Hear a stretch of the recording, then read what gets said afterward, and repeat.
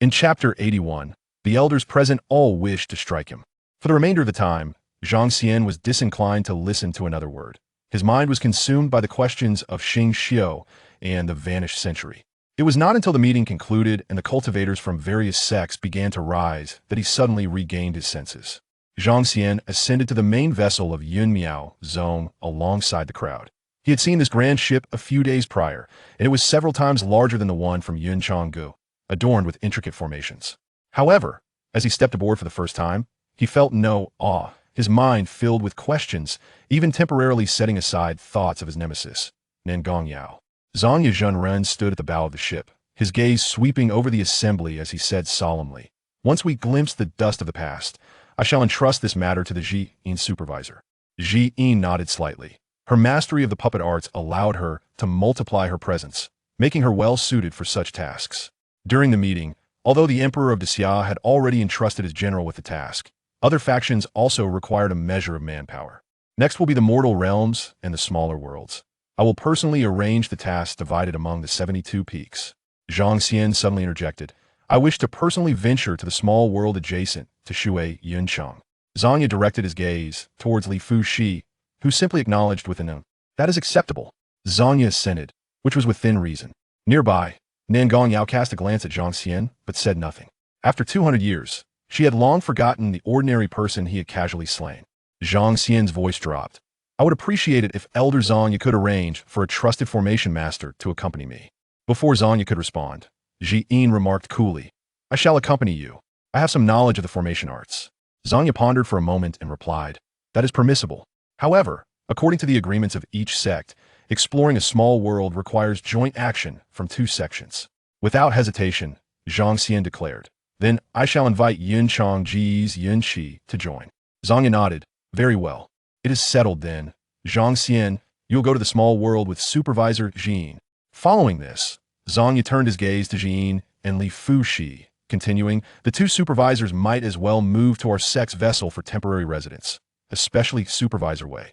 With the puppet cluster dispersed, his presence at the center could assist us in coordinating the overall situation." Li Fuxi calmly replied, "I shall not be coming." She shot a glance at Zhang Xian, her tone leaving no room for argument.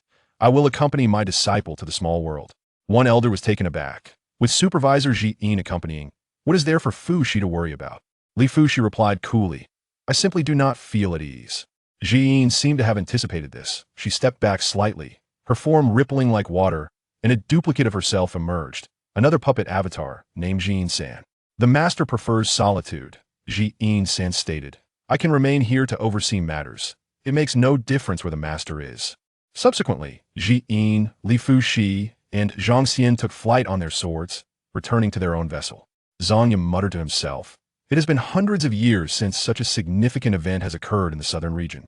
Just as he was lost in thought, he heard a commotion behind him. Turning around, he saw Yun Wanqing and several disciples from Yunchang boarding Zhang Xian's vessel.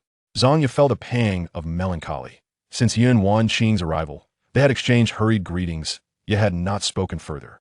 He was surprised by her eagerness regarding Zhang Xian's affairs. An elder nearby noticed Zhang Ya's unusual expression and chuckled awkwardly. Ahem, they must be discussing matters concerning the small world. Zhang Ya wearily rubbed his brow and casually gestured, conjuring a map of the territory of Yun Miao Zong in the air. "Let us now allocate responsibilities for the mortal realms and small worlds." Before long, Zhang Ya noticed that Yin Qi and others had disembarked, while Zhang Xian's vessel had simply taken off. Yin Wanqing had not come down at all. Zhang Ya was left perplexed. The elders observed Zhang Ya's dazed expression with growing dismay. Zhang Xian, that beast, had already tormented Lu Qingxian and created confusion with his master, and now he was entangled with the most beautiful woman of the previous generation in the southern region. Outrageous! Not only did the younger disciples resent him, but the elders present also harbored a desire to strike him. Inside the tea room of Zhang Xian's vessel, a wisp of sandalwood incense wafted upward. Seated within were Zhang Xian, Xian, and Yun Wanqing. Xian did not partake in the tea, instead smiling as she poured for the two. Dressed in a light yellow skirt, Yun Wanqing sat gracefully to the side, her hair styled in an exquisite spirit snake bun, with a few strands of hair cascading down her snow-white neck. "Where is Fuxi Zhanrun?" she inquired, lifting her gaze. Zhang Xian took a sip of tea. "My master is soaking in a hot spring and will not be coming." Yin Wanqing covered her mouth and chuckled lightly. Your master and disciple share a wonderful bond, much like. She paused, her eyes sparkling like a family. You ist Guild Master Yun. Zhang Xian maintained a neutral expression. My master is diligently cultivating. As he spoke, he retrieved a small jade vial from his storage ring. This is the latest refined spiritual liquid from our small world. You might want to try it, Guild Master Yin. Yin Wanqing took the jade vial, uncorked it, and inhaled deeply. A refreshing fragrance immediately filled the tea room. Such pure medicinal potency, she exclaimed, her eyes widening in surprise. What is this called? It is named Long Xian Yi, a great earth product. Great earth? Yin Wanqing gasped. Yes, when poured into a spiritual pond, it can enhance the quality and absorption speed of a spiritual spring. Guildmaster Yin may try it personally. This vial is a gift for you to experience, and I hope your esteemed sect can sell it later. How should it be sold? I know nothing of commerce. Zhang Xian produced 5 identical small vials and placed them on the table, the porcelain clinking melodiously. Guildmaster Yin can set the price, but do not sell too many. Let us start with 5 vial for the next few years, one at a time. Yin Wanqing cradled the jade vial in her hands, lost in thought. This favor, Wanqing shall remember. Ding. Successfully gifted grade Earth Long Xian Yi, triggering a return, returning Long Xian Yi X 100 vials. Long Xian Yi, grade Earth Liquid, when poured into a spiritual pond, can significantly enhance the quality of the spiritual spring and the absorption speed of spiritual energy. Ding. Yin Wanqing's affinity for you increased by 1, current affinity 44. As she spoke, she retrieved 2 luminous white jade pendants from her sleeve and placed them on the shore. These are the Xianxia Pays, crafted specifically for you. When worn, although they are exquisite magical artifacts, their sole function is to clarify the mind. Jean remarked, I am but a puppet. I have no need for this. These 2 are for Zhang Xian and Fu Shijinren. Yin Wanqing pushed the jade pendants across the table. Zhang Xian picked up a pendant, its surface warm and smooth to the touch. After a moment's hesitation, he suddenly inquired, there is a saying that may seem somewhat presumptuous. Is the flicker of a cultivator's soul lamp truly reliable? The tea room fell into an immediate silence, so profound that one could hear a pin drop. Zhang Xian's meaning was unmistakable. In the aftermath of the 200-year-old Secret Realm tragedy, aside from Nan Gonyao, whose fate remains uncertain, only the soul lamp of Xianzhou still flickers. All others have extinguished. Might there be hidden truths within this? After all, according to Nan Gonyao, beneath the palace, aside from the old emperor who had become a mere husk, there existed only a confining formation, devoid of any other threats. Thus, the calamity that led to their annihilation likely originated from within. Why then was Nan Gonyao unharmed? Yin Wanqing's fingertips unconsciously traced the edge of her teacup. After a prolonged silence, she softly replied, Yuanying cultivators possess means to manipulate things. Zhang Xian squinted. So, the light may shine without the person being alive, and its extinguishing does not necessarily indicate death. Chapter 82, A Matter of Urgency. Yin Wanqing shook her head with a wry smile. It is also possible that the person has perished, yet their spirit continues to wander somewhere. However, if they endure for 2 centuries, it must be due to some external force sustaining them. In truth, Yin Wanqing's voice suddenly softened. She lowered her gaze to the reflection in the tea, stating, after 200 years, I have long since abandoned all hope. I merely seek an answer. The tea room fell into silence once more. How has Jingirl been recently? Zhang Xian inquired unexpectedly. Upon hearing this, Yin Wanqing looked up, a glimmer of light flashing in her eyes. She rose solemnly, her skirt rippling like water, and offered a deep bow to Zhang Xian, saying, thanks to your assistance. My daughter is no longer tormented by the Xianbing formation. As she lifted her head, tears shimmered in her eyes. This kindness was something she truly did not know how to repay. At that moment, Ji-in stood up to take her leave. The master has summoned me. I must take my leave. Zhang Xian then asked, I recall that Zhang girl possesses a fire spiritual root? Yin Wanqing nodded. Indeed, she's inherited my spiritual root. A tender expression unconsciously surfaced in her eyes when speaking of her daughter. Zhang Xian smiled. That makes matters much easier. He retrieved a crimson crystal from his bosom, saying, this is a rock heart, which I acquire by chance. Since you also possess a fire spiritual root, I shall bestow it upon you for protection. Is this a spiritual treasure? Yin Wanqing exclaimed with wide eyes, hastily rising and shaking her head. I have already incurred a tremendous debt to you. How can I accept such a precious item? The truth is, I have no friends with fire spiritual roots. This item is of no use to me. Without further ado, Zhang Xian pressed the crystal into her palm, and as it touched her skin, she felt a wave of delicate warmth. It can enhance the speed of spiritual energy absorption. And more importantly, it can subtly sense hostility. This is crucial for our future endeavors. That is still unacceptable. How can I accept your spiritual treasure without recompense? I shall pay you in spirit stones, Yun Wanqing said, a hint of panic in her voice. Zhang Xian then waved his sleeve, causing a dozen jade boxes to thud onto the floor of the tea room. With a snap of his fingers, the lids flew open, releasing a dazzling brilliance as the boxes overflowed with high-grade spirit stones, casting a mesmerizing light. To be honest, Zhang Xian shrugged, spirit stones are merely numbers to me. This is only a portion. I cannot accommodate more. Therefore, let's not discuss spirit stones any further. Yun Wanqing's body instinctively tensed. The amount of spirit stones exceeded the annual trading volume of Yunshang Pavilion. She clenched her fingers tightly, still warm from Zhang Xian's touch, feeling a strange anxiety. You possess such wealth, yet you wish to trade with us at Yunshang Pavilion, selling artifacts and elixirs to us? Oh, at that time I was in need of funds. Zhang Xian replied. Yun Wanqing tilted her head, her expression one of disbelief. Well, what I truly lack is a partner like you and a trustworthy friend. Zhang Xian continued with a smile. Upon hearing this, Yun Wanqing felt a flush creep to her ears. She sensed Zhang Xian was hinting at something, yet she had no evidence. No, I must clarify this quickly. I cannot let things continue down this path. Even as the master of Yunshang Pavilion, I would find it hard to bear. Could it be that my actions have led to his misunderstanding? Yun Wanqing brushed aside her cascading strands of hair. For the primary purpose of my visit was to closely observe the life-absorbing formation. There was no ulterior motive in seeking an opportunity to engage with the enemy. Zhang Xian smiled and remarked, having an additional powerful ally at the late stage of Golden Core is something I could only wish for. He then checked his system.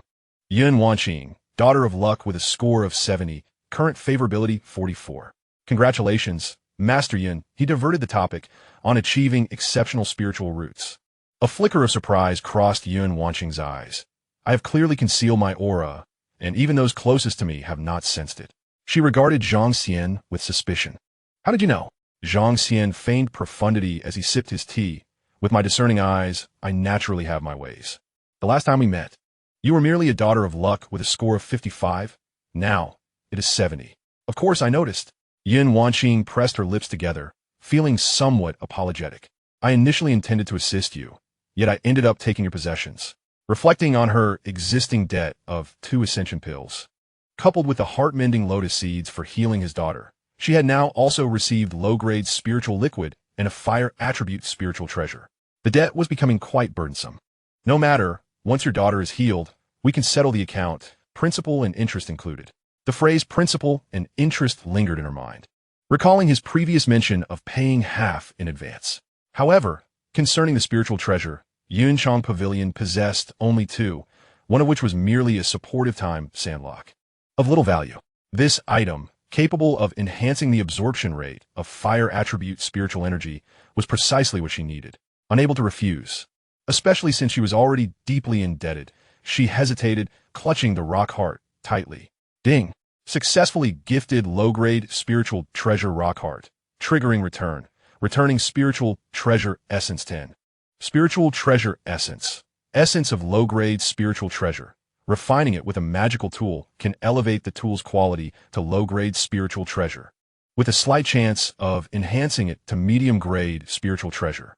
Special reminder, please note, the host's current realm cannot activate medium-grade spiritual treasures. Ding! Yun Wanqing's favorability towards you increased by 1, current favorability 45. Wow! Zhang Xian's heart soared with joy, wishing he could immediately kiss Yun Wanqing. The system was remarkable. He recalled Su Ling mentioning that one must be at least at the pinnacle of foundation establishment to refine spiritual treasures. Yet he had achieved a return at only the 7th level. With a return, he could refine. This gifting had proven to be immensely profitable for him. After bidding farewell to Yun Wanqing, Zhang Xian retrieved a communication jade slip. Shortly thereafter, Yin floated in. Your mood seems to have improved significantly. It appears that the company of a beauty indeed alleviates 1,000 sorrows, Yin remarked with a gentle smile. It has nothing to do with that. I merely came to a sudden realization about certain matters. You need not explain anything to me. Ahem. Do you truly lack feelings for her? I can sense your perceptiveness surpasses that of anyone else, and with so many of your avatars still engaged in psychological counseling at Tiankai Peak.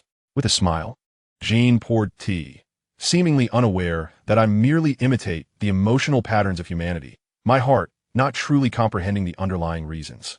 For instance, if you were to suddenly pass away, I would not experience sorrow. Yet, I would feign great sadness, as it aligns with the persona of Jean. Is this not akin to an AI from another world, merely in a stage of learning? Might I impose upon you a favor? Utilize your avatar to deliver an item for me.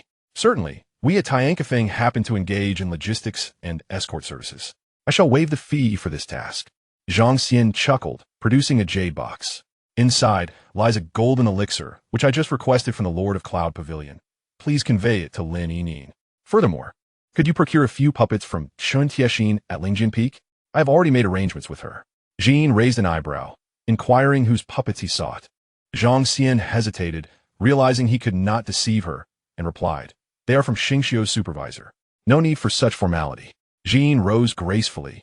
With a flick of her delicate hand, 10 lifelike puppets materialized within the tea room. The master has declared that these are a gift to alleviate your immediate concerns. What pressing concerns? Please clarify. Do not question me. Allow me to share a little secret. Many of the puppets circulating in the black market are crafted and sold by the master. Zhang Xian. Now this is fortuitous. I have directly located the source manufacturer. Chapter 83. This is my dear friend. Jean's fingertips shimmered with light as a petite figure leapt from her palm. Forming a small Jean, barely waist-high, with lively eyes, a miniature puppet girl. Hand it over to me. The small Jean chirped, extending her hand. Zhang Xian couldn't help but chuckle, handing over the jade vial containing the elixir. The little one took it, bouncing over to the deck, where she produced a flying sword. No larger than a needle, and tossed it into the air, the blade elongated in the wind. She leapt gracefully, landing firmly upon the sword's body. Whoosh! A silver streak dashed across the sky, vanishing in the blink of an eye. In the tea room, Jean turned gently and remarked, "I shall not intrude upon your important matters." She cast a glance at Zhang Xian, who was currently lost in thought, staring at one of the puppets.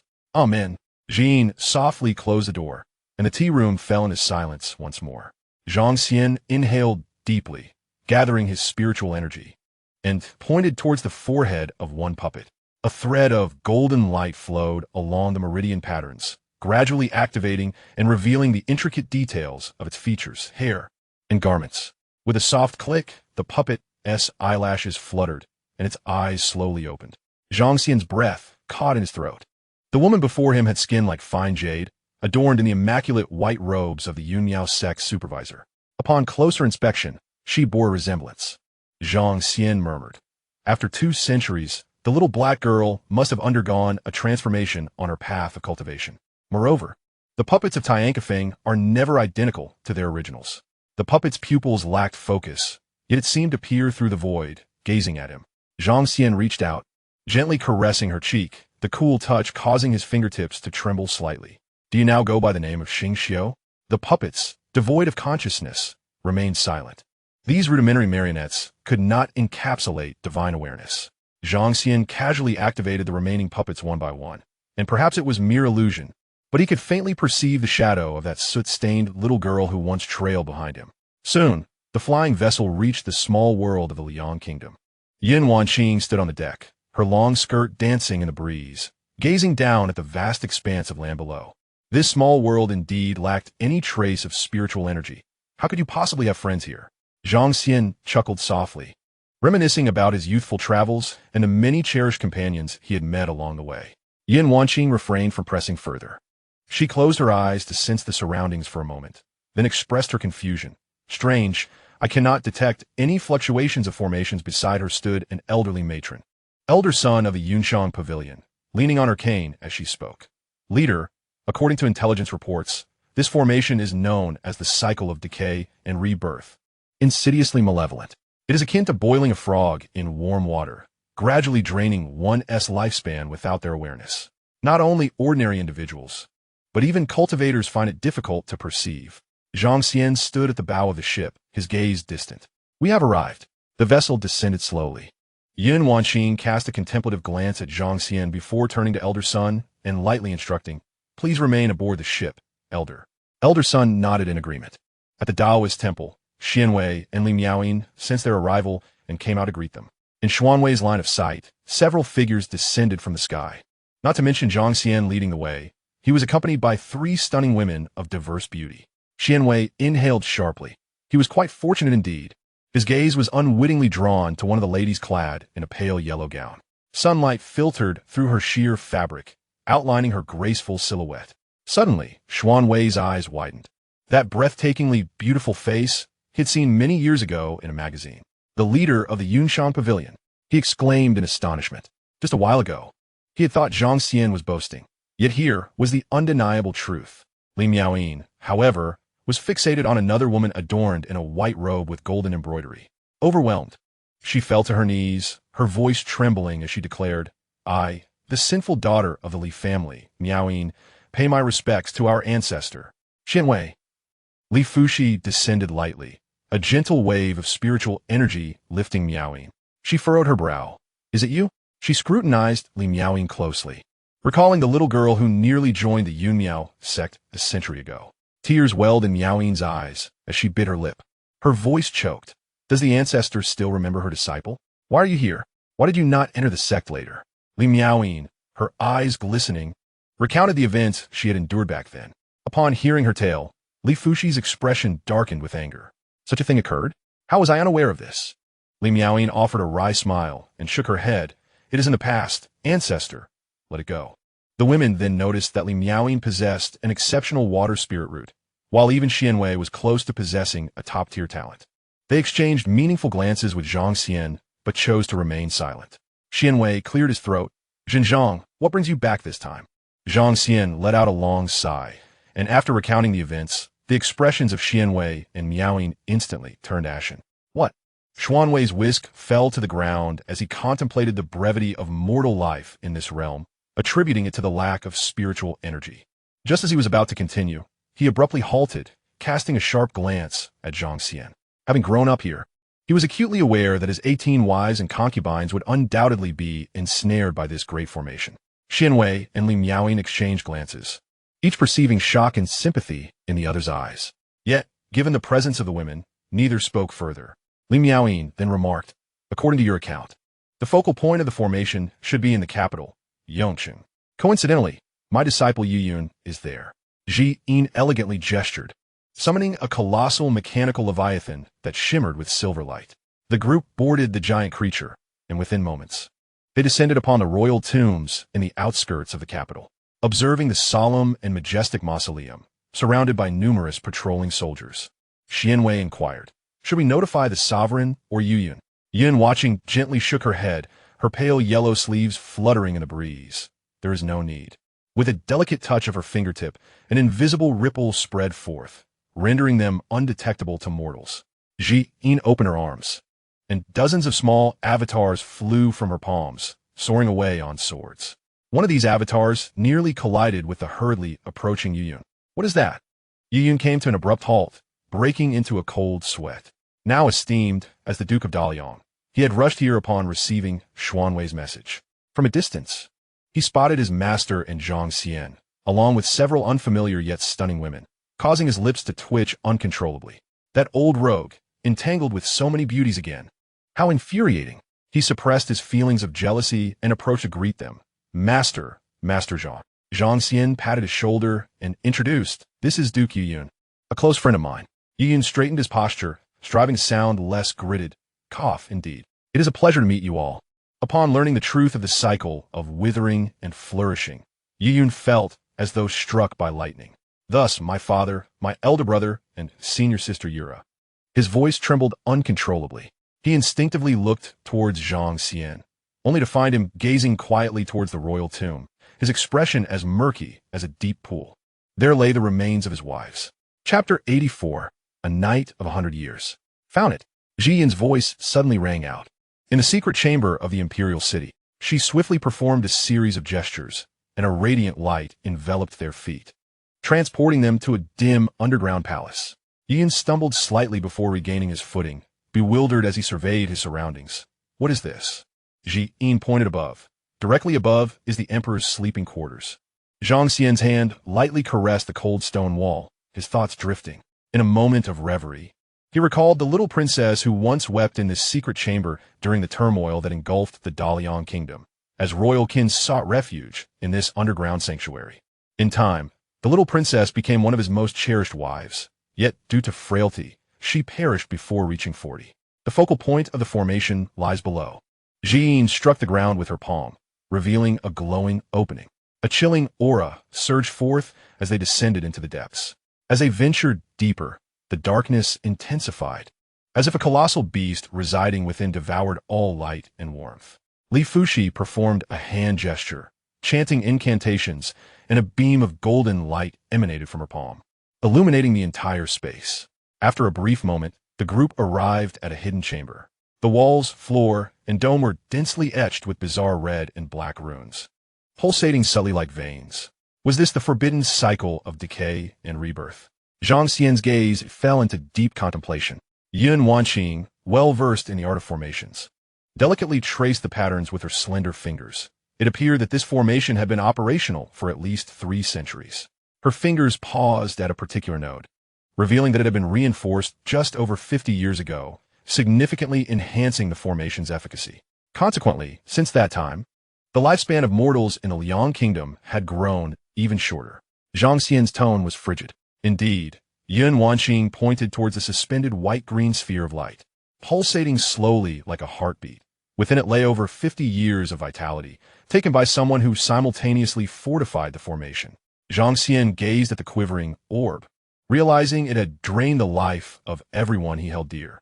A tempest of fury ignited in his eyes as he drew his sword with a sharp sound, its tip directed at a focal point beneath his feet. I advise against such actions, a chilling voice abruptly echoed, an ethereal figure coalescing near the sphere, prompting immediate vigilance from group. The shadow continued, its voice grating like sandpaper, barely discernible. Unless you can utterly destroy the entire formation with a single strike, it will increasingly draw upon life force to save itself. The shadow gestured upwards, forebodingly proclaiming that within 10 breaths, the imperial city would transform into a dead wasteland. Zhang Xian's sword trembled ever so slightly. Are you the mastermind behind this? The shadow surveyed its surroundings, emitting a strange, light-hearted laugh. Indeed, just as the group prepared to act, the shadow abruptly vanished, leaving no trace of its presence. The group stood frozen, momentarily taken aback. It fled? Yu Yun's eyes widened in astonishment. Xian Wei furrowed her brow. Perhaps it deemed itself outmatched? Xian, no longer delaying, formed hand seals, and countless silver runes surged from her fingertips, swiftly enveloping the intertwined red and black patterns of the formation. She aimed to dismantle all the formation's cores simultaneously. Break! With her soft command, the entire underground palace trembled violently, the runes on the walls fracturing inch by inch, dissipating into specks of light. The suspended white-green sphere gradually ascended, its murky aura receding, becoming pure and warm. Li Fuxi waved her long sleeves, wrapping the sphere in a curtain of water to prevent its dispersal. Let us return what belongs to this realm. The group ascended back to the surface. As Li Fuxi muttered incantations, the blue light surrounding her growing ever more vibrant. Meanwhile, the sky had gathered heavy clouds. The townsfolk paused, watching in awe and speculation. Is it going to rain? Such thick clouds. Why are they such a deep azure? Li Fuxi cast a luminous orb into the sky, and in an instant, it blossomed like the rising sun, radiating a dazzling brilliance. A cascade of light rain poured down, and the parched earth greedily absorbed this long-awaited vitality. With renewed vigor, the withered flora sprouted fresh shoots, and the desiccated riverbed gushed forth clear springs once more. Even the elderly, who had lived through many seasons, were astonished to find their wrinkles seemingly softened. Zhang Xian stood in the rain, gazing upward.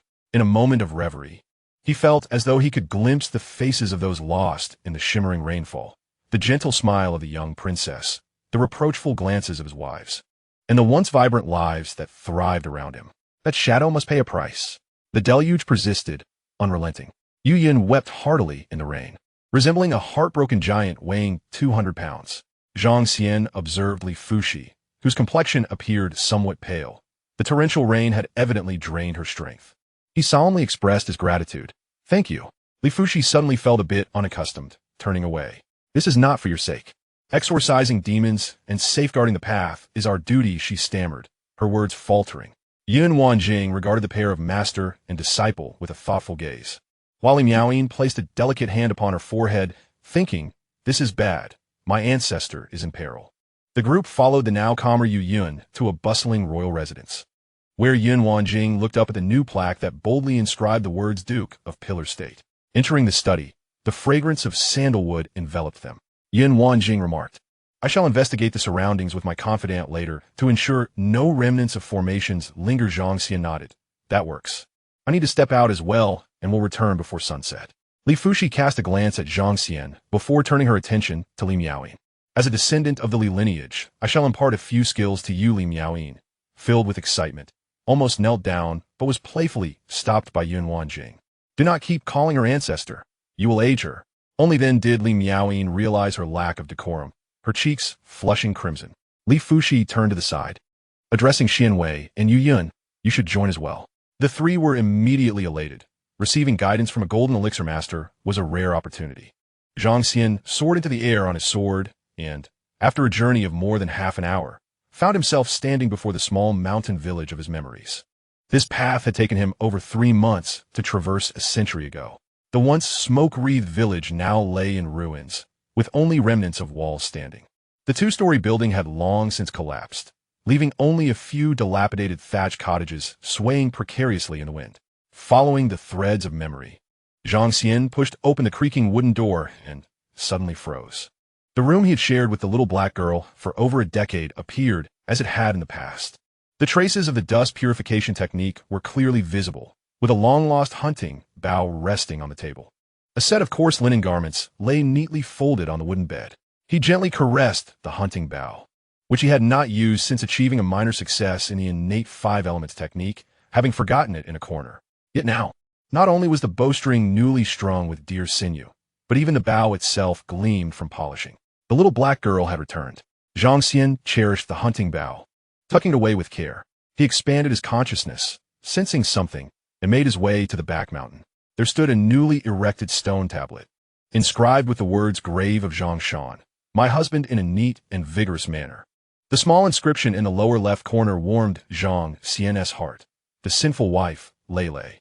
He caressed the stone tablet and suddenly let out a laugh. The characters indeed looked much more beautiful. This brought back memories of teaching her in the past, when the little girl would retort, complaining about her dislike for reading and writing. Zhang Xian sighed deeply, standing before the grave for a long while. He then departed from a mountain village and arrived at the desolate mountain that had once shattered him to pieces. A century had passed, yet this place remained almost unchanged. He recalled the time after his rebirth, when he had fled the mountains in a panic, fearing that Nangong Yao would emerge again. In retrospect, he realized that the 9 turns nirvana pill that had reshaped his body did not merely take a night. It had consumed a full century of time. Chapter 85. What do you intend to do with her? As the sun set, Zhang Xian returned to the Wangfu, where everyone had been waiting in the hall for quite some time. "You're back?" Li Fushi was the first to rise, her gaze swiftly scanning him. And only after confirming his safety did she let out a slight sigh of relief. "How did it go on your end?" Yin Wanqing smiled and said, "Ji Yin and I circled around Liang Kingdom, and we found no traces of any formations, so it seems safe now." Ji Yin added, "The Cloud Master was still concerned and set up a calming formation within the Imperial City. If any evil spirits descend again, the formation will react to ward them off." Zhang Xian inclined his hands in respect toward her, and Yin Wanqing gently brushed her hair back, saying, "It's nothing serious, no need for such courtesy." Zhang Xian then addressed Xian Wei, "Esteemed ones, would you care to accompany us back to the realm of cultivation?" Li Fushi and Yin Wanqing spoke almost in unison. "You may join my Yun Miao sect. The Cloud Dress Pavilion welcomes you all." The two women exchanged glances and then quickly turned their eyes away, as if sparks had flashed in the air, and hurriedly continued to sip their tea. Xian Wei shook his head with a smile. "I have grown accustomed to a life of leisure, planning to spend my days in this Taoist temple and take on a few disciples to pass on my teachings. As for Yu Yun," he straightened his back, casting a deliberate glance at Zhang Xian. "As the Duke of Pillars, I must protect the people of Liang Kingdom." After a round of parting pleasantries, Zhang Xian and the others returned to the realm of cultivation. On the flying boat, Yin Wanqing took the initiative to invite Zhang Xian to her study for a private conversation. Her expression was unusually grave. Zhang Xian, there is something I must tell you. With the recent stirrings of evil, the southern region may face a great calamity, and even the two small worlds behind you may not be spared. I'm aware, he replied. She looked directly into Zhang Xian's eyes. The demonic actions are spearheaded by the great Xia dynasty. Given Xia Xuaning's nature, he will surely investigate all small worlds. Zhang Xian's heart trembled slightly, but his face remained impassive. Therefore, she continued, it is not just the small world of Liang Kingdom that will be scrutinized. They will also demand an investigation into the small world you hail from, lest any evil be overlooked. It is merely a matter of time. Zhang Xian remained silent, for his origins were entirely fabricated. At this moment, Yin Wanqing rouses herself, pondering whether she has discerned something. Nevertheless, rest assured that we at Yunshan Pavilion will steadfastly stand by your side. A graceful smile graces Yin Wanqing's lips as she reflects, after all, I owe you a great deal. Thank you kindly. Well then, I shall inform you of any latest developments. As Yin Wanqing rises, a peculiar glint flickers in her eyes at parting. No matter what transpires, you may seek me out. Ding! Yin Wanqing's favorability towards you has increased by 3. Current favorability, 48. No sooner had she seen off Yin Wanqing than Li Fushi pushed the door open and entered. Are you all right? She inquired from the threshold, the light casting a flattering outline of her exquisite form, her tone laced with concern. Zhang Xian muttered to himself, what is happening today? Even Yin Wanqing is one thing. But master, you, a fierce lioness, seem rather uncharacteristic. What could possibly be wrong with me? Li Fushi bit her lip, her demeanor unusually gentle. Warning, the enemy is formidable. Do not act rashly. She paused, her voice dropping to a whisper. If you have any matters to discuss, feel free to consult me. After all, I am your master. Ding. Li Fushi's favorability towards you has increased by 3. Current favorability, 50. Has master perhaps taken some peculiar medicine today? Each person's favorability inexplicably rises. Suddenly, Zhang Xian's eyes lit up. Since master has said so, I do have a request. Speak freely. I wish to borrow your magic sword for an experiment. What? Li Fushi instantly erupted, slamming her palm on the table, causing the teacups to clink and rattle. 4-sword cultivators. A companion sword is as precious as their soulmate, perhaps even more so than their own life. If it were anyone else who dared to utter such a request in her presence, she would have already struck them down with her sword. Calm yourself, master. Zhang Xian quickly attempted to placate her. I assure you, my family is quite affluent. I would never covet your sword. Li Fushi scrutinized him, recalling how he had self-destructed multiple high-grade swords during his confrontation with Lu Qing, and that she still owed him 50,000 high-grade spirit stones. However, to relinquish her personal sword to him, who was not a craftsman, felt rather peculiar. Rest assured, I guarantee its safe return. Li Fushi remained skeptical, hesitating for a long while before finally retrieving a water-blue high-grade sword and placing it upon the table. She anxiously gazed at her beloved sword, her voice trembling. What do you intend to do with her? The expression on her face resembled that of a mother worried about her daughter being mistreated. Master, could you perhaps step aside? No way. Li Fushi was on the verge of another outburst. Perhaps it would be better to reconsider. You possess so many swords. Why must you take mine? Li Fushi reached out, intending to rescind her agreement. Smack! Zhang Xian swiftly slapped her small hand back down. How can one backtrack on a promise? Li Fushi's face displayed disbelief, the pale back of her hand still marked with a faint red imprint. Do you dare strike me? I have struck you far more than once. Zhang Xian retorted instinctively. You! Li Fushi's face flushed crimson, her eyes aflame with barely contained anger, on the brink of eruption. Calm yourself. Calm yourself. Zhang Xian hastily continued to reassure. Master, please just sit nearby and watch. Allow me to surprise you. Li Fushi's chest rose and fell. And just when Zhang Xian thought she was about to erupt, she suddenly deflated, plopping down in a chair. Hurry up. I am eager to see what tricks you can conjure. Zhang Xian chuckled softly, carefully cradling the water-blue talisman sword in his hands. The blade felt icy to the touch, and he could vaguely sense the flowing water attribute spiritual energy within it. He glanced up at Li Fushi, who was intently focused on his every movement. Zhang Xian retrieved a transparent jade bottle from the system space, containing the essence of spiritual treasures. As he uncapped the bottle, A distinct and mysterious aura wafted into the air. What is this? Li Fuxi clenched her fists, feeling a sense of tension. It seemed Zhang Xian was presenting an extraordinary treasure. A fine item indeed. Zhang Xian gently directed the bottle's opening towards the talisman sword, allowing a stream of translucent essence to drip onto the blade, which promptly absorbed it, vanishing without a trace. In an instant, the sword radiated a brilliant blue light, trembling violently, emitting a crisp humming sound. Li Fuxi sensed the disturbance, feeling a heightened connection between the sword and herself. What have you done? Li Fuxi sprang to her feet, her face pale. Master, do not panic. Zhang Xian quickly restrained her as she attempted to lunge at him. This is a normal reaction. Just as Li Fuxi seemed ready to kick Zhang Xian away, she suddenly froze, as if sensing something. The talisman sword levitated, its blue glow intensifying, and countless tiny droplets of water emerged around the blade, coalescing into a mini water dragon that spiraled around the sword. The temperature in the room plummeted, and fine ice crystals formed on the walls, shimmering with an ethereal glow. Li Fuxi stood there, transfixed, even forgetting to breathe. The water-blue sword traced a graceful arc through the air, flying affectionately to Li Fuxi's side, nuzzling against her arm with a joyful hum. Spiritual treasure. You have upgraded to a spiritual treasure. Li Fuxi's voice trembled as she cautiously extended her hand. The sword obediently settled into her palm, vibrating gently, seemingly responding to her call. Ding! Successfully gifted Earth-grade spiritual treasure essence, triggering a returning 100 spiritual treasure essence. Spiritual treasure essence. Earth-grade spiritual essence, when refined with a talisman, can elevate its quality to inferior spiritual treasure, with a minuscule chance of promotion to medium-grade spiritual treasure. Li Fuxi trembled with excitement, suddenly turning and embracing Zhang Xian tightly. Thank you. She pressed against him, a faint fragrance enveloping the air.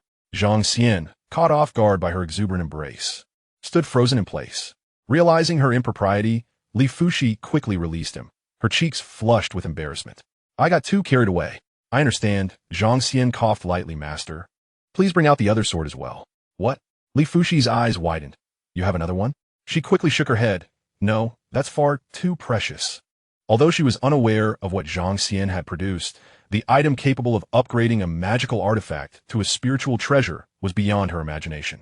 The intrinsic value of a spiritual treasure cannot be measured in spirit stones, let alone one that could enhance the grade of a magical artifact. She realized that her current spiritual sword alone surpassed the worth of a flying boat. Zhang Xian chuckled. Master, with both sword in hand, we cannot favor one over the other, can we? This would be unacceptable for a collector. Li Fuxi bit her lip, ultimately unable to resist the temptation, and retrieved another golden longsword from her storage pouch. Is it really possible? This is quite expensive, isn't it? Not at all, Zhang Xian replied, as he took the longsword and proceeded with the ritual. Moments later, the second longsword successfully ascended to a spiritual treasure, joyfully soaring through the air and playfully chasing the first sword, scattering glimmers of golden light. Watching the spectacle, Li Fuxi felt her heart racing, overwhelmed by an unprecedented sense of happiness. Stealing a glance at Zhang Xian, she found him smiling at her, causing her ears to flush with warmth. He was so kind to her. Master, do you have any other high-grade artifacts? Please bring them out as well, she urged. There's no need for that. Li Fuxi suddenly panicked, hastily gathering the two swords. I just remembered I have something else to attend to. Without looking back, she dashed out of the room, unable to remain in that space any longer. A wave of unfamiliar emotions surged within her, making it difficult to breathe. Ding!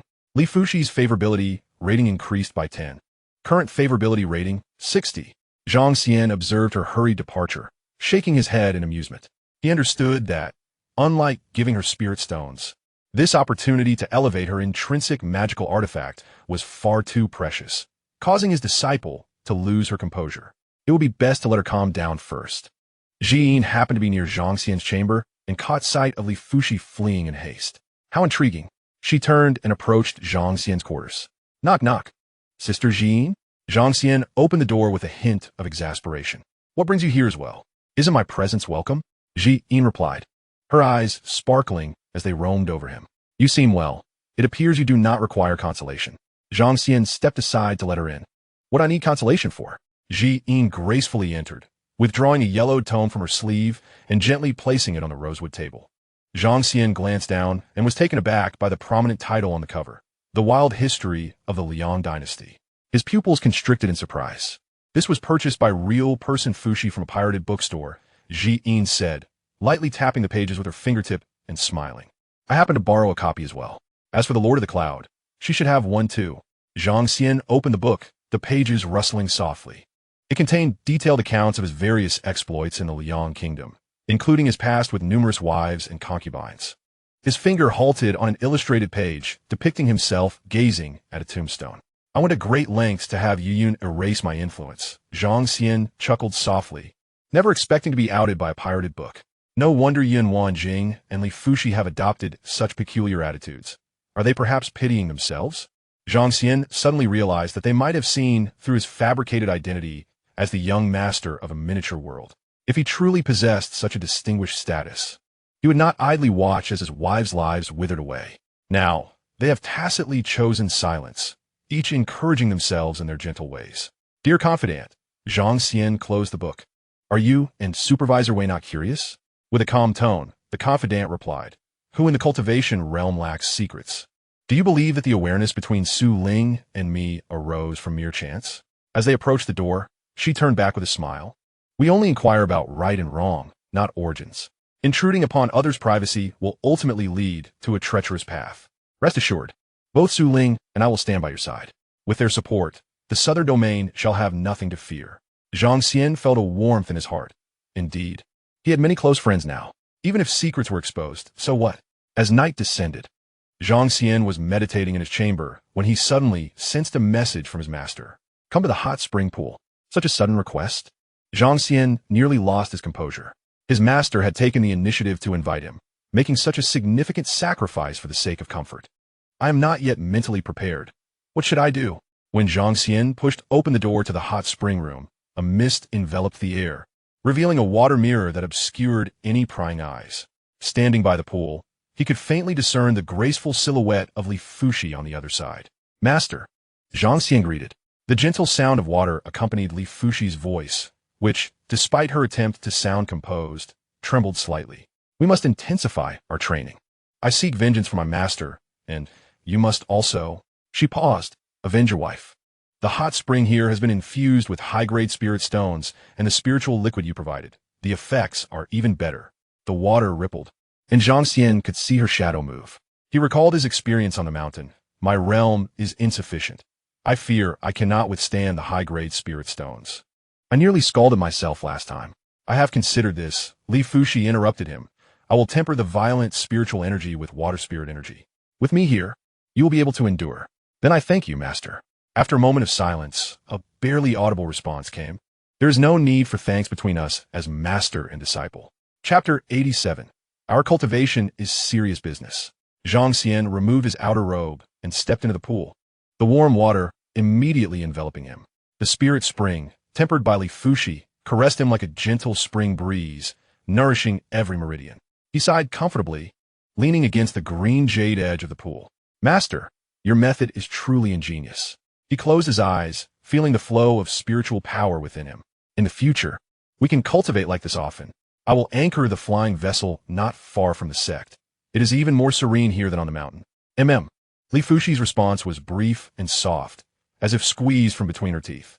At that moment, she was biting her lower lip, her cheeks flushed with heat. She had underestimated the situation and was beginning to feel a tinge of regret. Though Zhang Xian could not see herself, in order to precisely control the spiritual energy, she had to constantly perceive Zhang Xian's state through the flowing water with her divine sense. This sensation was akin to gently caressing his entire being. Even more troubling was the fact that she had to guide the water to massage his meridians, her fingertips seemingly able to touch his firm back muscles. Quite delightful. Zhang Xian stretched contentedly, completely oblivious to the embarrassment of the person across from him. The water seemed to possess a consciousness of its own, providing a thoughtful massage. Li Fushi took a deep breath, forcing herself to concentrate on the flow of spiritual energy. She was secretly grateful for the mist that concealed her, for otherwise, her flushed cheeks would have betrayed her state of mind. Is this method more efficient than regular cultivation? Li Fuxi inquired. Indeed, it has accelerated significantly. Several times faster than before, Zhang Xian sighed with satisfaction, finding it immensely comfortable, wishing it could continue indefinitely. Upon hearing this, Li Fushi's ears turned even redder. She had never imagined that one day she would attend to her own disciple in such a manner. Never mind. Li Fushi quickly reassured herself. I owe him so much. And he even assisted me in upgrading my spiritual treasure. This little favor is nothing in comparison. What was even more unsettling was that she felt no aversion to it.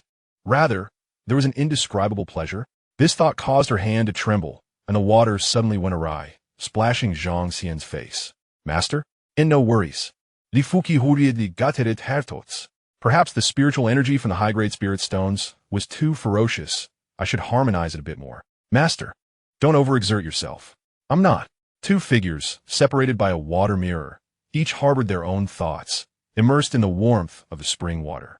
3 days passed in this manner, and the flying vessel gradually entered the domain of Yumiao sect, the mountain gate appearing faintly in the morning mist. The socially anxious Wei Jinsi hastily took his leave, not even seeing Zhang Xian's face, merely leaving behind a message.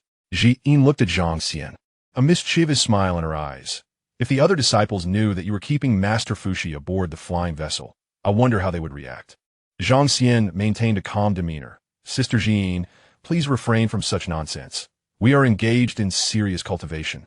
Indeed, Jiyin elongated her tone. I shan't tease you further.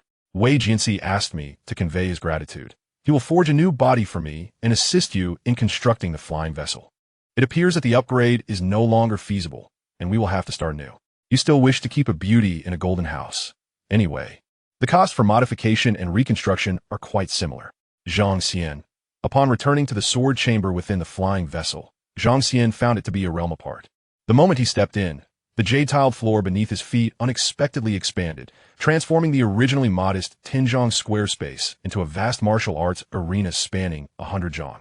The walls embedded with spirit stones emitted a gentle, luminous glow, illuminating the entire space without being harsh on the eyes. The dome above resembled a vast starry sky, with countless stars twinkling and occasionally fragments of starlight drifting down, dissipating into pure spiritual energy before even touching the ground. This sword chamber had been hastily constructed at his request to Sister Jiyin, serving as a fitting reward for gifting her a low-grade puppet as a disguise. In the center of the arena stood Li Fushi, her figure graceful as a startled swan. In her hands, the two ethereal swords transformed into swirling streams of light, complementing her graceful figure, creating a picturesque scene. Truly, this expenditure was worthwhile. Are you back? Li Fushi sheathed her sword and stood tall, a few strands of hair clinging to her fair cheeks, dampened by sweat. Her chest rose and fell slightly. Her mastery of the ethereal sword was still nascent, evidently taxing her strength. We have arrived at the sect. Indeed, I am preparing to bring Yinin over as well. Li Fuxi Baoja, unfastening a jade token from her waist and handing it over. She is in seclusion at the back mountain. With my token, she may enter. The jade token still bore her warmth and a faint, delicate fragrance. After Zhang Xian departed, Li Fushi gazed at the twin swords in her grasp, an inexplicable sense of melancholy swelling within her heart. The blades reflected her intricate emotions. Indeed, he still had Yinin and Lu Xian. What am I thinking? She murmured, shaking her head and forcing herself to focus on her swordplay. The swords clashed, producing a crisp sound, as if responding to their mistress's tumultuous thoughts.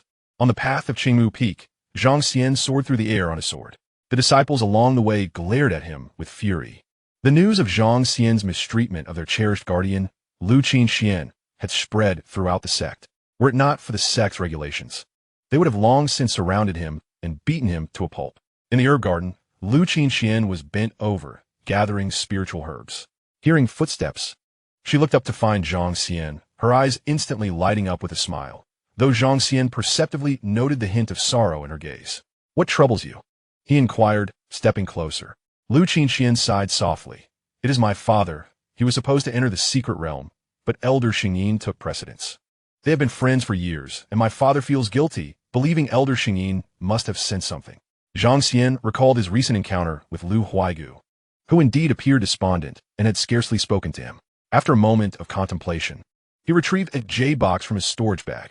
How about I give your father a few ascension pills? Enhancing his spiritual root quality might lift his spirits. Absolutely not. Xianxia quickly pressed down on his hand. My father wouldn't dare use even the ascension grass. She lowered her voice, explaining. Though he is at the 9th level of golden core, he knows he cannot survive the heavenly tribulation. If a pill were to attract the tribulation, it would truly be a calamity. Zhang Xian understood. The transition from golden core to nascent soul was akin to crossing a chasm. Most golden core cultivators would never surmount that hurdle in their lifetime. Even if they attracted a heavenly tribulation, the outcome would likely be fatal. He put away the jade box and produced a small cloth pouch. Ah, this is the Xiao leaf given by Elder Su Ling. It is for you. See if you can cultivate it. Xian accepted the vibrant green leaf, exclaiming, this resembles an ancient spiritual plant. How could I possibly cultivate it? Blushing, she realized she was all too familiar with Zhang Xian's line of reasoning. It was merely a pretext to bestow her another gift. You, not this again. I cannot accept this. Ah, a dead horse can still be treated as a live one. If I do not give it to you, to whom else can I offer it?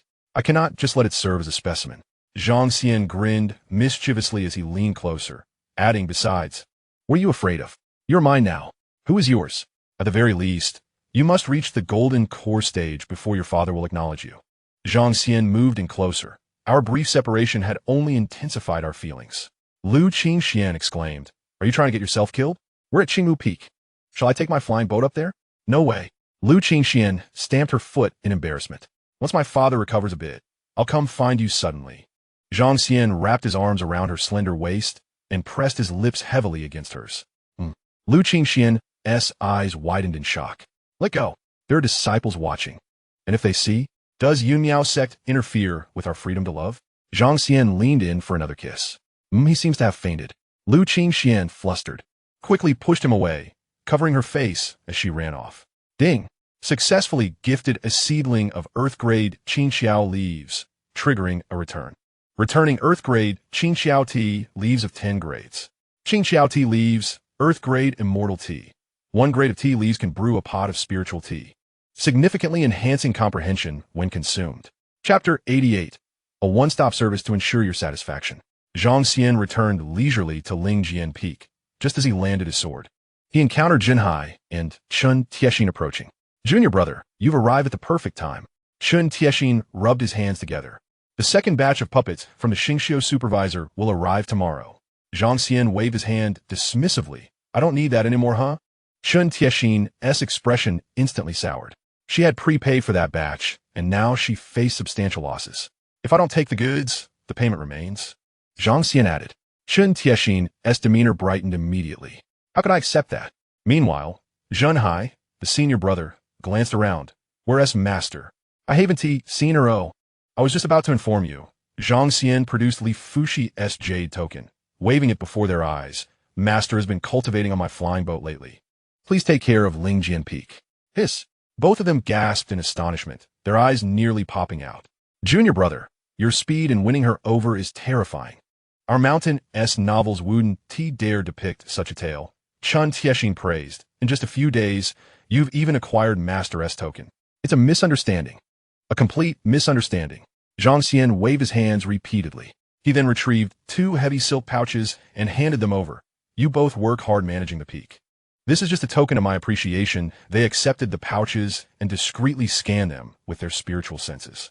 Wow, Jinhai declared with righteous vigor. Rest assured, junior brother. From now on, Lingjian Peak will follow your lead. Chun Tiexin pounded her chest in assurance. Junior sister Yinin is secluded on the back mountain. I've scolded any male disciples who dared to approach her. One and all, I've chased them away. Oh, I was just about to seek out junior sister Yinin.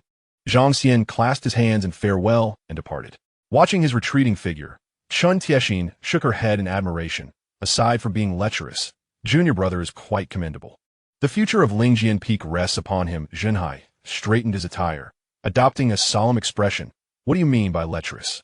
Junior brother possesses ambition. When he succeeds, he will uplift the world. Haven't you heard? Brother, you've changed, Chun Tiexin lamented, before she and Jinhai weighed the pouches in their hands, sighing in unison. There's nothing to be done. Junior brother has given us too much. Zhang Xian stood before the stone door of the cave in the back mountain, lightly tapping it with his fingers. The intricate patterns of the door glimmered softly and then slid opened silently. Lin Yinyin stood at the threshold, her eyes sparkling with laughter and her skin as fair as snow. Most astonishing was the aura of spiritual energy swirling around her. She had reached the 8th level of foundation establishment. Zhang Xian clicked his tongue. Indeed, she was a natural talent. Despite his accumulation of resources and his master's assistance, he still could not match Lin Yinin's pace. Lin Yinin rose on her toes, leaning closer to Zhang Xian's face.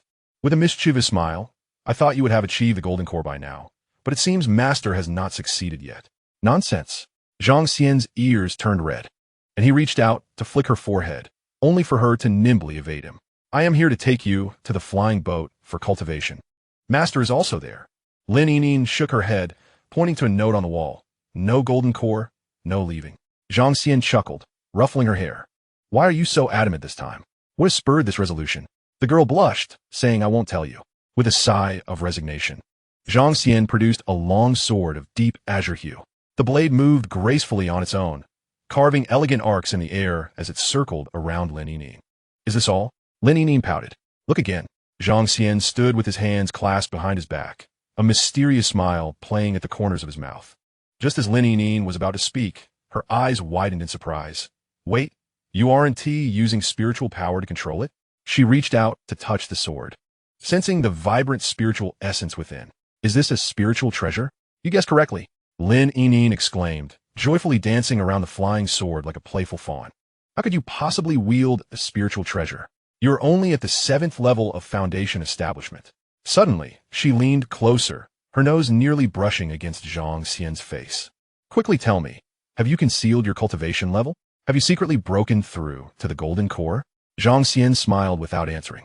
The nature of the system was difficult to explain, though Su Ling had mentioned that one must at least reach the pinnacle of foundation establishment to refine a spiritual treasure. The system was notoriously unreasonable, often allowing breakthroughs beyond the limits of cultivators, just as it had previously done with high-grade magical artifacts. By the way, where's the nourishing golden core elixir I gave you? What nourishing golden core elixir? Lin Yinin looked perplexed before suddenly remembering. She dashed to the entrance and picked up a vial from the ground. The sister of my kindred spirit gave this to me. I forgot about it while I was in seclusion.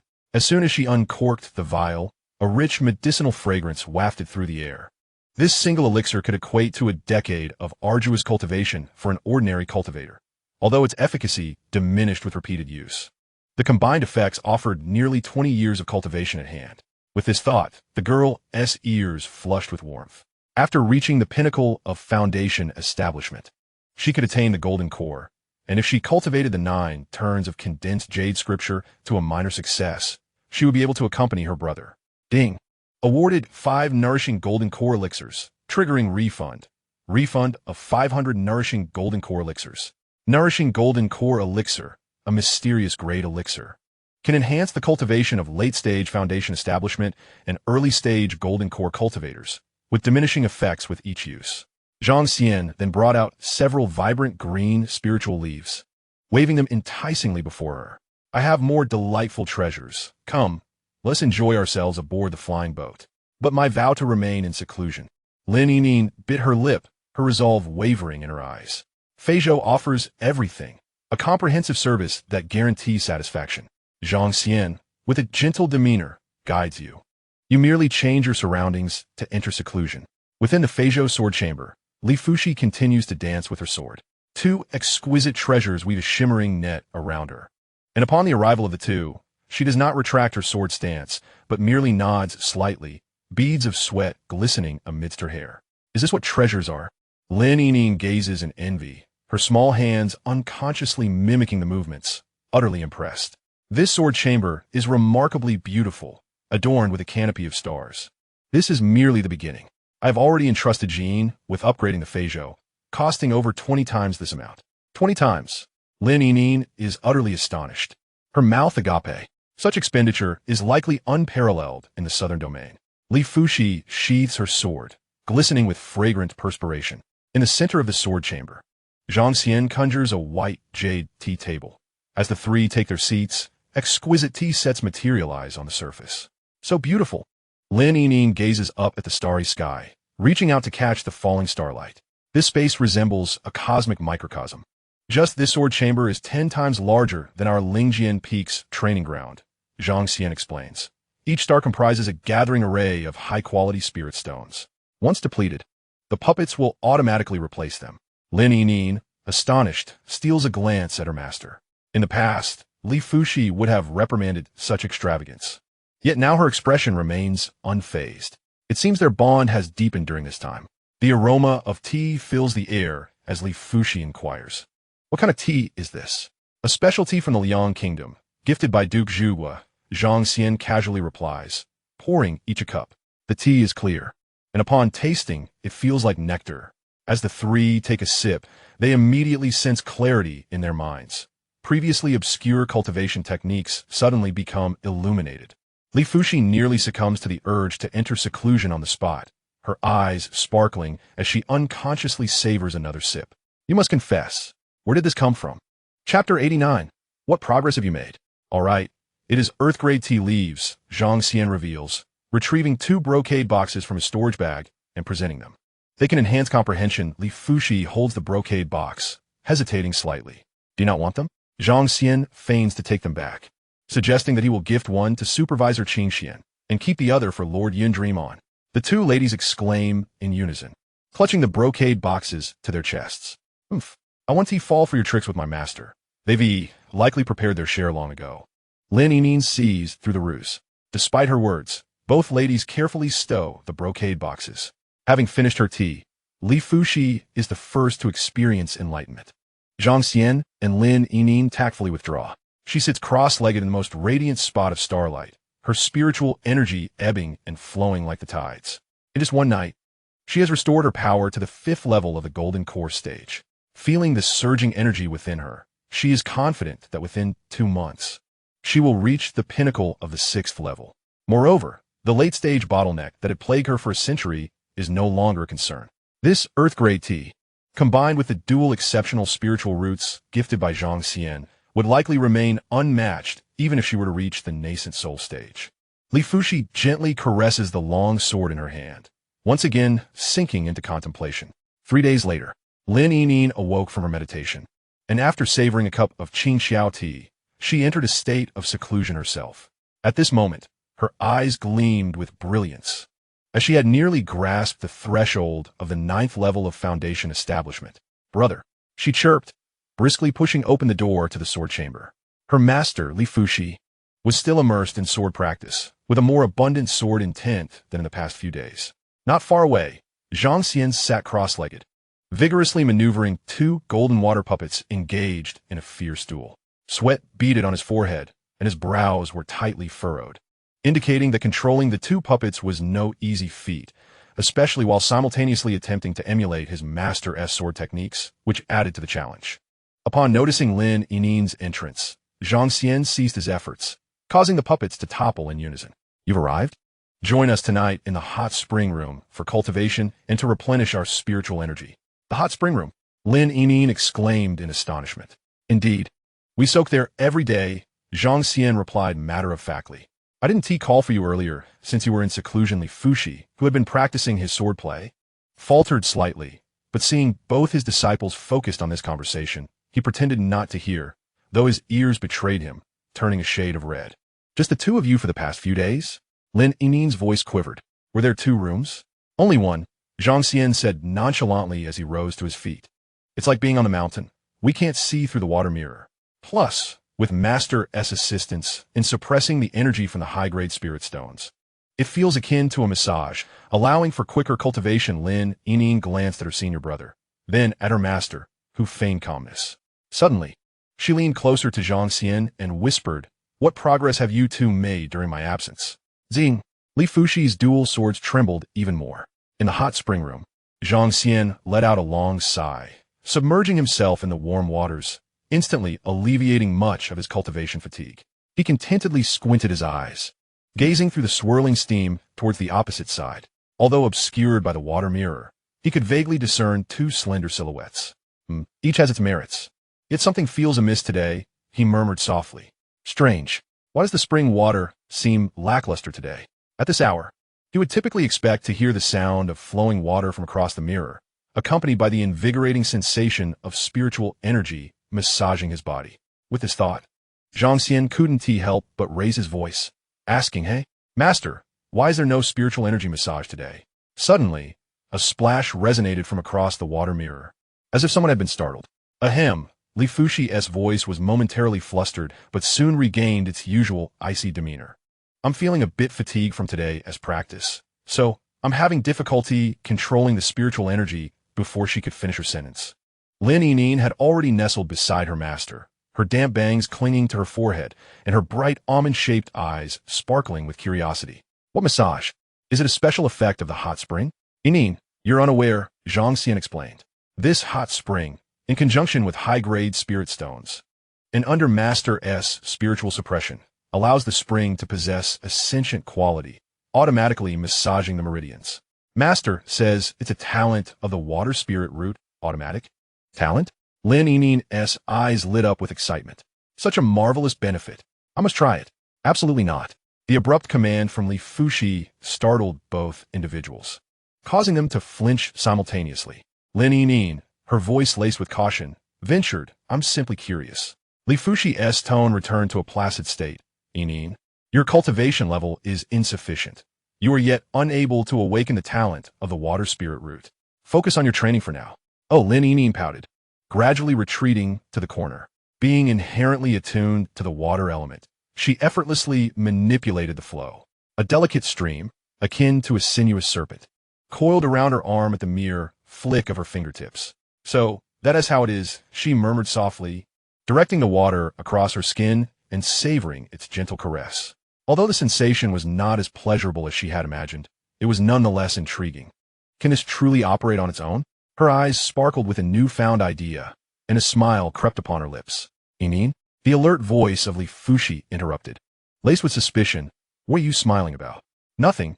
I just recalled something joyful," Lin Yinyin replied with utmost seriousness. Li Fuxi felt a twinge of unease.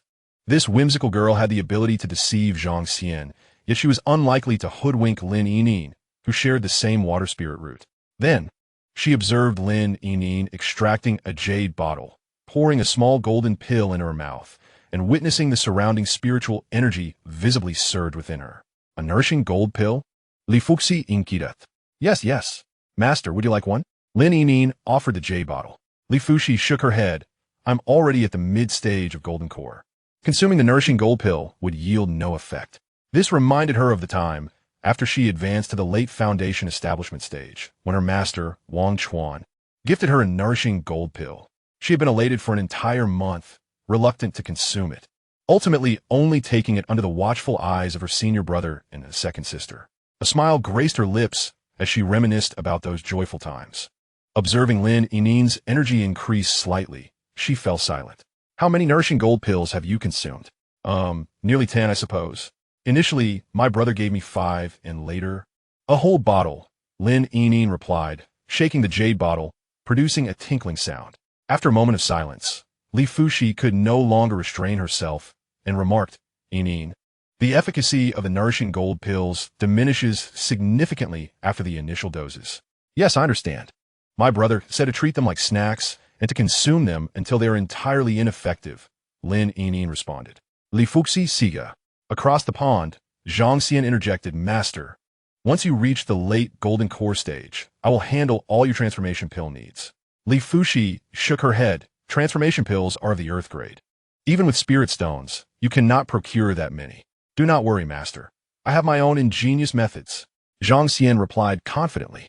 Lin Yinyin eagerly chimed in. "My brother is all talk. You may possess wealth, but the production of transformation pills in the entire southern region is minimal. When you promise? What if I find a way? If you can find a way, I shall fulfill one wish for you, along with Master." "A promise is a promise? A promise is a promise." The two individuals swiftly completed their wager, leaving Li Fuxi, who was submerged in the pool, utterly bewildered. It was only then that Li Fuxi realized what had transpired and tugged at Lin Yinyin, exclaiming, "Yinyin, what are you doing? I haven't agreed to the bet." "It's a surefire win, Master," Lin Yinyin assured, patting her chest. "Just wait and see how we humiliate him." She then leaned closer to Li Fuxi, whispering, "Master, even if we lose, you won't suffer any losses. He wouldn't dare lay a hand on you." Upon hearing this, Li Fuxi felt her head spin, slowly submerging deeper into the water, as though her disciple had utterly confounded her. Nonetheless, the prospect of the transformation elixir was tantalizing, rumored to be worth nearly a century of cultivation. She yearned for it. Chapter 90. Brother, I'm afraid. Time flew by, and in the blink of an eye, 6 months had passed. During this period, the trio seldom left the flying vessel. With the aid of the Yunjin, Lin Yining and Zhang Xian both broke through to the pinnacle of the Foundation establishment's 9th level, diligently preparing for the impending tribulation. Li Fuxi also regained her peak state at the 6th level of the Golden Core, showing faint signs of a breakthrough into the later stages. Meanwhile, the joint efforts of the major sects in the southern region to eradicate demons had yielded significant results. The cycle of life and death formations were dismantled one after another, totaling nearly 100, scattered across various mortal realms and minor worlds.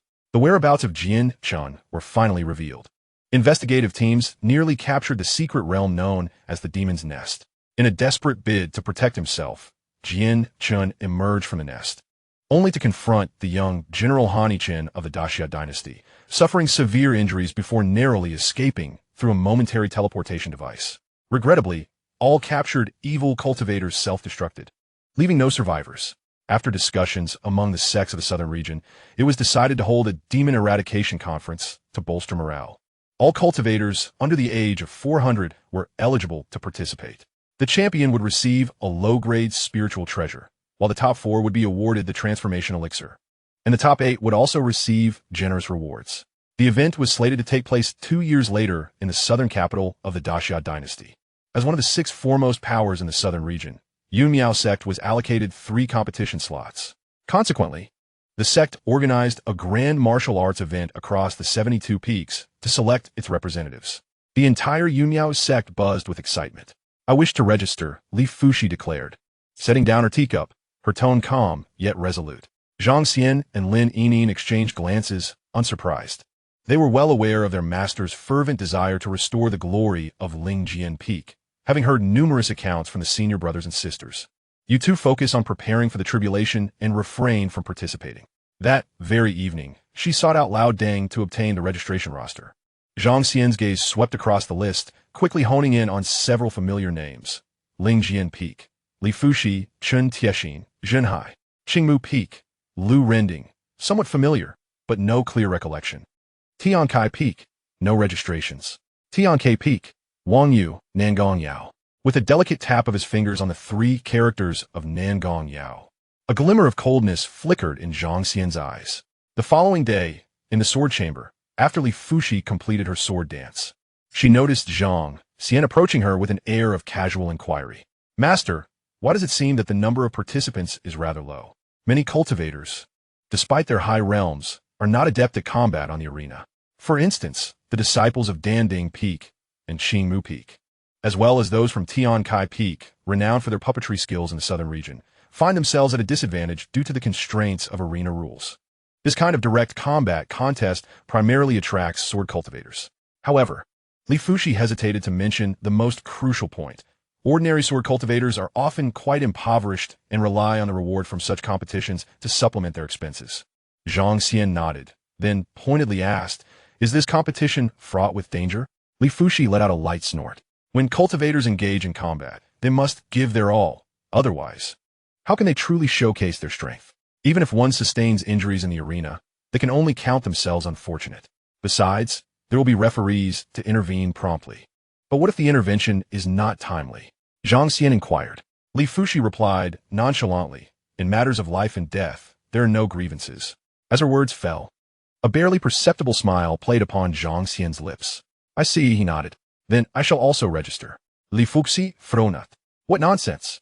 Why would you, a Foundation establishment disciple, join such a fray? Master often says that as cultivators, we must possess a heart of ambition. I, as a disciple, should undergo training. Moreover, the competition is still 3 months away. I can break through to Golden Core within this time, can't I?" Lin Yining chimed in. "I want to participate too." Li Fuxi, exasperated, conceded, "Very well, consider an opportunity to broaden your horizons. However, should the competition commence while you have yet to transcend the tribulation, you must forfeit." Lin Yining blinked. "Will there be any penalties for forfeiting?" Li Fuxi shook her head. "At most, It will bring shame to Ling Jian Peak. Zhang Xian patted his chest confidently. Master, rest assured, Nin and I will not bring you disgrace. At his words, a flicker of pride shone in Li Fushi's eyes. Both of her disciples exhibited great ambition, and she sensed that Ling Jian Peak had promising successors. As she reflected on this, she was unaware that Zhang Xian was contemplating something entirely different. In matters of life and death, there are no grievances? How fitting. Merely half a month later, Lin Yining was the first to sense the opportunity for a breakthrough. The heavenly tribulation was imminent. Brother, I'm scared. She clung to Zhang Xian, visibly anxious. What is there to fear about the heavenly tribulation? You are the one who has refined 2 spiritual treasures, Zhang Xian assured her, his hands firmly resting on Lin Yining's shoulders. He deliberately adopted a relaxed tone as he enumerated, and I have prepared earthly-grade talismans and restorative elixirs for you. Not to mention, you possess a celestial spiritual root. Lin Yining forced a smile that was more sorrowful than laughter. It is precisely because I have a celestial spiritual root that I am afraid. Master said my golden core grade will be at least earthly grade, which undoubtedly means a 6 paths heavenly tribulation. Zhang Xian retorted, I suspect you are indulging in self-pity. What is there to fear? You have the 9 turns condensed jade scripture to protect you. Few in the southern region possess talents and resources that surpass yours. Your diligent cultivation is for this very moment. Lin Yining felt a surge of anxiety and whispered, I wish you could transcend the tribulation before me, brother. At least I would have a reference. Zhang Xian could not help but roll his eyes. I would prefer to transcend before you. But who instructed you to cultivate so swiftly? As night fell, Li Fushi returned to the flying vessel and informed Lin Yining, I have arranged everything for you. You will face your tribulation on Xianxia Peak. It is the mountain with the most abundant spiritual energy in the sect, and I have entrusted several elders to personally guard and set up formations for your protection. To undergo tribulation within the sect? Lin Yining exclaimed, her anxiety intensifying. What if she were to fail? That would be deeply embarrassing.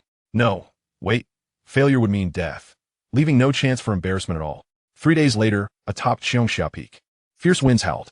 Su Ling personally safeguarded the area, sitting 100 yards away from Lin Yining. Aided as Zhang Xian, Li Fuqi, Wang Ya, and others stood on a distant platform, quietly observing. Meanwhile, a young man meticulously arranged formations to restore spiritual energy around the peak. He was the head of Xingdou Peak, the esteemed Master Shouheng, under whom Zhang Xian had previously studied. Initially, Lin Yining felt some trepidation, but she quickly calmed her mind, silently reciting the cleansing heart incantation several times, allowing her thoughts to gradually clear. Hours passed in silence until deep into the night. Thunderclouds swirled ominously around Xianxia Peak, lightning crackling like dragons. Zhang Xian furrowed his brow at the sight of the purple thunderclouds, though he had refrained from showing it in front of Lin Yining. His level of apprehension was no less than hers.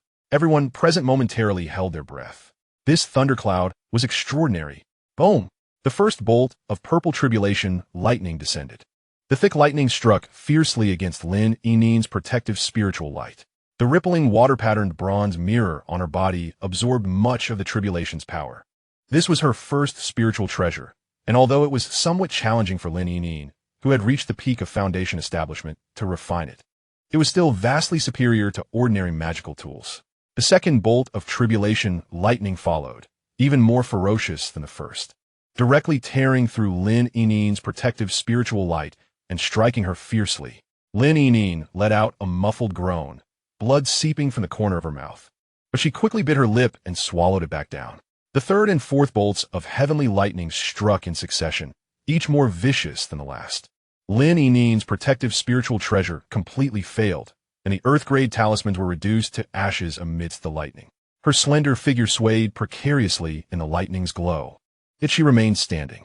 With each bolt of tribulation, her breath grew increasingly solid, as if she were being tempered by the very lightning itself.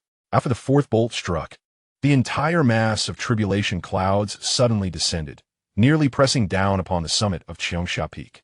Within the roiling purple clouds, countless electric serpents writhed frantically, emitting a chilling, crackling sound.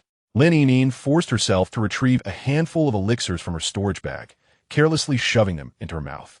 The elixirs dissolved instantly, flowing warmth through her limbs and bones. It was only then that she realized her hands were trembling violently, nearly causing her to drop the vial. From a moment of the Golden Core tribulation, the might of thunder has exerted an overwhelming suppression on defensive magical artifacts and talismans, ultimately relying on one's own strength to weather the tribulation. The tension among the onlookers intensified as they fixated on the ominous clouds of tribulation above, which were far more formidable than those they had encountered during their own trials. A realization dawned upon them. Lin Yinin's spiritual roots were likely far beyond the ordinary exceptional grade. A deep rumble echoed from the tribulation clouds, shaking her very insides. Suddenly, a gaping, menacing crack appeared at the heart of the storm. The fifth bolt of tribulation lightning was thicker than the sum of the previous four, its entire form radiating an eerie purple-black hue. With a violent cough, Lin Yinin spat out a mouthful of blood, her complexion turning ashen. Yinin! Zhang Xian and Li Fuxi exclaimed in unison, alarmed. The sixth bolt of tribulation lightning followed without granting her a moment's respite. At this critical juncture, a brilliant light erupted from within Lin Yinin. In this life and death moment, the 9 transformations of condensed jade scripture activated to its utmost potential. A clear, melodious chime resonated through the heavens as dazzling glass-like radiance enveloped Lin Yinin, barely managing to shield her from the oncoming lightning.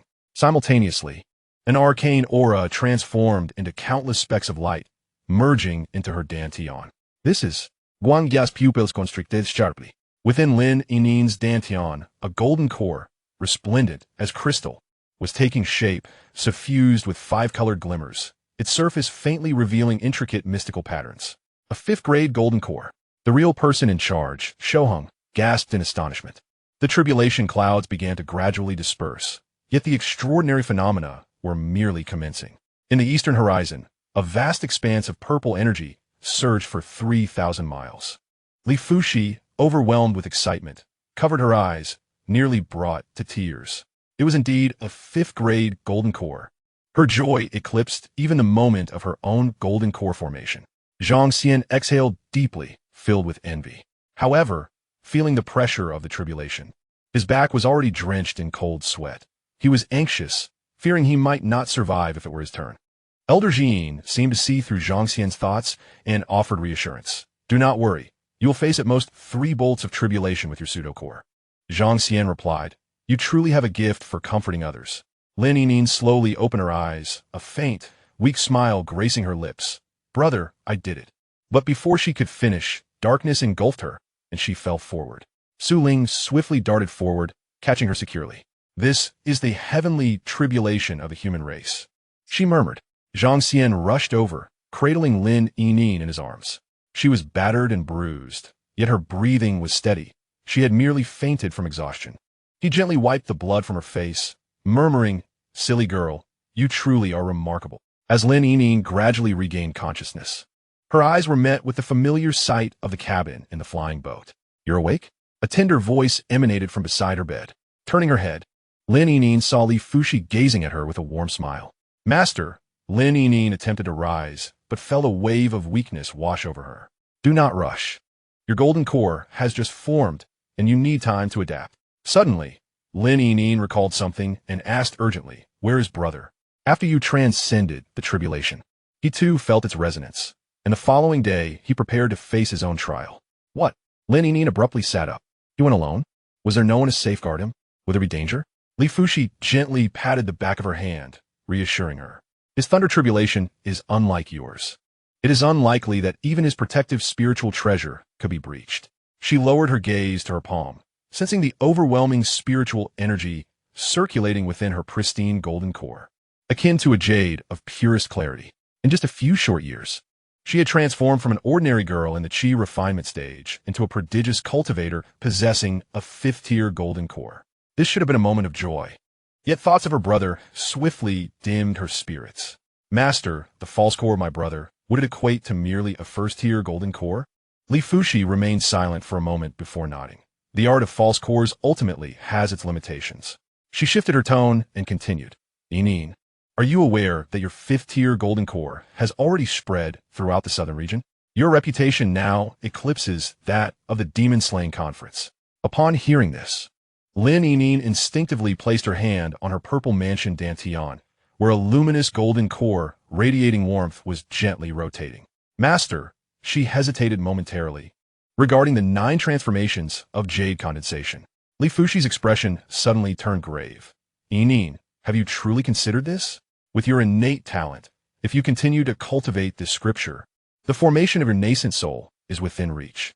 She paused, her voice dropping involuntarily low. Throughout the southern region, there are no more than 10 nascent soul cultivators. Lin Yinyin did not respond immediately.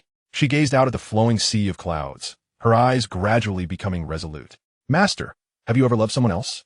Li Fushi was taken aback. This unexpected question caught her off guard, especially coming from Lin Yinyin. Lin Yinyin continued, lost in her own thoughts. If I cannot continue my bond with my brother, I would rather forsake the nascent soul. Her voice was soft yet resolute. For all that I am has been bestowed upon me by him. I cultivated the 9 transformations of jade condensation for my brother. I cannot wait until the nascent soul stage is fully realized. During this time, her relentless training was largely inspired by Zhang Xian and her master. She did not wish to remain the eternally protected younger sister, solely focused on taking. She longed to assist Zhang Xian like Zhang Xian, to stand shoulder to shoulder with her brother like her master. Li Fushi sighed softly, refraining from further persuasion, and the room fell into silence. After a brief moment, Li Fushi's expression shifted to one of peculiarity as she slowly spoke. But you must not hasten your bond with Zhang Xian. Her voice grew quieter at the very least. You should stabilize your realm, preferably reaching the 2nd layer of the golden core. Otherwise, when the 9 transformations of jade condensation falters, you may very well plummet in your cultivation. Lin Yinyin's face flushed crimson to the roots of her ears as she lowered her head. I understand. A month later, Zhang Xian returned, travel-worn. Li Fushi and Lin Yinyin were cultivating in the flying sword chamber when they both turned at the sound of footsteps. The light at the doorway outlined Zhang Xian's tall silhouette. The fluctuations of spiritual energy surrounding him were significantly stronger, yet even Lin Yinyin sensed that although the spiritual energy was abundant, it lacked a certain natural harmony. A fake Dan was ultimately just a counterfeit, equivalent at most to the strength of a first-grade golden Dan. Her heart felt as though it were gripped by an invisible hand, and her eyes involuntarily grew warm. Zhang Xian instantly discerned their thoughts, shrugging nonchalantly. What's the matter? Even if this is a fake Dan, it still places me at the golden Dan realm. He exaggeratedly gestured. Just like you, I can enjoy nearly 1,000 years of lifespan. Why the hurry? Li Fushi, having read the great Liang wild history, could deduce his past from it. In the innate realm, he had been trapped for nearly a century. A flicker of comfort arose in her heart. Indeed, time was still on their side. This disciple, who could always create miracles, might very well discover a method to continue breaking through. The absence of such precedents in the southern region did not imply that there would be none in the future. Chapter 92. Some matters cannot be substituted by puppets. Brother. Lin Yinyin suddenly dashed into Zhang Xian's embrace, rubbing her small face against his chest. I missed you. She tilted her head up, her eyes sparkling. Once I stabilize my realm, we shall. Zhang Xian ruffled her little head. Aren't you going to cultivate the 9 transformations of condensed jade scripture? I've heard that breaking through can be quite painful. Aren't you afraid? Not afraid, she exclaimed. Ahem. Li Fushi coughed heavily several times. Yinyin, have you forgotten what I instructed you? Do not act recklessly until your realm is stable. Lin Yinyin stuck out her tongue and quickly jumped away from Zhang Xian. Seizing the long sword in her hand, come on, Brother Zhang Xian, let us practice. Zhang Xian raised an eyebrow, drawing out a spiritual treasure long sword of his own. This will give me the chance to witness the legendary 5th-grade Golden Dan. Oh. Lin Yinyin scrutinized Zhang Xian. Aren't you going to use a puppet to fight? You're going to do it yourself? Zhang Xian twirled his sword, a profound smile curling at the corners of his lips. Some matters cannot be replaced by puppets. His implication was clear as the blade pointed directly at Lin Yinyin. Of course, I must engage personally. Lin Yinyin was momentarily taken aback, but soon realized, her face flushed bright red. Pa, brother, you lecherous wolf.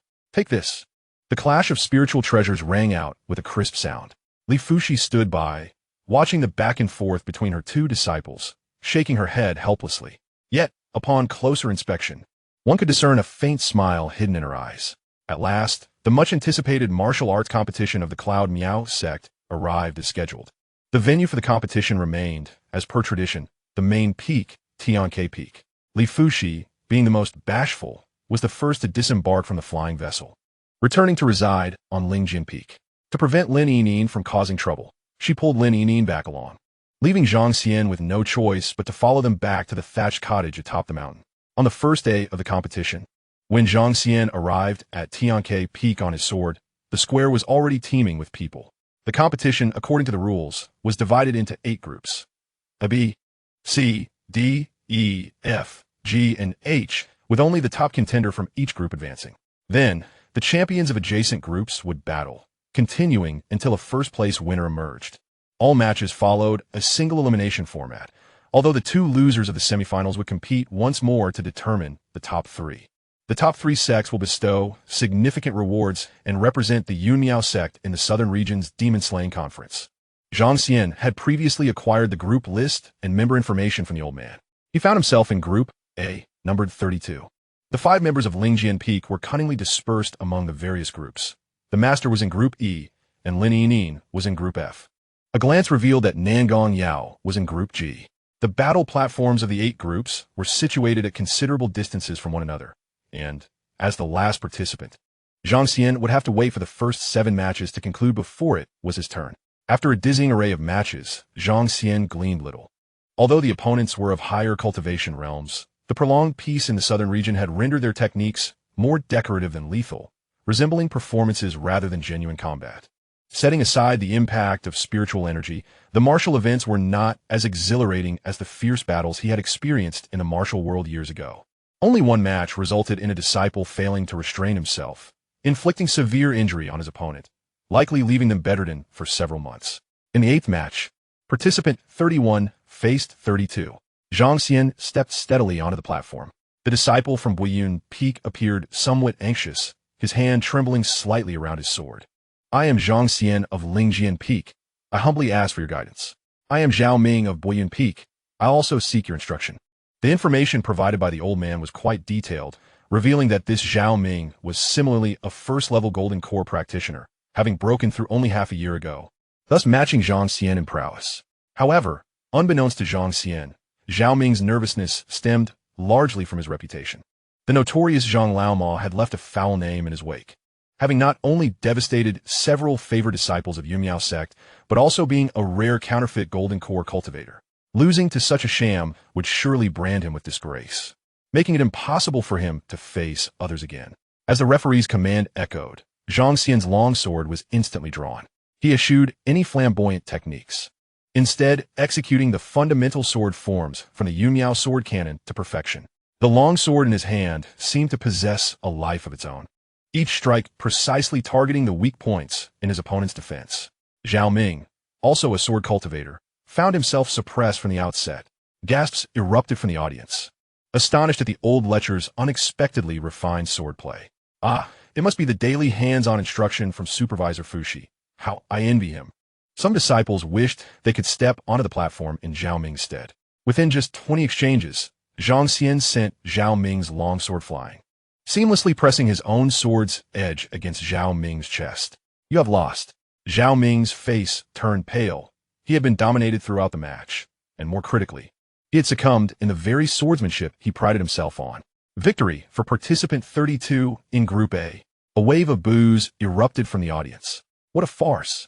Even a counterfeit Golden Core can't hold his ground. It matters not. Let this old rogue live another day. Zhang Xian chose to ignore these remarks. Just as he stepped down from the platform, he received a message from senior sister Chen Tiexin. "Junior brother, meet me on the back mountain platform for a discussion."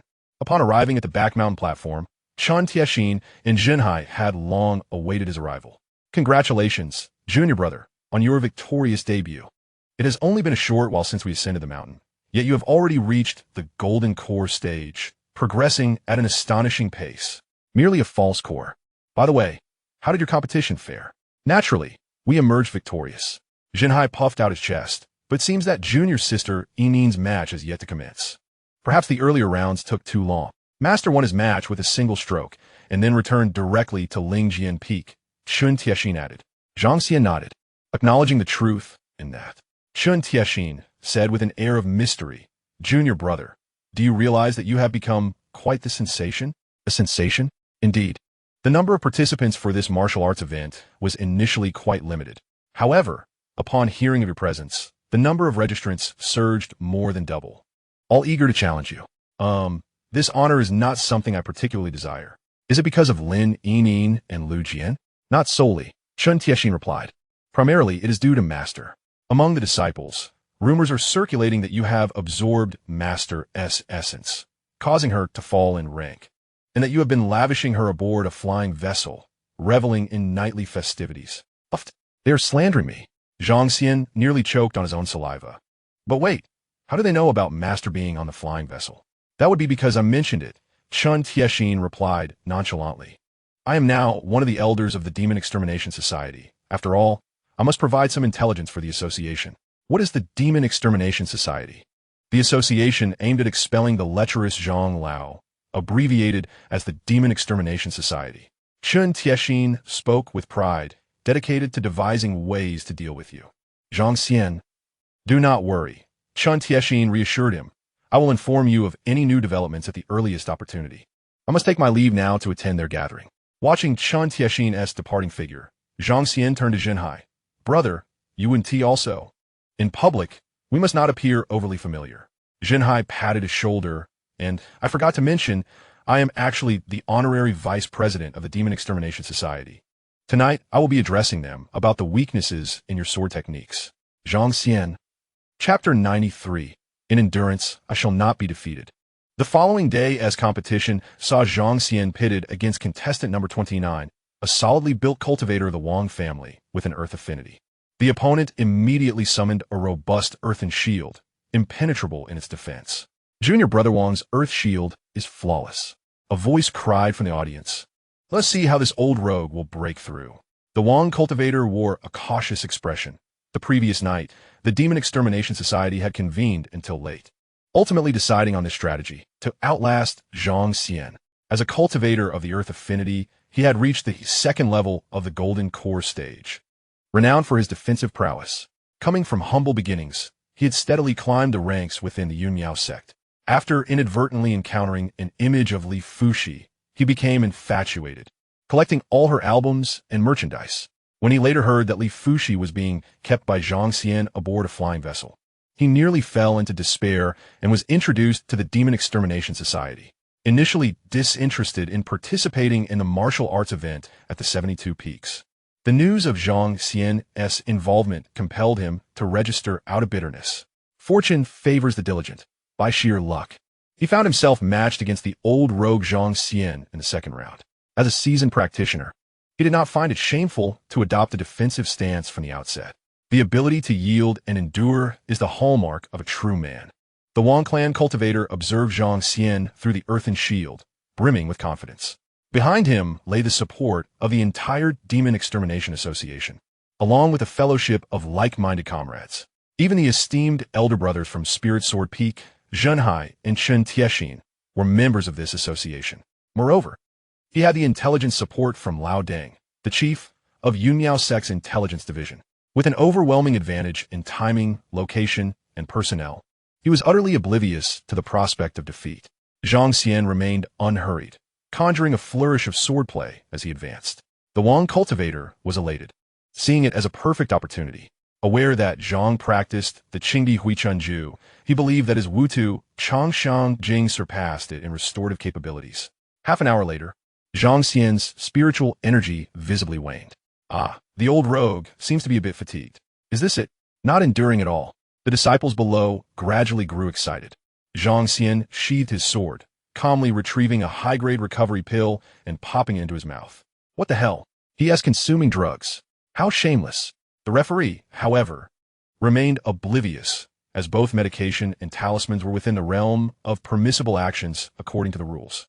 Otherwise, it would be exceedingly unfair to those adept in alchemy and talisman crafting, as these consumables are also resources for cultivators, although the other disciples failed to discern it. The referee's keen eye noted the exceptional quality of the recovery pill, valued at nearly 1,000 mid-grade spirit stones. The referee inwardly lamented the waste of such a life-saving treasure in a martial contest. Zhang Xian paid no heed to the murmurs from the audience, continuing his endurance strategy. Another half-hour passed, and the Wang cultivator was drenched in sweat, struggling to maintain his composure. Zhang Xian, however, was thoroughly invigorated. relishing such an excellent target to hone his swordsmanship while consuming yet another pill. The crowd gasped in disbelief. Again, he resorts to cheating. It is unfathomable. Even a recovery pill cannot provide such extraordinary restorative power. A thorough investigation is warranted, seeing that Zhang Xian's actions had incited public outrage. The referee was compelled to clarify. He consumed a high-grade recovery pill, which was not against the rules. The despicable wealthy. Wang Shidi, hold on. Be a true man. After nearly another half hour, Zhang Xian ingested his third pill. The Wang cultivator's faith crumbled. He felt darkness envelop him and collapsed to the ground. Group A, number 32. Wins. Zhang Xian clasped his fists and smiled. I apologize for disappointing all my senior brothers. In terms of endurance, I shall not be outdone. The audience erupted in scorn. What skill is there in consuming drugs? Just as the crowd was voicing their discontent, a sudden stir ensued. Lin Yinyin approached Zhang Xian after a match. Brother, you are incredible. Without hesitation, she leaped into Zhang Xian's embrace. The two exchanged affectionate words as they exited the martial arena. The crowd murmured in disbelief. Yinyin, look at me. I'm far more handsome than that old rogue, and far more devoted. Why is this? I realize Yinyin is quite steadfast. She has achieved the 5th grade golden core and has boundless prospects, yet remains unwaveringly devoted to that scoundrel. I find her even more endearing. The disciples of the Tai sect were besieged by a wave of heart-wrenching romance, lamenting their misfortune. In the subsequent days, Zhang Xian triumphed in 2 consecutive matches, advancing smoothly to the group finals. In the first bout, he relied on 2 exquisite spirit talismans to cast an opponent down from the arena. In the second, he engaged his adversary head-on, only to unleash a puppet ambush from behind, securing victory. Master Li Fuxi maintained her signature style of decisive strikes, not needing to draw a second sword, even against a 5th-level golden core supervisor. Lin Yinin's performance was equally astonishing, effortlessly defeating a 3rd-level sword cultivator and leaving her opponent questioning their very existence. Alas, both Xinhai and Chun Tiexin faced defeat in succession. Finally, the day of the group finals arrived. Zhang Xian stood at the edge of the arena, gazing at Lu Rending from the Qingmu Peak. Clad in a dark green robe, with a jade flute hanging at his waist, he was surrounded by a throng of Qingmu Peak disciples. It was undeniable that Qingmu Peak harbored the deepest animosity towards Zhang Xian. Their esteemed supervisor Lu had been deceived by Zhang Xian through dishonorable means. Now confined in seclusion to restore his cultivation after the breach of the 9 turns of condensed Jade Sutra, Lu Rending raised his hands in a courteous gesture, slowly ascending the arena. Zhang Shidi, he greeted, to which Zhang Xian returned the courtesy. I must express my gratitude to you. Had it not been for you, I would not have unraveled my emotional entanglements and transitioned to the 9 turns of condensed Jade Sutra. A serene smile graced Lu Rending's face. To pursue the Tao, one must sever emotional ties. Women merely hinder the swiftness of my strikes. Congratulations, senior brother Lu. However, for the sake of my fellow disciples of Qingmu Peak, and to commemorate my past, let us conclude matters here. Lu Rending's aura surged with a dramatic intensity, targeting Zhang Xian directly. His confidence soared. I have now achieved minor success in the 9 turns of condensed Jade Sutra, and my cultivation has ascended to the 4th level of the Golden Core. Indeed, the suppressed narrative must erupt here, heralding the climax of my story. This is how my junior brother Lu Rending's tale is told. As the referee announced the matchup, Group A Finals, A7 versus A32, the entire arena erupted in fervor. No sooner had the referee's words faded than Lu Rending launched his assault. With a flourish of his embroidered robe, 2 verdant tree-like phantoms coalesced at his sides, their branches, like sinuous serpents, lunging toward Zhang Xian. Simultaneously, he raised the jade flute to his lips, the melodious notes transforming into ethereal sound blades, ensnaring Zhang Xian in a web of attack and defense. It is the emergence and extinction of the Azure Tide. The crowd below erupted into thunderous cheers. Senior brother Lu's signature technique, a perfect fusion of offense and defense.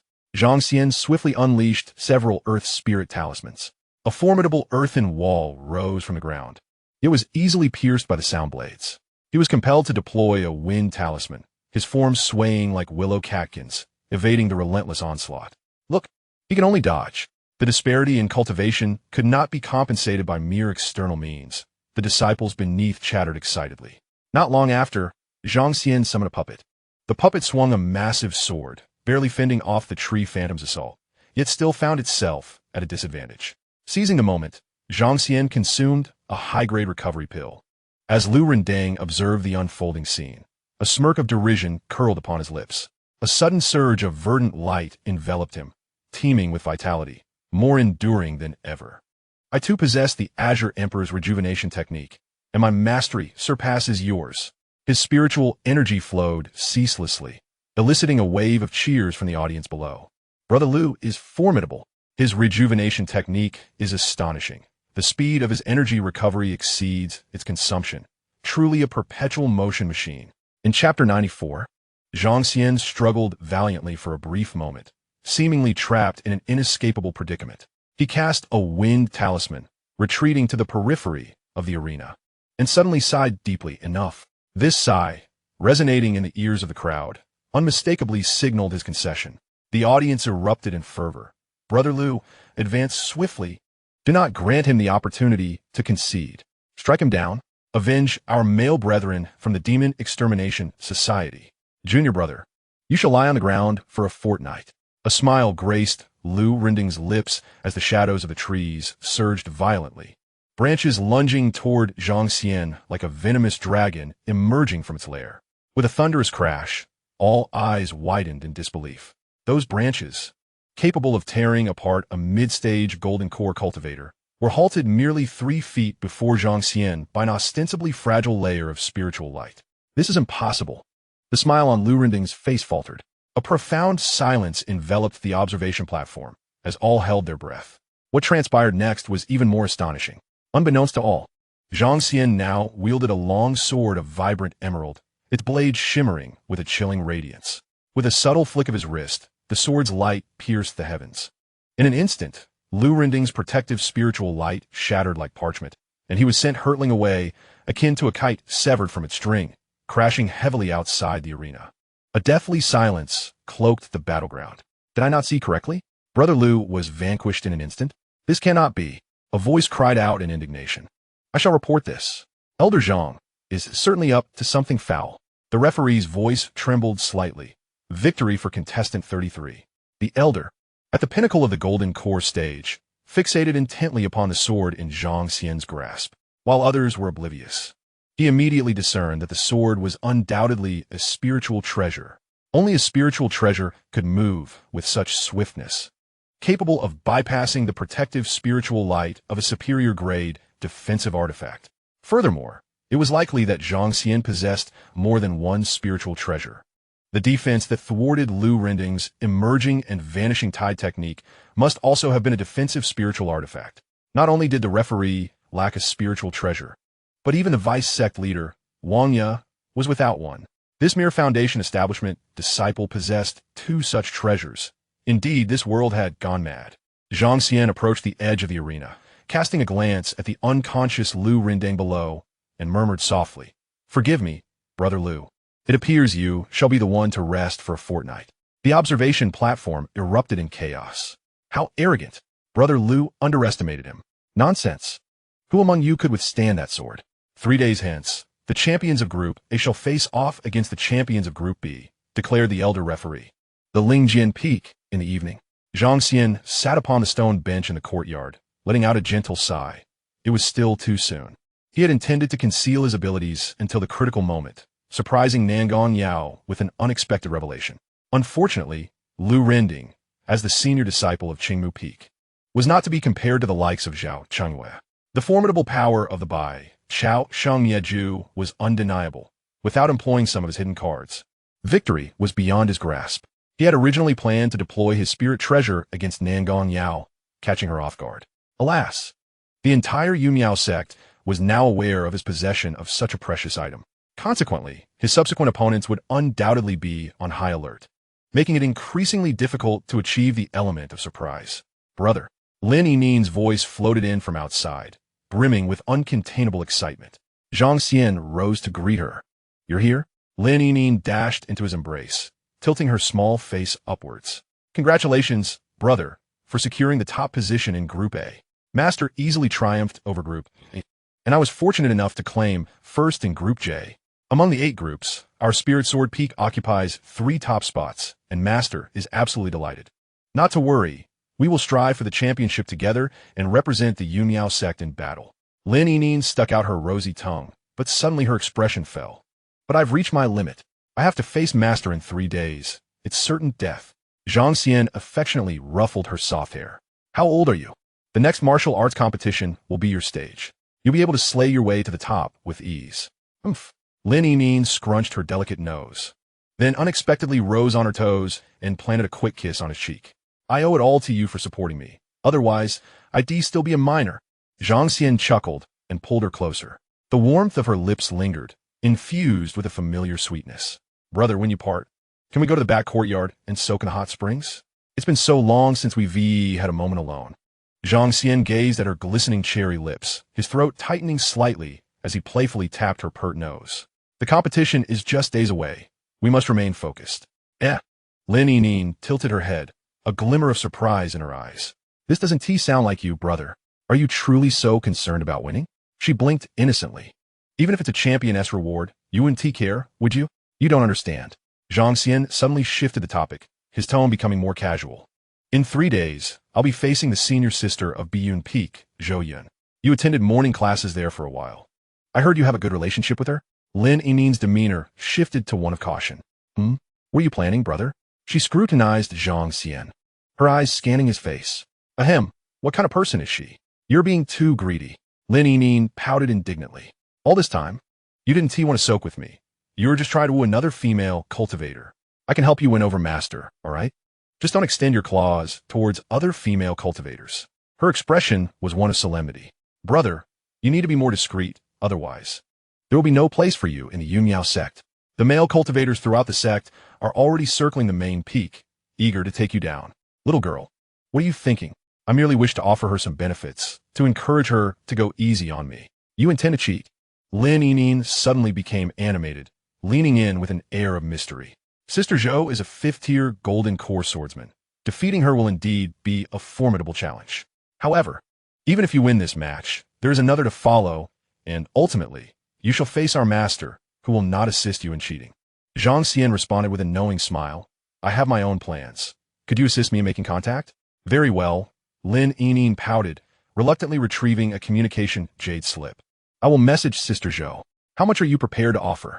After a moment of contemplation, Zhang Xian replied, it cannot be too much, lest it attract covetous eyes. Let us say 100,000 mid-grade spirit stones. Lin Yining nodded. 100,000 mid-grade spirit stones was no trifling sum. After sending the message, she soon received a reply and, with a grimace, conveyed, Sister Zhou scolded you thoroughly. Mimicking her tone, she feigned a stern expression, not a chance. I, Zhou Yun, am not that kind of person. Zhang Xian tapped the table, suggesting, let us add another 100,000, along with a sprig of ascending immortal grass. Understood. Lin Yining obediently reached out to contact her again. Moments later, the jade slip glowed faintly. Lin Yining exclaimed, she has agreed. She even inquired if we should rehearse beforehand for a more realistic performance. How considerate of Sister Zhou. Zhang Xian beamed with satisfaction. Chapter 95. I might just believe it myself. The following evening, Lin Yining stealthily led Zhou Yun out of the mountain gate and aboard Zhang Xian's flying vessel that hovered 100 miles above the ground. Upon stepping onto the vessel, the senior sister from the Broken Cloud Peak was awestruck. So this is a flying ship, she murmured, her slender fingers delicately tracing the exquisite patterns along the railing. Her envy palpable. Even my master does not possess such a marvel. Zhang Xian had been waiting in the sword chamber for some time. Upon their entrance, he bowed gracefully, Sister Zhou. He had previously assessed her capabilities. Zhou Yun, a rare, top-tier golden spirit root cultivator from a loose cultivation background, was meticulous in her approach. She possessed a striking appearance. Yet Zhang Xian was somewhat surprised that she had not been identified by the system as a daughter of destiny. What a pity. Upon seeing Zhang Xian, a fleeting look of discomfort crossed Zhou Yun's face, for she had long heard of his dubious past. Surely he does not harbor feelings for me. I must remain vigilant. She had never quite understood why the exceptionally talented Lin Yining would be drawn to Zhang Xian until she boarded the vessel and beheld the opulent and extravagant sword chamber, which slowly unveiled the reason. Zhou Yun inwardly sighed. Zhang Xian was indeed exceedingly extravagant, a display only someone with a resolute heart in their Tao could withstand. Clearing her throat, she feigned calmness. Let us clarify the spirit stones and the ascending immortal grass. Everything is prepared. Zhang Xian snapped his fingers, and a maidservant puppet presented a jade box. Zhou Yan inspected it, her breath hitching. Indeed, it was filled with a staggering 200,000 mid-grade spirit stones, along with a sprig of ascending immortal grass capable of enhancing the quality of spirit roots. Junior brother. Oh no, boss, shall we begin now? She stored the treasures in her spatial pouch, thoroughly satisfied with this extravagant benefactor who paid in full up front. Just call me Zhang Shitty. Let us commence at once. Zhou Yun nodded solemnly and declared, my weakness lies 3 inches beneath my left rib. You may focus your attacks here. Junior sister Een remarked that your proficiency in the Cloud Meow Sword Classic is commendable. Thus, we shall engage in a sparring session, utilizing our sword techniques. For the next 2 hours, the two meticulously rehearsed every detail of their impending contest. Zhou Yun's professionalism was astonishing. She calculated the angles and force of their strikes with remarkable precision. Will the referee notice? Lin Een expressed her concern. No, I have inquired. The referee is the head of Dan Ding Peak, and his swordsmanship is rather modest, Zhou Yun replied with a mysterious smile. Moreover, I sustained an internal injury in my last match, which, over time, will naturally place me at a disadvantage. What internal injury? Lin Een was momentarily taken aback. For Zhou Yun's rosy lips and bright teeth belied any signs of injury. Of course, Zhou Yun continued, channeling her energy to reverse its flow, and suddenly spat a mouthful of blood, her complexion turning as pale as paper. This was indeed a genuine injury, ensuring her safety. Zhang Xian, watching in awe, remarked, Senior Sister Zhou is frighteningly professional. He promptly produced a high-grade spiritual ginseng, saying, Take care, Senior Sister, his tone infused with respect. Zhou Yun graciously accepted the offering, elegantly wiping the blood from her lips. Rest assured, I am mindful of my limits. On the day of the semi-finals, Tianke Peak was abuzz with excitement, even more so than usual. This match was conducted across various arenas, and, astonishingly, Zhang Xian garnered immense popularity. The audience for this Group A and B semi-final was only slightly less than that of the Group E and F match, which featured the highly popular contestants Li Fu Shi and Lin Een from the Cloud Meow sect. Disciples filled the stands, eager to witness Zhang Xian's anticipated defeat. As the competition reached this stage, many elders, who had been in seclusion for an extended period, arrived to observe, including the esteemed Zhao from Piyun Peak. It is about to commence. Senior Sister Zhou shall prevail. It seems a bit perilous. I have heard whispers that Senior Sister Zhou was injured in her last match and has yet to recover, murmured the crowd below. Just then, the referee's voice resonated throughout the arena, calling Zhang Xian and Zhou Yun to the stage. Zhang Xian ascended the platform, surrounded by a chorus of boos. Opposite him, Zhou Yun appeared somewhat pale, her expression focused and serene. Begin. With the referee's command, Zhou Yun struck first, drawing her sword with a flourish, its gleam akin to snow. Aimed directly at Zhang Xian's throat. Zhang Xian was prepared. He raised his sword in defense, the blades clashing with a crisp ring. Excellent. The audience erupted in applause. The ensuing duel was nothing short of mesmerizing. The two showcased the exquisite intricacies of the Cloud Meow Sword Classic, their movements fluid and harmonious, transitioning effortlessly between offense and defense, as elusive as a deer's antlers. Wow, this is incredible. This is the true contest of sword cultivators. Both have performed exceptionally. I must admit, while Zhang Xian may possess questionable character, his swordsmanship is undeniably impressive, and he holds his ground. The disciples below were enthralled, their discussions animated. Regrettably, Sister Zhou remains gravely injured, providing the unscrupulous Zhang with an opportunity to exploit. Alas, the sword cultivators are often impoverished, lacking the means to procure healing elixirs. Zhou's complexion grew increasingly pallid, her spiritual energy dwindling, akin to the exhaustion of engaging in 2 consecutive battles. However, Master Zhao of the Broken Cloud Peak furrowed his brow with increasing concern. As a master of the sword, he discerned the underlying deceit at a glance. Zhou Yun's swordplay, though seemingly fierce, was riddled with restraint, while Zhang's defense appeared almost flawless, as if he had foreseen each of her moves. A staged match, his fists clenched instinctively, though he refrained from voicing his suspicions. Indeed, at the climax of the duel, Zhou Yun's sword momentum faltered abruptly, her visage paling instantaneously. She coughed up a copious amount of blood, staggering to kneel on one knee. I have lost. Her voice quivered, tears brimming in her eyes. Her expression a perfect blend of indignation and grievance. Group A, Zhang wins, the judge proclaimed. The spectators erupted in an uproar. This is utterly unfair. What a pity. Zhang's luck is outrageous. Oh no, Sister Zhou, even after all her efforts, was this truly the extent of her journey? Zhang's eyes twitched.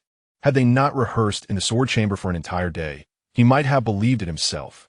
Suppressing a smile, he retrieved a healing elixir and offered it to her. Sister, take care. Zhou Yun accepted the pill, murmuring her gratitude, and then, with her weakened form, departed in silent despondency, her retreating figure evoking tears among several disciples. Oh, Sister Zhou is so pitiful. She didn't truly lose. I can't hold back my tears. The disciples lamented, their resentment toward Zhang swelling. In the hall of Broken Cloud Peak, Master Zhao maintained a serene demeanor as he gazed at his beloved disciple. Yin Yun. What transpired? Zhou Yun, with a calm expression, leisurely wiped the non-existent blood from the corner of her mouth. Master, I cannot defeat him. Nonsense. Do you take me for a fool? It was clearly a sham match, he exclaimed, pointing at her. And that injury of yours is evidently fresh. Do you think I cannot see through it? Zhou Yun fell silent, realizing she could not deceive her master. She retrieved a jade box from her storage pouch and placed it on the table. As the lid opened, a crystal-clear immortal herb emerged, exuding a rich spiritual aura. Gasp! The immortal herb? Master Zhao inhaled sharply. And spirit stones as well. I'm sorry, Master. Zhou Yun lowered her head. I have disappointed you. To her surprise, the master suddenly shifted his demeanor, grasping her shoulders. Silly disciple, you ought to get closer to him. He was so animated that even his beard quivered. Look at Li Fuxi. Ever since she took this lad as her disciple, her cultivation has soared.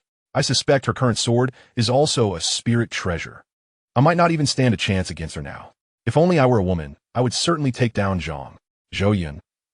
Yin Yun, I have not treated you poorly. Can you find a way to approach Zhang? The master rubbed his hands together eagerly. Zhou Yun silently rose, walking towards the cave's entrance without a backward glance. Master is speaking to you. I'm going to practice my swordsmanship. What swordsmanship? Are you off to seduce Zhang Xian? Chapter 96, A Disciple's Longing. On the martial arts arena of Tianke Peak's third contest, the final flash of sword light dissipated. Li Fuxi from Group Wu wins. The judge's voice had scarcely faded when a wave of astonishment erupted from the audience. Zhang Xian stood at the periphery of the crowd, gazing from afar at Master Li Fuxi, who sheathed her sword with an air of grace.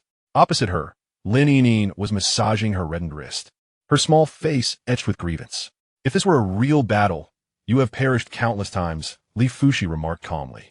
I understand, Lin Yinyin pouted, nearly on the verge of tears. Master is too merciless. Zhang Xian chuckled softly, shaking his head, navigating through the bustling throng. Zhang Xian made his way directly to the fourth arena. Look, it's that old rogue. I hear he won by luck against Zhou Yun. She's still recovering from her injuries. And he strikes hard. How brutal. Why is he here instead of studying his next opponent? The whispers of disciples echoed around him, but Zhang Xian remained unfazed. Upon reaching the arena's edge, he was met with a deafening cheer. On the stage, Nangong Yao, clad in a flowing long robe, wielded her sword like a serpent. Each strike aimed at her opponent's vital points. Her adversary, a male cultivator with both earth and fire spiritual roots, though slightly weaker, defended impeccably, conjuring a crimson-yellow protective shield with each block. According to information provided by Lao Deng, Nangong Yao possessed high-grade spiritual roots and was up against an opponent with dual high-grade roots at the 5th level of the Golden Core stage. Go, Master Nangong. Hang in there, Brother Liu. They had already exchanged over 100 strikes, and yet Master Nangong had not secured victory. Brother Liu, born of dual high-grade roots and known for his diligence, is a rare talent in our Yun Miao sect. He shall not easily be defeated. A fervent admirer shouted encouragement. Zhang Xian stood at the edge of the crowd, his gaze piercing as he observed the clash on stage. He quietly activated his system. Nangong Yao, 50 points of fortune. Current favorability 0. Her fortune has diminished. It seems her recent years have not been particularly fruitful, he mused coldly. He recalled that when he first encountered her, her fortune stood at 60 points. Lost in thought, he suddenly sensed two familiar presences approach. Turning, he saw Li Fuxi and Lin Yinyin had, unbeknownst to him, also arrived at the arena's edge. Master, Yinyin, you're here, he greeted. Li Fuxi replied nonchalantly. I came to observe the next opponent. Lin Yinyin leaned in, lowering her voice. But brother, why are you here instead of watching the contests and groups being ending? Sure. Zhang Xian gestured for silence, redirecting his gaze to the combat stage. The battle was intensifying. Nangong Yao's swordplay grew increasingly fierce, each strike accompanied by a sharp whoosh.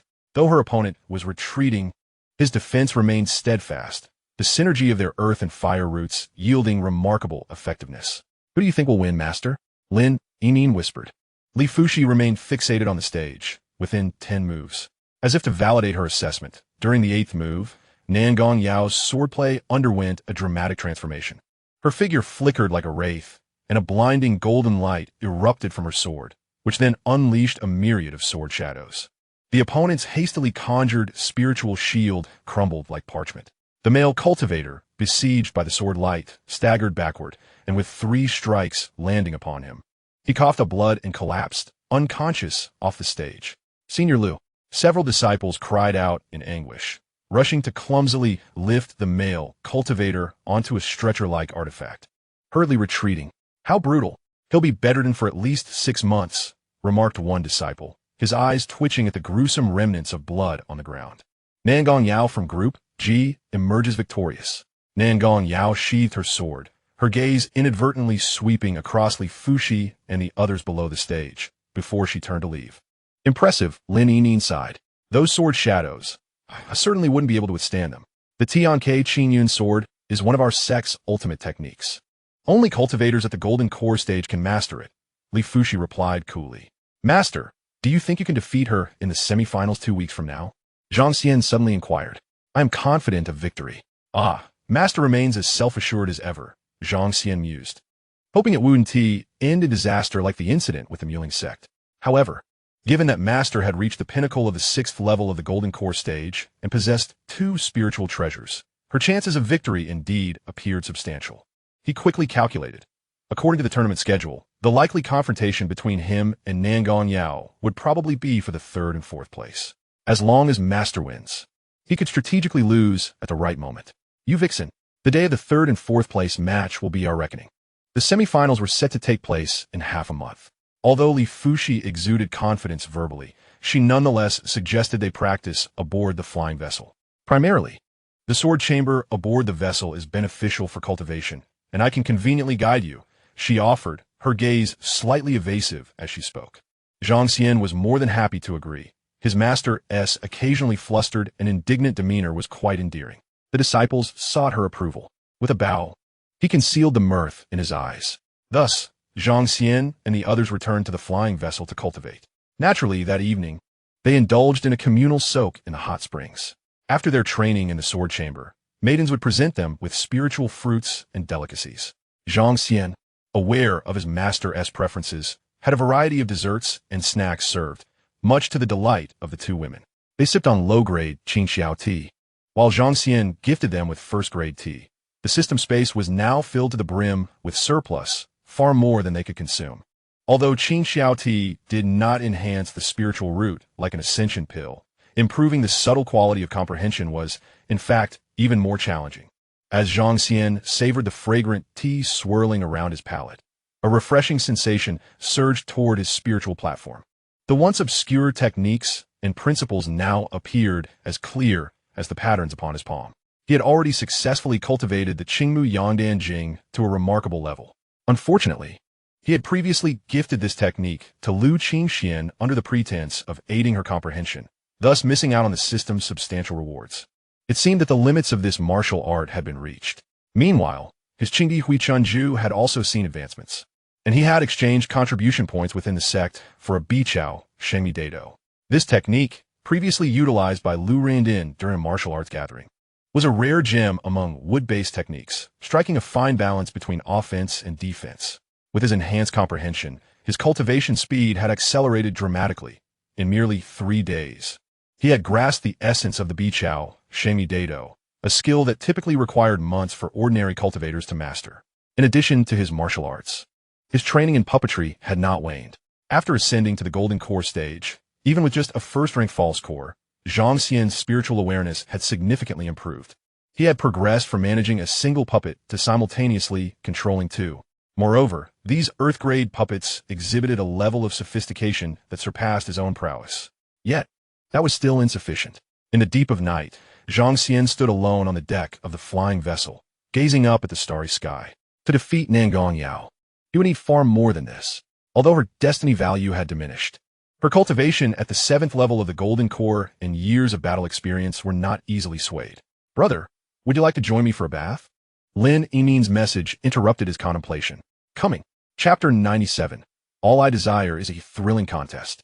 For the past half-month, they had not disembarked from the flying vessel. Mornings were spent cultivating, afternoons were dedicated to practicing sword techniques, and evenings were reserved for introspection. At night, they indulged in the most delightful hot spring sessions, providing the perfect solace for his fatigue. The half-month swiftly passed, and soon it was time for the semi-finals. Are you ready? Lifuxiese Veisekod. Today, she donned a rare, pure, white sword robe, with 2 spiritual treasure swords hanging at her waist, her long braid impeccably arranged. Zhang Xian replied, Master, please do not lose today. Mind your own business. Li Fu, she shot him a glare. Lin Yinin bounced out from the cabin, still clad in her green and white disciple's attire. Master, brother, let's go. The 3 took to the skies on their swords, heading towards Tianke Peak. Lin Yinin flew in the middle, occasionally sneaking glances at the 2, her small face filled with concern. What's wrong? Zhang Xian noticed her unusual demeanor. Lin Yinin. She bit her lip. Want to watch Master S match, but I'm worried about brother. Zhang Xian chuckled softly, drawing closer on his sword. Here's the plan. You watch Master S match, and as soon as it ends, come find me. If Master wins, nod. If she loses, shake your head. Why should I do that? Just do as I say. He affectionately ruffled her hair. Fine. Lin Yinin acquiesced, seeming to realize that her master was increasingly held in high regard by her brother, even as she herself was about to compete. Tianke Peak soon emerged in their sight. The arena today was more animated than ever, with disciples from various peaks arriving early to secure their positions, eager not to miss this grand event. As the 3 landed, Zhang Xian made his way to his designated arena, amidst whispers from the onlookers. Look, it's the old demon Zhang. He seems to have arrived with Supervisor Fu, Shi, and junior sister Yinin. However, his opponent today is Elder Wang Yu. I doubt he will be feeling too proud. Elder Wang Yu, being of a higher rank and at the 6th level of Golden Core, was known for her good temperament, likely refraining from using excessive force. I don't care. I just want to see the old demon Zhang lose. I even sacrificed watching Supervisor Fu Shi's match for this. The arena was already teeming with people. As Zhang Xian ascended the platform, a young female cultivator clad in a white robe stood opposite him. She sported a neat ponytail and possessed a strikingly beautiful face, appearing to be just in her early 20s. Wang Yu of Tianke Peak, I seek your guidance, she proclaimed. Zhang Xian returned the greeting, Zhang Xian of Lingjian Peak. I seek your guidance. Strangely, after exchanging pleasantries, neither made a move, instead maintaining a silent standoff. Ding. Detected a daughter of fortune with 55 points, Wang Yu. Ding. Wang Yu's affinity towards you is 20, finding successful. Interesting, Zhang Xian mused inwardly. This elder Wang Yu was indeed a daughter of fortune, and her initial affinity was not low. Meanwhile, at another arena not far away, Li Fu, she had already drawn her sword, its cold light glinting ominously. Opposite her, Nangong Yao was equally poised for battle. In the past, when she and Wang Chuan were on equal footing, the Li Fu she before her was still an adorable little girl. Now, her aura was no less formidable. Why should it be so? Over the years, she has braved countless secret realms, risking her life in pursuit of opportunities. How could she possibly fall short of a silly girl who only knows to hide away on a mountain and cultivate? Lin Yinin stood at the very front of the spectators' area, her small hands nervously clutching her clothing, her eyes fixed intently on the stage. The mountain breeze began to rise, stirring the robes of the crowd and dispersing the last wisps of morning mist. The semifinals were officially underway. Returning to Zhang Xian's side, the 2 faced each other silently, neither making the first move. The audience began to stir. Why aren't they fighting? Could there be some trickery afoot? Elder Wang Yu was cautious in her heart. She had previously done her homework, and although Zhang Xian appeared unremarkable and was merely at the foundation level, he seemed to possess some protective spiritual treasure, compelling her to proceed with caution. Those who made it to the top 4 were certainly not to be underestimated. She must not be deceived by his foundation-level cultivation. As Elder Wang Yu pondered, she saw Zhang Xian conjure a puppet that mirrored his own figure. Here it comes, she thought, her heart tightening. Then she watched as the puppet silently raised a layer of earthen shield. Elder Wang Yu questioned, is he adopting a defensive posture right from the start? A flicker of confusion crossed her eyes, and she asked, her voice clear, Zhang Shiji, do you not wish to make a move? Zhang Xian, hiding behind the puppet, grinned broadly, please, senior sister, go ahead. His antics incited a commotion from the audience below. He's putting on quite the act. I think he's scared. Elder Wang Yu, strike him. Then I shall offend him. Wang Yu, with a deft motion of her left hand, conjured 3 swirling flames in the air, their intense heat stirring the currents, causing the temperature of the arena to surge dramatically. A torrential rain of fire cascaded down. Amidst the flames, Zhang Xian nonchalantly flicked his sleeves. The puppet before him knelt partially, its arms crossed and raised high. A massive rock shield unfurled, enveloping him like a protective canopy. With a hiss, the fiery rain collided with the rock shield, creating a billowing cloud of steam. In the instant the thick mist obscured visibility, Zhang Xian skillfully retrieved a pill and consumed it. Sharp-eyed spectators gasped, what the hell? He is taking drugs right at the outset. Does he really need to resort to cheating against Elder Wang Yu? Zhang the old rogue. Shameless. Zhang, do you truly believe you can outlast me like this? Wang Yu's left hand formed a sword gesture, and a 3-foot azure blade unsheathed with a resonant clang. From the side, another puppet surged forth. It unleashed a chilling torrent, freezing the air and extinguishing the flames. A water puppet? How many tricks does he have up his sleeve? Wang Yu flicked her wrist, and a crimson light surged from the sword's edge.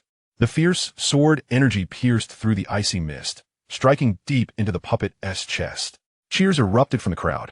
Zhang Xian's fingers danced as 2 earth talismans ignited in midair, forming a rock shield to protect the water puppet from the residual sword energy. Simultaneously, the injured puppet retreated hastily, revealing a meticulously intricate array of gears within its pierced chest. Just as Wang Yu aimed to deliver a final blow to end the puppet, Zhang Xian conjured another identical water puppet, positioning it alongside the previous earth puppet to shield him. Meanwhile, Zhang Xian himself suddenly sat cross-legged, inexplicably wielding a wrench talisman and a collection of gleaming parts.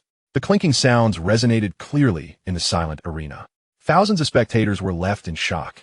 Zhang Xian, seemingly oblivious to his surroundings, pried open the puppet's wound, tapping and tinkering with the internal array, even blowing away fragments. Wang Yu's hand trembled slightly around her sword. Zhang Xian, without lifting his gaze, remarked, Master Uncle, don't mind me. You may continue to breach the defenses. At that moment, someone in the crowd spat out their tea in disbelief. Did I just witness a live repair? Wang Yu's beautiful countenance flushed with color, her chest rising and falling slightly. What was this? An infinite nesting doll of puppets stalling for time? Come on, face me directly. She pointed her sword at Zhang Xian's face, her voice tinged with barely concealed anger. This was supposed to be a decisive battle to vanquish her junior. Zhang Xian replied earnestly, that sort of secret technique has a lengthy cooldown. It can only be used once every 6 months. Wang Yu's ponytail swayed in her fury. She had anticipated an exhilarating contest with Zhang Xian, but now he merely defended, relying on puppets and pills to buy time. How could one fight like this? She produced a jade vial from within her robes and declared, I have high-grade healing pills too. Your tactic won't work on me. Yet, Zhang Xian disregarded her words entirely. If my master uncle doesn't T-attack, this puppet will be repaired soon. Chapter 98. Losing the contest but gaining a massage. Wang Yu inhaled deeply, her sword radiating an even more blinding crimson light. Half an hour later, she withdrew her sword and leaped back. Her lovely face twisted in anger as she glared at Zhang Xian. Seeing him unscathed behind his puppet only intensified her frustration. A surge of sword intent brewed within her. Seeking an outlet, as she observed Zhang Xian consuming more pills, she too retrieved a jade vial and began to take a high-grade recovery elixir. Zhang Xian, with gritted silver teeth, felt the fiery momentum of her sword akin to molten lava. I cannot endorse your cowardly tactics. Suddenly, a figure soared down from the sidelines, eagerly leaning towards Zhang Xian. Zhang Xian had been vigilant of the situation outside the arena and instantly locked eyes with her. She nodded vigorously, her excitement palpable. Finally, she had arrived. A spark ignited in Zhang Xian's eyes. Although the wait had been longer than anticipated, his master had not disappointed him. Victory was theirs.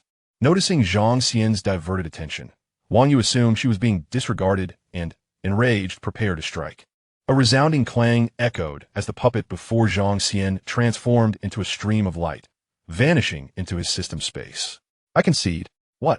Wang Yu's sword froze midair, leaving her utterly bewildered.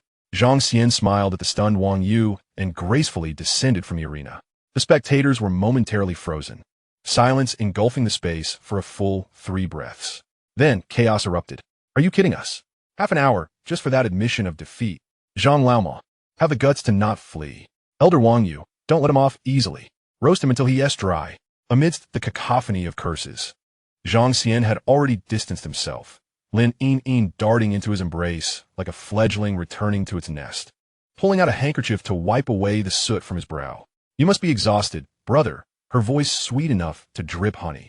Let me massage your shoulders. As she deliberately snuggled closer to Zhang Xian, she cast a provocative glance at the disciples in the stands who had been the most vocal in their outrage. Raising her voice, I'll give you a full-body massage when we return. A collective gasp echoed from the stands. That damn Zhang Laoma. He lost the duel, yet gained a massage from his junior sister. Wang Yu remained rooted in the center of the arena, her mind swirling with questions. She had anticipated a fierce battle, even contemplating the possibility of her own defeat. The struggle had indeed been arduous. Despite her victory, she found herself unable to rejoice. Feeling utterly stifled, at the entrance of the training ground, Li Fu she leaned against a tree with her sword, unscathed but visibly out of breath, indicating the victory had not come easily. Upon seeing Zhang Xian and Lin Yin emerge, she did not pry, but stated matter-of-factly, let us discuss this on the flying boat. Once aboard the flying boat back to the sword chamber, Li Fu she got straight to the point. Why did you concede? Zhang Xian's smile faded, and he fell silent. Lin Yin, equally puzzled, refrained from questioning further, her wide eyes fixed on Zhang Xian, fully supportive of whatever decision he made. Do you have feelings for Nangong Yao? Li Fushi furrowed her brow, questioning whether it was necessary to confront her. She fixed her gaze on Zhang Xian, her voice suddenly shifting. No, you intend to kill her. Zhang Xian merely responded with a soft affirmation. The absence of denial from Zhang Xian caused a heaviness to settle in the hearts of both Li Fushi and Lin Yin.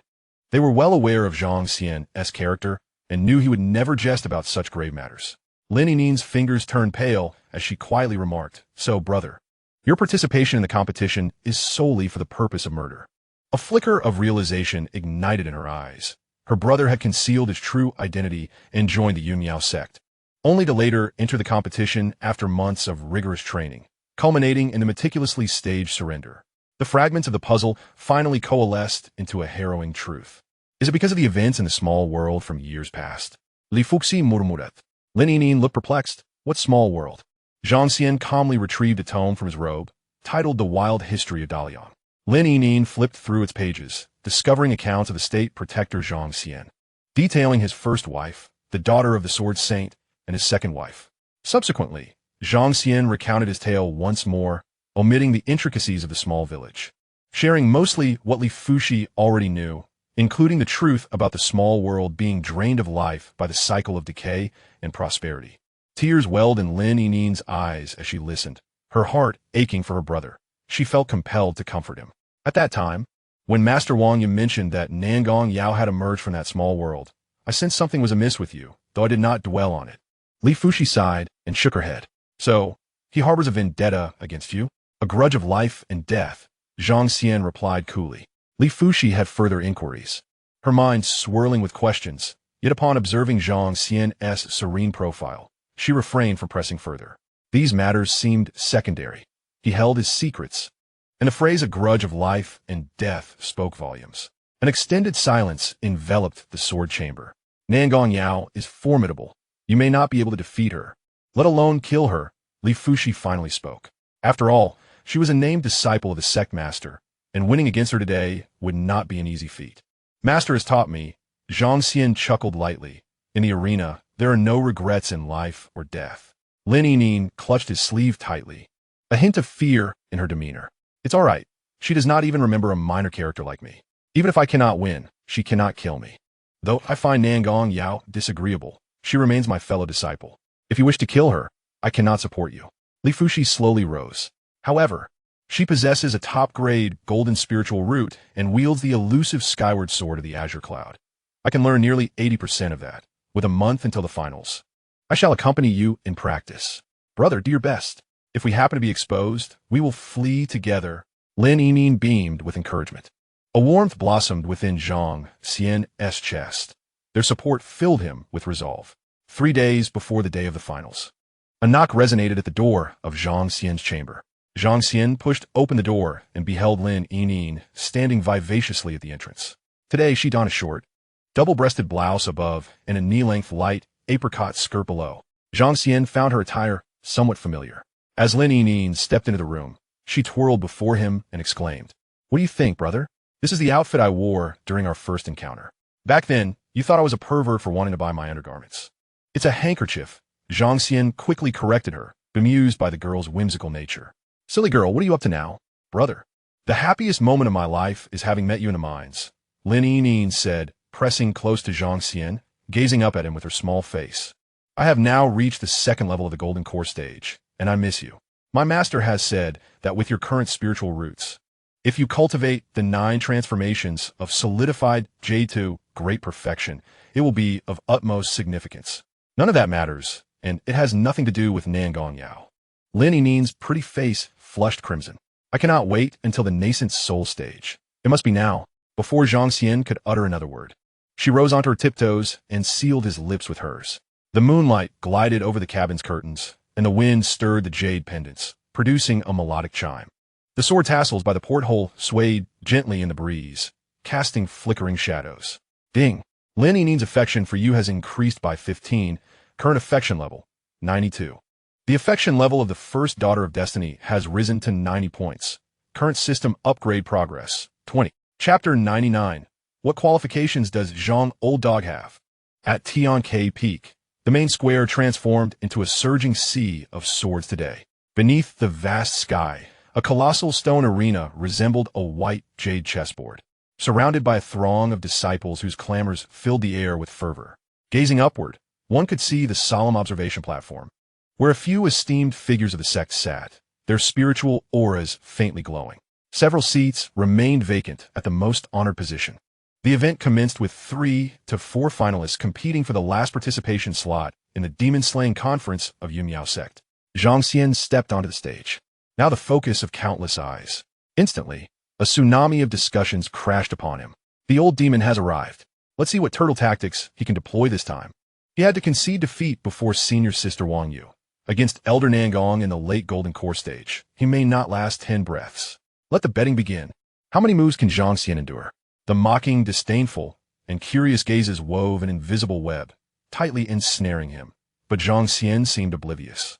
Nangong Yao stood still, her gaze cold as she swept over the approaching Zhang Xian. Her eyes bore no trace of emotion, only a condescending disdain, as if she were looking down upon mere ants. The elder referee's voice, infused with spiritual energy, drowned out the clamor. The 72 peaks will compete. Zhang Xian, against Nangong Yao begin. Almost the instant the word begin fell, Zhang Xian moved. A blade of azure sword light, refined to perfection, burst forth from his hand, tearing through the air with such speed that it blurred the vision of all present, striking directly at Nangong Yao's face. This strike embodied an unparalleled ferocity and lethality, pure to the extreme. The swiftness of his movements, coupled with the ferocity of his strikes, far surpassed any of his previous performances. A flicker of astonishment crossed Nangong Yao's eyes as she instinctively raised her gleaming golden longsword to shield herself. Clang! The jarring sound of metal clashing erupted, sending sparks flying. In the very moment she deflected the sword energy with a forceful parry, another, even more cunning green blade surged silently from her blind spot, aimed directly at her vulnerable back. Ashiding Yohai exploded. Alarm bells rang in Nangong Yao's heart. There was no time for a counterattack. She swiftly formed a hand seal, and a resplendent golden light shield coalesced behind her. Crack! Like shattered glass, that defensive artifact, capable of withstanding a full-force strike from an ordinary mid-stage Golden Core cultivator, was inexplicably shattered by the enigmatic green sword. Nangong Yao was taken aback. This single strike had left an irreparable crack in a high-grade defensive artifact that had accompanied her for over a century. She let out a muffled groan. her figure swaying slightly, her face displaying an unprecedented shock. What caliber of flying sword is this? So sharp, could it truly be a spiritual treasure, as the rumors suggest? How could a mere false core disciple wield such power? As her doubts lingered, a more terrifying follow-up attack was already upon her. Zhang Xian had unknowingly crushed a dark purple talisman in his hand. A tempestuous thunderstorm materialized like a spider's web, exuding an aura of annihilation, tearing through the air, and descending upon Nangong Yao. Earth-grade Thunderbolt Talisman. An elder in the observation platform gasped in astonishment. The overwhelming celestial might. The thunderstorm intertwined with the breath of death locked onto Nangong Yao. Her complexion instantly transformed. This level of ferocious, thunderous assault had far exceeded the realm of ordinary spells. She hastily maneuvered her hands, layers of protective energy coalescing into a barrier of luminous talismans. Boom! The immense power of the thunder calamity was tyrannical and unmatched. Her defensive shield was pierced through layer by layer. Although she managed to mitigate much of the force, several fragmented electric serpents penetrated her defenses, searing her flesh. Ugh! Nangong Yao let out a muffled groan, her long hair slightly disheveled, her pristine white robe marred by charred spots, and a trickle of blood oozed from the corner of her mouth. Without hesitation, she ignited a precious azure wind talisman, her figure retreating like a streak of light to the edge of the arena, establishing a safe distance. In this first direct confrontation, the esteemed elder of the late Golden Core stage found herself in such a predicament. The clamor below fell silent in that instant. Almost everyone gaped, forgetting to breathe. The disciples who had previously spoken arrogantly now wore expressions of disbelief, utterly frozen. What the hell? It was unclear who uttered the first curse. Zhang Xian, that old demon. Is he really that fierce? Has he gone mad? Look, his cultivation level seems to have increased significantly. A long-bearded elder stroked his beard, unable to conceal his astonishment. He has already reached the third level of false core. In just a month, such a rapid breakthrough? Moreover, the keen-eyed among the crowd noticed Lin Yining, looking somewhat pale, being protected at the center by those from the Spirit Sword Peak. At that moment, Lin Yining's once enchanting face was devoid of color, her breath erratic and unstable, as she anxiously fixed her gaze upon the martial arts platform. Goodness, Yining's aura is remarkably weak. Has she been drained? Could it be that the 9 turns condensing jade scripture has faltered? Otherwise, how could one explain her diminished energy while that old rogue Zhang has grown so powerful? Some disciples' eyes turned crimson with rage.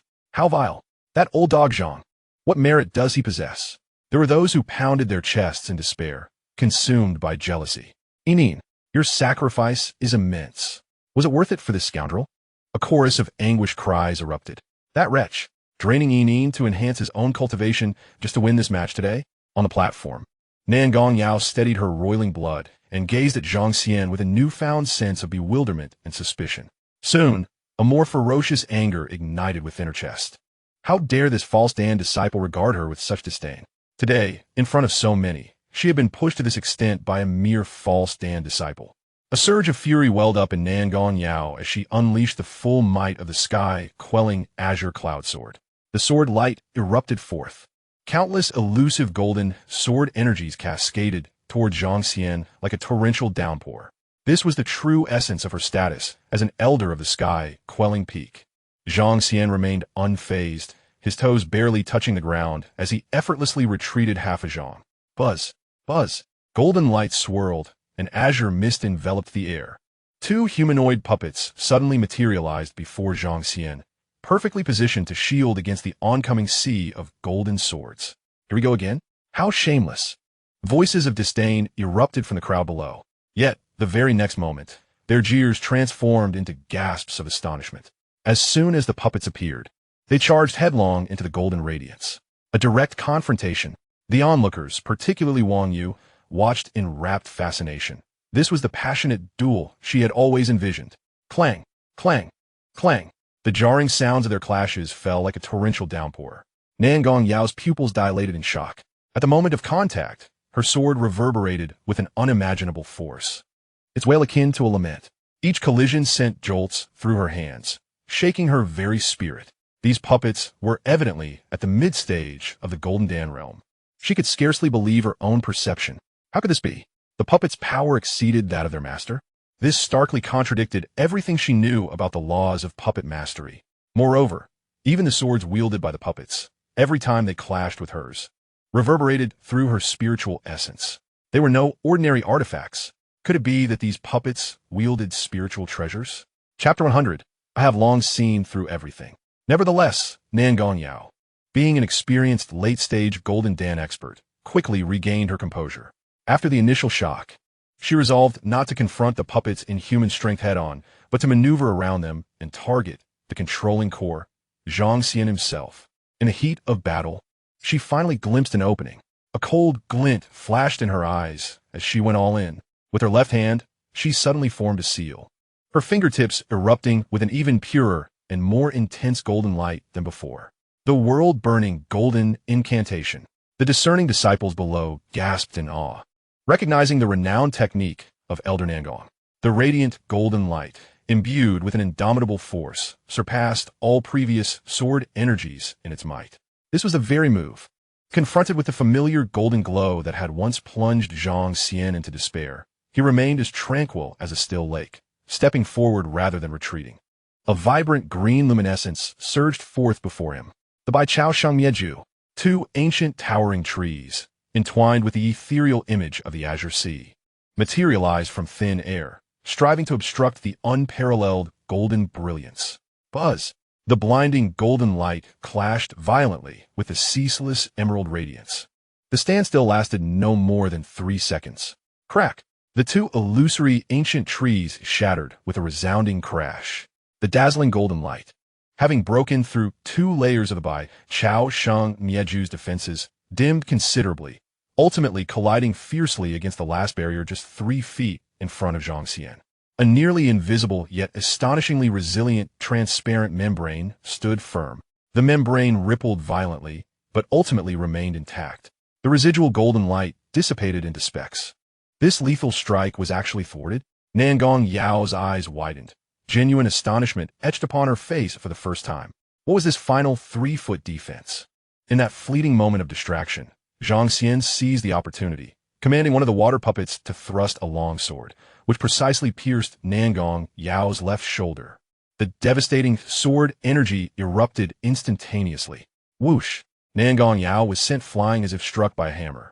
A ghastly spray of blood erupted into the air like a crimson mist. At the brink of death, she forcefully suppressed the tumultuous surge of blood and spiritual energy. Disregarding the excruciating pain in her shoulder and the chaotic mana, resolutely shattering an ancient jade pendant she wore on her chest. Buzz! Several petal-like white light screens instantly enveloped her. Clearly, this was an exceedingly precious one-time treasure. Boom! Almost simultaneously, 2 long swords from the puppets struck fiercely against the suddenly illuminated light screens. The screens trembled violently, swaying precariously, cracks appearing on the surface, yet they did not shatter. The intense impact reverberated through the screens, injuring Nangong Yao once more. Spurt! Another mouthful of blood erupted, staining the inner surface of the screen. Her complexion as pale as paper. Her breath waned to an alarming degree. Her eyes filled with the terror of surviving a catastrophe and a trace of disbelief. The entire square fell into an extreme silence. All were awestruck. Was Elder Nangong truly being overwhelmed? Did you see? He hadn't consumed any elixirs. He fought solely with his own strength and those unimaginably extravagant weapons and tools. Damn, the talismans wielded by the old rascal Zhang must be of a high grade. Likely Earth-grade talismans. The expenditure is probably worth 10 times the ultimate championship reward. This is utterly reckless. Countless hearts roared in unison. Moreover, Elder Nangong's precious treasure was being expended on the martial stage. What a tremendous waste. It must be a life-saving artifact. I understand now. Suddenly, an excited voice erupted from the crowd, belonging to the long-absent Lu Renbing, Zhang Xian's erstwhile close friend and a renowned novelist of the Yunmia sect. His voice trembled with fervor as he exclaimed, Zhang Xian, this is intentional. He is undoubtedly a master tactician. Oh, what do you mean by that, junior brother Lu? A curious onlooker quickly interjected.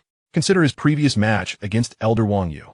Why did he resort to such a weak and protracted tactic, ultimately leading to a defeat? It was all to capture Elder Wang Yu's attention. to plant the seeds of a lasting impression, creating opportunities for future engagement. This is the first step of conquering softness with strength, of entwining emotions through entanglement. And what of the aloof and proud elder Nangong before us? Lu Renbing asserted with increasing conviction. He seeks conquest.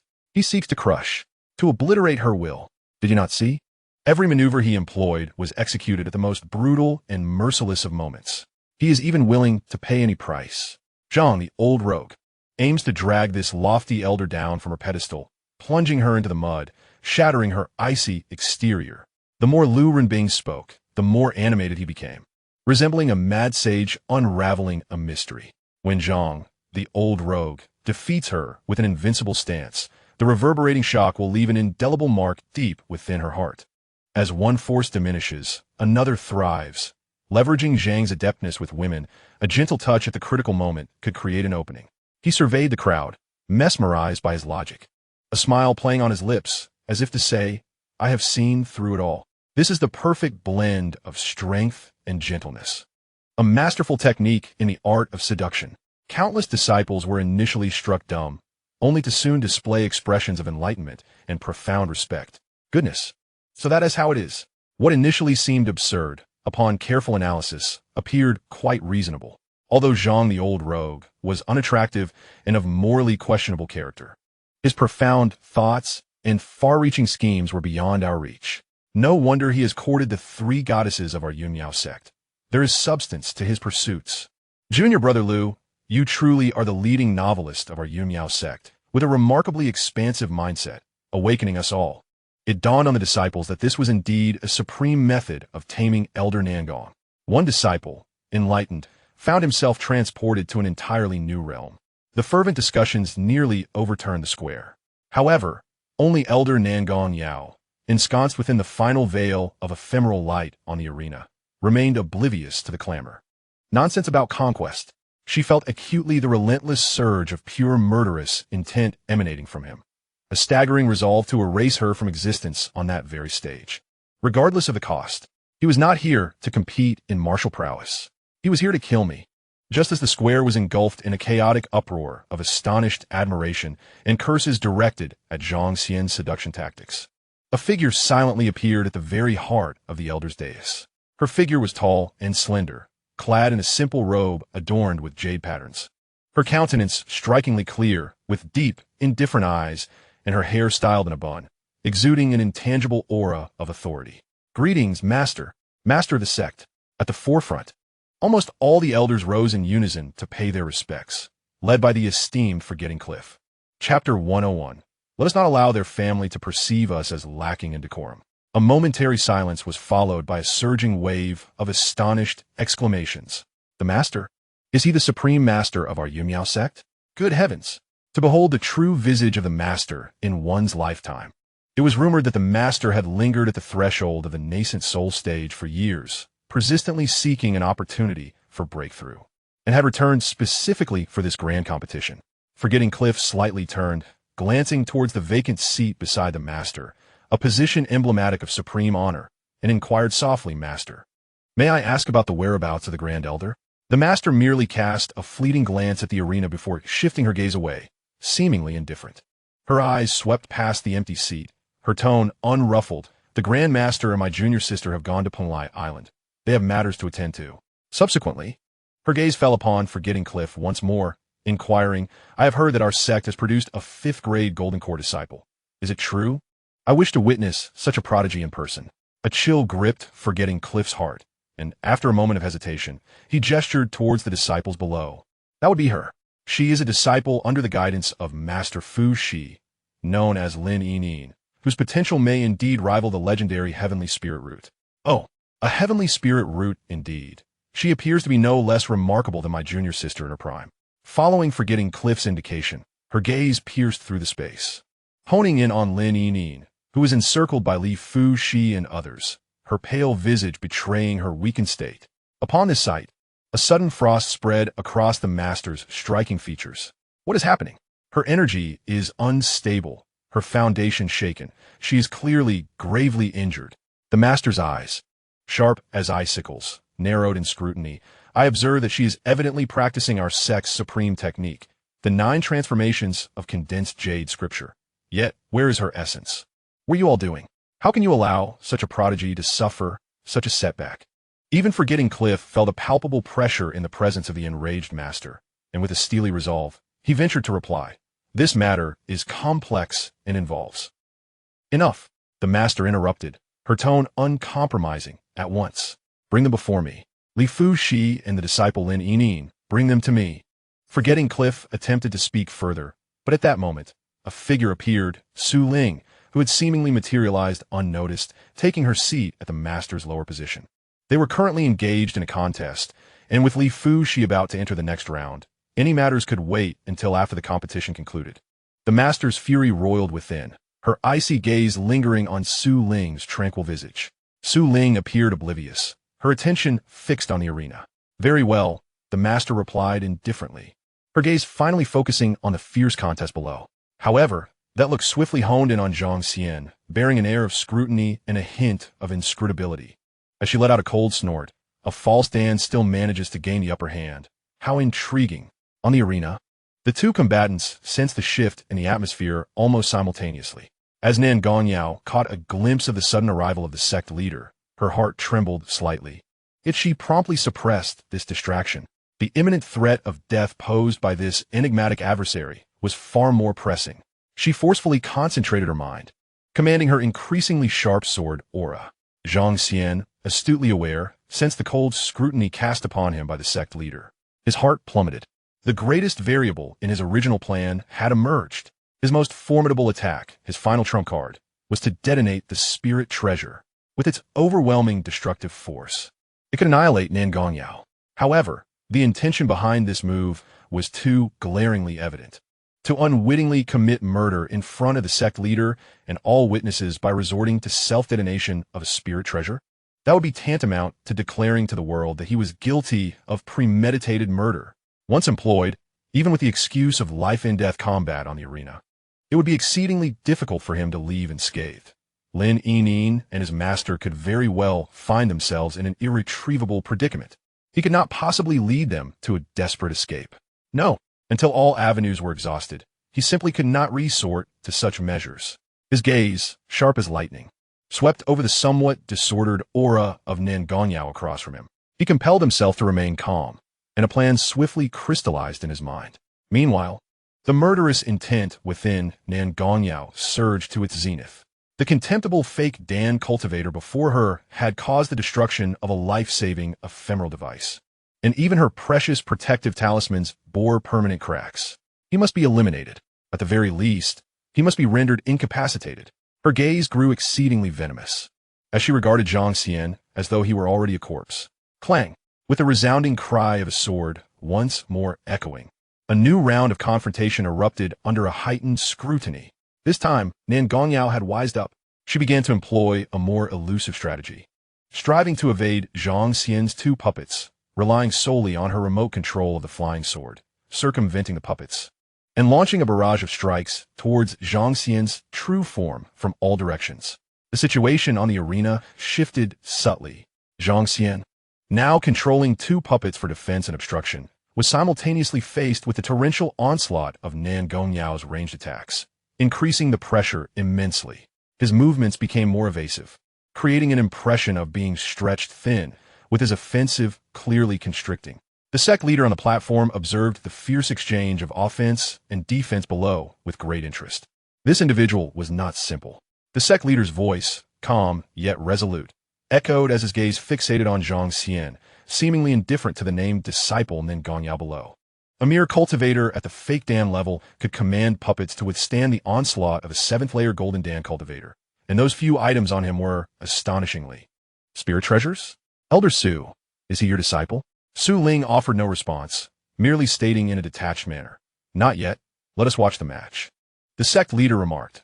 She yearned to erupt in frustration, yet regrettably, the Yunyao sect pair of Yuan-Ing puppets was beyond her confrontation. Who is this young man? The sect leader's gaze shifted towards the side to Wangya. Wangya could only explain, returning to the sect leader, this young man's name is Zhang Xian. Upon investigation, he hails from a lavish hidden realm, being the young master of that realm. His family maintains substantial ties with the Yunshang Pavilion, being one of their key partners. Before joining the sect, Lin Yining, who held the rank of a 5th-grade golden core, had already established a marital bond with Zhang Xian.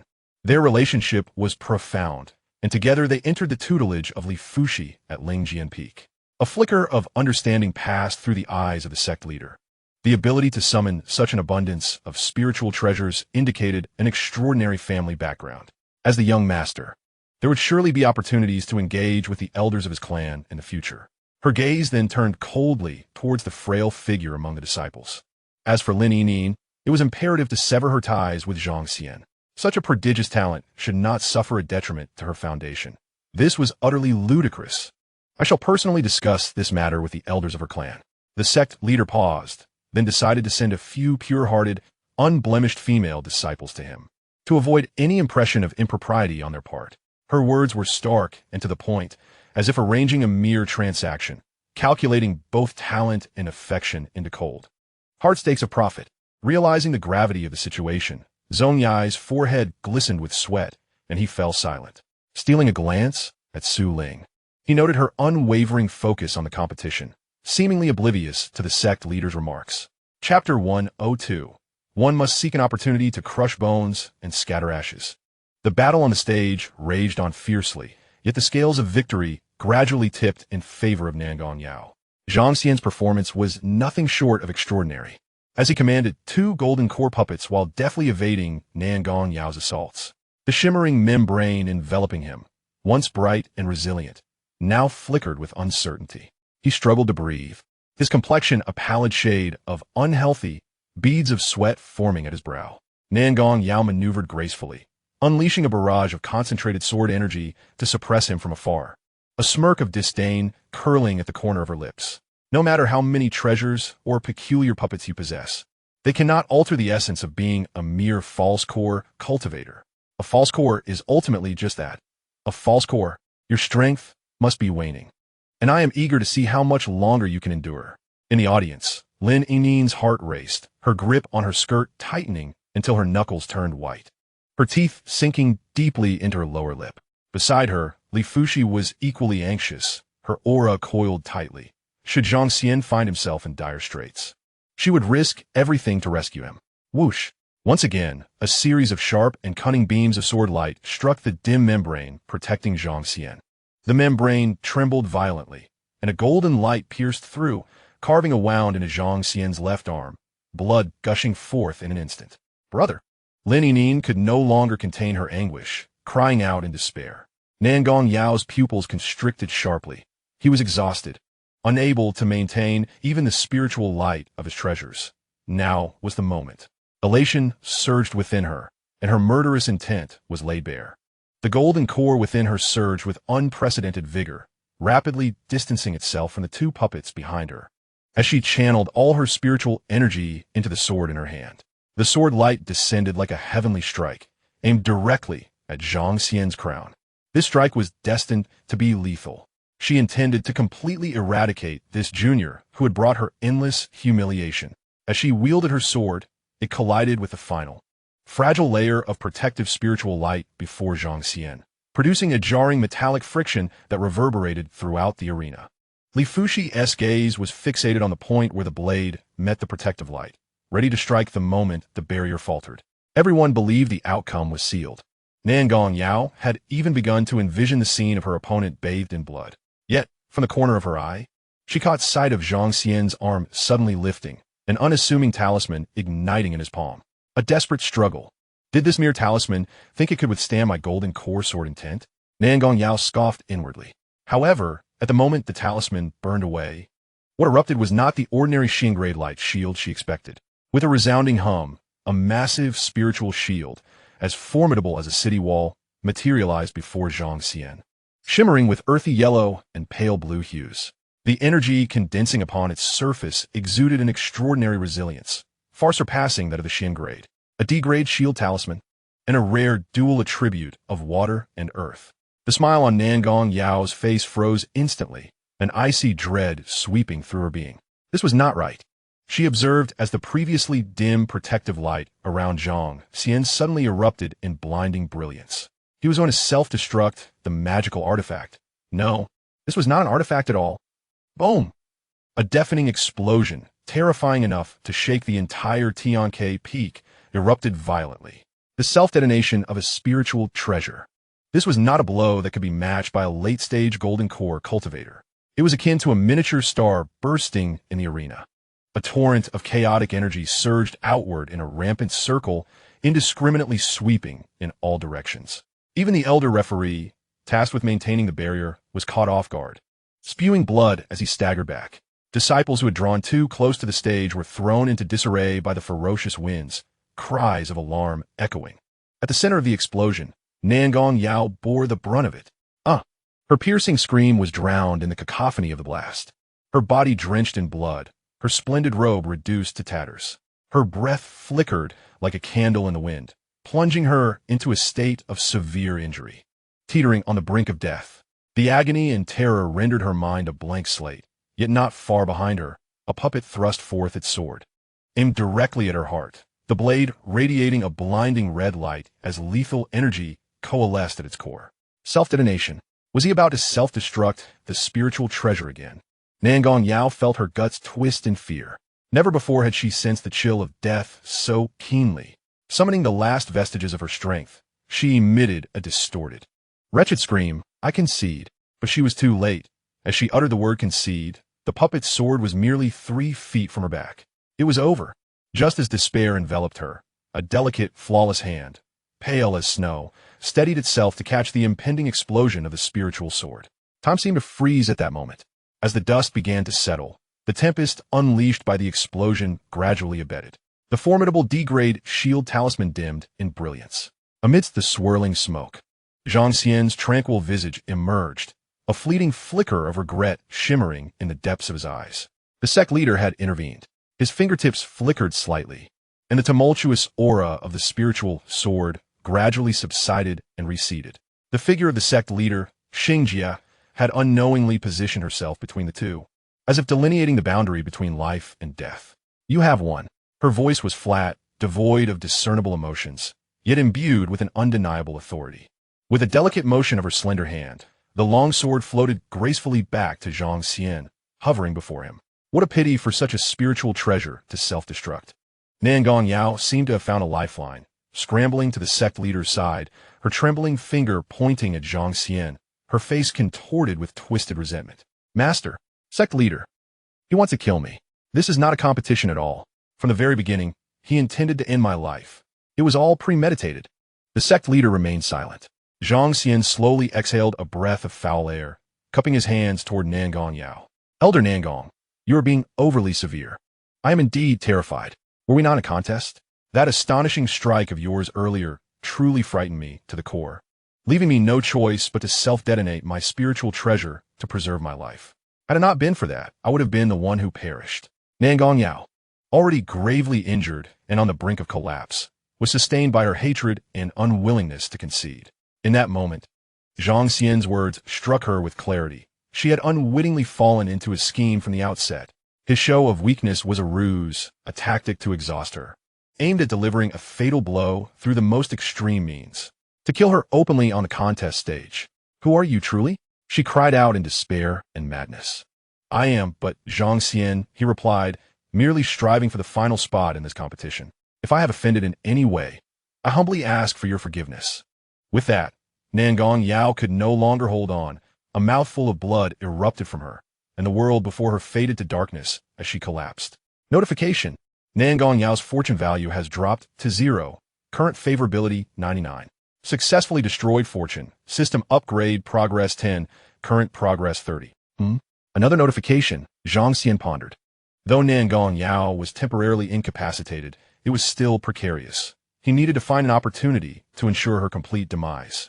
The sect leader's inscrutable gaze lingered on Zhang Xian's face for a brief moment before she averted her eyes, stating calmly, "Let the next match continue." With that, she shimmered and reappeared in the main seat of the high platform. Throughout the ordeal, she had not cast a single glance at her named disciple, Nangong Yao. Chapter 103. This is also a way to express affection. Only then did the disciples responsible for medical aid awaken from their stupor, hurriedly rushing onto the stage to carefully lift the gravely injured and unconscious Nangong Yao, hastily departing to provide her with treatment. In the stands, after a deathly silence. The sound of countless swallowed breaths echoed. The disciples exchanged glances, feeling a chill in their limbs. Is he not utterly ruthless? I feel as though Elder Nangong has been thoroughly crippled. How could Zhang the Elder Demon do such a thing? Junior brother Liu, is this truly the art of controlling women? It seems rather exaggerated, doesn't it? The renowned author Liu Renbing felt a tinge of unease. Perhaps Zhang Laoma had a penchant for such matters. Some individuals possess a proclivity for sadistic tendencies, and this too can be a manifestation of affection, or so it seems. Those nearby instinctively shuddered. Previously, they only recognized his lascivious nature, but now he appeared both formidable and perverse, necessitating a more cautious approach in conversation. Observe senior sister Yin, her face drained of color. Alas, one cannot fathom the torment that may befall her in private. When shall we aid them in escaping this sea of suffering? The cacophony of discussions buzzed around them, and the gazes directed at Zhang Xian had decidedly shifted, intertwining reverence, fear, curiosity, and disdain, thereby solidifying his identity. Lin Yinin beheld Zhang Xian as he descended the arena, her eyes brimming with concern, while Li Fushi's expression mirrored a similarly intricate ambiguity. Zhang Xian, regarding the two fair maidens with a composed smile, reassured them, "Do not worry. Merely a slight soiling of my garment. Soon, the esteemed Xianxia restored portions of the damaged arena's array, standing upon the stage as she announced. Next is the championship battle of this year's 72 Peaks Conference, featuring Li Fushi against Wang Yu. Given the prior damage inflicted by Zhang Xian and the injury sustained by the referee, there was no choice but to appoint the capable Xianxia as the impromptu judge. The championship match held no suspense. Although both Li Fushi and Wang Yu were of the 6th tier, Li Fushi's spiritual root, aptitude, and treasures far surpassed those of Wang Yu, resulting in a crushing display of dominance that led to her triumphant victory.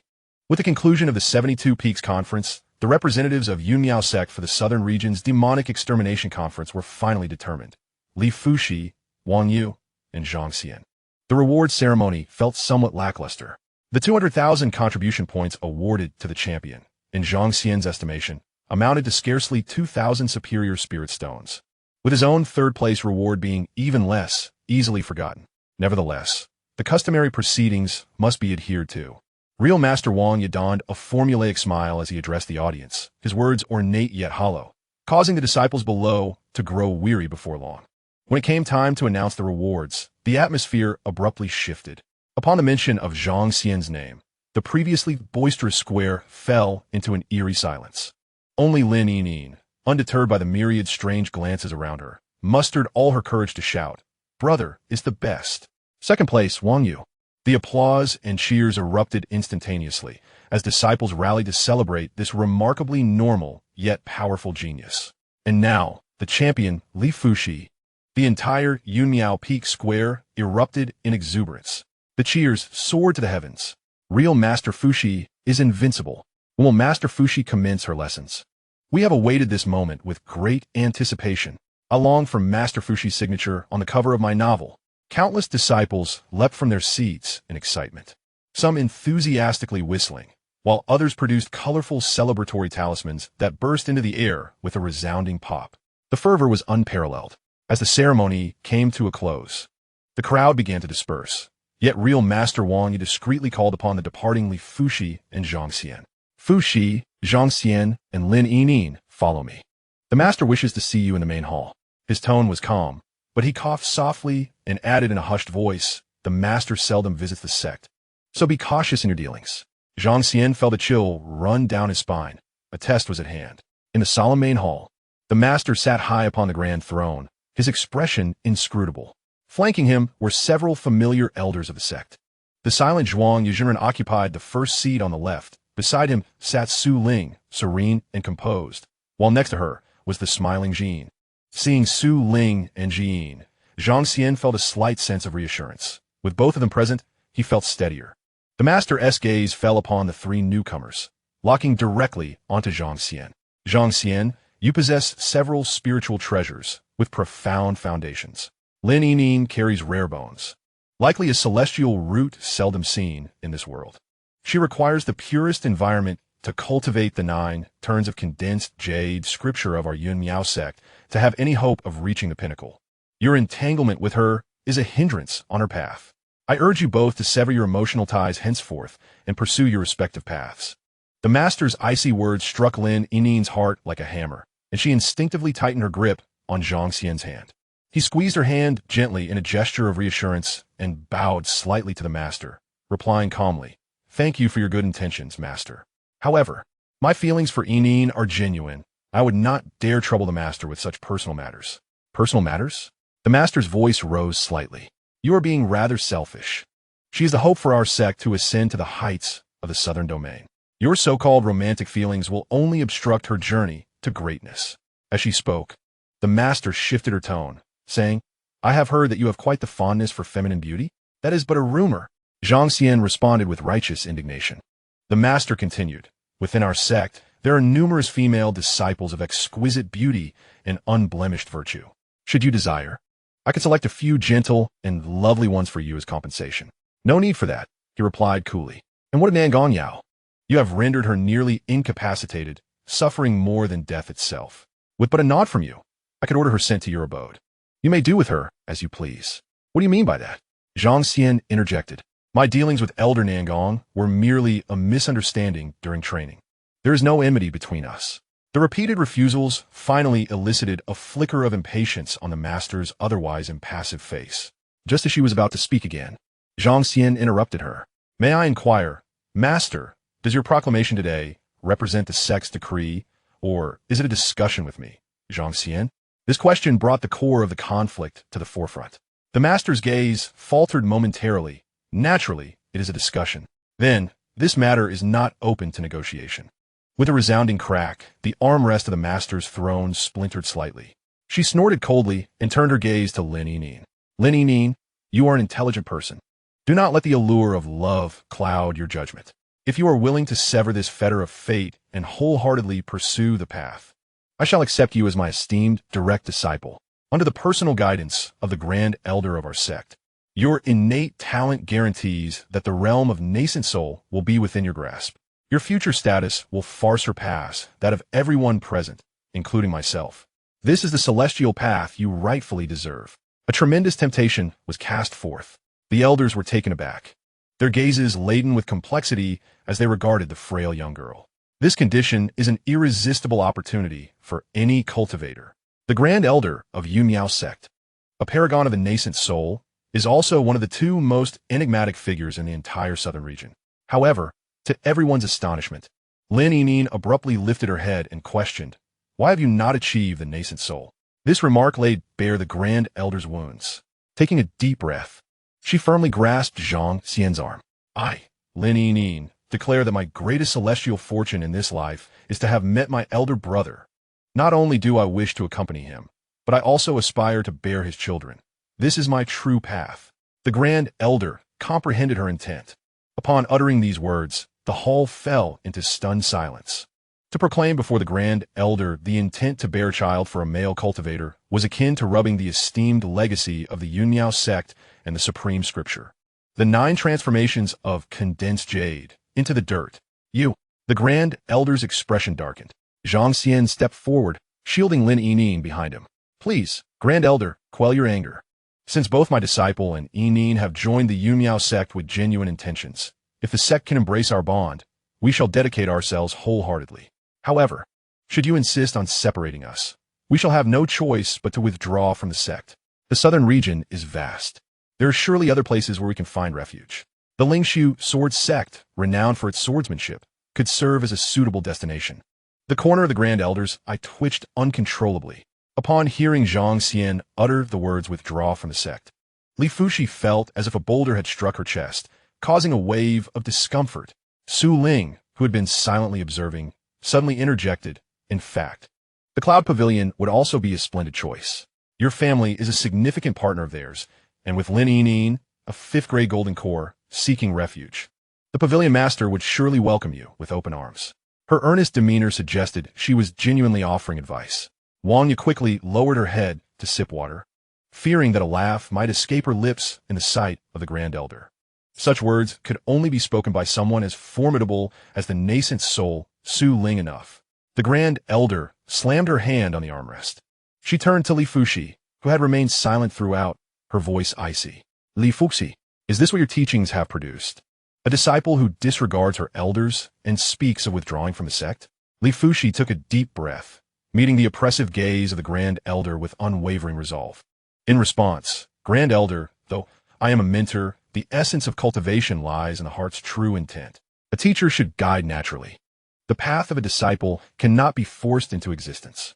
Zhang Xian couldn't help but regard his master with newfound admiration, wishing to retract his previous words. His master was not simply a figure of grand stature. She had evolved and now spoke with eloquence. Though he barely grasped the full meaning, it undeniably sounded impressive. Very well. Excellent. The Grand Elder's fury transformed into a chilling smile. Zhang Xian, I shall consult with the elders of your clan regarding this matter, and we will deliberate further on it in due course. She let out a cold huff, her figure suddenly transforming into a wisp of icy shadow, dissipating upon the seat of the sect leader. The meeting concluded on an ungracious note. Wang Yu escorted the group to the entrance of the main hall, gently patting Zhang Xian on the shoulder, advising him not to take it to heart, as the sect leader would likely retreat into seclusion again soon. Zhang Xian cupped his hands in appreciation. To be fair, Wang Yu had indeed been quite considerate towards him. Following this, Wang Yu appeared somewhat hesitant, adding, I hope you will grant Elder Nangong a chance for redemption. Such matters are well understood by those with discernment. Wang Yu was aware that Nangong Yao, typically arrogant and high-minded, had likely offended Zhang Xian's family in some way. However, given their shared ties as fellow disciples, he did not wish to witness their conflict escalate to a point of no return. Zhang Xian smiled faintly, not directly addressing his remark. It would require Elder Nangong to spare me as well. The group then took to the skies on their flying swords, leaving Wang Yu to watch their retreating figures with a heavy sigh. The background of this young man, Zhang Xian, was shrouded in mystery. Those associated with him experienced dramatic increases in talent. Now that he had achieved the golden core stage, albeit merely a false core, he was capable of stirring the winds and waves across the southern region. As shimmering lights streaked across the sky, the three returned to Zhang Xian's flying vessel. Inside, the warm jade radiated light, yet the atmosphere remained tense. Li Fuxi bore a worried expression, admonishing, Zhang Xian, you were somewhat impulsive today. The sect leader came personally, and you dared to strike so ruthlessly. She had been on the verge of the nascent soul stage for nearly 500 years, seeking an opportunity for breakthrough. And your strategies on the martial stage certainly did not escape her keen perception. Zhang Xian, however, felt little disappointment. If this instance did not yield results, there would always be another chance. I have heard that Nangong Yao still holds the title of a named disciple of the sect leader, but from what I witnessed today, that title seems rather insubstantial. Li Fuxi nodded, a flicker of complexity in her eyes. Indeed, the sect leader is solely focused on her own path and the sect's advancement. In the past, Nangong Yao acquired her status as a named disciple through her own contributions, and there was no true master-disciple bond between them. Zhang Xian chuckled, finding it preferable this way. Without the sect leader's protective umbrella, it would be much easier for him to take action against Nangong Yao. Nowadays, armed with numerous spiritual treasures, he was no longer the vulnerable mortal he once was. On the martial stage today, he had not even revealed many of his abilities. If he could unleash his full strength, the earth-grade talismans and spiritual treasures would be sufficient to crush her utterly. Lin Yinyan's large eyes reflected her unease. Earlier in the great hall, she had mustered all her courage, but now she felt somewhat apprehensive. Brother, what if the sect leader truly breaks through to the nascent soul stage? She values the 9 turns condensing jade scripture so highly and despises our relationship so much. What shall we do if she forces us apart again? Do not worry. The sect leader will not achieve the nascent soul. Why is that? Both Lin Yin and Li Fuxi inquired simultaneously. Li Fu undicesimo adid. Although the sect leader has yet to break through, she effortlessly caught your spiritual treasure sword with one hand today, far surpassing the comprehension of an ordinary golden core cultivator. Why are you so certain she cannot reach the nascent soul? Zhang Xian wore an elusive smile at the corners of her lips, for she lacked the fortune points. By now, she had developed a vague understanding of these fortune points, realizing that they symbolized potential for growth rather than one's current standing. The headmaster, not being favored by fortune, likely indicated that her path in cultivation had reached its conclusion. Fortune points? Lin Yinyan and Li Fuxi exchanged puzzled glances, indicating their lack of comprehension. Zhang Xian, however, did not elaborate further and casually remarked, "Why ponder so much? If all else fails, I shall confront her directly and take the two of you along to traverse the vastness of the world." "Absolutely." Lin Yinyin enthusiastically raised both hands in agreement. "Nonsense." Li Fuxi, her cheeks tinged with a subtle blush, cast an admonishing glare at Zhang Xian. "Who would wander the world with you? I am a master of Lingjian Peak. I still have to restore the glory of our sect. Indeed, thinking too far ahead is futile." Zhang Xian chuckled, shifting the topic. "My master and I must prepare for the demon-subduing conference to bring honor to our sect. No matter how domineering the headmaster may be, she won't trouble us at this time." Upon mentioning the demon-subduing conference, Li Fuxi's expression turned solemn. She lowered her gaze, gently caressing the long sword hung at her waist. Indeed, there were many tasks awaiting her. She needed to restore her honor in the Southern Region martial arts competition and eradicate the evil forces to avenge her master. Chapter 105, Flowers at Month's End. In a serene chamber on Tianke Peak of Yunmiao sect, Nangong Yao lay languidly on a mat. Her once vibrant features now pallid and ashen, her breath feeble, each inhalation straining her shattered foundation. Without warning, the temperature in the chamber plummeted, and Headmaster Xianxia emerged from the void. Nangong Yao abruptly opened her eyes, struggling to rise and pay her respects. "Master." The headmaster's icy gaze swept over her without a hint of emotion. She raised her hand, and a jade-green pill gracefully landed on the cold jade table before Nangong Yao.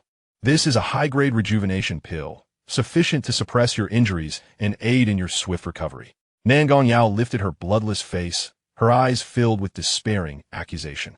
"Master, my golden core foundation has been damaged, my path nearly severed. That Zhang Xian is intent on killing me. I beseech you to seek justice for me." The headmaster's expression remained unyielding. "I ask you, what enmity do you hold against this Zhang Xian?" Nangong Yao instinctively shook her head. "Disciple does not know when I have offended him." She pondered deeply, and suddenly, a spark of realization flashed through her mind. Disciple recalls, "I once encountered him near the Demon's Nest secret realm. He seemed to be connected to the small world of Elder Xianxia." A flicker of icy light briefly glimmered in the eyes of Headmaster Xianxia. She immediately recalled the events of years past. This disheveled, named disciple had indeed brought Xianxia back from a mundane small world, earning her the status of a named disciple through that merit. However, Xianxia had ascended over 200 years ago, while this Zhang Xian, judging by his age, could not be over 150. Sharing the same surname, could he be a descendant from her junior's homeland? Nangong Yao keenly detected the subtle shift in the sect leader's gaze, akin to clutching the last straw of hope. She lowered her posture, adopting the most pitiful and helpless demeanor, and whispered, "Master, it was you who personally commanded me to eliminate that mortal connected to Master Xianxia, to prevent him from being ensnared by worldly ties. This scheming celestial being intends to harm me, and it is likely related to this very matter." Silence. The sect leader's countenance darkened. "This matter must remain buried within me. If a third party learns of it, you are well aware of the consequences." After a moment, her tone softened slightly. "You should focus on recuperating from your injuries. I will find a way to assist you in mending your damaged spiritual roots." She paused again and added, "Cast aside your futile resentment. Do not entertain thoughts of revenge. Zhang Xian's origins are shrouded in mystery, and Lin Yinyin by his side possesses unparalleled talent. Such a prodigy will surely be taken under the wing of the elders in due time." Her warning was unmistakable. With that, she stepped forward, her figure transforming into shards of ice, dissipating within the tranquil chamber. An overwhelming sense of disappointment and chill extinguished the last flicker of hope within Nangong Yao. The sect leader's words resounded clearly, revealing that her life and path bore no significance compared to the potential value of the enigmatic Lin Yinyin behind Zhang Xian. The notion of mending her spiritual roots was merely an empty promise. She was acutely aware of her master's cold indifference. Her earlier belief that ascending to the sect leader's favor would smooth her path to cultivation was nothing but naive wishful thinking. Apart from a hollow title as an elder of Tianke Peak, she had gained nothing. A torrent of hatred surged within the depths of Nangong Yao's soul, directed not only at Zhang Xian, but also imbued with profound resentment towards her master. "I will personally see to your demise," she vowed, engulfed in boundless enmity, unaware that dark, sinister tendrils were quietly creeping in her once dim eyes. 1 month later, outside Yujing City, 3,000 miles away. A dim golden light streaked across the sky like a shooting star. Suddenly, two ghostly figures appeared without warning, blocking the path of the golden light. The light abruptly halted, revealing Nangong Yao, who at this moment appeared exceedingly feeble. Ever since the sect leader's departure, she had realized that she could no longer remain in Yunmiao sect. Death at Zhang Xian's hands was inevitable. It was better to escape the southern region and seek an opportunity for vengeance elsewhere. She gritted her teeth against the pain of her golden core, determined to flee, only to find herself obstructed by two strangers after more than half a month. Who are you, fellow cultivators? What is the purpose of this obstruction? Alarm bells rang in her mind. Her injuries had yet to heal, leaving her in a vulnerable state. One of the shorter, stooped figures in black robes stirred, and a raspy, dry voice emerged from beneath the hood. Tiske, is this the reward for which you had us waste half a month waiting? A mere golden core female cultivator with a shattered foundation and severed path? Nangong Yao's heart plummeted. The newcomers bore ill intentions. Ha, brother Qianji, do not be hasty, came the response. Another figure cloaked in black slowly spoke. His voice deep yet imbued with a peculiar soothing quality. Nangong Yao's heart skipped a beat as a vague sense of familiarity surged within her. Whose tone was this? Her mind raced, yet the chaos of her injuries and lingering hatred clouded her thoughts, rendering her unable to recall. Just as Nangong Yao's spirit was shaken to its core, a voice laced with mirth emanated from the figure. Nangong, my friend, you seem to be well. He slowly lifted his hand, casting aside the hood that shrouded his face. A remarkably handsome young man, his lips curved in a smile, was revealed beneath the blood-red sunset. Is it you? The moment she recognized that face, it felt as though thunder struck her. Her pupils constricted to pinpricks, her complexion drained of color. How can you still be alive? You clearly died. Didn't you? The young male cultivator's smile broadened, and as he spoke, layers of dense, dark threads suddenly materialized in the depths of his gaze. At the instant those dark strands manifested, it was as if Nangong Yao experienced a deadly resonance. The last vestiges of clarity in her eyes were swiftly replaced by frenzied brutality and hatred. The whites of her own eyes became uncontrollably ensnared by the encroaching black threads. Why? How unjust is the way of heaven? Her voice was hoarse and piercing, filled with boundless resentment and unwillingness. I have sought to avoid the Yunmiao sect. Why must you obstruct me? Why?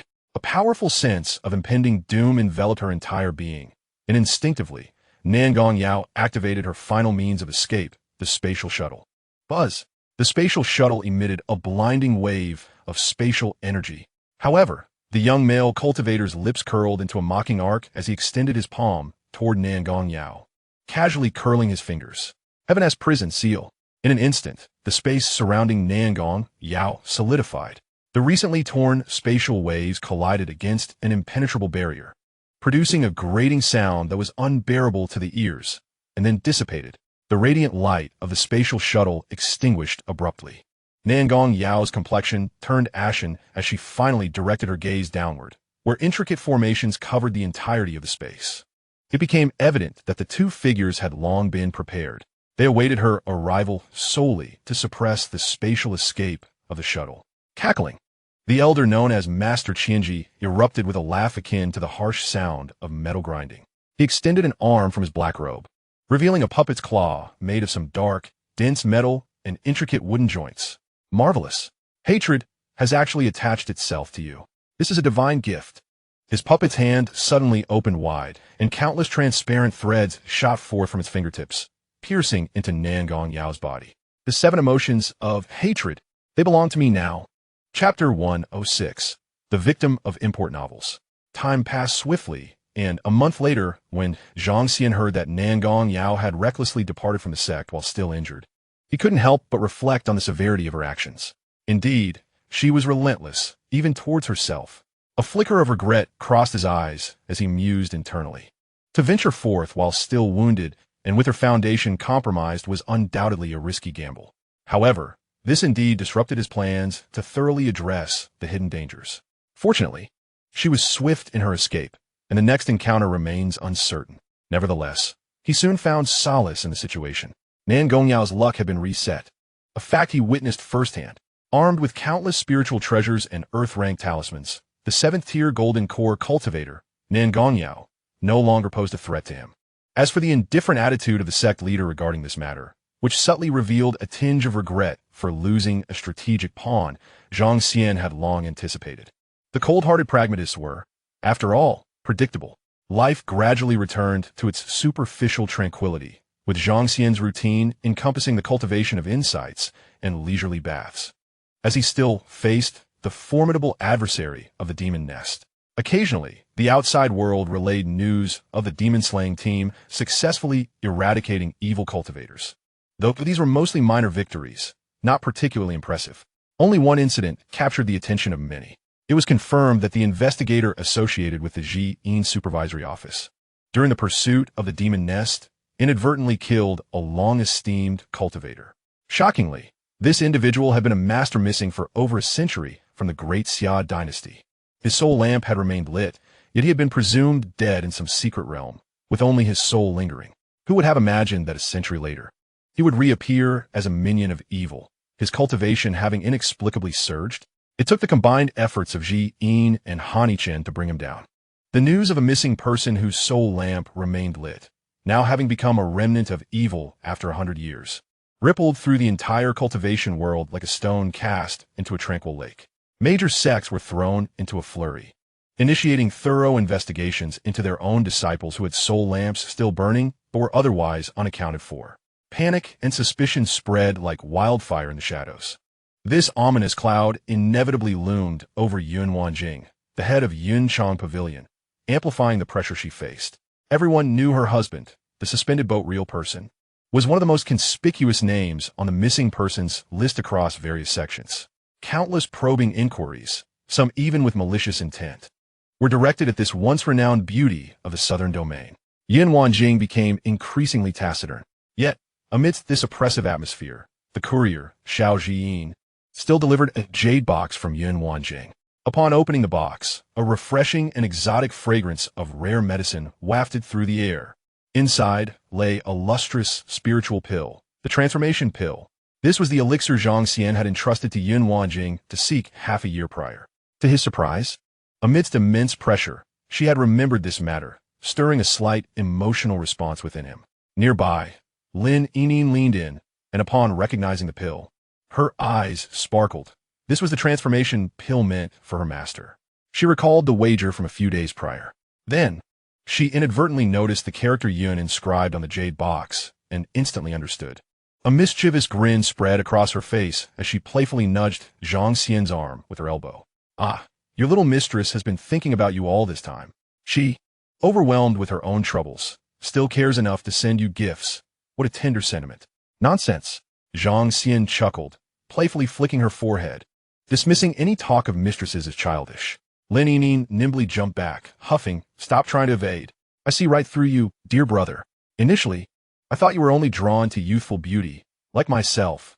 But then, I noticed your interest in sister Lu Xian, that innocent female cultivator. And later, oh my, even master, with her grand presence, she gestured dramatically, and her alluring confidence captivated your attention as well. With her hands on her hips, she wore an expression of revelation. The last time I read that book, The Wild History of Daliang, I discovered that you're nothing but a hopeless romantic, enamored solely by beauty, overlooking all else. The audacious little girl. Just watch how I deal with you." Zhang Xian swiftly reached out, pulling the self-satisfied Lin Yining into his embrace, disregarding her startled protests, and tossed her onto the jade couch behind them. "How audacious! What do you intend to do to this lord?" Lin Yining feigned an escape. Meanwhile, within the tranquil confines of the hot spring chamber, Li Fuxi lounged against the white jade wall, allowing the warm, spirit-infused water to envelop her. She closed her eyes, attempting to circulate her energy, but her mind remained restless. They still haven't arrived. They must be indulging in their own antics. Li Fuxi Bota. An inexplicable irritation stirring within her, a feeling she found perplexing. Amidst this vexation, an uncontrollable image flashed in her mind. 2 years prior, in this very spot, she had boldly sought a kiss from Zhang Xian, the lingering warmth of their skins still palpable on her lips. Li Fuxi gasped as if scalded, snapping back to reality, shaking her head vigorously, her long, dark hair splashing against the water's surface. She had envisioned this moment more than once. "Li Fuxi, what are you daydreaming about?" Yours, master. What a disgrace. Her cheeks flushed a deeper crimson under the rising steam. To dispel these annoying thoughts, her gaze wandered to a book resting at the edge of the pool. This was one of the many novels Lin Yinyin had recently imported, reportedly from the Lingshu sword sect, titled The Condor Heroes.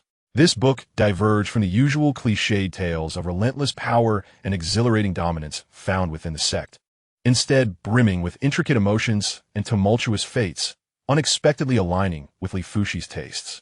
At that moment, she couldn't help but reach for the book, her fingertips gently caressing its exquisitely wrapped cover. The pages were slightly curled, clearly having been perused numerous times. The protagonist is admirable in every sense, passionate, resilient, and exceptionally gifted, but his affections for the women around him are overly tender, bordering on indiscriminate, Li Fushi murmured, her gaze lost in the swirling mist, her lips curving into a deeper smile.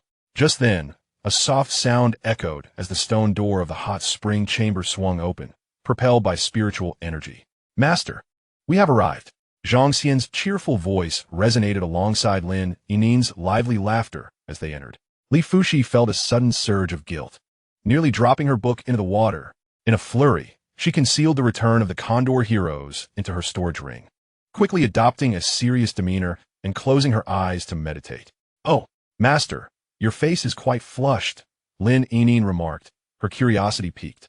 Li Fuxi, now opening her eyes with a hint of embarrassment, admitted, I feel a bit warm.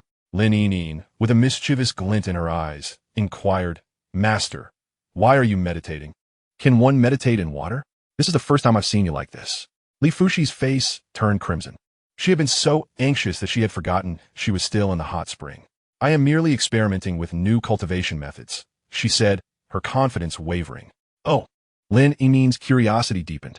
Li Fushi silently submerged her head into the spring water. Bubbles lazily floated to the surface. Chapter 107. We have time ahead of us. As time passed, the summons for the Southern Region Demon Slaying Conference arrived as scheduled. It was finally about to commence.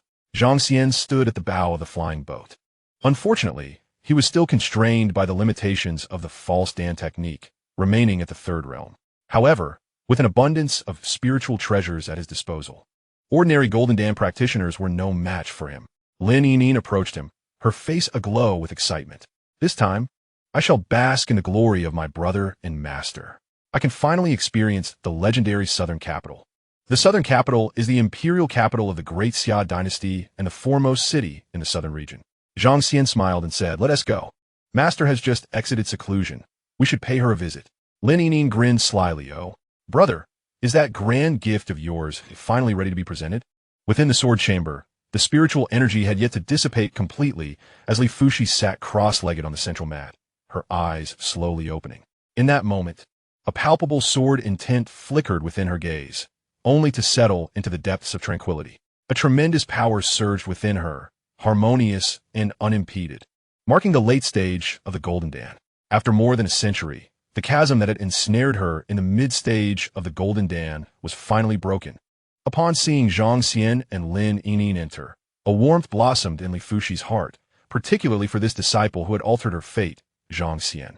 Without him, she might have long succumbed to despair from the deterioration of her Golden Dan, languishing in some nameless cave, exhausting her lifespan in a monotonous wait, reduced to mere dust.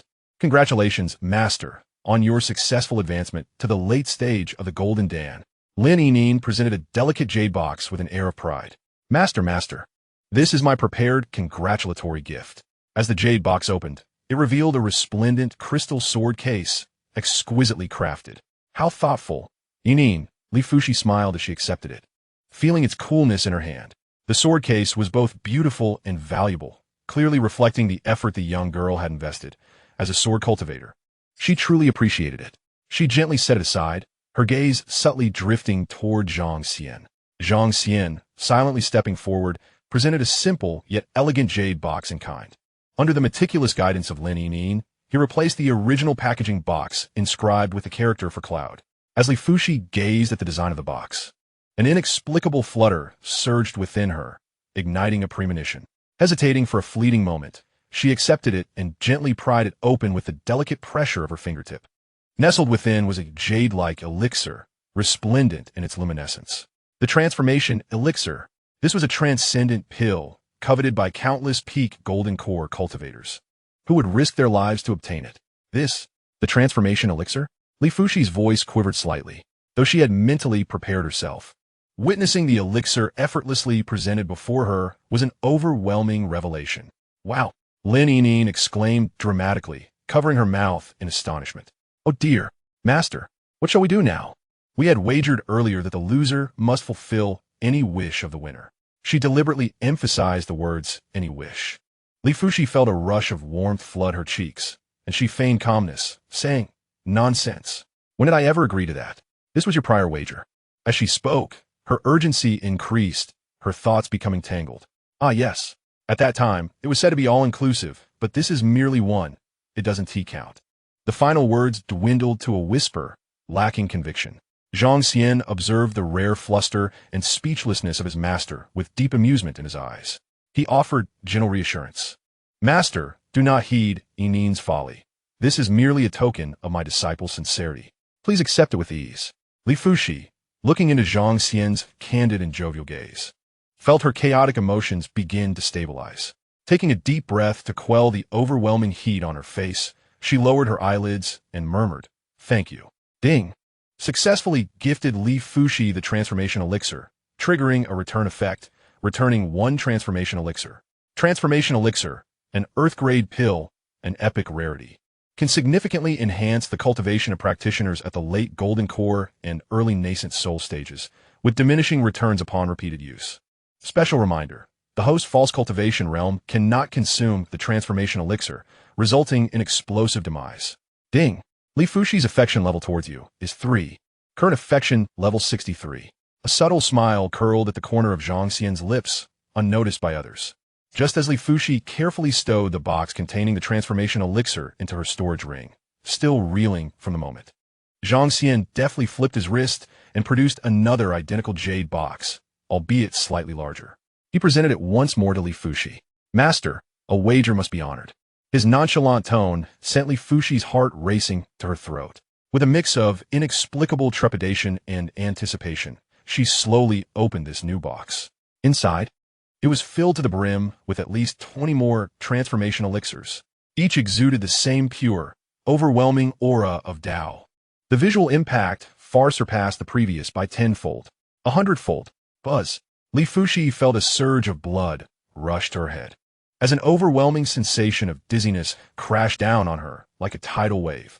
Li Fushi pointed at the dazzling box of transformation pills, her excitement rendering her nearly incoherent. Where did you procure such an abundance of transformation pills? By now, she had largely confirmed the truth behind Zhang Xian's hidden world. He was no mysterious young master, but rather a mere mortal who had ascended through cultivation. Yet, where did these resources originate to casually produce such an astonishing quantity of transformation pills? Not even the top families of Zhongzhou could afford this, let alone the southern region. Zhang Xian merely maintained his enigmatic smile, assuring her, there's no need to delve into their origins, my dear disciple. Just know that these pills are yours. Li Fushi pressed her lips together tightly, her fingers unconsciously twisting the hem of her garment. Ultimately, all her psychological defenses and modesty crumbled under the overwhelming presence of that box filled with transformation pills. Resigned, she closed her eyes, her long lashes fluttering slightly. I concede. The moment the words escaped her lips, she suddenly recalled something deeply embarrassing. Her cheeks flushing crimson. But my 9 transformations, she uttered before realizing the absurdity of her words. Wishing she could slap herself for even mentioning the 9 transformations of condensed jade scripture. Why did I bring that up? Li Fushi, what on earth are you thinking? This is tantamount to self-sabotage, handing your disciple ammunition.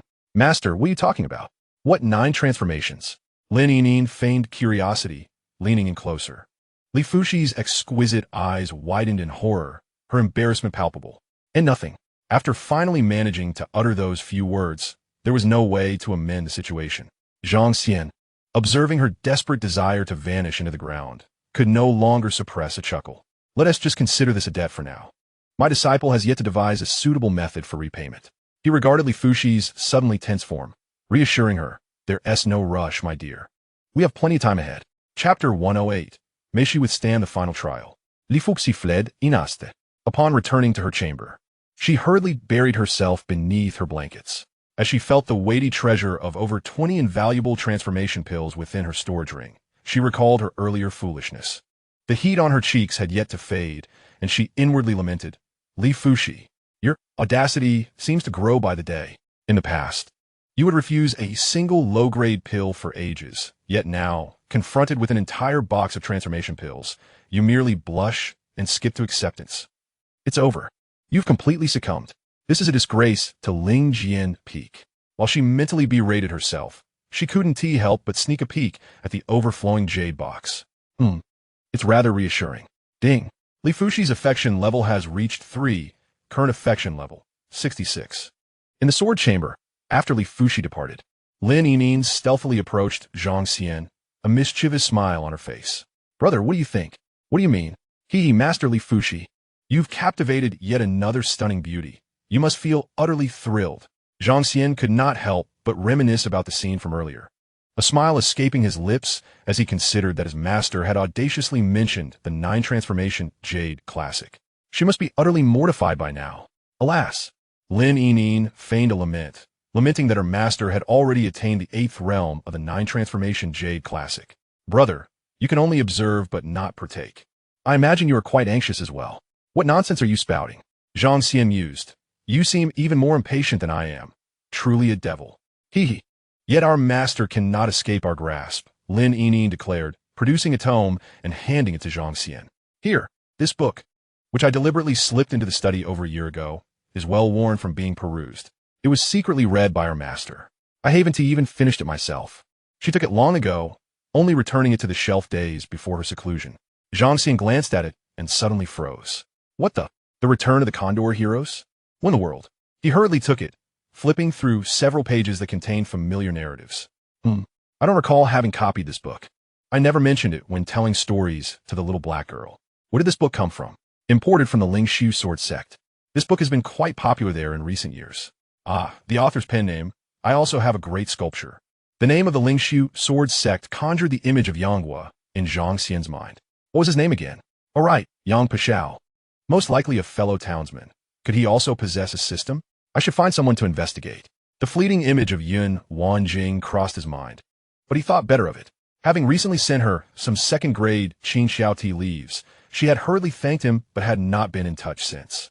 It seemed she was under considerable stress lately. It would be best not to trouble her.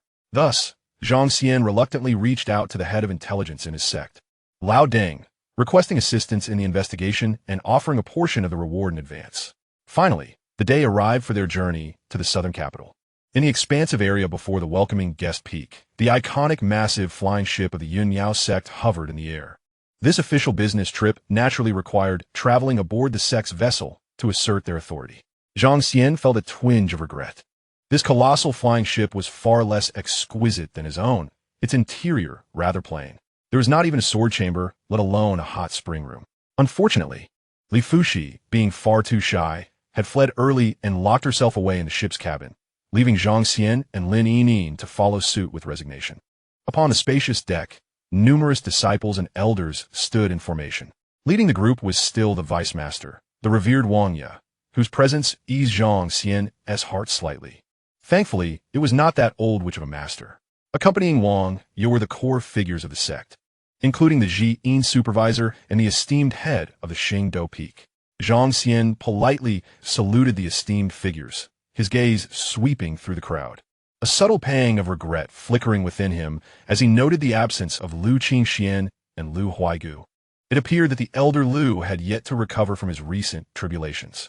Zhang Xian sighed inwardly, recalling Lu Huaigu's promise from 2 years prior, that upon his achievement of the Golden Core, a grand ceremony would be held for him and Lu Qingxian. Regrettably, the stars have dimmed, and both Lu Huaigu and Lu Qingxian have retreated into seclusion, leaving this matter unmentioned. After the Demon Exorcism Conference, it is still necessary to establish contact. The subsequent system upgrade progress has captured his keen interest. Among the fated women he is bound to, besides Lin Yining, whose favorability has surpassed 90 points, Lu Qingxian stands as the next highest with a favorability of 70 points. Opportunities must ultimately be forged. As the airship embarked towards the core realm of the southern domain, Nandu, The ensuing days unfolded with a remarkable tranquility. Zhang Xian chanced upon Li Fuxi once. She was engaged in discussions with Wang Yu regarding some details of the demon exorcism conference. At that moment, her expression was solemn, her visage cool and composed, exuding the dignified aura of a master. Lin Yining, accompanying as an observer, whispered playfully behind Zhang Xian, finding her master's serious demeanor quite amusing. A slight smile graced Zhang Xian's lips as he regarded Li Fuxi's flawless profile, reminiscing about the times he had playfully teased her, causing her cheeks to flush and her speech to falter. The stark contrast was exceptionally intriguing. The more she maintained her aloof demeanor, the more he yearned to witness the splendid expression that would emerge when that icy facade was shattered. As the airship sailed through the clouds, Li Fuxi endeavored to uphold her aloof persona. For reasons unknown, she felt the weight of Zhang Xian's piercing gaze upon her, causing a warmth to creep up her back. Fuxi's supervisor, from now on, I shall address you as Fuxi Master, Wang Yu remarked with a smile, extending his congratulations. Thank you for your concern, Master Wang.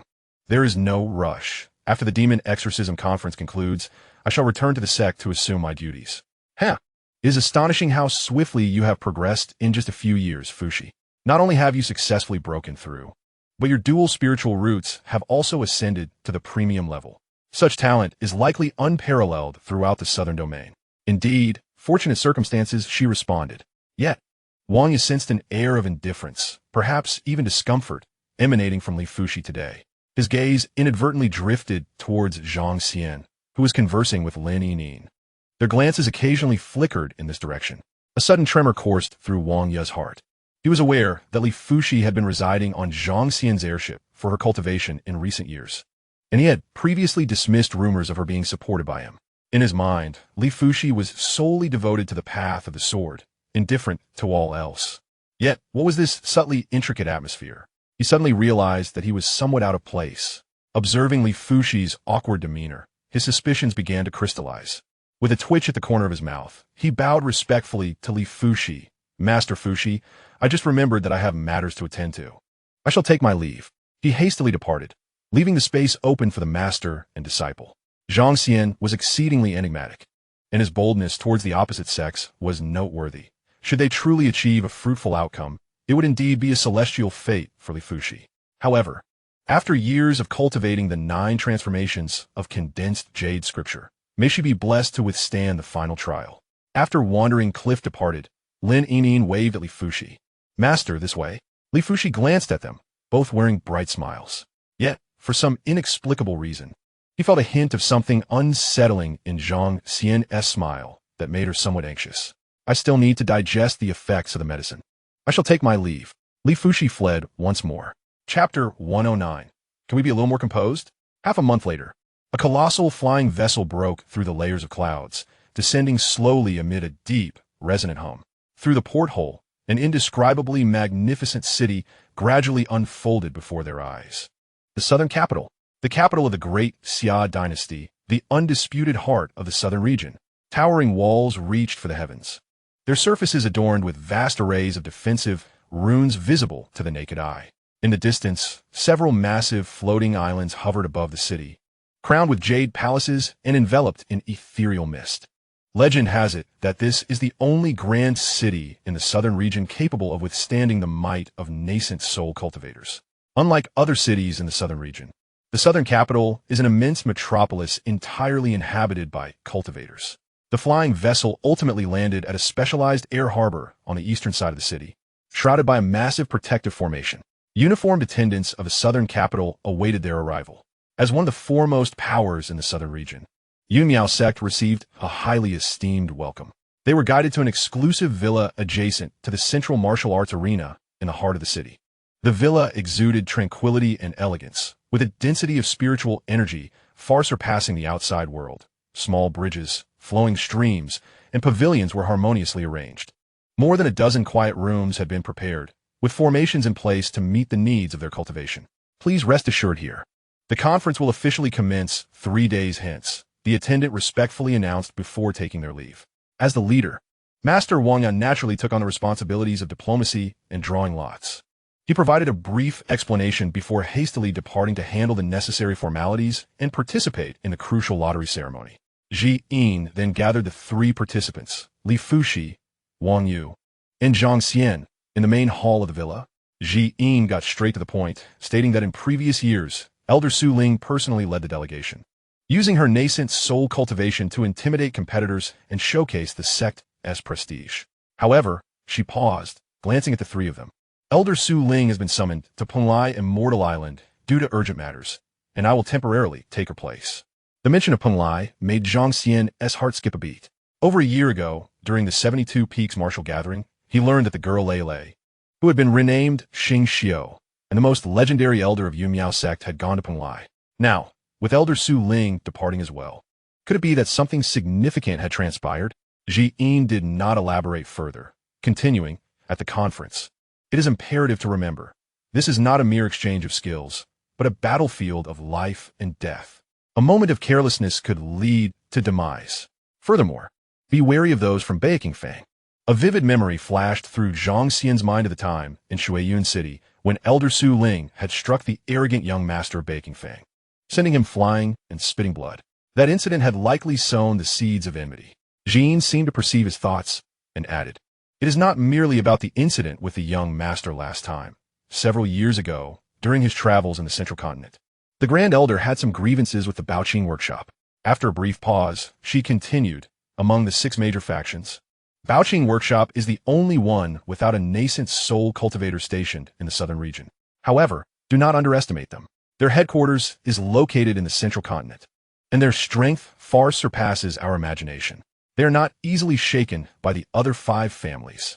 Should you encounter an insurmountable opponent, remember that Yin's gaze ultimately fell upon Li Fuxi, and it is wise to concede in a timely manner. Preserving oneself is paramount. Do not let momentary pride dictate your actions. Li Fuxi's delicate form quivered imperceptibly. Zhang Xian keenly sensed that Yin's words were directed specifically at her master, a reminder of the painful lesson from their last encounter. Master, Zhang Xian could not help but inquire softly, did you lose to someone from Baoqing workshop last time? She recalled that her master had suffered damage during the competition, yet the specifics eluded her.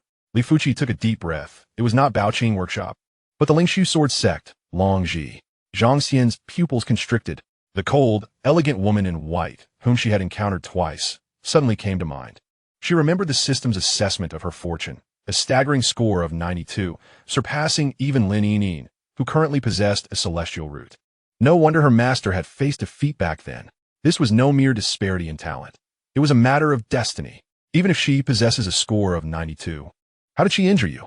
This time I shall seek justice for you, Zhang Xian declared earnestly. Yet, Li Fuxi slowly shook her head. It was not her doing. It was my own eagerness for victory that compelled me to forcibly invoke forbidden techniques in an attempt to turn the tide of the battle, ultimately leading to my own downfall. She clenched the hilt of her sword, determination igniting within her. But this time, I shall not repeat the same mistake. I will triumph over her. Zhang Xian was momentarily speechless, torn between laughter and tears. Her master was exceptional in many ways, but her unfounded confidence and stubbornness were perplexing. Last time at the Muling sect, she had recklessly invoked secret techniques in a headstrong clash. Could they not approach matters with a bit more prudence? Jin seized the moment to introduce the formidable adversaries further.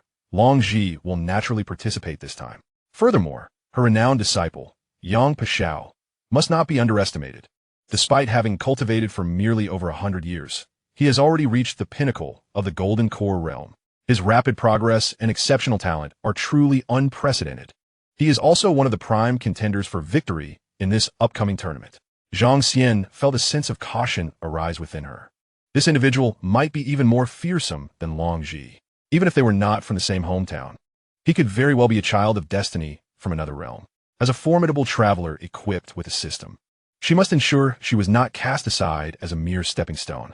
Lin Yinyin, ever obedient, presented a jade slip containing detailed information about the prominent contenders recently gathered by Yumiao sect. At that moment, the weary master Wang Ya returned, holding a jade booklet radiating a faint spiritual light. The drawing results are out, Master Wang Ya announced calmly, spreading the jade booklet on the jade table in the hall. Instantly, all eyes converged upon it. On the jade tablet, the names of 64 contestants are elegantly arranged on either side of the bracket. Zhang Xian's gaze swiftly traverses the names. Damn it, that scoundrel Wang Ya. Zhang Xian immediately spots his name in the first row of the left half. Zhang Xian, Yimiao sect, far left. Jian Chan, Shanshan Institute, second from the left. Hu Yinji, Baoqing Workshop, 8 from the left. Yang Pixiao, Lingshu Sword Sect, 18 from the left. Li Fuxi, Yun Miao Sect, 29th from the left. Wang Yu, Yin Miao Sect, 3rd from the right. Long Ji, Lingshu Sword Sect, 5th from the right. Nandu, North District. Exclusive villa of Baoqing Workshop. On a scenic terrace, the tall and elegant Yang Pixiao is toying with a white jade wine cup. He arrived in Nandu 3 days prior, having been invited by the young master of Baoqing Workshop, Hu Yinji, a few years ago during the Dan Appreciation Conference. Baoqing Workshop leveraged its substantial financial resources to procure an ascension pill from the Great Xia dynasty, establishing a bond of friendship between them. Yang Pixiao, however, holds little regard for the flamboyant Hu Yinji. Nonetheless, as the young master of Baoqing Workshop and one of the most renowned second-generation wealthy individuals in the southern region, he finds it acceptable to befriend him. Yet at this moment, his brow is slightly furrowed, as if shrouded in a layer of discontent.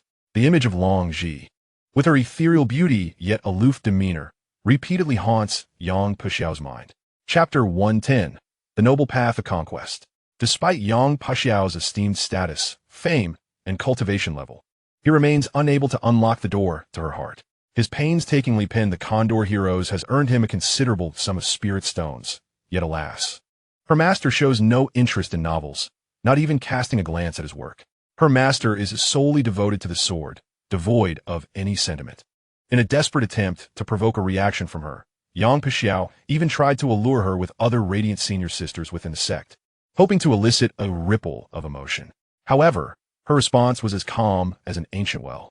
Ironically, it was he who faltered, indulging in pleasurable encounters with 2 of his junior sisters. This incident not only failed to alleviate his inner turmoil, but also left him with an indescribable sense of guilt when facing her master. As he is lost in his troubled thoughts, the intricately carved wooden door of the terrace is silently pushed open.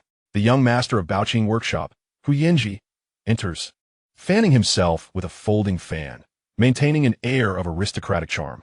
However, Yang Pixiao's attention is immediately captivated by the individual who follows him. This young man, strikingly handsome and bearing a resemblance to Hu Yinji, exudes an entirely different aura, while Hu Yinji's charm is flamboyant.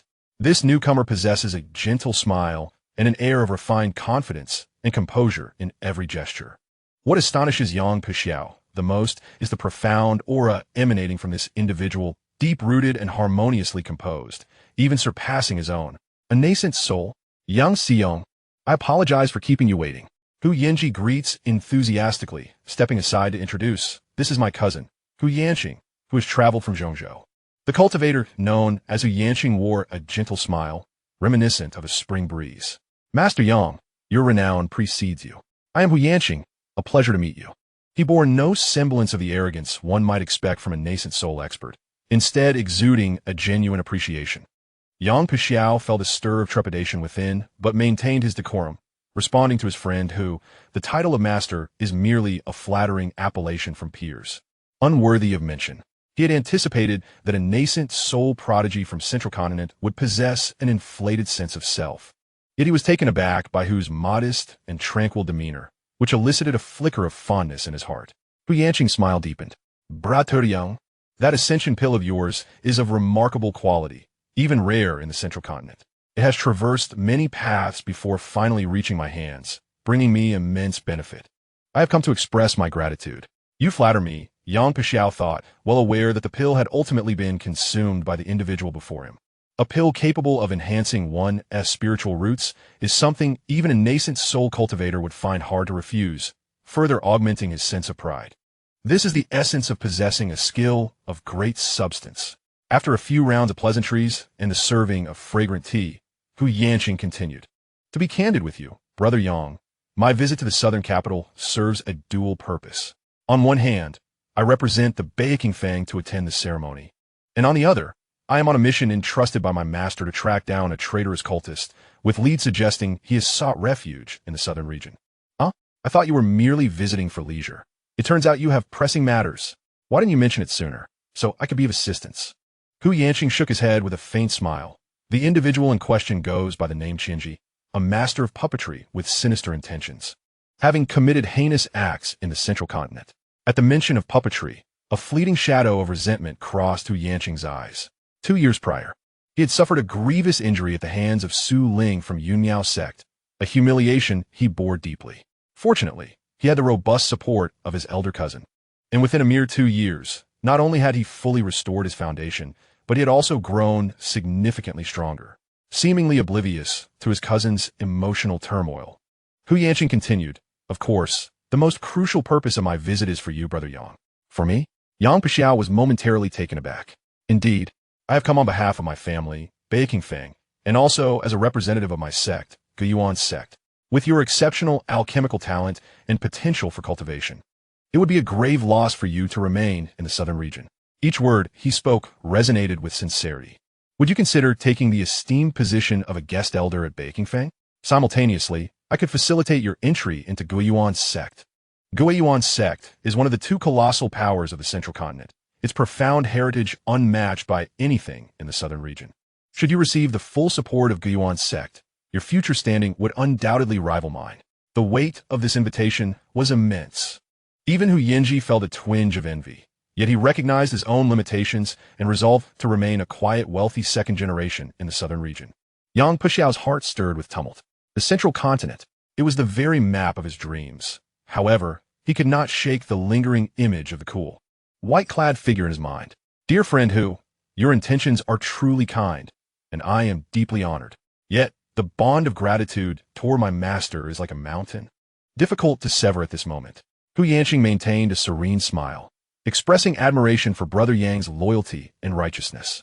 However, he shifted the conversation, remarking that your esteemed master, Long Ji, seems to show no special affection towards Brother Yang.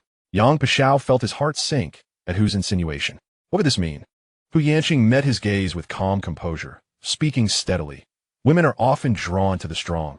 How could Brother Yang, in such a subordinate position, hope to rise? If only Brother Yang could temporarily leave this place and immerse himself in central state, ascending to a higher realm. One day, he would return with a more formidable presence, capable of stirring her cold heart." Hu Yanqing's tranquil tone seemed to reveal profound insights. Distance breeds desire, and strength commands respect. To be powerful enough to inspire admiration, that is the true path to conquest. The phrase "return of the king" reverberated in Yang Pixiao's mind. His cultivation had always relied on the halo of a distinguished disciple, and now he had reached the pinnacle of the golden elixir stage alongside his master.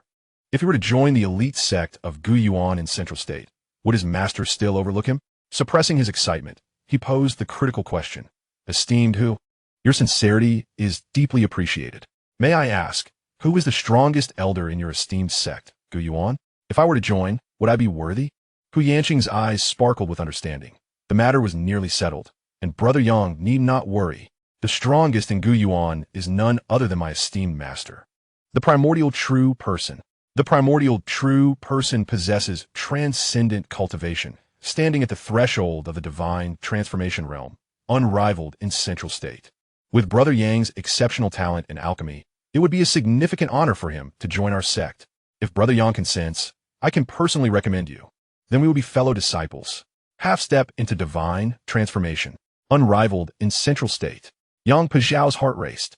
Does this mean that as long as he joins under the primordial's tutelage, he too could become invincible?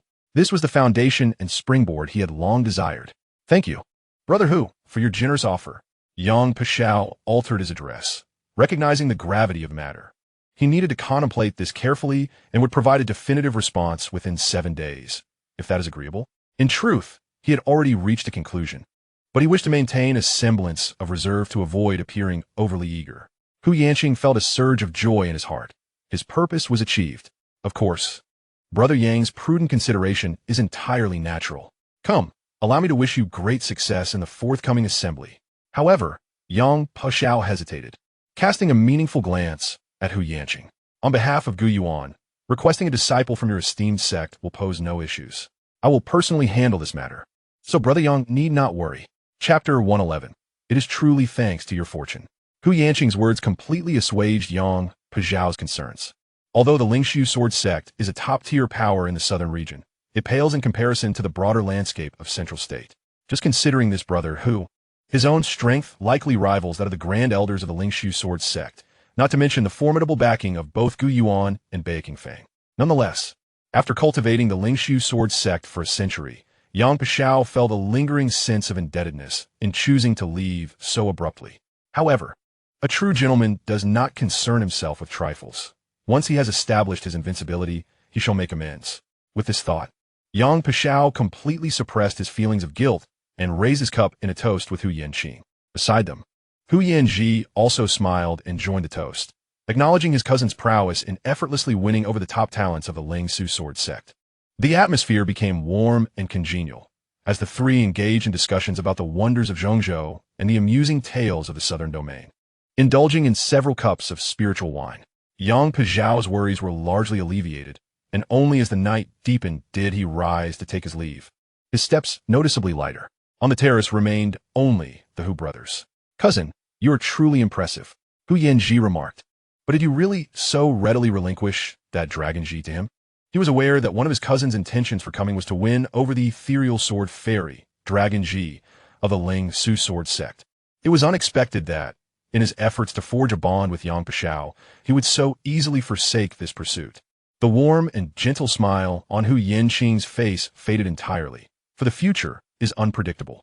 Words of promise are merely stepping stones toward one's goals. The worth of a master alchemist compels me to temporarily set aside certain inclinations. Moreover, during this visit, I have encountered intriguing quarry beyond just Dragon Ji. Hu Yanji's eyes brightened with curiosity. "Oh, apart from Dragon Ji, who else has captured your interest? But I must warn you, do not covet the head of Yunchang Pavilion." He could not help but think of the mature charm of Yun Wanqing, igniting a flicker of desire within him. "I have no interest in those alluring women of yours," Hu Yanqing countered with a shake of his head. "Each has her own appeal." "Ah, cousin, you do not comprehend. While I may not rival you in cultivation, in that aspect, I far surpass you.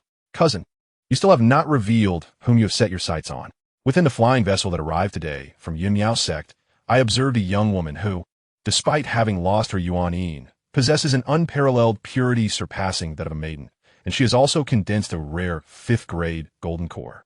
Another is even more enticing, practicing the secret arts of the furnace lineage of Yun Miao sect, with a pure foundation and an exquisite form. And crucially, she is still a maiden. This young lady, Yuan is extraordinarily refined, and coupled with her cultivation technique, she could elevate my prowess to unprecedented heights. Hu Yanji instantly understood. Li Fu Undicesimo, Lin.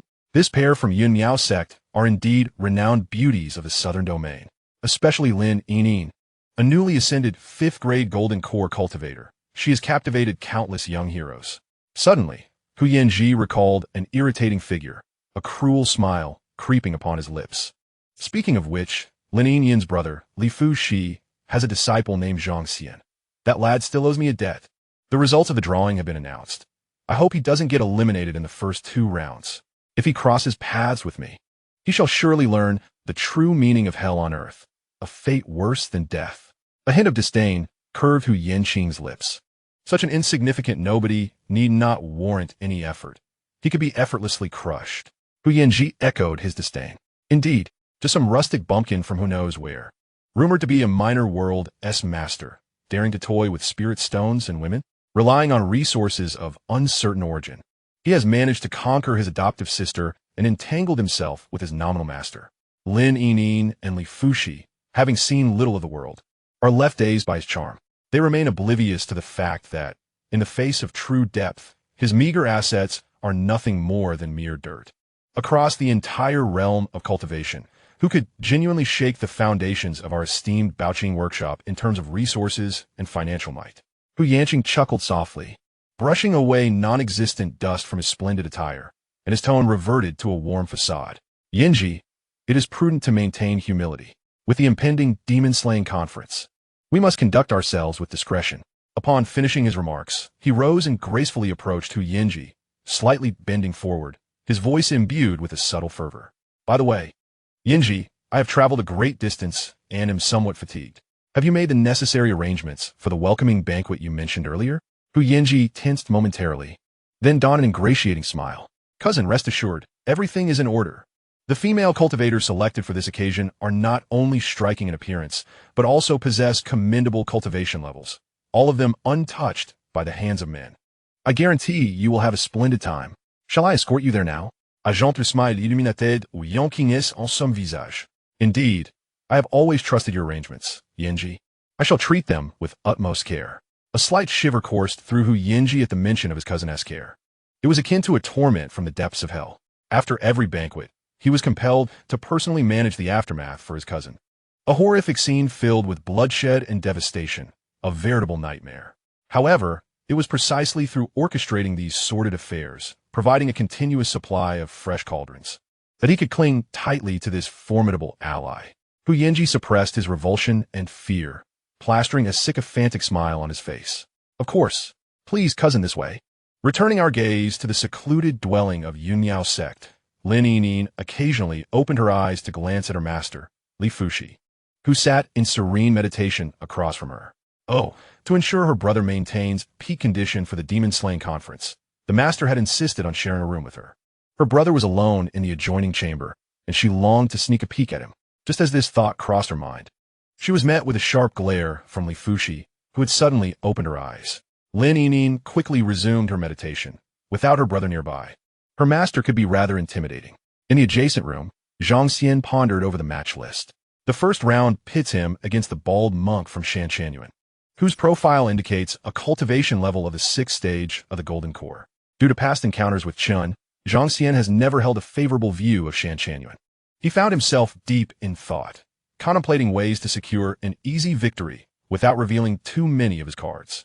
For 2 consecutive days, the participants focused intently on their preparations in their respective quiet rooms, adjusting their breath and honing their concentration, aiming to reach their peak states.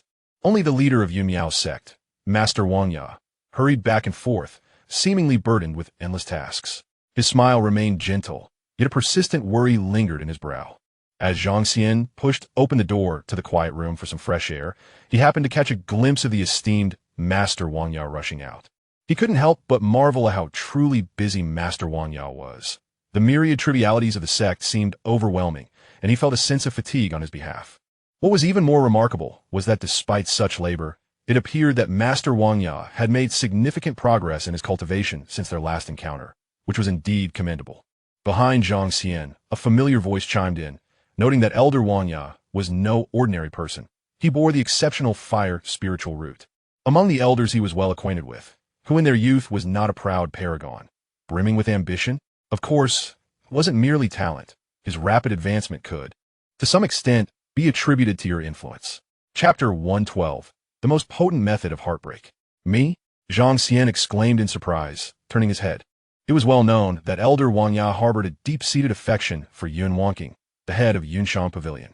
Since her marriage, he had completely sealed off his emotions and devoted himself to the rigorous practice of the sect's ultimate technique, the 9 transformations of condensed jade scripture. This scripture was inherently designed to refine one's heart and suppress the 7 emotions and 6 desires, particularly suitable for someone like him, whose heart was ashen yet possessed extraordinary gifts. His companion paused, shifting his gaze to Zhang Xian. Although Elder Wangya had reached a bottleneck in his cultivation, recent signs subtly indicated that the head of Yun Pavilion seemed to harbor an inexplicable interest in you. Elder Wangya felt that he had lost even the faintest glimmer of hope. Zhang Xian asked what? His companion continued, From love arises silence, and from profound silence comes enlightenment. The complete severance of this longing has rendered his heart clear and unencumbered, allowing him to pursue his path without attachment. At this rate, once the opportunity presents itself, he may even attract the Yuan-Ing tribulation before Master Xianxia. Zhang Xian listened, dumbfounded. Was this not the legendary method of heartbreak? It was strikingly similar to the path of Lu Rending from Qingmu Peak, who was infatuated with the supervisor Lu Qingxian, only to have his love interrupted midway, resulting in his heartbreak. Subsequently, his cultivation surged, although he ultimately suffered injury from his own sword. His companion refrained from elaborating further, instead shifting the topic. These days, the head of Yin Pavilion has been enduring great hardship. Are you aware? Zhang Xian's expression quickly became solemn. I know. It mainly concerns her husband Xian Zhou's situation. Their soul lamp remains unextinguished, which has raised suspicions compounded by her daughter's illness. His companion nodded in agreement. That is largely correct. But your knowledge does not encompass the entirety of the situation. Zhang Xian furrowed his brow as he heard his companion continue. She may be getting married. What? Married? Zhang Xian was taken aback. How could that be? I have received no word at all. Realizing this, he quickly understood that his intelligence network primarily relied on Yunshang Pavilion. Without Yin Wangqing's input, he would be none the wiser. Yet, knowing the head of Yin Pavilion as I do, no one could coerce her into marriage. It must be voluntary? This surely pertains to her daughter. His companion nodded. The source of this information is discreet and reliable. Moreover, the terms proposed are ones that Yunshang Pavilion cannot possibly refuse. Who is the party in question? The young master of Baoqing Square, Hu Yanji. Instantly, Zhang Xian's mind conjured the image of the debauched scion who had been struck aside by Su Ling's sword. The utterly ineffectual rich heir? Was he not merely a supporting character? What conditions could he possibly propose? Alone, Hu Yanji lacks the requisite influence. However, this time, the power stems from the Baking Fang's headquarters in Zhongzhou. The other party has presented 3 conditions. Jean raised 3 fingers, enumerating them one by one. Firstly, Baking Fang will provide an exceedingly rare one-time use Earth-grade consumable, the Wutu Shenxiao Shield. This shield significantly absorbs and transforms the power of thunder, proving effective even against heavenly tribulations. It is an invaluable treasure for any cultivator on the brink of transcending, particularly for Yun Wangqing's father, Yun He. Secondly, after her marriage, Yun Wangqing shall resign from her position as the head of the Yunshang Pavilion, allowing her to arrange for a successor. In return, Baking Fang will relinquish 30% of its shares in the southern region's shops, permanently returning them to the Yunshang Pavilion. Thirdly, Baking Fang intends to summon a formidable figure from the Yuan clan to perform the secret technique Wanshang Gu Yuan, which will thoroughly remedy her daughter's soul deficiency. It is said that this method requires the simultaneous efforts of 3 nascent soul cultivators, making it exceedingly precious. As Zhang Xian listened to the items being listed, he sighed deeply, realizing the significance of the 3rd condition. The first 2 were mere embellishments to appease her father and safeguard their family's interests. He empathized with the weight of these conditions, particularly the last one, which held a deadly allure for her. A sudden jolt of realization surged through Zhang Xian. How did you come to know of such confidential terms, and why reveal them to me now? He recalled the recent unusual restlessness of Wang Ya, and a thought emerged. Jean candidly confessed. To speak plainly, this information has been entrusted to me by senior brother Wang Ya. He has exhausted all means to dissuade Yun Wangqing over the past few days. Unfortunately, he has failed and can only place his hopes upon you. Zhang Xian was momentarily stunned, exclaiming, Wang Ya, this is incredibly selfless of you. After pondering for a while, he sighed. The first 2 points are manageable, but the pivotal last one is beyond my capacity. Jean did not respond directly, but gazed at him calmly. In truth, even if Wang Ya had not mentioned it, I would have reached out to you. We can resolve the final condition. We? Zhang Xian inquired. The recent journey of the Grand Elder and Su Ling to the Penglai Immortal Island is to address a significant matter. Among the rewards they will receive is a nearly heavenly-grade elixir, the Zhao Hua Xiandan. This elixir is reputed to mend foundational damage and is renowned for its ability to restore vitality, regarded as the secret treasure of Penglai Immortal Island. Zhang Xian gasped, a thought striking him like lightning. If this elixir could cure the girl, could it also possibly rectify the shortcomings of his own false alchemical arts? Wait. After the overwhelming surprise, Zhang Xian quickly seized upon a crucial doubt. If the sect could obtain such a miraculous elixir, why not have Elder Wang Ya present it directly to the pavilion master? Wouldn't that resolve everything perfectly? Jean maintained her smile. Elder Wang Ya is too kind-hearted. Even if he were to deliver the elixir to assist the pavilion master in overcoming this obstacle, the 2 of them would not succeed in their endeavor. You, however, are different. Zhang Xian, you are known for your attraction to women, and your boldness is well established. It just so happens that Yun Wangqing harbors a rather unusual interest in you. As long as you possess this life-saving elixir, combined with your own resources and capabilities, there is a significant likelihood that she will choose you and truly marry you. Zhang Xian responded, why resort to slander in a proper conversation? Ji Ying continued, this is the optimal solution. By marrying Yun Wanjing, you can also elevate the realm of Master Wang Ya to a higher level, achieving the Yuanying stage, thus facilitating a smooth succession to the position of the sect leader. At that time, the entire Yunshang Pavilion will be yours. and you will face less pressure when confronting the sect leader Xianxia. Rest assured, Master Wangya is open-minded and upright. He entrusted me to convey this message to you as a means to save Yun Wanjing. Moreover, his feelings for the pavilion master are protective rather than possessive, ensuring she need not submit to a petty individual like Hu Yan. Seeing you with her is infinitely preferable to witnessing the pavilion master being mistreated by Hu Yan. Master Wangya is truly unfortunate, Zhang Xian mused. If you do not want it, I shall return the elixir to Master Wangya. He would surely be delighted. I want it, Zhang Xian declared decisively. However, there are conditions. Very well, I anticipated as much. Yin smiled. Both Su Ling and I are quite fond of the new puppet you provided, so let that elixir serve as an additional reward. However, the elder has imposed 2 conditions. Firstly, you must not withdraw from the sect, and secondly, you must win the championship at the Demon Slaying Conference. Chapter 113. The 3 beauties of the island on the eastern coast of Penglai Island. 3 women of extraordinary beauty stood atop a rocky precipice. Among them was Su Ling. The foremost figure was a young woman with hair as white as snow and a visage as delicate as a youthful maiden, who addressed the figure beside her, saying, Lei. This vast ocean is named Wuya, and as far as the eye can see, it is but a mere corner. When I first arrived here, I was awestruck by this sight. Her words resonated with profound sentiment. I once flew over the sea for months, yearning to discover its end, yet despite my utmost efforts, I could not touch the boundaries, and thus returned with regret. The girl called Lei slowly turned, her beauty unparalleled, radiating an innocence untouched by the world. Upon hearing the white-haired woman's words, she simply replied, This sea is much like what I imagined. Indeed, in her childhood, she would fall asleep each night to her brother's stories. In those tales, her imagination soared. The visions in her mind were broader than the ocean before her, more brilliant than the stars, and more fervent than the sun. As she spoke, she pointed to where the sky met the sea, declaring, Though the sea is vast, there must be an end. On the opposite shore, there should be a continent as well. The white-haired woman smiled. Oh, how do you know? My brother told me, Lei replied calmly. The white-haired woman understood who she referred to as her brother, her gaze becoming complex, and she chose not to speak further. She shifted her attention from Lei to Su Ling, asking, Have you considered it? Are you truly going to give away that elixir?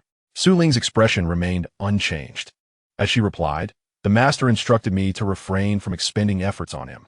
Though the elixir is indeed remarkable, it holds no value for its master.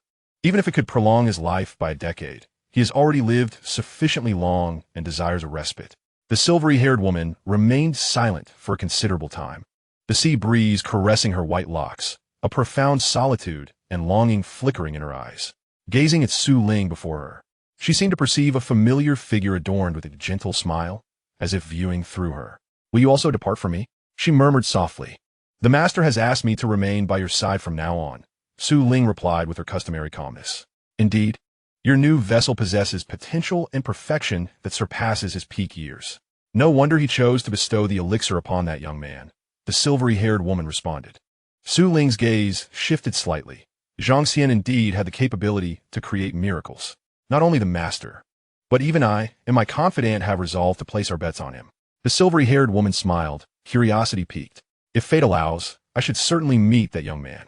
On the other side of the rocks, Lei appeared oblivious to their conversation, lost in a daze as she gazed at the horizon where the sea met the sky, the wind playfully lifting her hair. Amidst the undulating waves, the silhouette of someone she dearly missed was reflected. On the first day of the Demon Extermination Conference, as the sun rose, four grand arenas of white jade towered majestically, far surpassing the scale of the Cloud Miao Sec's 72 Peaks tournament. The surrounding spectator seats were already filled to capacity, countless eyes converging upon the center stage. A particularly prominent area was reserved for esteemed guests, with the emperor of the Great Xia dynasty, Xianxia, seated at the forefront. From the Cloud Miao sect, the calm and composed Xianxia and my confidant sat nearby. Not far off, the two representatives of the Ling Su sword sect exuded a profound aura. Zhang Xian soon spotted Yun Wanqing among the distinguished guests, accompanied by a slightly plump middle-aged man, presumably her father, Yun He. Clutching the jade token in his left hand, Zhang Xian leapt onto the designated platform. Opposite him, a young monk floated gracefully into view, his complexion fair, clearly the monk Jianshan from the Shanshan Institute.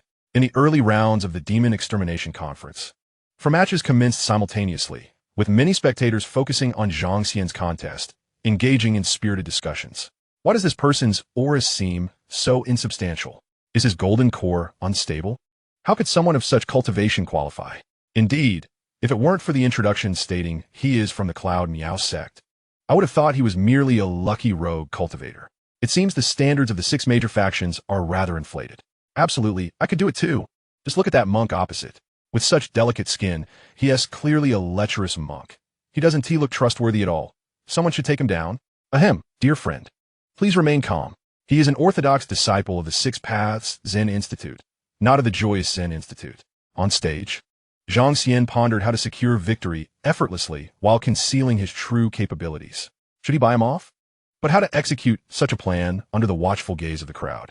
The monk Xianxia, with palms pressed together, bowed slightly to Zhang Xian.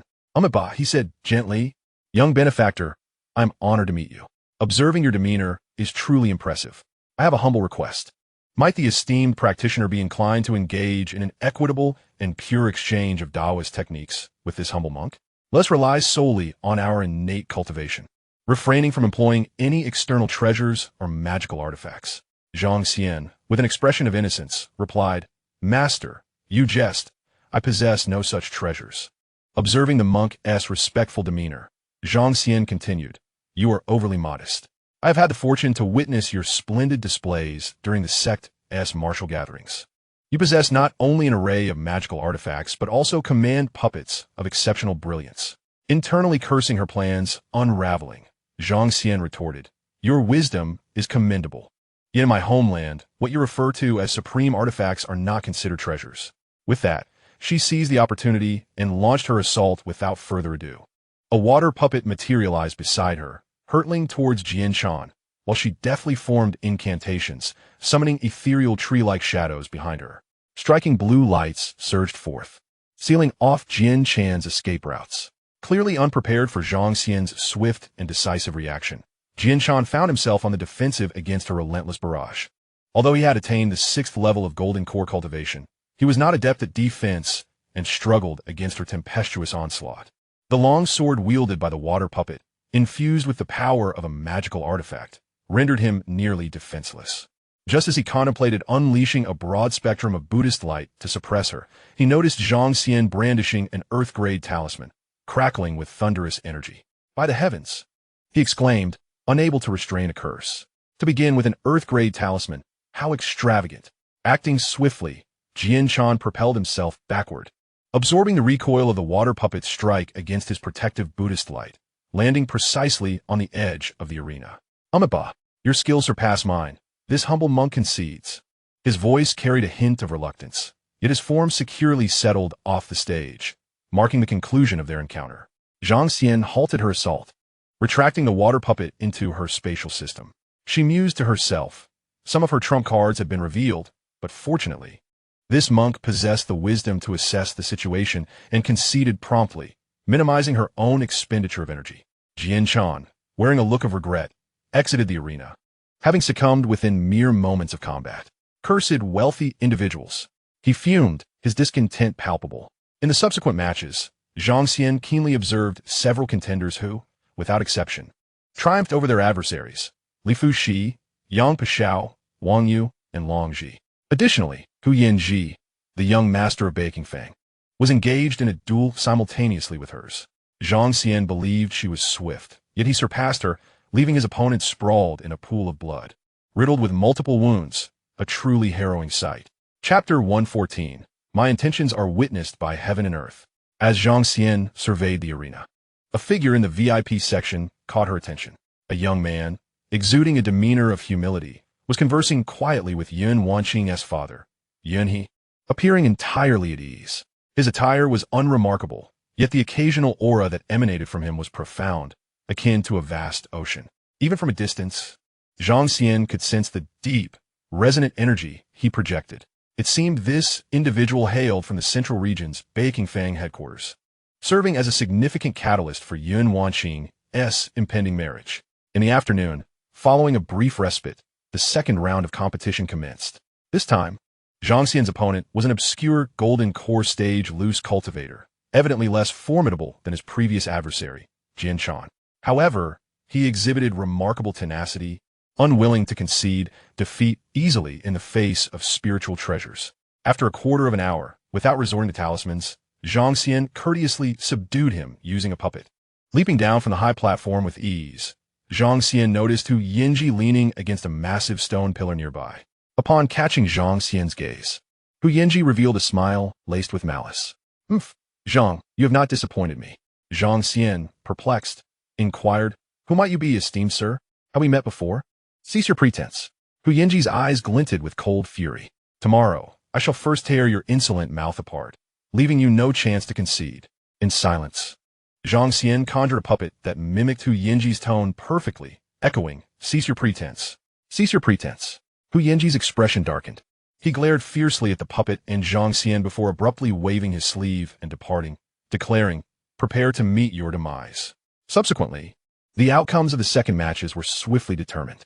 Li Fushi's swordplay remained dazzling, effortlessly dispatching her opponent. However, the most astonishing performance came from Yang Pixiao, who faced a fellow Golden Core 9th layer cultivator, a renowned prodigy from Yunchang Pavilion, celebrated for over a century. Yet he was rendered powerless by the newcomer Yang Pixiao, whose sword flames nearly engulfed the entire arena, singeing half of the Yunchang Pavilion prodigy's body. Had it not been for the representative's announcement of defeat, he might have perished on the spot.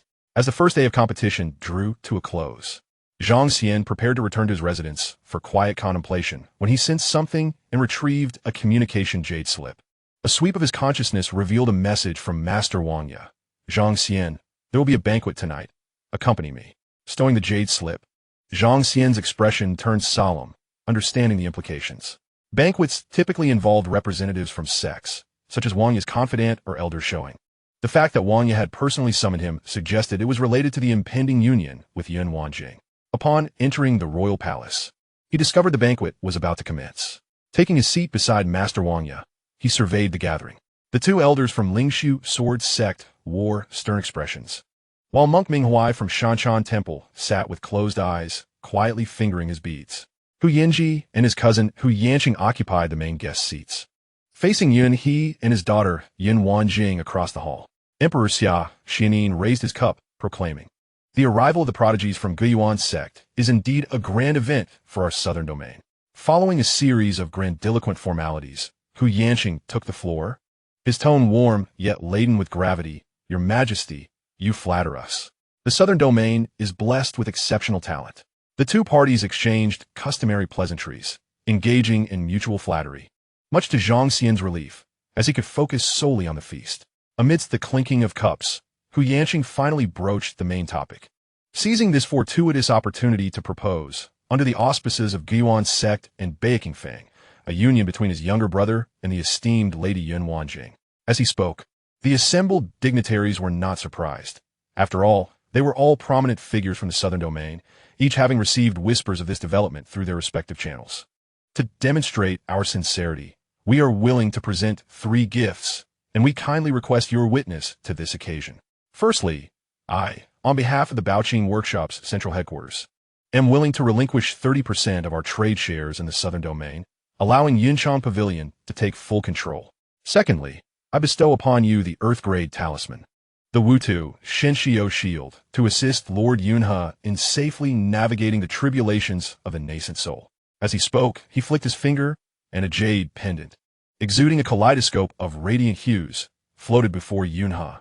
Thirdly, Hu Yanqing's gaze turned towards the bowed figure of Yun Wanqing, his voice tinged with compassion. Yanqing was well aware that the soul of Wanqing's daughter was incomplete. The 3 nascent soul true monarchs of the Guiyuan sect had already consented to collaborate in employing the sect's secret technique, the Wanxiang Guiyuan, to reconstruct her soul and recommend her for induction into the Guiyuan sect. Thus, the Baoqing Workshop and Yunchang Pavilion would become kindred spirits, eternally bonded in a partnership of the Tao. The host, Emperor Xiaxin of the Daxia dynasty, remained silent, harboring deep reluctance within. Although it appeared that the Baoqing Workshop was forfeiting benefits, Xianxia, as a sovereign, immediately discerned the underlying machinations. Even if Yunhe were to break through to the nascent soul stage, the strength of the Baoqing Workshop in the Central Plains would still be overwhelmingly superior. They would marry off the most astute strategist, Yun Wanqing, to forge a bridge through this union, and sooner or later, Yunchang Pavilion would be absorbed into the Baoqing workshop, thus weakening local power in the southern domain. Yet, when faced with the titans of the Central Plains, he could only defer, asserting that this was a matter for the Yun family to decide. Yunhe swallowed hard, gazing at the life-saving talisman before him, his breath becoming labored. The tribulation of his nascent soul loomed like a sword above him, causing him considerable anxiety.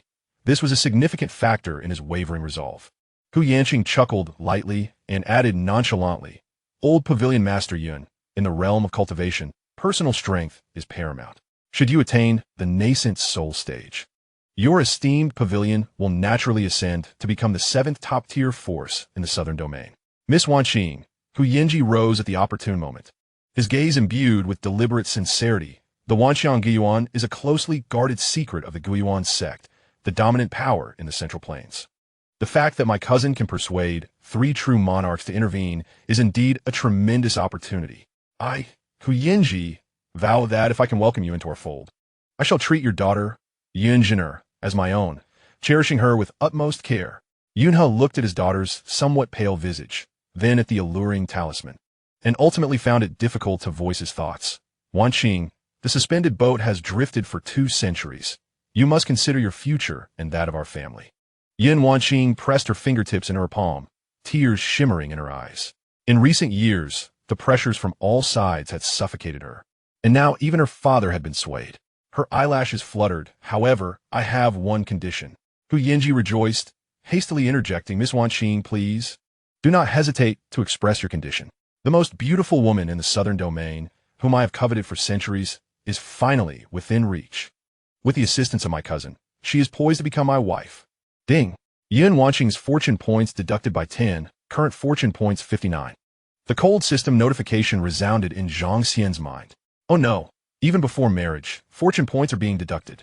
If I truly marry that scoundrel, will there be any hope left? Zhang Xian could no longer endure it. I disagree. He immediately stood up. Who the hell are you? Hu Yanji, interrupted mid-sentence, was infuriated to find that it was none other than the person he detested most, Zhang Xian. He slammed the table in anger. What makes you think you can speak here?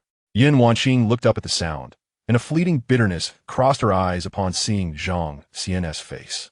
Zhang Xian calmly picked up his cup and took a sip of the spiritual wine before speaking aloud. I apologize. I just heard the offer from Guiyuan's sect, and suddenly realized that I, too, have the right to compete for the favor. After all, he said, turning his gaze towards Yin Wanqing with unwavering sincerity. My feelings for Sect Master Yun are as clear as day. Chapter 115. The allure of a daughter is truly enormous. Nonsense. Hu Yanji could scarcely contain his rage, wishing he could kick Zhang Xian out. The presence of this bumpkin made him feel that the banquet's prestige had plummeted. What do you think you are? A mere country bumpkin, and you dare to covet Miss Yin? Yin, he frowned and interjected, young friend from Yumiao sect. Do not act recklessly. His tone was already tinged with impatience. Zhang Xian inclined his hand towards Yin, he uncle. The ascension pill that your daughter received from me is rather commendable, is it not? Please grant me this opportunity. Yin, he was taken aback. He only knew that his daughter had given him an ascension pill, but was unaware of its origin. He then turned his gaze towards his daughter. Yin Wanqing gently affirmed, Father, your ascension pill was indeed gifted by Zhang Xian. It was a gift. Yin, he gasped, realizing that this seemingly inconspicuous alchemist was quite affluent. To pursue his own daughter, he had given away such a precious item without hesitation. In the past, Bei Qingfeng and the great Xia dynasty nearly fell out over a single ascension pill. The allure of his daughter was indeed immense. Zhang Xian then shifted his attention back to Hu Yanji, leisurely stating, My good friend, why are you so agitated? When discussing bride prices, one must compare offers. May I inquire, Uncle Yin, what would be the approximate value of the 30% share from Bei Qingfeng in spiritual stones? Hu Yanji was about to erupt when Hu Yanqing placed a hand on him, calmly saying, Brother Wang Ya, does Yunmiao sect allow such a young person to disturb your esteemed banquet? After a brief moment of distraction, Master Wang Ya smiled slightly. Friend Hu, your words are mistaken. Since this is a fair pursuit of marriage, how can there be talk of disturbance? Since Bei Qingfeng has made an offer, we at Yunmiao sect must also reveal our assets for the esteemed sect Master Yun to make a comparison. This statement, veiled in subtlety, escalated Zhang Xian's interference to a level of competition between the two sects, causing Hu Yanqing's expression to darken. Yun Wanqing's beautiful eyes glimmered at Wang Ya's words. She was well aware of his affections for her, which she had deliberately evaded over the years. It was unexpected for Wang Ya to stand against Zhang Xian in this moment. Well, Hu Yinji laughed ironically. So the mysterious person who tricked Brother Yang into giving him the ascension pill is you. I see you are nothing but this caliber. Uncle, may I trouble you to calculate the value of Baking Fang's 30% share? Zhang Xian reiterated. Yunhe observed his daughter, who remained silent, staring blankly at Zhang Xian. However, Yunhe, being soft-hearted towards others, initially thought that Zhang Xian was there to create discord. To his surprise, Zhang Xian proved to be quite capable, and he began to seriously assess the situation, estimating around 200 million mid-grade spirit stones. Hu Yinji snorted, claiming it was not merely 200 million, including various land deeds and manpower. The market value should reach 300 million. 300 million mid-grade stones. Zhang Xian clicked his tongue and waved his hand, suggesting that his friend need not go to such lengths. This was a bit petty. Let's do this, he raised his tone. I do not possess such low-denomination spirit stones. I shall take a loss and convert it at a ratio of 100 into top-grade spirit stones. 3 million top-grade spirit stones. I will add another million. That makes it 4 million. I will cover half of the engagement gift. Arrogant. Hu Yinji coldly laughed and shook his head, while the majority of those present frowned and scoffed, no one taking him seriously. Only Yun Wanqing bit her lip, her beautiful eyes fixed on Zhang Xian. Amidst the mocking gazes of the crowd, Zhang Xian slowly rose and descended from the platform. Bang, bang, bang. The sound resonated like a heavy stone hitting the ground. One after another, heavy chests, resembling small hills, suddenly filled the space before him. Each chest opened in response to Zhang Xian's commanding presence. Boom! In an instant, the entire hall was engulfed in unimaginable brilliance. A wave of pure spiritual energy erupted, with countless top-grade spirit stones neatly stacked within each chest. Hiss! A chorus of gasps filled the air. The wine cup in Yunhe's hand clattered to the ground, his eyes wide with shock. All present, who prided themselves on their worldly experience, were nonetheless astonished by the spectacle before them. Completely stunned, they were utterly overwhelmed. There were 40 chests, each containing 50,000 top-grade spirit stones, totaling exactly 2 million. This shall serve as the engagement gift. Is it sufficient? On the day of the wedding, I will fulfill the remaining amount. Zhang Xian spoke calmly, surveying the crowd. After accumulating so many spirit stones, I have finally succeeded in making a grand display. Hu Yinji stumbled back in shock from the radiance and pressure, shouting in a fit of disbelief, Impossible! Where did you acquire such spirit stones? Zhang Xian cupped his hands towards Hu Yinji, expressing his admiration for his naive and impotent fury. With you serving as a mere backdrop, my engagement gift appears all the more substantial, making me feel quite rounded. Puffed. The previously somber Yun Wanqing burst into laughter at Zhang Xian's words. Hu Yinji's face instantly turned as red as a cooked liver, nearly grinding his teeth in frustration. Zhang Xian paid him no further mind and turned to the dazed Yunhe. Uncle, I dare to inquire about your spiritual root? Hearing Zhang Xian refer to himself as little son-in-law, Yunhe felt too embarrassed to correct him, his voice somewhat airy as he replied, Fire's spiritual root. Excellent. Zhang Xian clapped his hands, declaring that while the fire device is good, it consumes essence and is rendered useless once used. As your humble son-in-law, I wish to craft a spiritual treasure tailored for you. As soon as he finished speaking, he waved his sleeves. One after another, fire attribute spiritual treasures, each exuding a scorching aura and varying in design, were cast onto the ground. These are the spiritual treasures he refined from the essence of spiritual gems a few years ago. Naturally, Zhang Xian did not take many, fearing that it might overwhelm them. He merely presented a selection of over 10 items. Among them were a battle knife wreathed in flames, fiery wrist guards, and even a pair of close-fitting shorts exuding a scorching aura. Zhang Xian paused briefly, stating that he would not display more. He suggested to his uncle that they could select privately, assuring him that he would provide ample defensive treasures later. Enough! Hu Yinji roared, appearing almost deranged. You must have looted some immortal's abode to be so brazen. Let's consider the first two a draw. But what of the deficiency in her daughter's soul? That is a grave affliction. How do you propose to remedy it? This is considered a draw? Hu brother, your audacity is remarkable. I shall not bother to argue further. Zhang Xian's gaze suddenly shifted to Yun Wanqing, and he exclaimed, What a coincidence! By chance, I once stumbled upon an immortal pill in an unnamed ancient dwelling. If the records are accurate, this pill is known as the creation pill, capable of mending fundamental injuries and rejuvenating life force. Healing a deficient soul should be well within its capabilities. Yin Wanqing sprang to her feet, exclaiming, "What? The creation pill?" Her voice trembled, filled with unprecedented disarray and hope. Zhang Xian met her gaze with a gentle yet resolute expression. "Wanqing, have I ever deceived you?" The subsequent chamber had also been tidied. For the first time, the refined demeanor of Hu Yanji shattered as he stood, declaring, "Nonsense. The creation pill is a closely guarded secret of Penglai Island, one of its island-preserving elixirs. How could it possibly be in your possession?" His words unveiled the origin of the pill, yet Zhang Xian did not even lift his eyelids, responding leisurely. "My friend from Zhongzhou, are you jesting, or do you truly believe yourself omniscient? I am unfamiliar with Penglai Island. This pill has another origin. Impossible. Show it to me." "Regrettably, the elixir is too precious. I fear it may attract the attention of thieves. I will naturally present it to Master Yin later. So there is no need for your appraisal." Hu Yanji glanced at his cousin, then at Yin Wanqing, who was fixated on Zhang Xian with her round, clear apricot eyes, the light within them swirling tumultuously. She felt a surge of blood rising, quickly addressing Yin Wanqing. "Miss Yin, do not believe him. He is deceiving you. Only the myriad forms returning to origin can save your daughter. I trust him." Yin Wanqing's voice, though soft, resonated throughout the hall. She composed herself and stated calmly, "Regarding my daughter's marriage, let that matter rest. Yinchang Pavilion has its own considerations and decisions. There is no need to discuss it further at this banquet, disturbing everyone's enjoyment." As her words settled, the hall fell into silence. Hu Yanji's expression transformed from anger to ashen despair. He felt a rush of blood surge to his head, the phrase "marriage matter at rest" echoing repeatedly in his ears, causing a wave of dizziness.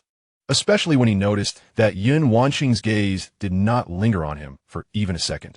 Green, a feeling of unprecedented humiliation swept through him. He clenched his fists tightly, casting a venomous glare at Zhang Xian. The atmosphere of the banquet was thoroughly disrupted.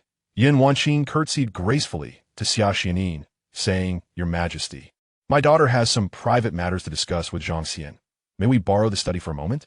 In Xianxia's eyes, a glimmer of amusement flickered as he readily acquiesced. The sovereign of the southern domain was eager to witness the downfall of Baking Fang. The smile at the corners of his mouth almost too difficult to suppress. The western warm pavilion was conveniently unoccupied. Yin Wanqing slightly turned her body, her skirt swirling gracefully, her gaze toward Zhang Xian imbued with a hint of inquiry. "Shall we converse? How could one refuse the invitation of such beauty?" Zhang Xian even courteously inclined his hand to the assembled guests. "Esteemed guests, please continue to enjoy.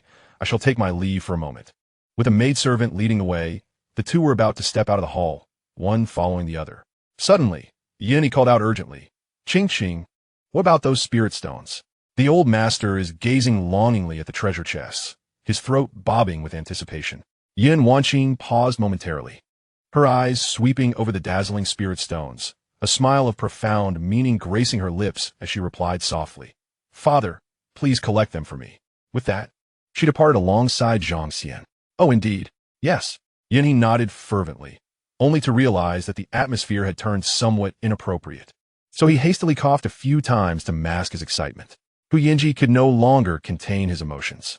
Had she truly accepted the spirit stones? Did this not signify her agreement to Zhang Xian's proposal? Moreover, this audacious pair dared to rendezvous privately in the emperor's study in front of so many witnesses? What a scandalous display. He abruptly overturned the table, stumbling out of the grand hall under the astonished gazes of the crowd, neglecting even the most basic courtesies. Instantly, the hall erupted in murmurs. No one had anticipated that this seemingly predetermined marriage would be so brazenly interrupted by an obscure individual. It was easy to foresee that by the next day, this affair would echo throughout every corner of the southern domain, and the young master of Baking Fang, Hu Yanji, would soon become the subject of ridicule. How intriguing. Hu Yanqing took a delicate sip of spirit wine and rose, declaring, "Today's events have caught me off guard as well. In light of this, I shall take my leave." He then turned unexpectedly to the two elders of the Lingshu sword sect and said, "Esteemed elders, I wish to discuss certain matters with your esteemed sect. May I trouble you for a moment?" The two elders were momentarily taken aback, somewhat perplexed. However, given that the other party was a formidable nascent soul master from the Guiyuan sect, they felt compelled to treat him with utmost respect. "Friend Hu, please." Subsequently, Hu Yanqing departed the banquet with the two elders of the Lingshu sword sect. In an instant, a significant portion of the guests had vacated the banquet. Xiaxianin was in high spirits as he turned to Wang Ya, smiling. "Master Wang, your Yumiao sect truly keeps a low profile, possessing such abundant resources that even Baking Fang is subdued." Wang Ya was momentarily lost in thought, his emotions complex. It was indeed unexpected. In a vague sense, he felt that his 9 transformations of condensed jade scripture had reached new heights. Within the Western Warm Pavilion, the air was fragrant with incense. The maidservant at the peak of her foundation stage, suppressing her curiosity and excitement, served the two with fruits and pastries, pouring them spirit tea. Her gaze flitted back and forth between Zhang Xian and Yun Wanqing, and ultimately, she could no longer restrain herself, her voice tinged with barely concealed delight. "Please, take your time. His Majesty has specifically instructed that the formations here are complete, making it nearly impossible for outsiders to pry. You may stay as long as you wish." She paused, lowering her voice further. "The bedroom behind has also been prepared." Upon finishing her words, she quickly bowed and exited, leaving the room in tranquil silence. Fortunately, both individuals were seasoned by tumultuous experiences. Yin Wanjing sat gracefully at the tea table, her gaze fixed upon Zhang Xian. "Zhang Xian, how long do you intend to conceal your true visage? As far as I know, Nangong Yao is your adversary, is she not? Now that she has vanished without a trace, her fate unknown, do you still wish to hide your true appearance?" Zhang Xian was momentarily taken aback, evidently unprepared for such an opening remark. A faint smile graced his lips. Indeed, nothing could escape the perceptive gaze of the esteemed Master Yun. After a moment, he gently brushed his fingers across his face, and the layer of disguise faded away like ripples in water, revealing his originally handsome and well-defined features. He continued, "Indeed, part of my reason for entering the Yun Yao sect was to seek vengeance upon her. However, it seems she shares some past connections with you, Master Yin. I trust you won't hold that against me?" Yin Wanjing met his true visage with an unflinching gaze, a glimmer of admiration flickering in her eyes before she shook her head. She was merely a transient acquaintance, a puppet in the grand scheme of things. "Her fate is of no concern to me." As the atmosphere softened, Zhang Xian lifted his teacup, taking a delicate sip before inquiring, "Master Yun, you summoned me here. It cannot be merely to have me shed my disguise, can it?" Yin Wanjing did not respond directly. Her gaze first fell upon the swirling tea in her cup, reflecting her blurred yet beautiful visage. Gradually, she raised her eyes, scrutinizing Zhang Xian's true face with intense focus, as if evaluating something of great significance. Her expression imbued with a complex, ineffable emotion. After a prolonged silence, she spoke softly, her voice carrying a nearly ethereal detachment. "I must ascertain the appearance of the man I am to wed." This statement struck Zhang Xian's calm heart like a small stone cast into a serene lake.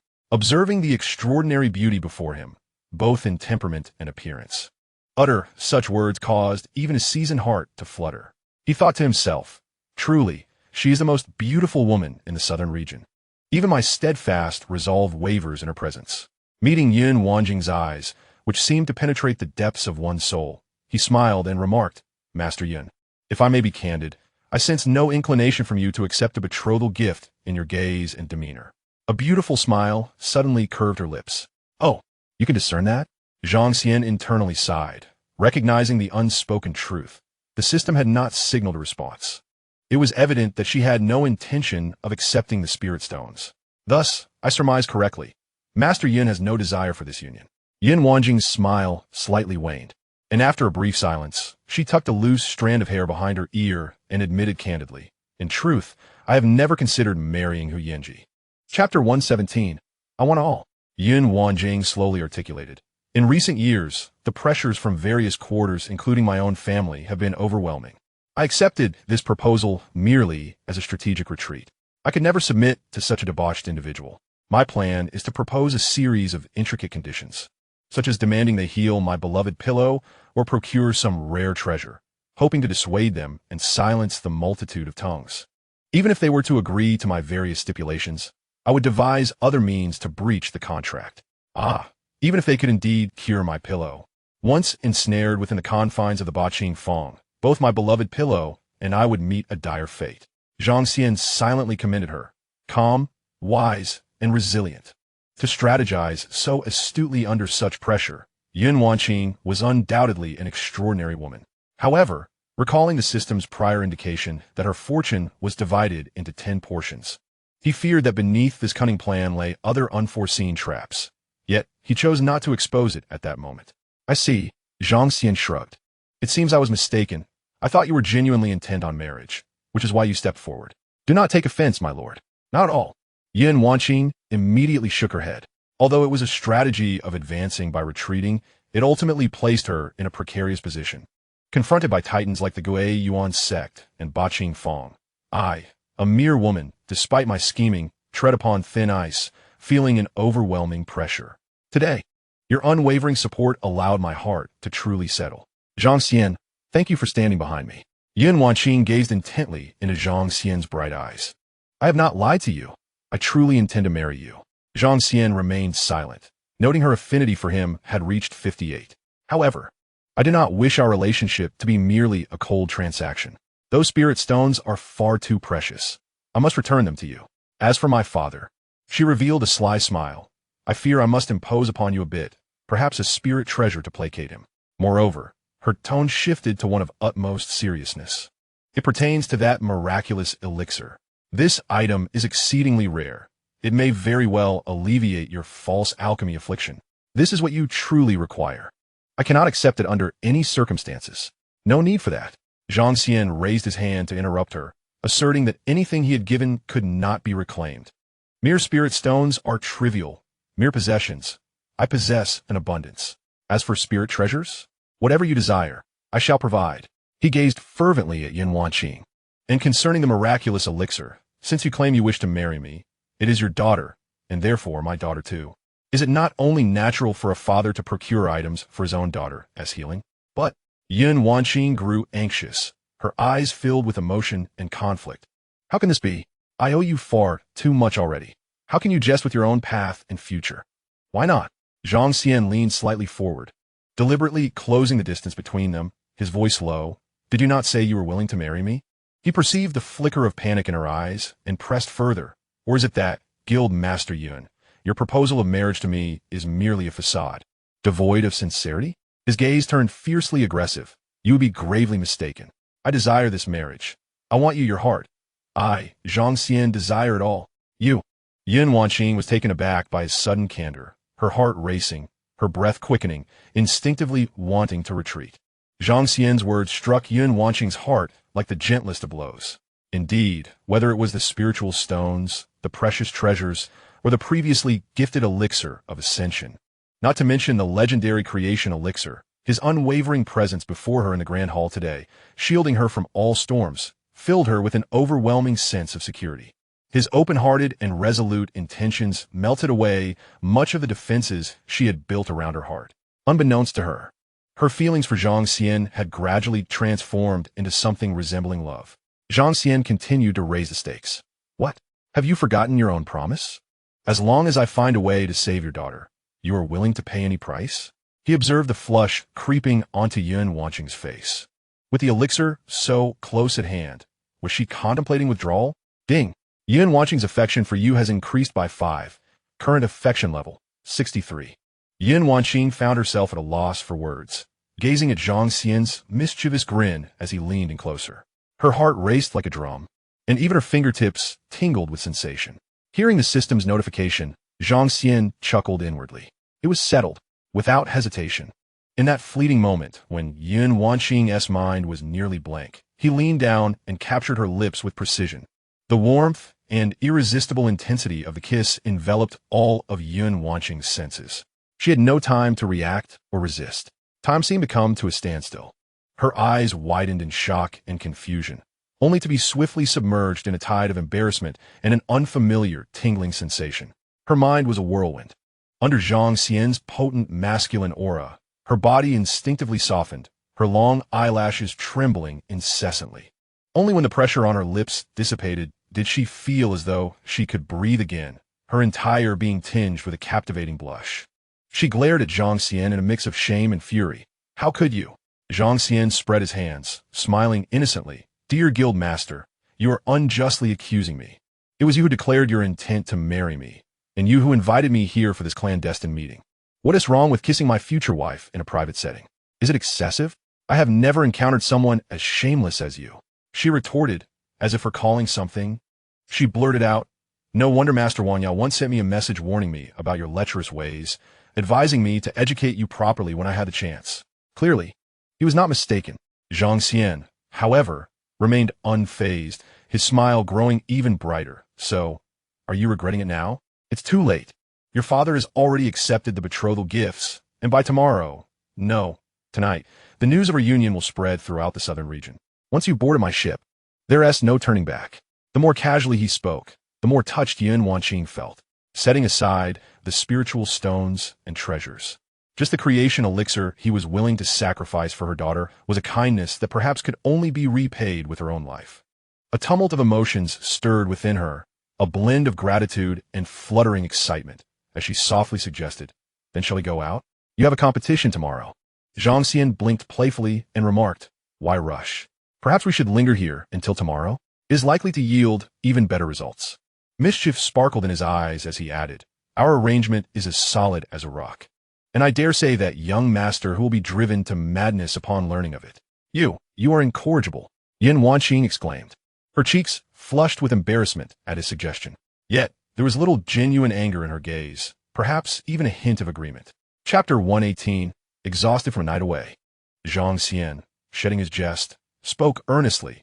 Does this not align perfectly with your desires? It solidifies our bond and sends a clear signal to those watching from the outside. He rose to his feet and gestured towards the inner chamber. Very well, you should retire to your bedroom now. Retire to the bedroom? Yin Wanqing's heart raced at the implication. Could he be suggesting? What are you thinking? I am merely meditating here to prepare for tomorrow's contest. Hu Yinji harbors a deep-seated animosity towards me, and I fear he will come to the arena with murderous intent. I do not wish to be swept away before I even have the chance to enter the bridal chamber. Yin Wanqing felt a surge of emotion within her. I will stay here with you. You should not remain here, he replied, with a beauty like you by my side. I fear I shall lose my composure and find it difficult to focus on my preparations. In my eyes, you are 100 times more perilous than Hu Yinji. Zhang Xian seized a moment to utter some rustic flirtations. My apologies, grant me some more time. Yin Wanqing's eyes brimmed with tenderness. Please do not disdain my circumstances. Zhang Xian chuckled nonchalantly. As I have said, I desire not just your presence, but your heart as well. I shall not impose upon you. Yin Wanqing's heart swelled with sweetness at his words, his smooth tongue evoking an indescribable warmth that she had never known before. Following his suggestion, she turned and entered the inner chamber. The drapes lightly closed, creating a modest separation that afforded them both a sense of comfort. Ding! Successfully gifted 2 million top-grade spirit stones, triggering a returning 200 million top-grade spirit stones. Ding! Yin Wanqing's affection for you has increased by 3. Current affection level 66. Zhang Xian mused himself. Truly, she is the wealthiest lady of the southern region. Her appetite is indeed vast, absorbing the entirety of 2 million top-grade spirit stones effortlessly. As dawn broke, the bedroom door opened gently, and Yin Wanqing emerged with a lightness in her step. Clearly, she had not slept deeply, yet her spirits were high as she glanced toward Zhang Xian, who awaited her by the door. In her gaze, there was a newfound intimacy and dependence, starkly different from the previous day. Let us go. Zhang Xian smiled gently, and together they stepped out. Creak. The maid who had stood vigil outside all night suddenly jolted awake. Her eyes widened as she observed the two emerging side by side, scanning them with an intensity akin to a searchlight. With a woman's innate intuition, she sensed the subtle shifts in their aura, particularly the faint blush on Yin Wanqing's cheeks, and the unspoken understanding and ease that seemed to bind them after what must have been a profound exchange. Hot gossip incoming. The maid's eyes sparkled with an unprecedented fervor for gossip. It was confirmed, absolutely confirmed. The goddess of the southern region, the master of Yunshang Pavilion, Yin Wanqing. In the warm and secluded chambers of the imperial palace, the enigmatic and wealthy Zhang Xian spent an entire night in the company of Yin Wanqing, leaving much to the imagination. Surely, something far beyond mere clandestine discussions must have transpired, for how could their gazes have transformed so profoundly? It was imperative for her to disseminate this astonishing revelation, one that could send ripples throughout the entire southern domain of the cultivation world. To everyone she knew, and even though she did not, yet who would revel in such gossip. Astonishing. The most sensational news of the southern domain. The master of Yun Wanqing has become entwined with a mysterious wealthy cultivator. A sleepless night in the palace's warm chambers. The Yun Miao sect and the forces of Zhongzhou vie for the bride. Hu Yinji of Beikingfeng has been forsaken. The bride that was within reach has taken flight. The maid had already concocted an explosive headline in her mind, as she could almost hear the uproar that this news would incite throughout the southern domain. Under the nearly palpable gaze of the maid, Zhang Xian and Yun Wanqing remained blissfully unaware, enveloped in an intimate atmosphere impervious to outsiders. As they strolled leisurely towards the martial arts arena, the exchanges and confessions of the previous night had quietly drawn their hearts closer together. To the maid, this was irrefutable evidence of the lingering echoes of a fleeting spring night. As a new day dawned, it was destined to stir fresh turmoil. Upon Zhang Xian's entrance into the Yun Miao sect's preparation area, two gazes instantly converged upon him. Well, who might this be? Lin Yining exclaimed, dashing to his front. Her petite chin raised. Brother, how could you reveal your true self? She circled around Zhang Xian, exclaiming, impressive, my brother. The news of last night's palace banquet has spread like wildfire. A lavish expenditure of 200,000 high-grade spirit stones, and a public proposal. A proposal to our southern domain's fairest maiden, Yun Wanqing. She leaned in closer, lowering her voice, but you didn't return all night. You must be exhausted. Zhang Xian found himself both amused and exasperated by Lin Yining's exuberance. Just as he prepared to lightly scold her, his gaze caught sight of Li Fuxi, who stood silently nearby. As Li Fuxi's eyes fell upon Zhang Xian's handsome visage, a fleeting spark of surprise flickered within her enchanting gaze.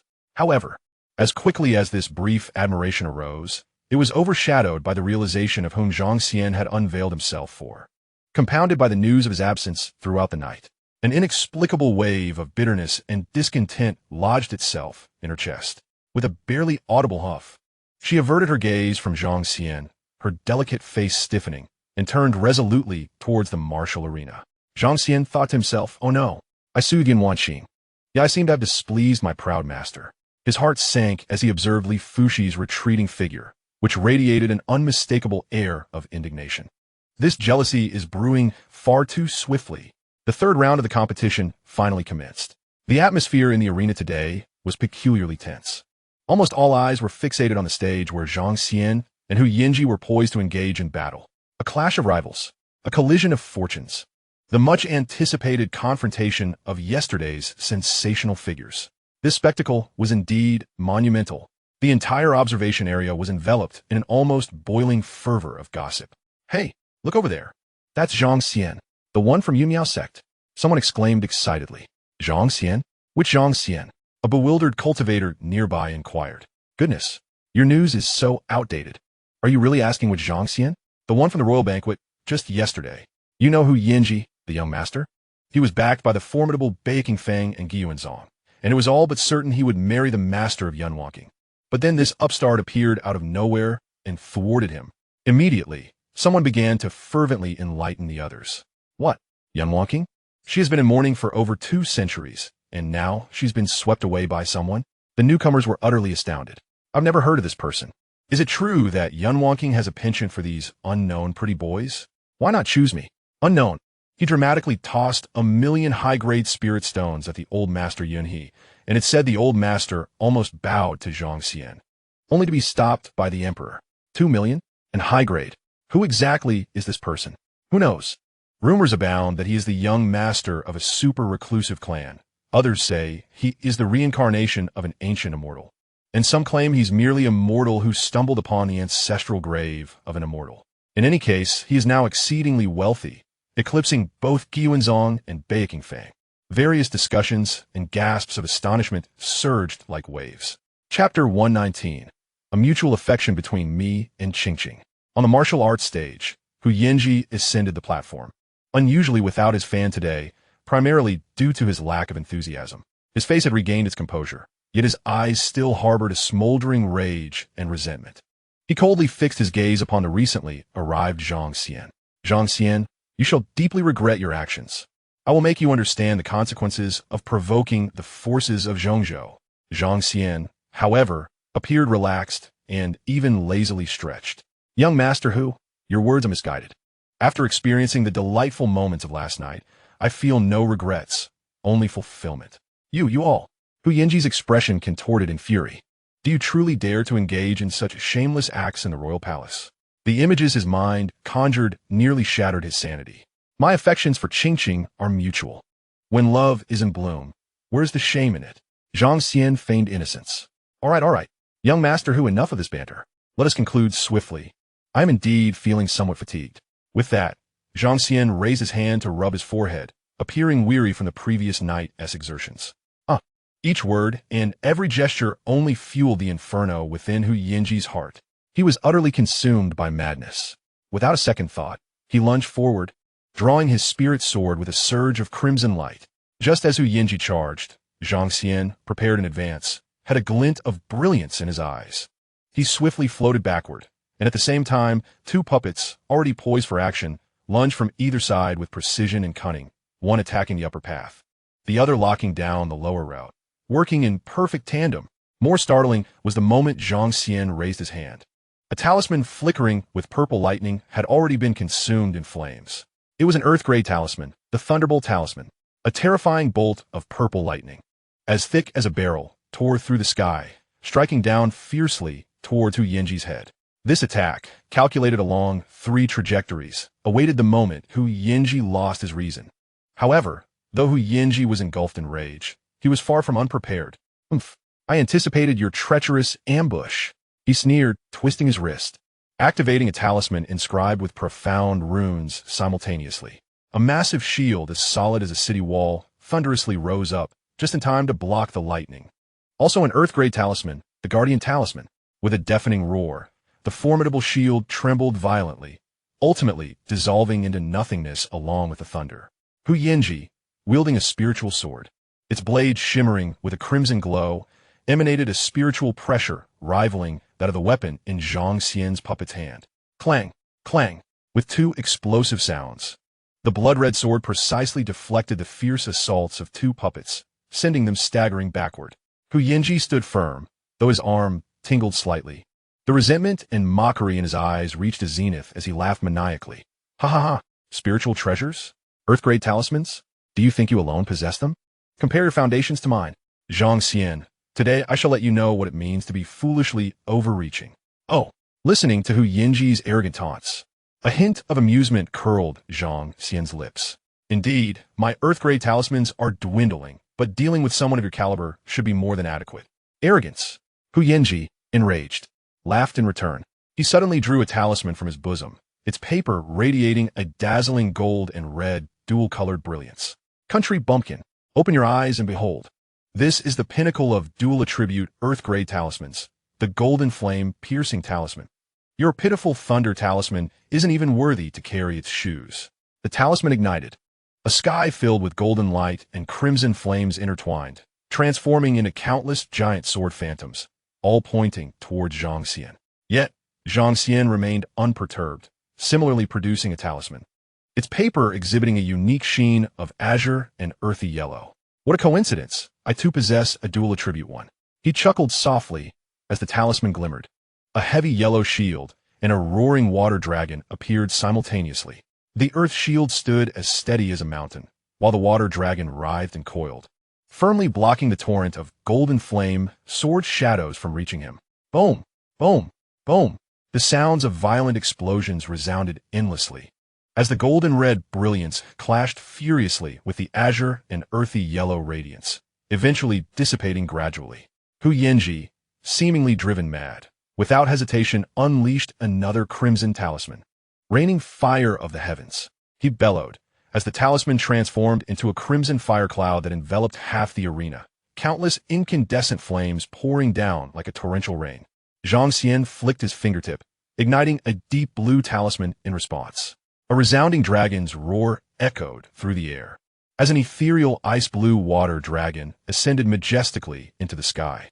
Its jaws agape, it unleashed a torrent of frigid air, which, upon contact with the fiery rain, transformed it into a cascade of icy shards.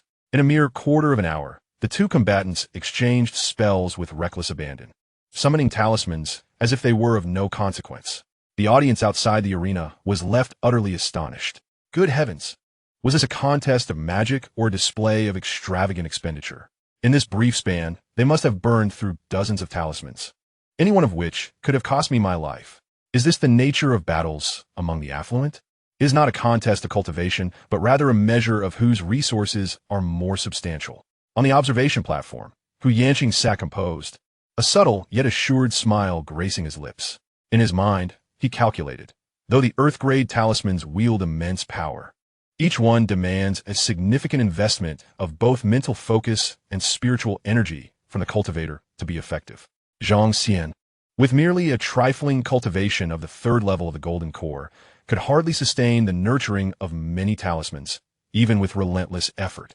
Meanwhile, my cousin has reached the sixth level of the golden core, possessing profound reserves.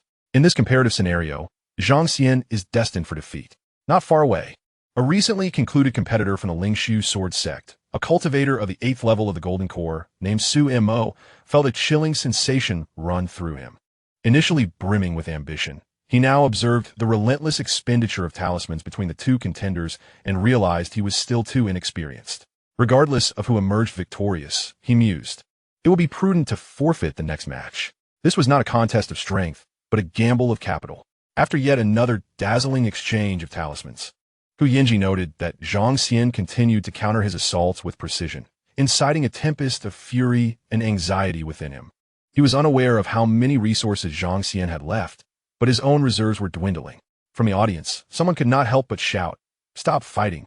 The talismans you've burned could purchase several championship rewards." Breathing heavily, Xianxia fixed his gaze upon Zhang Xian, as if resolutely deciding something. Suddenly, he withdrew a crimson pill from his robe. It was the blood ignition breakthrough pill bestowed upon him by his elder brother, Xianxia, the previous day. This pill could instantaneously ignite one's essence and lifespan, forcibly elevating one's cultivation by 3 levels, but at the cost of permanently damaging the golden core's foundation and severing one's path. He had not intended to use it, yet now, driven to the brink by Zhang Xian, he was consumed by a singular thought. At any cost, Zhang Xian must perish. Chapter 120. He had never been so powerful. Without hesitation, Xianxia swallowed the pill. A visceral scream of agony erupted from his throat. His veins bulged grotesquely, and an overwhelming aura, far surpassing that of the 6th level of the golden core, erupted forth like a volcanic explosion. The oppressive presence of the 9th level of the golden core enveloped the arena. Simultaneously, he ignited 3 talismans of swirling violet light, the purple extreme flame talismans. These 3 talismans transformed into 3 cataclysmic pillars of violet fire, resembling 3 roaring fire dragons, converging in a triangular formation towards Zhang Xian.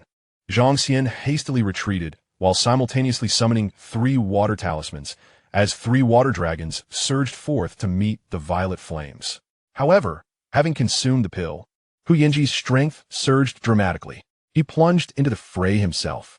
In his hand, the blood-red spirit sword erupted with an unprecedented, malevolent radiance. With a single stroke, it cleaved the air, unleashing a bloodlight that astonished the heavens. A dragon of water was effortlessly severed, instantly evaporating into a sky filled with mist. Simultaneously, his form darted like lightning, wielding 2 swords with the swiftness of a flash, accurately sending the 2 golden-armored puppets crashing away. The puppets were soon covered in cracks. The momentum of the blood sword remained unabated, fueled by all the resentment and fury of Xian, along with the power derived from the sacrifice of his own life. As he ruthlessly struck towards Zhang Xian, buzz! A ripple of energy shimmered 3 inches before Zhang Xian, successfully blocking the assault of the spirit sword. Xian's pupils contracted. He realized that Zhang Xian had previously detonated a protective spirit treasure, yet he was astonished to discover that he still possessed another. It is known that the time and effort required to refine a spirit treasure are exceedingly immense, particularly if one aims to fully harness its capabilities, which could take centuries. However, Xian was not unprepared. He roared once more, spitting out a mouthful of essence blood, forcibly urging the long sword in his grasp. What spirit treasures? I, Xian, shall also cleave through them with my sword. Boom! Boom! Boom! The purple flames behind Hu Yin shattered the water dragon, crashing one after another against Zhang Xian's protective spirit treasure, causing him to stagger backward repeatedly as the brilliance of his protective light dimmed significantly. Break for me! Hu Yin bellowed madly, the crimson light surrounding him seeming to materialize into vapor. The blood-red spirit sword emitted a mournful cry, instantly covered in web-like fissures. For this strike, he was willing to destroy the spirit treasure. Crack! An agonizing sound of shattering echoed. The layer of protective light around Zhang Xian shattered in response. In that fleeting moment, Zhang Xian hastily summoned two earth-yellow talismans, the Wutu Divine Shield Talisman. Hu Yin, resembling a man possessed, fueled by burning essence blood, was endowed with unparalleled strength and will. He roared, the blood sword resolutely breaking through the two thick earthen shields. The blade of light pierced effortlessly through the final shield, striking fiercely upon the figure behind it. He had never felt such power before. Boom! A dull explosion resounded, fragments of the earthen shield scattering, dust swirling around. The arena fell into a deathly silence. Everyone held their breath. As the dust gradually settled, Hu Yin remained poised in the act of striking, gasping for breath. Blood trickling from the corner of his mouth, yet his eyes sparkled with the ecstatic joy of vengeance and distorted pleasure. At the point where his sword was aimed, there lay only a chaotic mess of stone and earth debris, and then, ding, a crisp sound resonated as a cracked jade pendant, its spirit light extinguished, fell to the ground, shattering into several pieces. It was the core remnant of Zhang Xian's protective spirit treasure. Meanwhile, the blood-red spirit sword in Hu Yan's grasp, having paid a tremendous price, could no longer withstand the backlash, snapping with a crack, disintegrating into a heap of scrap metal. Ha ha ha ha! Hu Yan laughed maniacally toward the heavens, his laughter hoarse and frenzied. He observed with keen clarity that loathsome Zhang Xian had been vanquished, reduced to mere ashes. To challenge me, I shall render you to dust, annihilated utterly. Ha!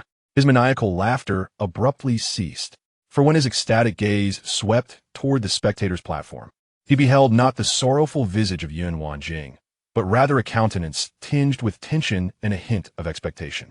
Moreover, his cousin, Hu Yanqing, wore a furrowed brow, his lips moving soundlessly, as if urgently articulating something. The martial arena was sealed off from the outside world. He could not hear the sounds. Yet he instantly deciphered the unspoken words. Caution! An icy chill surged from the soles of his feet to the crown of his head, as Hu Yanji suddenly unleashed his spiritual awareness.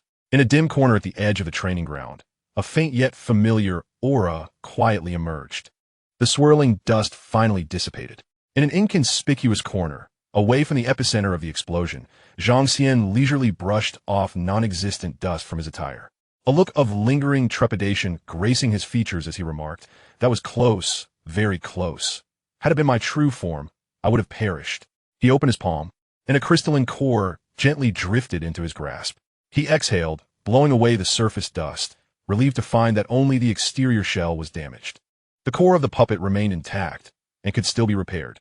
The elation on Hu Yanji's face instantly solidified, as if he had been turned to stone. He stared incredulously at the figure in the corner, then glanced down at the chaotic remnants of soil and shattered jade pendants strewn beneath his sword. A puppet? A decoy? He had sacrificed his spiritual treasures and even risked his life to unleash a devastating strike, only to obliterate a wretched wooden puppet. And the core of the puppet remained unscathed? A wave of indescribable, absurd rage enveloped him. He felt a numbing sensation in his limbs. No, it cannot be, he bellowed, attempting to charge forward with his sword, only to horrifically realize that the numbness was not an illusion, but a true paralysis.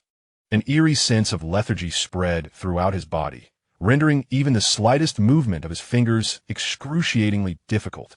More terrifying still, his throat felt constricted, silencing even the simplest utterance. Zhang Xian's voice, akin to a devil's whisper, penetrated his mind. "I have infused the joints of the wooden puppet with a bit of bone corrosion elixir. Had you not exhausted your spiritual energy, I truly could not have moved you. How does it feel now, unable even to concede defeat?" Hu Yanji's pupils dilated to their utmost, filled with profound terror and despair. He yearned to scream, to struggle, yet found himself utterly voiceless, his body as rigid as stone. On the spectator's platform, Hu Yanqing's expression darkened. He had evidently sensed Hu Yanji's abnormality, yet remained seated, his cold gaze fixed unwaveringly upon Zhang Xian. At that moment, Zhang Xian flicked his fingertip. Brother Hu, in the spirit of reciprocity, it is now your turn to receive my challenge. A crimson talisman, the fire separation ring, ignited instantaneously. Whoosh! A searing ring of fire materialized out of thin air, precisely encircling the immobile Hu Yanji. The fiery circle rapidly constricted, the terrifying heat igniting his garments and searing his flesh in an instant. Chapter 121. Others are quite good. Though, Hu Yanji could not even emit a cry of agony. He felt as though his very soul was being scorched, his body rendered immobile, and the excruciating pain magnified 100-fold. An elder steward accompanying the Ba-Ching Fong underwent a dramatic change in expression, disregarding all decorum, and dashed onto the arena like lightning. With hands forming incantations, a tremendous surge of water-based spiritual energy erupted, instantly extinguishing the flames. Yet it was too late. The fire had already traveled through Hu Yanji's meridians, directly invading his internal organs. In that moment, Hu Yanji appeared charred on the outside, but more fatally, his internal organs had been completely incinerated by the fire's relentless force, leaving no trace of vitality. The elder steward checked for Hu Yanji's breath and felt the condition within his body. His eyes widened in horror as he pointed an accusatory finger at Zhang Xian. Roaring furiously, this is murder. Zhang Xian, feigning innocence, shrugged and replied nonchalantly, what prompts such accusations from this esteemed elder? He did not concede defeat. I merely believed he might possess some astounding hidden talent. I was only testing him, yet who could have foreseen? He cast a glance at the somewhat charred corpse, reflecting on how the illustrious heir of Ba-Ching Fong lacked even a decent protective talisman, allowing himself to be burned alive. TSK, perhaps he felt unworthy before his ancestors and sought death, attempting to sully my name in the process. I cannot be blamed for that. The elder steward trembled with rage, nearly on the brink of losing control. Enough. A chilling voice cut through the air, belonging to Hu Yanqing. He slowly rose, his gaze sweeping over Zhang Xian before ultimately resting upon the elder steward. Return. In the arena, life and death are impartial. If one is outmatched, one cannot hold another accountable. He paused, his tone growing even colder. Any matters can be discussed afterward. Upon meeting Hu Yanqing's frigid stare, the elder steward's fury was instantly extinguished, leaving only a deep chill in its wake. He dared not speak further, bowing in submission. Yes, young master. Silently retreating from the arena, he cradled Hu Yanji's charred body, departing in sorrow. The entire arena fell into a deathly silence. All were left speechless, stunned by the brutal and bloody conclusion. Only Zhang Xian, under the scrutiny of countless gazes, some filled with fear, some with resentment, calmly adjusted his robes and walked off the stage. In the audience section designated for Yun Miao sect, a low gulp echoed. Qingshan Peak's Ren Bing and Lu Rending exchanged glances, both swallowing hard, suddenly realizing that Zhang Xian had treated them rather favorably. The esteemed heir of Ba-Ching Fong had been turned to ash on the arena floor simply due to being Zhang Lao Mo's romantic rival. What a mad act! The renowned novelist Lu Rending felt a wave of panic wash over him. He harbored a secret affection for Lin Yinyin and had even penned fanfiction involving Lin Yinyin and Li Fuxi. In his latest work, he relentlessly criticized Zhang Xian, sensing that every critique led to no escape. He feared Zhang Xian might seek retribution later. Upon returning, he decided to halt his writing. Although royalties were enticing, one must have a life to spend them. As for Lu Rending, he was also drenched in sweat, suddenly realizing that continuing his cultivation of the 9 turns of condensed jade scripture was indeed quite fitting.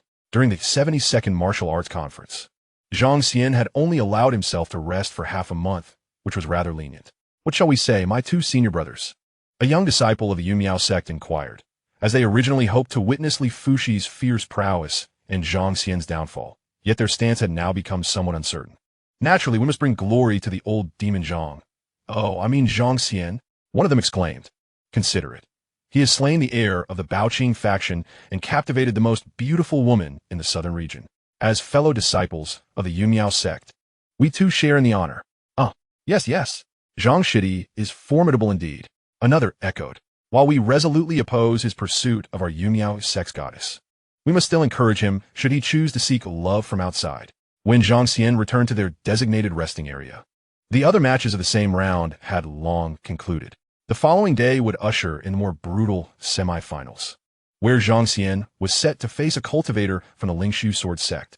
Though he remained oblivious to the fact that his opponent was already intimidated to the point of contemplating withdrawal, he paid particular attention to his master Li Fuxi's match, whose adversary was Yang Pashao, a peak golden core cultivator with an exceptional fire spiritual root.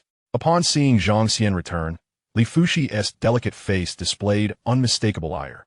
For a mere Yun wonking, you truly have thrown caution to the wind. Do you realize that the Baoqing faction's headquarters lies in the central continent? You have eliminated their heir in front of his cousin, Hu Yanqing. Her tone was laced with reproach, yet beneath it lay an undeniable anxiety. Hu Yanqing was a senior elder of the Guiyuan sect. Do you comprehend the weight that name carries? You have thrust yourself into the eye of the storm. Is it not enough trouble already? Zhang Xian regarded her, noting the slight rise and fall of her chest, due to her agitation, as well as the barely perceptible concern in her eyes. Calmly, he replied, I already offended them at yesterday's banquet. You, infatuated. Li Fuxi was so incensed that her head swam. She shot Zhang Xian a fierce glare, her expression a complex enigma, before turning on her heel and striding swiftly out of the preparation area. Once Li Fuxi had distanced herself, Lin Yinyin approached at an opportune moment. Do not be misled by Master's fierceness. She was quite anxious for you up on that stage. I saw her gripping the hilt of her sword the entire time, as if sensing that should anything befall you, she would rush to your aid without hesitation. Zhang Xian's gaze followed Li Fuxi's retreating silhouette until she vanished from the doorway, his expression softening momentarily as he murmured, I know. After soothing Lin Yinyin, he stepped toward the direction in which Li Fuxi had departed. In the exclusive quiet room of the Yunmiao sect, Zhang Xian gently knocked on the door. After a brief silence, he pushed the door open. Li Fuxi was seated at a low table by the window. Sensing Zhang Xian's approach, her body stiffened slightly. The solitude felt somewhat daunting. With a deliberate air of aloofness, she asked, what brings you here? Zhang Xian glanced at the 67-point affection level above her head, suppressing a smile. I came to see my master, he replied, his voice low and gentle. What do you wish to see me for? Li Fuxi replied with a hint of irritation, her gaze wandering, unable to meet his eyes. With such time on your hands, you would do better to contemplate your opponent for tomorrow. Zhang Xian smiled faintly as he approached the table. I have my own strategies, but I am somewhat concerned for you, master. Yang Pashao is a formidable expert at the 9th level of the Golden Core stage, his reputation resounding. What the peak of the Golden Core? I'm nearing the 8th level, she retorted, gripping the hilt of her sword, her indomitable spirit rekindled. Zhang Xian's expression grew grave. His prowess is not merely a matter of cultivation level. There's a unique aura about him, undoubtedly concealing many hidden cards. In any case, master, you must exercise utmost caution tomorrow. Chapter 122. The path grows narrow. Master, Zhang Xian ceased further elaboration, and with a flick of his hand, a myriad of bottles and a stack of radiant talismans appeared on the table, a splendid array. Take these elixirs. They are excellent for healing and fortifying your essence. And these earthly grade talismans serve both for protection and offense to be used in times of need. Upon hearing his earnest words, Li Fuxi's heart softened, her tone less frosty than before. With the competition tomorrow, just a day away, I lack the energy to refine so many talismans. As she spoke, she tightened her grip on the jade pendant at her waist. I possess the defensive spirit treasure you bestowed upon me. I shall be fine. As for these spirit pills, I still have plenty that you have given me. This particular treasure had been forcefully gifted to her by Zhang Xian, having been refined for over a year, now nearing a state of perfect unity. Zhang Xian pondered for a moment before producing a shuttle-like object and placing it before Li Fuxi. Master, you must keep this close. This is a fixed-point teleportation device, Zhang Xian explained. I have bound its core to my flying vessel.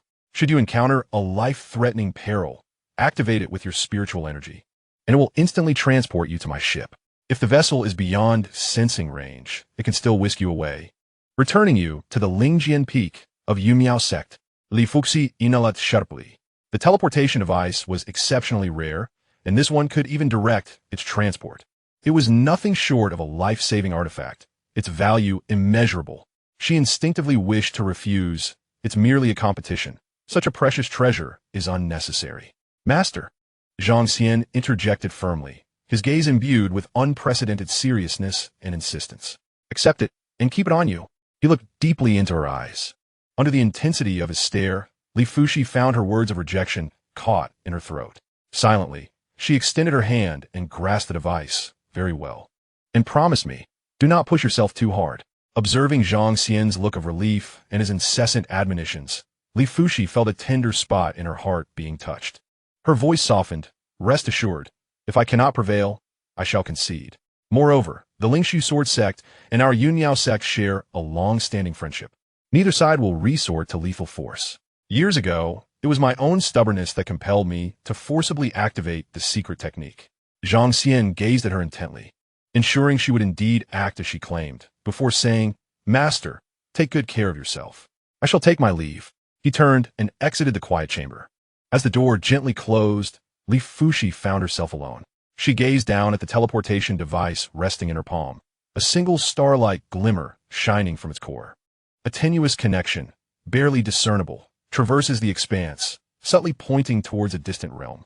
She gradually tightened her grip on the ephemeral vessel, feeling the essence of guardianship within it. And at that moment, she experienced a peculiar sense of stability and tranquility.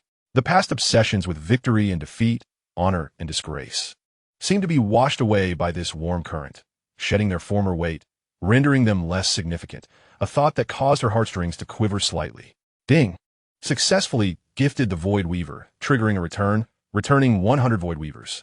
Void Weaver, a low-grade ephemeral vessel, a one-time consumable, requires no refining, activated by vital blood. Disregards prohibitions, penetrates all phenomena, capable of spatial transmission over great distances. Pre-usage allows for location positioning. Ding! Li Fuxi's favorability towards you is 2. Current favorability is 69. As night descended, in a tastefully adorned yet exceedingly discreet private room of a tavern outside the imperial city, when Yang Pashao entered, Hu Yanqing was leisurely savoring spiritual tea. Beside him, a captivating woman clad in a resplendent red gown was elegantly pouring tea for him. She was none other than Xiao, the renowned chief auctioneer of the southern domain, famed for both her 5th-tier golden core cultivation and her enchanting allure. Yang Pashao had encountered her once and was aware of her esteemed status, rivaling the core disciples of the 6 major factions. Brother Yanqing. Yang Pashao greeted with a slight bow, his gaze momentarily lingering on Xiao. Hu Yanqing raised his cup in acknowledgement, his smile unwavering, as if the tragic demise of his cousin earlier that day had never transpired. Your arrival is quite timely. Come, take a seat. He personally poured a cup of tea for Yang Pashao and pushed it towards him. The agreement between us remains in effect. He set down the teapot, his tone unperturbed. I have already visited the 2 elders of the Lingshu sword sect, stating that you wish to refine your swordsmanship and desire to return to the Yuan sect for a period of cultivation. Initially, they had their reservations, as you are one of their key cultivators. However, Hu Yanqing continued, I offered them the ephemeral vessel originally intended for Yunchang Pavilion, which can help one transcend the nascent Soul Thunder tribulation as compensation for borrowing talent. Once that item was presented, their attitude softened considerably. He took a sip from his teacup and remarked nonchalantly, just before your arrival, I received a message from their sect leader, who has consented to this matter. A glimmer of sharpness flickered in Yang Pajiao's eyes, and a weight lifted from his heart as he solemnly clasped his hands in gratitude. Thank you, brother, for your mediation. I shall forever remember this kindness. Ultimately, the cultivation world is merely a realm of the survival of the fittest and the exchange of interests. If the Lingshu sword sect is unwilling, so be it. But do they possess the strength to withstand the pressure of my return to the Yuan sect? The value of that ephemeral vessel pales in comparison to that of my brother. It merely serves as a means for them to save face. The fist is the ultimate truth. His words exuded an unrestrained dominance. Your teachings are indeed profound.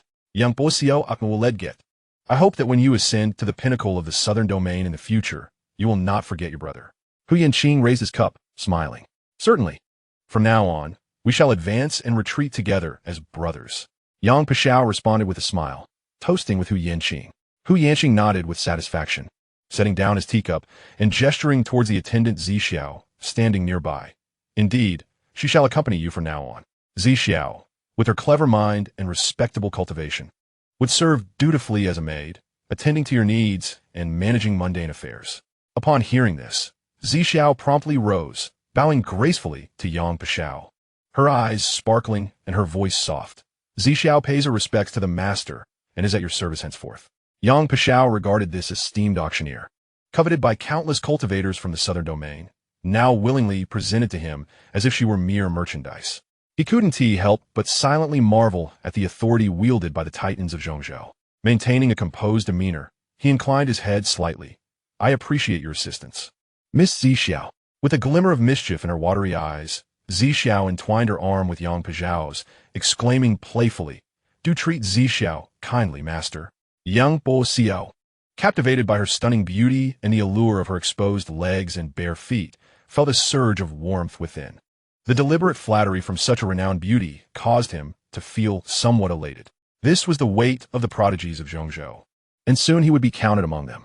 One day, he would compel the proud Long Ji to bow her head. Hu Yanqing lightly tapped the table twice, abruptly shifting the conversation. Pashao, my brother, there is a small matter I wish to request your assistance with. Yang Pashao grasped the implication. Do you want me to eliminate Zhang Xian in the upcoming duel? A flash of murderous intent flickered in his eyes. No. Hu Yanqing slowly shook his head, a cryptic smile playing on his lips. That fellow possesses cunning methods and holds rare treasures. He may not be easily dispatched. I do not wish to burden you with such a task. Instead, I ask you to settle for a secondary approach. His gaze sharpened suddenly. Tomorrow, when facing Li Fuxi, deliver her a severe blow, cripple her foundation, rendering her utterly incapable of resistance. Chapter 123. The Master is Stubborn Again. Li Fu Undicesimo. A cold smirk curled at the corners of Yang Paxiao's mouth. A mere 7th-tier golden core cultivator could hardly be my adversary. Wounding her would be a trivial task. He paused, the glint in his eyes intensifying. Moreover, her relationship with Zhang Xian appears rather ambiguous. Perfect. I have a long-standing grudge against Zhang Xian. Oh. Hu Yanqing's expression brightened with intrigue. A long-standing grudge? Yang Paxiao snorted disdainfully. First, avenging Brother Yin is my duty. Second, a flicker of indignation crossed his eyes. Today I learned that it was he who, years ago, deceived me into relinquishing 2 ascension pills with a mere sprout of ascension grass. It was through that deception that he ingratiated himself with Yun Chong Pavilion. Of course, he refrained from mentioning the deeper truth. Any man who exhibited affection or desire towards his master, Long Ji, deserved death. A look of approval crossed Hu Yanqing's face. Excellent. If there is a past grievance, that is all the better. A glimmer of scheming triumph danced in his eyes, as if he could already envision Li Fuxi collapsing. Gravely wounded, if Yang Paxiao could indeed cripple Li Fuxi, rendering her incapable of resistance, then I shall, on behalf of the Guiyuan sect, extend a timely hand, displaying magnanimity, and invite her back to the sect for careful healing.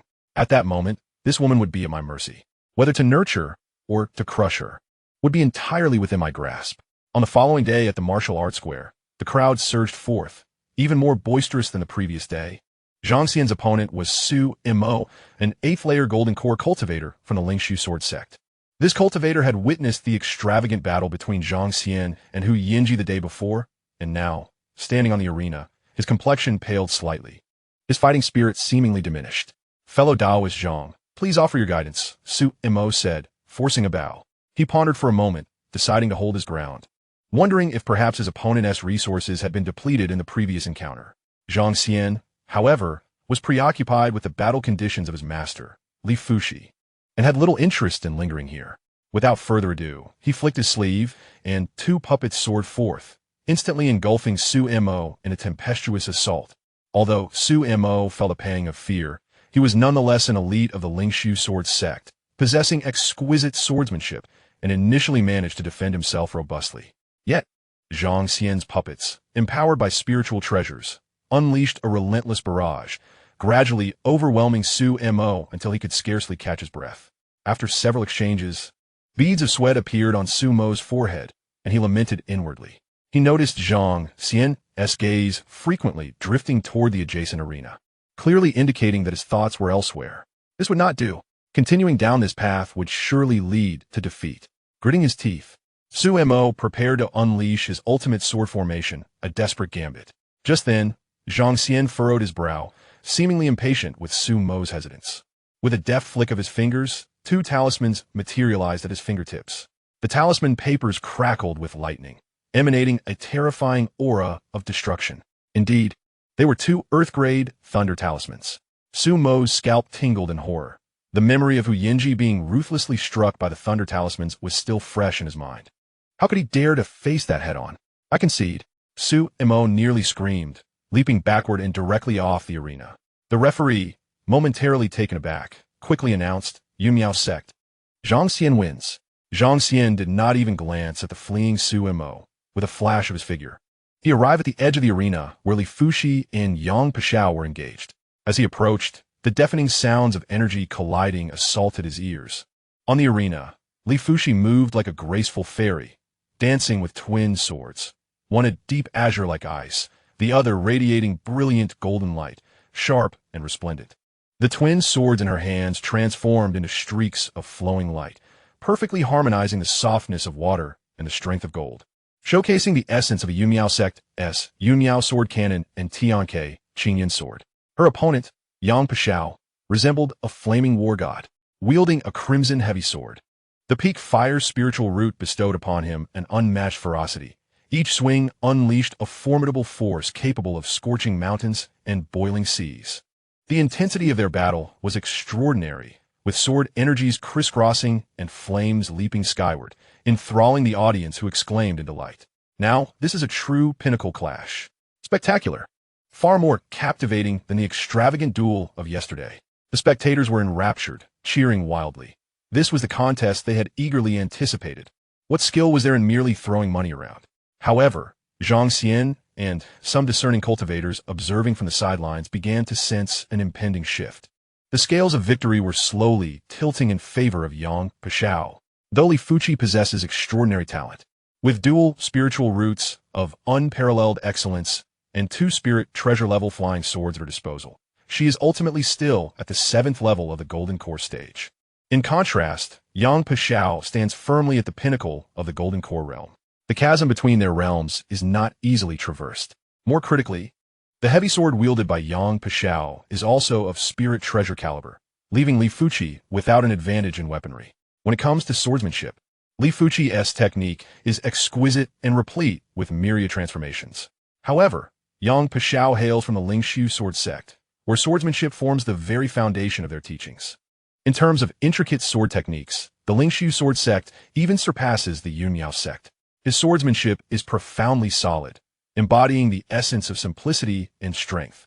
With defenses as steadfast as a rock and assaults as explosive as a volcanic eruption, Li Fuxi's intricate sword strikes are frequently neutralized by his sheer force overpowering her finesse. Zhang Xian cannot help but marvel. He knows better than anyone the prowess of his master. With dual exceptional spiritual roots, 2 offensive spirit treasures, and the daily enhancement of comprehension through the consumption of Qingxiao tea, this configuration is more than sufficient to overpower an ordinary peak Golden Core practitioner. Yet, Yang Pashao manages to maintain a clear advantage. Although his master's sword intent is unmatched in its sharpness, it is perpetually unable to breach the seemingly simple yet impenetrable sword formation established by Yang Pashao. As a fellow transcender, Yang Pashao indeed possesses remarkable skill. As time ticks by, Li Fuxi's assaults remain fierce, but Zhang Xian keenly observes that her breathing has begun to quicken, and beads of sweat are forming on her brow. The spiritual energy within her is nearly depleted. Li Fuxi senses it herself. Taking a deep breath, she forcibly suppresses her rising blood energy, and the thought of retreat begins to take root in her heart. Perhaps it is best to concede, for this battle is beyond my strength. Even Zhang Xian perceives his master's intention to surrender and secretly breathes a sigh of relief. Suddenly, an unexpected turn of events arises. In the midst of battle, Li Fuxi appears to sense something, her figure jolting abruptly. Her complexion pales instantly, and even her hand gripping the sword trembles slightly. Meanwhile, Yang Pashao on the opposite side suddenly sheathes his sword and stands still, a hint of playful amusement gracing his features. Something is amiss.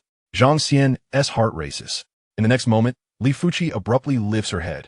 Her gaze does not fall upon Yang Pashao, but rather pierces through the crowd, landing directly on Zhang Xian. That look is profoundly complex, filled with worry and an indescribable nuance.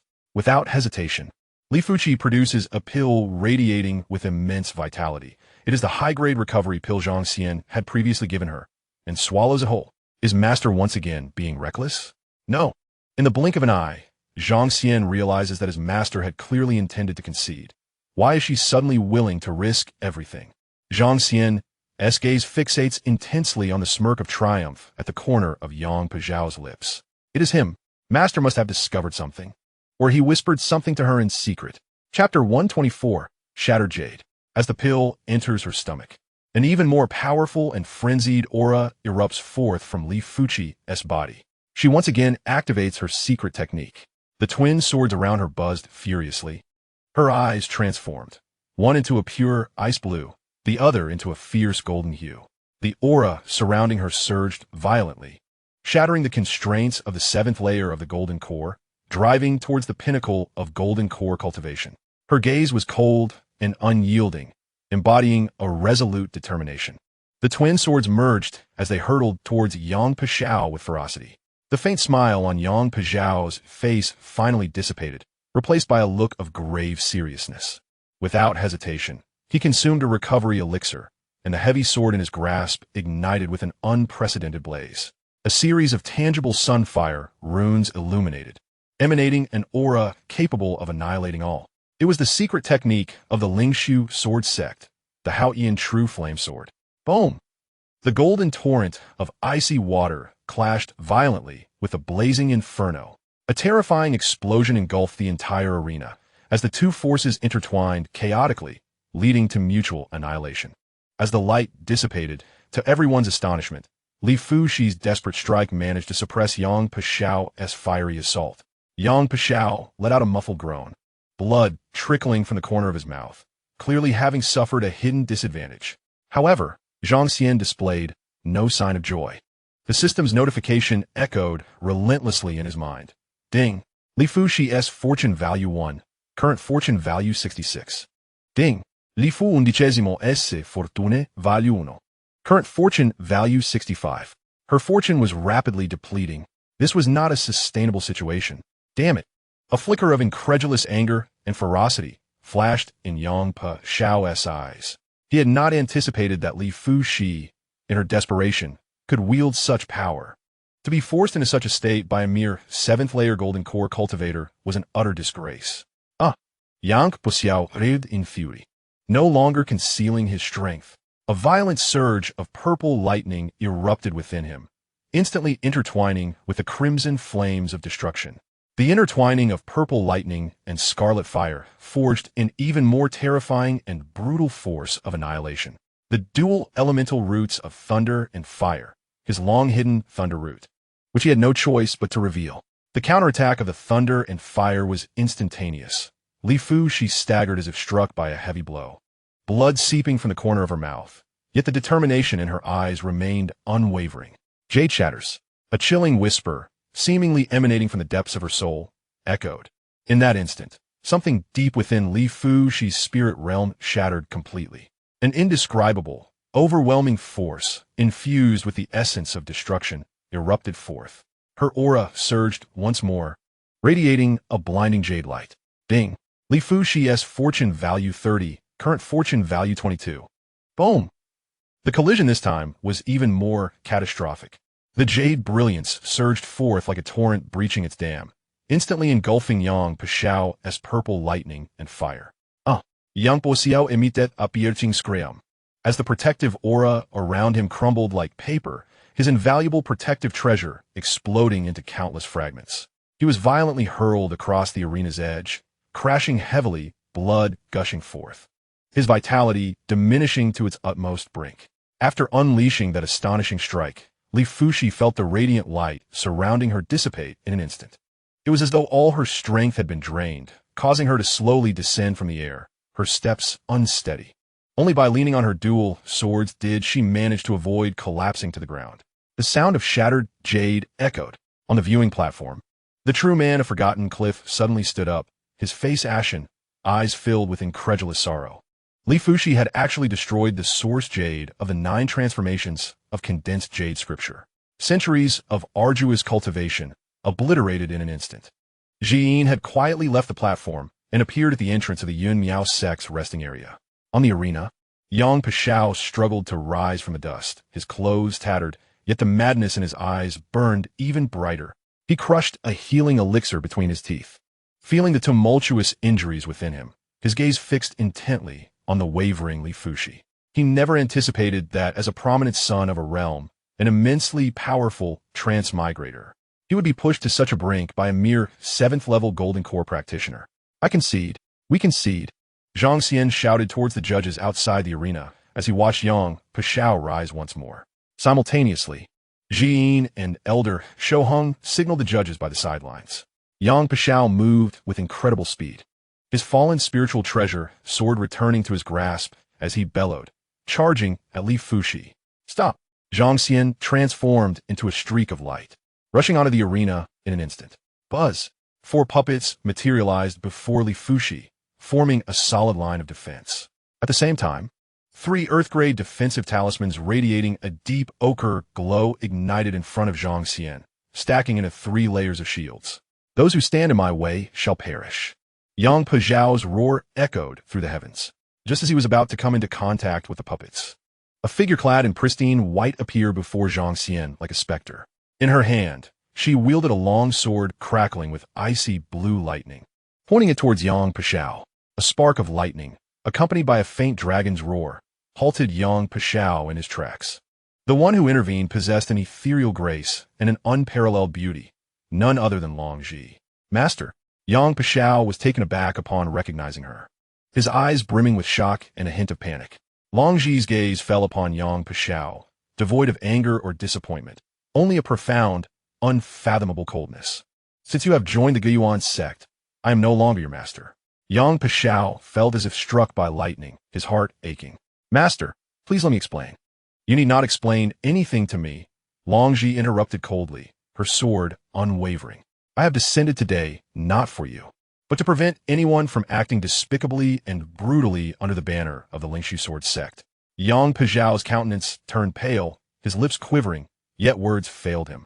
The pain of being so coldly rejected and cast aside by the one he revered most far surpassed any physical wounds.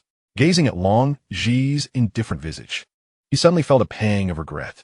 Had his decision to join the Guiyuan sect truly been the right one? At that moment, a figure appeared beside Yang Pashao as if teleporting, gently patting his shoulder. It was Xianxia. He disregarded the sharp edge of Long Ji's sword. His gaze filled with admiration as he appraised this exquisite sword fairy. Misunderstanding the situation, the disciple Yang merely ventured to the Guiyuan sect for further training. Upon achieving mastery, he would undoubtedly return, continuing to be the pride of the Lingshu Sword sect. Long Ji's voice remained icily resolute. I shall not permit him to set foot in the Lingshu Sword sect again.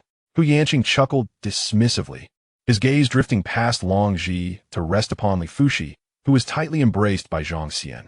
Her breath was faint, a trace of blood staining her lips, and her stunning visage was now pale to the point of evoking sympathy. Since Zhang Xian took to the stage, Li Fushi seemed to have found her support, losing all control as she collapsed into his arms. Chapter 125, Awaiting My Return as an Invincible Force. A hint of perfectly measured regret and concern surfaced on Xianxia's face. In the arena, swords and blades were unforgiving, and it was inevitable that one might lose restraint. Now that disciple Yang was indeed under the Guiyuan sect, any transgressions he committed would be borne by us. As a gesture of goodwill, our sect is willing to take Li Xinzi back for treatment, providing her with the finest spiritual herbs and the personal care of an elder in the nascent soul stage, ensuring her safety and perhaps even turning misfortune into fortune. His words were gentle, yet held an undeniable authority. However, it appeared that Zhang Xian had not heard him at all. His entire focus was on the master in his arms. Tenderly, he wiped the blood from her lips, his voice laced with uncontainable sorrow. Foolish master, how did you end up like this again? Did you not promise me you would not act recklessly? Li Fushi struggled to open her eyes, gazing at Zhang Xian's face so near, managing to muster a faint smile as she whispered, I was prepared to concede. But he transmitted to me that he would kill you in the next round. These words struck Zhang Xian like thunder, confirming his fears. He quelled the fury in his eyes, avoiding their gaze entirely, and cautiously lifted Li Fushi, turning to descend the stage. Xianxia's smile froze instantly. He had not anticipated Zhang Xian's audacity to so brazenly disregard him. He stepped forward, his voice laced with concern. "Young friend, Li Xianzi's injuries are grave. Only the Guiyuan sect can heal her. Perhaps get lost." Zhang Xian did not pause his steps, nor did he look back, coldly uttering those two words. Xianxia was utterly stunned. Having lived for so many years in high positions, he had never been publicly scolded like this. A surge of inexplicable humiliation and anger rushed through his head. Outrageous! Xianxia's expression darkened like stormy waters, the terrifying pressure of a nascent soul stage threatening to erupt. Zhang Xian ignited a wind talisman, whisking his master away to the resting area, while four puppets of varying attributes positioned themselves before him. Simultaneously, the figure of Yin appeared beside Zhang Xian's puppets, the aura of the nascent soul stage unleashed without reservation, standing like an unyielding iceberg before Xianxia. A few worthless puppets, combined with your meager nascent soul initial stage, dare to obstruct me? Xianxia's fury turned to mockery, a cold glint flashing in his eyes. "Who doubt you?" A voice of authority rang out. The figure of Emperor Xianxia appeared on the arena, exuding an imperial aura combined with the cultivation of the nascent soul, creating an overwhelming pressure. "I respect your presence as a guest. Yet I urge you to refrain from causing disturbances in the South Domain." Xianxia observed the figures of his confidant, and Xianxia standing before him, then glanced at Zhang Xian, who was holding the unconscious Li Fushi without a backward glance. He scoffed. "What is South Domain? What hospitality? I extend my hand to save, only to be insulted by a mere junior. I, Xianxia, shall remember this day. One day, when I return to the Return to Origin sect, I will demand an explanation." Xianxia, embodying the might of an emperor, stood resolute. "Should the Return to Origin sect come, I shall be ready to receive them at any time. Moreover, do take your newly accepted disciple with you. The South Domain will not harbor those who betray their sect." At this moment, Yang Pashao, having slightly recovered from the tremendous blow of being expelled by Long Ji, heard Xiaoxuanin's words and noticed the disdainful and contemptuous gazes from the surrounding audience, along with the relentless shouts of traitor. Anger surged within him. Indeed, the protagonists in stories often face such misunderstandings and scorn from the world. Who among them did not ascend amidst mountains of corpses and seas of blood? If that is the case, one day, when I return invincible, I shall shatter all before me with a single punch. As for my master, Long Ji, if she does not acknowledge me, very well. Once I reach the threshold of transformation, she too will bow in servitude, just like Xiao. At that moment, Zhang Xian's four puppets simultaneously spoke. "Your Majesty, do not let that surname Yang escape. Leave him to me for the next match." Upon hearing Zhang Xian's words, Xiaoxianin contemplated briefly and instinctively looked towards his confidant, who nodded slightly. Taking a deep breath, Xiaoxuanin's resonant voice echoed throughout the venue. "Very well. The demon-slaying conference will proceed as planned tomorrow. The matchups are as follows. Zhang Xian of Yunmiao sect versus Yang Pashao of Return to Origin sect. Long Ji of Lingshu Sword sect versus Master Bujian of Shanchan Temple." Yang Pashao felt belittled once more, his voice hoarse. "If you place your hopes on that false alchemist Zhang Xian, then I shall first eliminate that wretched spawn tomorrow, and then return to the Return to Origin sect. Within 3 years, if not 10, I shall return to sweep through the South Domain, making all who have insulted and slandered me pay the price." In the audience, the response was an uproar of furious shouts and disdain. "Traitor, get out of the South Domain. Dog of Return to Origin sect. Brother Zhang, slay him for the vengeance of Fairy Fushi." The entire square was filled with righteous indignation. Zhang Xian, cradling the barely breathing Li Fushi, swiftly returned to the exclusive resting area of Yunmiao sect. As soon as he entered, Lin Yinin, who had been anxiously waiting, rushed towards him. Upon seeing her master's pale face and the bloodstains at the corner of his mouth, her tears cascaded down. "Master!" Her voice quivered with sorrow as she frantically rummaged through her storage bag for vials and jars. Gently, Zhang Xian laid Li Fushi upon the soft bed, kneeling beside her. His gaze was solemn as he retrieved a crystal-clear jade box filled with radiant, multicolored light, within which lay several precious heart-rescuing lotus seeds, a rare material of the earth grade. "Master, open your mouth," he urged, attempting to carefully feed her one of the seeds. Li Fushi slightly turned her head, her weakened eyes opening just a crack as she gazed at Zhang Xian's tense and anxious face. To her surprise, she managed a faint smile, her voice fragile as gossamer. "It's unnecessary. I've consumed several of these lotus seeds. My body no longer recognizes them. Please, don't waste them. Zhang Xian paused, his fingers stilled, as images from years past in the mining caves of Muling's sect flashed through his mind. At that time, his master had similarly invoked a secret technique against a formidable foe, resulting in a depletion of their fortune that had yet to be restored. Now, with her essence once again marred, this divine medicine would likely prove ineffective. Let's give it a try. I have plenty of these. Li Fuxi, unable to resist him, softly acquiesced, and Zhang Xian carefully administered a single pill. As it settled in her belly, it became evident that Li Fuxi showed no signs of improvement. Lin Yining could no longer contain herself, bursting into tears as she rushed to the bedside. Master, why? Why did you resort to jade shattering? That was your centuries of arduous cultivation. She understood that her master held the 9 transformations of condensed jade in higher regard than her own life. Now, with its shattering, the technique was forever lost. Even if it could be restored in the future, the 9 transformations of condensed jade would never return.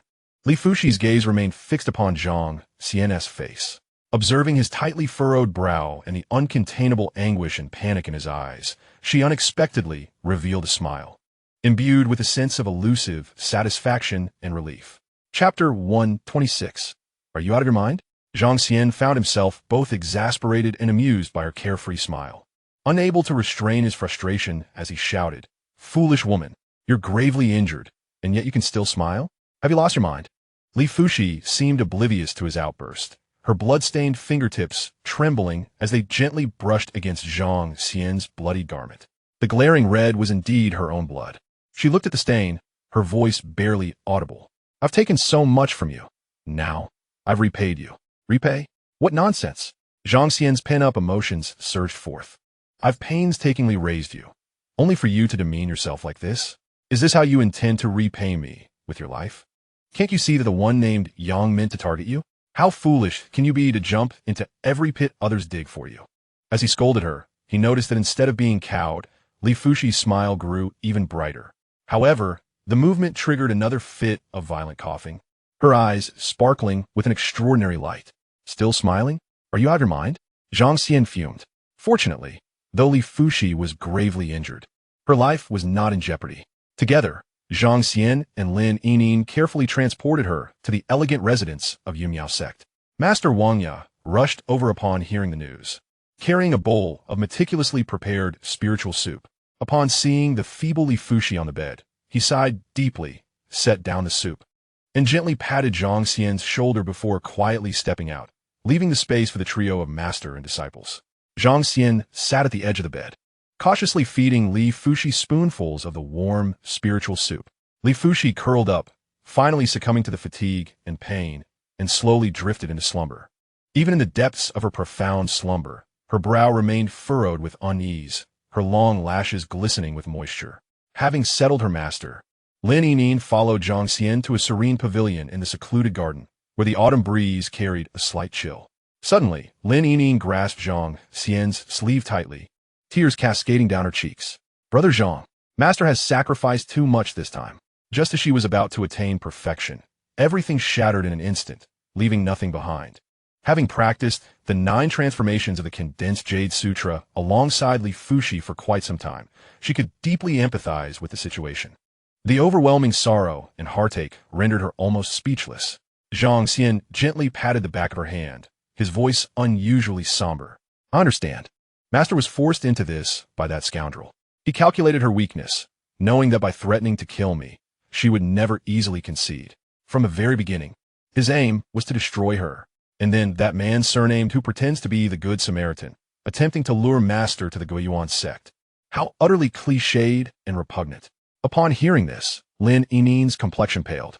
He is backed by the Guiyuan sect, which is rumored to be a colossal power in Zhongzhou, even more terrifying than the combined might of the 6 great forces in the southern region. Can we truly contend with them? Forget that your brother once chased off the head of the Zhao family while still in the foundation establishment stage, now in the golden core stage. Our opponents have also leveled up. We can simply strike back. Hearing Zhang Xian speak so casually, Lin Yining's anxiety began to subside. Yet she could not conceal her grief for her master. "But Master's path will not be severed." Zhang Xian interrupted. his tone imbued with unwavering certainty and gentleness. Rest assured, brother has a plan. Master will recover and become even stronger than before. Upon hearing Zhang Xian's resolute promise, the gloom in Lin Yin's heart dissipated significantly, and she nodded vigorously. Yes, I believe in you, brother. You are the greatest. Zhang Xian ruffled her hair affectionately. All right, for the next couple of days, please stay by Master's side without leaving her. Tomorrow his eyes suddenly flared with a nearly tangible intent to kill. I have very important matters to attend to. Okay, brother, do your best. Be sure to teach that treacherous villain a lesson and avenge Master. Zhang Xian offered her a reassuring smile before turning to head toward his meditation chamber. He required an utterly tranquil environment to reach his peak state for the life-and-death confrontation that awaited him on the morrow. However, just as he stepped into the quiet room, a knock echoed from behind him. The door creaked open gently, revealing Jean. Zhang Xian seemed unperturbed, turning to address her. If you do not come looking for me, I will seek you out. The creation elixir will arrive no later than 3 days from now. If Li Fuxi is in trouble, I can make an advance payment to you. However, she shifted her tone, I must caution you. The creation elixir indeed possesses the power to reshape one's foundation and heal severe injuries to the source. Yet, Li Fuxi's golden core had already been refined once. Now, having suffered the fatal blow of jade shattering, it is unlikely that even the elixir can restore her to optimal condition. The source has been damaged a second time, and no mere medicine can easily remedy that. The choice of whether to use it on her lies with you. Zhang Xian was acutely aware that Xian had undoubtedly overheard his earlier conversation with Lin Yin and had come to offer a timely reminder. I shall reserve that celestial elixir for Yun Wanqing, and as for my master, I have my own means. His gaze burned with intensity as he fixed it upon Xian, adding, however, since you are willing to make an advance payment, I can offer you a promise. Deliver to me a creation elixir today, and in the future, I, Zhang Xian, shall repay you double. Oh, Xian's eyebrows arched slightly, evidently moved by Zhang Xian's confidence in his promise of double repayment. Zhang Xian did not dwell on the exchange of elixirs. Instead, he shifted the conversation with a hint of sincerity. Furthermore, I must express my gratitude for your timely intervention today. He paused, sweeping his gaze over Xian, a flicker of understanding and admiration crossing his eyes. I did not anticipate that you would so skillfully conceal your aura, having quietly advanced to the nascent soul stage. Congratulations. Xian slowly shook his head, correcting him. You are mistaken. My master remains at the pinnacle of the golden core realm. My entry into the initial stage of the nascent soul is your merit. Zhang Xian's heart swelled with clarity. It seemed that the earth-grade puppet he had gifted truly possessed remarkable efficacy, as the rules governing the elevation of realms remained effective even against the vastness of higher realms. Not only I, but Su Ling as well. Elder Su Yuanshan has struggled for over 1,000 years at the 3rd level of the nascent soul. Yet since you bestowed upon him the puppet, he has refined its core into Elder Su Ling's body. Now, Elder Su Ling has ascended to the 4th level of the nascent soul, truly stepping into the mid-stage. Do you now comprehend why my Tianxiu peak stands so resolutely behind you? What you have provided us with has altered not merely our levels of power, but our fates. Zhang Xian felt a tempest of emotions within him. The potential of the earth-grade puppet's core exceeded his expectations. Yet, he maintained a composed facade and inquired. The elixir will arrive in 3 days? I shall deliver it personally, and there will be no errors, Xian affirmed with a nod. A fleeting glimmer of murderous intent flashed in Zhang Xian's eyes. 3 days is somewhat regrettable, but it will not significantly impact matters. His gaze drifted towards the window, as if he had already fixed his sights on a particular target. Chapter 127. There's something awkward about his speech. The next day, at the martial arts square, the atmosphere was electric, even more so than the previous day. All eyes were riveted on the colossal arena at its center. Today's main event was undoubtedly the clash between Zhang Xian of Yin Miao sect and Yang Pishao of Gui Yuan sect. This was no longer merely a personal grievance. It entangled the honor of 2 great factions and the blood debt incurred by Li Fuxi's grievous injury yesterday. When Yang Pishao stepped onto the arena, a gasp echoed through the crowd. The memory of his previous state, severely weakened from Li Fuxi's jade-shattering secret technique, was still vivid. Yet, at this moment, he appeared revitalized, brimming with spiritual energy, having astonishingly restored himself to peak condition. Only Yang Pishao knew the pain he concealed within, to achieve such a terrifying rate of recovery. He had expended an exceedingly rare, earth-grade elixir. What pained him even more, however, was the complete destruction of his remarkably defensive earth-grade spiritual treasure by Li Fu Shi the previous day, leaving no possibility for repair. This deepened his enmity towards Zhang Xian and his disciple. Taking a deep breath, Yang Pashao forcefully suppressed his turbulent thoughts, his sharp gaze locking onto Zhang Xian across the arena.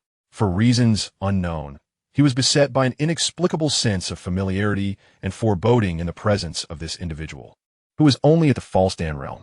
Last night, after much contemplation, he finally experienced a moment of clarity. Ah, so that is it.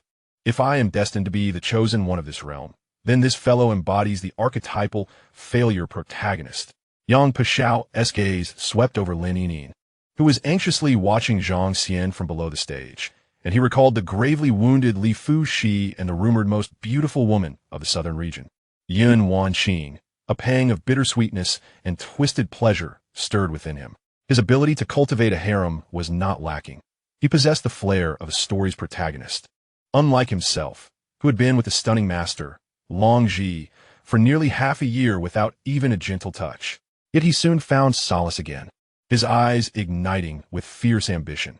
Once I conquer the central region and reach the pinnacle, what unparalleled beauty shall I not possess? Long Ji, and even Yun Wanqing shall crawl at my feet. He looked at Zhang Xian with a hint of condescension and regret. Zhang Xian, you once had the opportunity to become a formidable power, enjoying the blessings of many. Alas, you were born in the wrong era and encountered me, Yang Pashao. Today, let me demonstrate what true destiny looks like. You are destined to be an inconsequential stepping stone on my path to greatness. Zhang Xian listened to his ramblings with an impassive expression, his heart unperturbed. Though this man was a fellow townsman, he felt as if they belonged to different eras. There was an awkwardness in his speech. However, he had no intention of reminiscing today, and simply replied coolly, "A protagonist? I have yet to encounter one who would forsake their sect and acknowledge a thief as their father."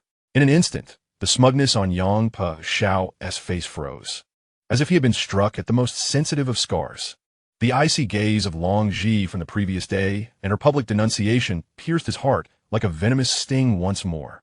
All his superiority and self-assurance crumbled before that single remark. Seeking death, Yang Pashao, enraged and humiliated, could no longer contain himself. He roared, and the massive sword in his hand ignited with blazing flames, charging towards Zhang Xian with the force of a raging inferno. He no longer concealed his power. His dual elemental roots erupted forth in full force, the sword light crackling with purple lightning, more formidable than when he had battled Li Fu Shi the day prior. Zhang Xian's gaze sharpened, and instead of retreating, he advanced. At the same time, 4 streams of light shot out from behind him, transforming into 4 puppets, each emanating distinct auras, standing in 4 directions: metal, water, fire, and earth, while Zhang Xian himself wielded a verdant wooden spirit sword, standing at the center. The 5 elements converged. What the heck? 5-element puppets. He can control 4 puppets in addition to himself, and they represent the 5 elements. This ability to multitask is simply extraordinary. The audience erupted in astonishment.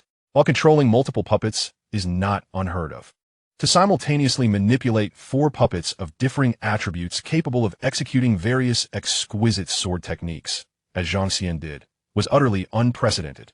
What was even more terrifying was that the weapons in the hands of these 5, without exception, radiated a chilling aura of spiritual treasures. 5 spiritual treasures. Hiss! Even the esteemed spectators on the viewing platform could not help but gasp in shock. Hu Yanqing furrowed his brow, and Xia Xuanin's expression mirrored his astonishment. Presenting 5 attributes matching spirit treasures at once transcended mere wealth. It was utterly inconceivable.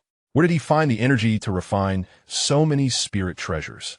Confronted with Yang Pazhao's ferocious thunderfire sword intent, Zhang Xian's main body and 4 puppets instantly formed a formation. The power of the 5 elements surged endlessly, resolutely blocking Yang Pashio's assault. A mere parlor trick. Though Yang Pashao was startled, he remained undaunted. The power of thunderfire grew even more tempestuous, and he engaged 5 opponents effortlessly without losing ground. His combat experience was exceedingly rich, and he quickly discerned that Zhang Xian's main body was the weakest. with most of his attacks directed towards Zhang Xian. However, at the height of his offensive, a cold smile crept across Zhang Xian's lips as a stack of talismans suddenly appeared in his hand. Here it comes. Yang po xiaos pupils constricted. A warning bell ringing in his mind. The scene from 2 days prior, when Zhang Xian had crushed Hu Yanji with talismans, was still vividly etched in his memory. Boom! Boom! Boom! Zhang Xian spared no effort, raising his hand to unleash 3 earth-grade talismans, their various attribute attacks raining down upon Yang Pashao like a torrential storm. Yang Pashao was well prepared, bellowing in fury as lightning and fire entwined around him, forming a frenzied sword shield that absorbed all the talisman attacks with sheer force. After several rounds of this exchange, Zhang Xian's earth-grade talismans were rapidly depleting, while Yang Pashao also consumed a significant amount of spiritual power. However, as a master alchemist, he was not lacking in spirit pills. After swallowing a high-grade recovery pill he had concocted, his aura instantly surged back to its peak. Fool! Yang Pashao reveled in his delight, calculating inwardly. A recovery pill cost me only a few hundred mid-grade spirit stones, while your earth-grade talismans are worth hundreds of thousands. I wonder how much of your resources you can waste like this. He was certain that Zhang Xian's talisman reserves were limited, and this strategy could not last long. Indeed, Zhang Xian continued to launch several waves of talismans, his offensive clearly diminishing. A flicker of smugness appeared in Yang Paxiao's eyes. Have you exhausted your tricks? Once I drain your talismans, let us see how you perish. Just as he relaxed his guard and prepared to deliver a fatal blow, an unexpected turn of events unfolded. The golden puppet and the water puppet wielding spirit swords suddenly radiated brilliant light. Not good. He intends to self-destruct the spirit treasures. Yang po xiao scalp bricklet. He was aware of Zhang Xian's precedent for using self-destructing treasures, but he had heard it was only in life-or-death situations. He never anticipated that Zhang Xian would adopt self-detonating spirit treasures as a conventional offensive tactic. What a reckless strategy. Boom! The 2 spirit-grade, long swords detonated simultaneously. The violent gold and water attribute spiritual energy surged forth like a flood, with the epicenter of the explosion being precisely where Yang Pashao stood. Chapter 128. Unable to accept the word green. Yang Pashao barely managed to cross the spirit's sword before him, channeling his protective spiritual energy to its utmost. Yet he was violently hurled away by the terrifying shockwave. As the dust settled, he landed in a disheveled heap, hair singed, clothes tattered. Though he had not sustained severe injuries, his image was utterly ruined. He quickly swallowed another high-grade healing pill, his frayed nerves settling momentarily. Just as he was about to unleash a torrent of curses, he beheld the 2 golden water puppets, their hands shimmering with light, each grasping a brand new spirit treasure long sword, strikingly similar in design and essence. What on earth? Are they wholesale spirit treasures? Yang Paxiao's eyes nearly bulged out, and the audience below was collectively petrified. Before he could fully grasp the situation, the 2 new swords ignited with a light of self-detonation once more. Another round of earth-shattering explosions ensued. Yang Paxiao was once again left in disarray, covered in dust and ash, his vitality surging chaotically, compelling him to ingest yet another recovery pill. Rage coursed through him, causing his body to tremble as he pointed angrily at Zhang Xian, shouting, "Are you ever going to stop?" Zhang Xian remained impassive, yet the swords in the puppet's hands transformed into new ones yet again. The audience below had already become numb. That's the 6th one. His ancestors must be rolling in their graves. Where on earth did he procure so many spirit treasures? What a prodigal. Truly the most extravagant scion in the realm of cultivation. Yunhe, seated on the observation platform, clutched his chest, feeling as though he might suffer a heart attack. All these were the possessions of his would-be son-in-law, equating to half of his fortune self-destructing. Emperor Xianxin's lips twitched in disbelief. He recalled that the champion's reward for this competition was merely a single spirit treasure. Hu Yanqing's expression darkened. The financial prowess Zhang Xian displayed had far exceeded his expectations. Wang Yu was equally alarmed, realizing that if he were in the same position, he would hardly last long against such self-destructing treasures. Moreover, with such wealth, it was no wonder he attracted so many admirers. Losing to such a rival was indeed no disgrace.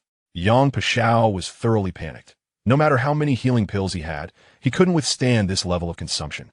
More critically, he suddenly realized that each time Zhang Xian's spirit treasure detonated, it collided directly with his own formidable sword. The terrifying shockwaves were primarily absorbed by his own life-bound treasure. He hastily sensed his sword, which emitted a mournful wail under the strain, revealing fine cracks upon its surface. Its target is my sword. A cold sweat broke out on Yang Pizhao's brow. Without his spirit treasure, his combat strength would diminish by at least 30%. Just then, the third round of self-detonation commenced. Not on my watch. A fierce glint flashed in Yang Pizhao's eyes, and he ceased his passive defense. He unleashed all his potential, his speed surging as he evaded the other puppet's intercepting attempts, charging madly towards the water puppet. He resolved to destroy this most troublesome adversary first. Water and fire are opposites. Each time a water attribute spirit treasure detonated, it inflicted the greatest damage upon his heavy sword. A massive earth-colored shield materialized before the water puppet, and with a thunderous shout, Yang Pizhao brought his heavy sword down with devastating force. Break for me. The earth shield shattered upon impact, but just as the heavy sword was about to strike the water puppet, a layer of pale blue light, imbued with profound water essence, suddenly enveloped the water puppet. Was that a defensive spirit treasure? What? Yang Pizhao was utterly bewildered. The puppet also wielded a defensive treasure, and it happened to be of the water attribute. In the next moment, the water membrane erupted with blinding blue light. The defensive spirit treasure detonated, unleashing a violent wave of water energy that erupted at close range. Yet, this was merely the beginning.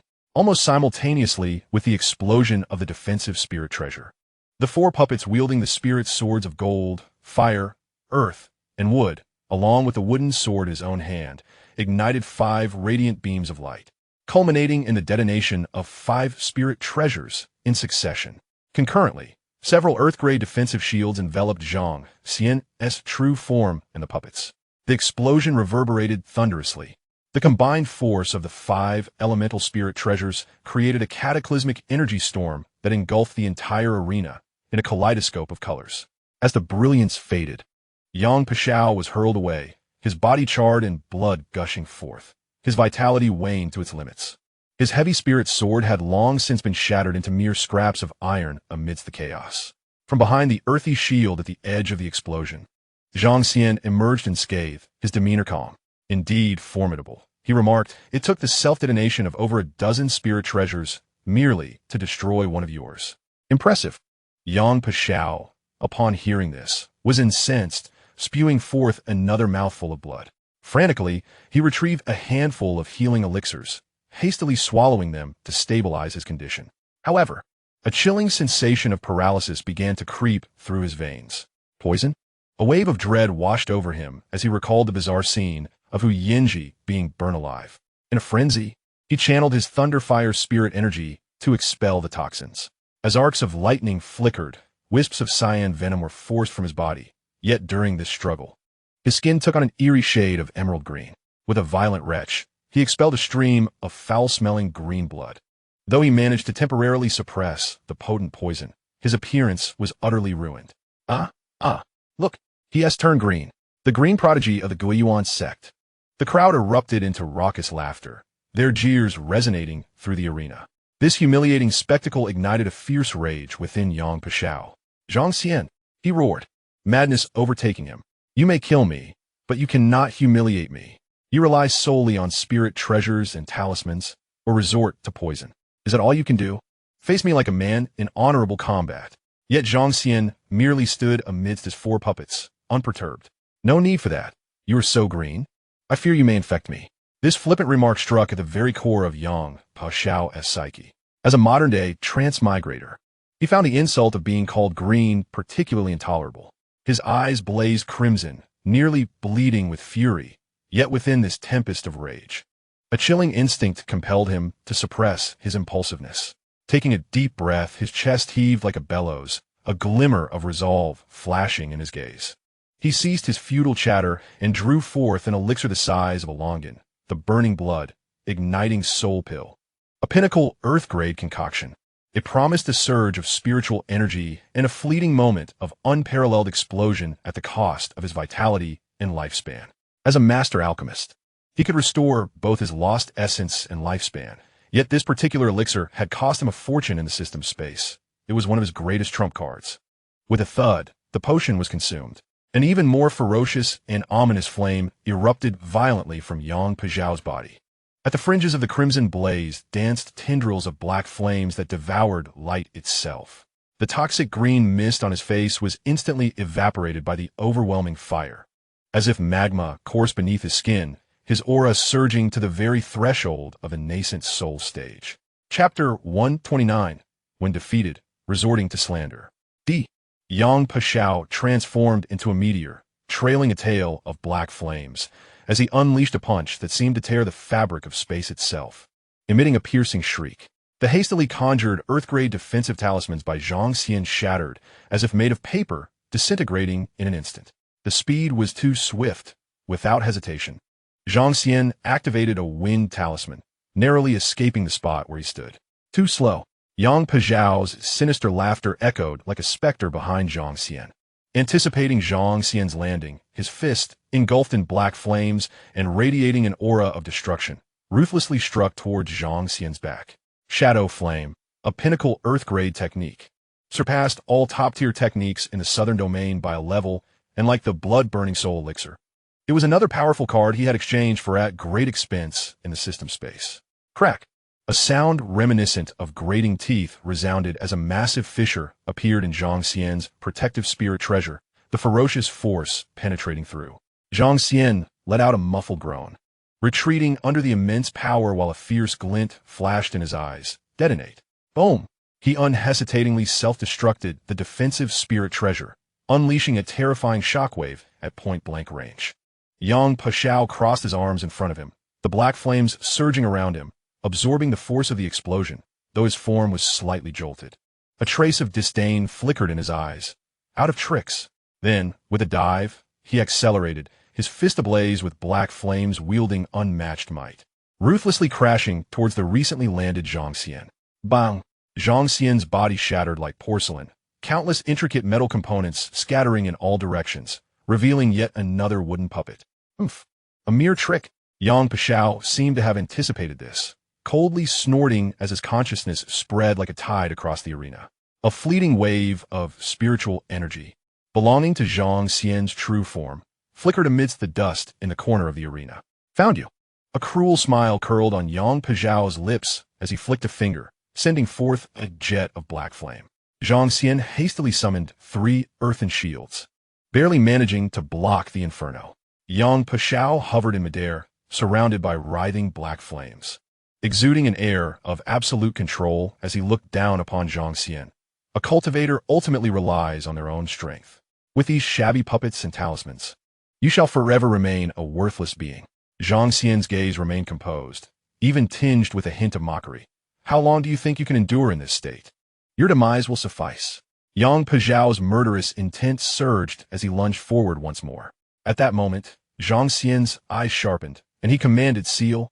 Swish, swish, swish, swish. 4 puppets, each with distinct attributes, encircled Yang Pazhao once again. Yang Pazhao cast a fleeting glance at these puppets and erupted into laughter. Foolish. You wish to self-destruct your spiritual treasure? Do you truly believe the same trick will work on me twice? Little did he know, these puppets were not for attack. Each held a talisman pulsating with peculiar waves. The moment the talismans ignited, rather than unleashing destructive energy, they emitted an overwhelming, pure essence of spiritual energy. This spiritual energy was so dense it nearly transformed into a liquid, creating a suffocating mire of spiritual pressure. Yang Pazhao's advance abruptly halted. The sinister grin on his face froze, replaced by an abyss of terror. He finally comprehended Zhang Xian's lethal strategy. Not an explosive attack from spiritual treasure, but the use of a formation to forge a terrifying cage of spiritual energy. At that moment, his internal spiritual power, already tumultuous from the elixir, was like a balloon stretched to its limits. The overwhelming influx of pure spiritual energy enveloped him like an ocean, and despite his reluctance, he absorbed a considerable amount, which became the final straw that broke the camel's back. It felt as though something within him detonated, not flesh and blood, but his golden core, which had been overexerted beyond its capacity due to secret arts. A thunderous boom resonated from within Yang Pazhao as his previously turbulent aura deflated like a punctured balloon. With a splatter, blood mixed with shattered spiritual energy erupted forth, and Yang Pashao collapsed to the ground as if his very backbone had been extracted, kneeling weakly, his gaze vacant, filled with incredulous despair. In but an instant, he had plummeted from heaven to hell. His golden core shattered, his cultivation ruined. His mind was a blank slate. Zhang Xian approached slowly, his voice chillingly calm. Knowing you are a master alchemist, you must possess those life-risking elixirs. I have awaited this moment when you gamble everything to fully unleash your potential. If you do not consume this elixir to push your golden core to its limit, my method of infusing you with spiritual energy may not necessarily be able to shatter you. Yang Pashao struggled to raise his head, his eyes seething with resentment as they bore into Zhang Xian, his lips trembling, yet no sound escaped. At the instant their gazes met, Yang Pashao was suddenly seized by a vertiginous sensation. A multitude of fragmented images flashed before him. The exhilaration of acquiring powers before his transmigration, the grueling training at the Lingshu sword sect, and his hidden feelings for Long Ji, each scene whirling uncontrollably before his eyes. Simultaneously, an indescribable agony erupted deep within his soul, as if an invisible hand was forcibly extracting his memories. Technique. Yang Pajiao's spirit was in turmoil. He bit down on his tongue, the sharp pain granting him a fleeting clarity. With the remaining vestiges of shadow flame, he executed a desperate strike, forcibly severing the bizarre connection to his soul, albeit at the cost of a grievous wound to his own spirit, blood gushing from his mouth and nose. Demon, you are a vile aberration, he screamed in anguish, attempting to incite public outrage. Unfortunately, neither the audience nor the spectators believed his words. Even those in the know were aware that Zhang Xian had, through deceitful soul-searching techniques at the Mu Ling sect, unmasked Lu Qing and Jianshen's true identities. Zhang Xian raised an eyebrow, his tone remaining dispassionate. When you cannot win, do you resort to slander? Brother Yang, such demeanor does not befit the title of a prodigy. Yang Pashao, suppressing the soul-rending agony and the despair of having lost all powers, flashed a glimmer of madness and determination in his eyes. He sneered, Zhang Xian, consider this a defeat for me. But this is not the end between us. Before he could finish, he summoned the last of his strength and struck his chest with a fierce punch. With a splatter of blood, Yang Pajiao's body stiffened momentarily, then collapsed to the ground, breathless. Zhang Xian frowned, about to approach to investigate, when a chilling system notification echoed in his mind. Ding! Copying opponent's extraordinary ability. High Disciple Aura Limited. High Disciple Aura Limited after apprenticeship. One will gradually learn the master's various abilities, including spiritual roots, talents, and techniques. The aura becomes ineffective upon severing the master-disciple relationship. This aura is valid only once per lifetime. 50? He gasped inwardly. He hasn't perished? Indeed, the next moment, Yang Pajiao's corpse dissipated like a phantom, leaving behind a palm-sized, entirely black wooden doll. The doll bore a fist-sized imprint at its heart, emanating faint spatial fluctuations and profound spiritual energy. What is this? A death substitution technique? Zhang Xian's pupils contracted as he immediately recognized it as an exceptionally sophisticated death replacement treasure imbued with spatial translocation powers. Yang Pajiao's true body had likely been transported to an unknown safe location the instant the puppet took effect. Zhang Xian sighed inwardly. Despite his thorough preparations as a fellow transmigrator equipped with a system, he had still failed to eliminate him. However, he was fortunate to have stolen a fragment of Yang Pajiao's memories, granting him insight into certain secrets. The entire arena fell into a profound silence. Whether it was Zhang Xian's merciless strategy of detonating numerous spiritual treasures or Yang Pajiao's formidable black flame techniques, including his final escape via the death replacement puppet, they had utterly redefined the limits of understanding for all present. Even Xiaxin, seated high on the observation platform, displayed astonishment, his fingers unconsciously tapping the armrest of his dragon chair, evidently shaken by the relentless barrage of surprises. Even as a formidable nascent soul expert, he was momentarily awestruck. After a long pause, the judge at the side finally emerged from his stupor and announced, "The victor is Zhang Xian of Yunmiao sect." After a brief silence, the audience erupted with cheers akin to a tidal wave, particularly the disciples of the Yunmiao sect and those who supported Zhang Xian, their faces flushed with excitement. Descending from the arena, Zhang Xian made his way directly to the resting area. Li Fuxi, supported by Lin Yining, leaned against the railing, her pale face tinged with concern. yet predominantly reflecting her relief and joy at Zhang Xian's safe return. Master, Zhang Xian approached her, his voice gentle. The grudge has been partially avenged. It is unfortunate that the scoundrel managed to escape. Li Fuxi observed his slightly fatigued, yet still bright eyes and gently shook her head. Her gaze filled with compassion and satisfaction. As long as you are safe, there is no rush for vengeance. Her eyes fell upon the damaged wooden doll in Zhang Xian's hand, her brows knitting slightly. What purpose does this ill-fated object serve? Zhang Xian chuckled softly, fiddling with a uniquely cold doll. I am merely curious. This item possesses a certain intrigue. With that, he stowed away. Meanwhile, in the stands, Hu Yanqing's expression darkened ominously, as if he could draw water from it. The outcome and course of this battle had exceeded his control and expectations. The wealth and endless strategies displayed by Zhang Xian left even him, a powerful figure in the baking fang, feeling a chill of apprehension. The secret techniques and death substitute employed by Yang Piqiao were unknown even to him, and such a level of inheritance was absent within the Guiyuan sect. Yang Piqiao must be found. A cold glint flickered in Hu Yanqing's eyes. Even if Yang Piqiao's cultivation was entirely depleted, the secrets he harbored were still worth their weight in gold. Without further delay, he perfunctorily cupped his hands in the direction of Xia Xianin and transformed into a streak of light, vanishing into the void. The finals of the demon-slaying conference would take place 3 days hence, with Zhang Xian pitted against the overwhelmingly dominant Long Ji. The eyes of the entire southern region were riveted on this impending pinnacle battle. The following afternoon, at the residence of the Yunmiao sect, Ji Yin's figure silently appeared before Zhang Xian's tranquil chamber. Without uttering a word, she simply handed him a jade box exuding the aura of chaos. Inside lay the legendary creation elixir. Thank you. Zhang Xian solemnly accepted it, a flicker of excitement flashing in his eyes. Without any hesitation, he promptly sent a message to Yun Wanqing and hurried towards the separate residence of Yun Changge within the royal palace. This hasty departure was witnessed by Li Fuxi and Lin Yining, who were by the window of the adjacent room. Li Fuxi leaned against the bedside, watching the direction in which Zhang Xian had vanished, her eyes betraying an unmistakable glimmer of disappointment and sorrow. He has gone to seek Yun Wanqing again. At my most vulnerable moment, Lin Yining's face flushed with anger, her heart raging. Scoundrel brother, big pig trotters. Master has endured so much for you. Yet you still have the audacity to meet Yun Wanqing. Could you not wait until nightfall to sneak away? Was it truly so urgent? As she gazed at Master's suddenly dimmed eyes and the expression of suppressed sorrow on his profile, she felt her heart shatter. Oh, Master has suffered so much.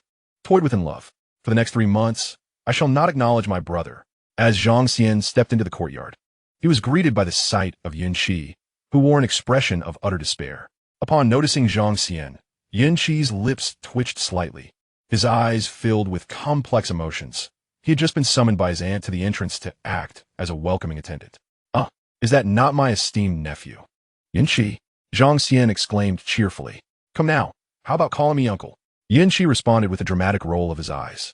At that moment, Yun He emerged with a radiant smile, and upon seeing Zhang Xian, he burst into hearty laughter. Ha ha ha, my dear nephew, oh no, my esteemed son-in-law, you have arrived. He passionately grasped Zhang Xian's sleeve, as if fearing he might flee. With a smile, Zhang Xian returned the greeting. Uncle, I have come to see Qingqing. At the mention of her name, Yun Qi shivered, feeling a wave of nausea wash over him. Yun He displayed an understanding, ambiguous smile, nodding vigorously. Qingqing is waiting for you inside. He then turned to Yun Qi, giving him a knowing glance, and raised his voice. Kia, did you not mention that there was an important business banquet tonight? The hour is getting late. We should make haste. What banquet? I was not informed. Yun Qi was taken aback, but suddenly realized the intent behind Yun He's words. They were trying to create space for Zhang Xian and Yun Wanqing. This was utterly outrageous. Yes. The banquet is about to commence. We should leave promptly. Though internally grumbling, Yun Qi had no choice but to play along. Zhang Xian observed the enthusiastic demeanor of his father-in-law and nephew with delight. He promptly retrieved a fiery red cloak from his storage ring and presented it to Yun He. Uncle, please accept this small token of gratitude for your hard work. Yun He's eyes widened in astonishment. A fire attribute defensive spiritual treasure? He could hardly contain himself, eagerly accepting the cloak, feeling its warmth and spiritual energy. Oh my, you are too kind, my son-in-law. Truly too kind. Zhang Xian then turned his gaze towards the visibly disgruntled Yun Qi, thinking that since he had been relegated to a junior role, he ought to offer some compensation. He produced a long fire attribute spiritual sword. Here, my dear nephew, this sword is for you. If it weren't for your initial efforts in bringing me and Xianxia together, we would not have had the chance to know each other. Who exactly facilitated that connection? Though he thought this. Upon receiving the spiritual sword and feeling the pure fire energy and sharpness of its blade, Xianxia could only feel joy. He quickly accepted it, unable to resist caressing the blade. Titles mattered little. The spiritual treasure was undeniably exquisite. Xianxia watched with a broad smile, suddenly adopting a serious expression as he admonished. Kia, why have you not thanked your uncle yet? Holding the sword, Xianxia looked at Zhang Xian's youthful face, and the words of gratitude caught in his throat, rendering his face crimson. After a moment, he managed to squeeze out 2 words through gritted teeth. Thank you. Zhang Xian laughed heartily, patting his shoulder. Oh, it's quite all right. My dear nephew is still adjusting. Once Xianxia and I are officially wed, you can address me properly, not wanting to linger. He clasped his hands in farewell and stepped through the door into Yun Wanqing's inner chamber. Chapter 131. The atmosphere had been set. Watching Zhang Xian vanish behind the door, Xianxia and Xianxia exchanged glances, both pondering their next destination. Where shall we go now? Xianxia held the newly acquired spirit sword, wearing a puzzled expression. Yunhe stroked his beard, feeling somewhat awkward. How would this old man know? Let us simply find a place to stay. We shall return tomorrow afternoon. Xianxia lamented. As the esteemed Grand Commander of the Yunchang Pavilion, how could I end up on the streets? Yunhe sighed, adjusting his pristine fire spirit cloak, glancing at the spirit sword in his grandson's arms, and consoled himself. Well, for the happiness of Xianxia, and for these 2 treasures, this minor sacrifice is nothing. Shall we head to Lianxiang Courtyard for a private room? I've heard their exquisite wine is quite good. Excellent. In the inner room, Yun Wanqing sat by the window, her cheeks tinged with crimson. She had witnessed her father's and Yunxi's exaggerated performance in full, feeling a twinge of embarrassment. Upon seeing Zhang Xian enter, she cast him a reproachful glare. What brings you here? Zhang Xian approached her, observing her flushed cheeks and evasive gaze, the interference of her father yielding significant results. He feigned looking out the window, smirking mischievously. My esteemed father-in-law is truly considerate, even dismissing the guards and maidens, allowing us ample time alone. It appears they shan't return tonight. Yun Wanqing's face reddened even further, resembling a ripe apple. What nonsense are you spouting? The finals are in just 2 days. Why are you here instead of focusing on your preparations? The playful expression on Zhang Xian's face faded, replaced by a solemn tenderness. He gently grasped Yun Wanqing's cool hand and carefully placed a jade box, exuding a chaotic aura, into her palm. I brought you medicine. Yun Wanqing trembled, her gaze fixating on the jade box in her hand. Despite the barrier, the overwhelming essence of life emanating from it made her instantly comprehend its contents. The creation elixir. The creation elixir that could cure her daughter Yun Jinner's soul deficiency. Centuries of anticipation and countless moments of despair converged into a surging tide at that moment. Her tears cascading forth like pearls strung on a broken thread, spilling uncontrollably. She looked up at Zhang Xian, her eyes brimming with incredulous joy and an indescribable emotion. Zhang Xian, she choked, losing control of herself as she suddenly plunged into his embrace, her arms tightly encircling his waist, as if wishing to merge her being with his. Ding! Yun Wanqing's affection for you has increased by 10. Current affection level, 73. Ding! Successfully gifted the creation elixir, triggering a returning 10 Taichu creation pills. Taichu creation pills, a pinnacle earth-grade elixir, capable of healing shattered golden cores and dispersing infant souls, reversing dire situations while also activating and repairing meridians and spiritual roots. It is a legendary treasure that can defy fate and reshape one as foundation. The system notification echoed in his mind like celestial music, and Zhang Xian felt a surge of elation. He excitedly cradled Yun Wanqing's tear-streaked face, bestowing several fervent kisses, ultimately pressing deeply against her soft lips, his voice brimming with uncontainable excitement. Wanqing, you are truly my lucky star. I adore you. Yun Wanqing found herself somewhat overwhelmed by his sudden, fervent kiss, perplexed as to why he appeared even more elated than she was. Yet, her heart brimmed with sweetness and gratitude. She responded to him with fervor, her body growing slightly warm, her gaze becoming dreamy. However, just as the atmosphere was poised to intensify, Zhang Xian abruptly halted. He placed his hands on Yun Wanqing's shoulders, his eyes still bright but tinged with impatience. Wonking, he spoke earnestly. The elixir has arrived. I must hasten back to seclusion to prepare for battle. My opponent in the finals is Long Ji, and I cannot afford to be careless. I shall seek you out once the competition concludes. With that, he truly turned to leave. Yin Walking felt a bit dazed. The mood had been set, yet he kissed her a few times and then intended to depart. What was this? Observing her bewildered expression, Zhang Xian seemed to recall something. Oh, right. He retrieved a damaged black wooden doll and placed it in Yun Walking's hands. This is a substitute puppet left by Yang Po Xiao yesterday. Although it is broken, its material and runes are quite extraordinary. You have extensive connections and know many esteemed individuals. Please assist me in researching it to uncover any hidden secrets. Yun Walking instinctively accepted the doll, still engulfed in a sense of overwhelming disparity and confusion. Oh, ding. Successfully gifted a damaged Jiuyoju puppet, triggering a return, returning Jiuyoju puppet X10. Jiuyoju puppet, a ground-tier secret treasure, can substitute for the host's death once after refining, transporting the host to a random safe location. The death substitution effect becomes ineffective when the Jiuyoju puppet reaches its limit. Special note: it is recommended for the host to commit suicide to achieve a safe death substitution effect. Oh my, another windfall. Zhang Xian chuckled at Yun Walking's dazed demeanor, finding her utterly adorable. He couldn't resist planting a playful kiss on her smooth forehead. Laughing heartily, off I go. Prepare well to be my bride, ha ha ha. With that, he departed with great strides, leaving behind a charismatic silhouette. Yun Walking stood alone in the room, clutching the warm jade box and the cold puppet doll, gazing in the direction of Zhang Xian's disappearance, her heart a tumult of emotions. There was immense joy and gratitude at having received the elixir, mixed with an indescribable sense of loss and bemusement. She had mustered the courage, prepared herself mentally, and even readied to surrender entirely to him, only to find. She glanced down at the immortal elixir in her hand and touched her cheek where he had kissed her, ultimately letting out a resigned sigh, though the corners of her mouth involuntarily lifted in a smile. He truly is a gentleman, she murmured softly, a gentle smile gracing her lips. The rumors circulating about his insatiable lust, she mused, must be unfounded. It was merely that this gentleman lacked a certain romantic understanding, which she found rather amusing.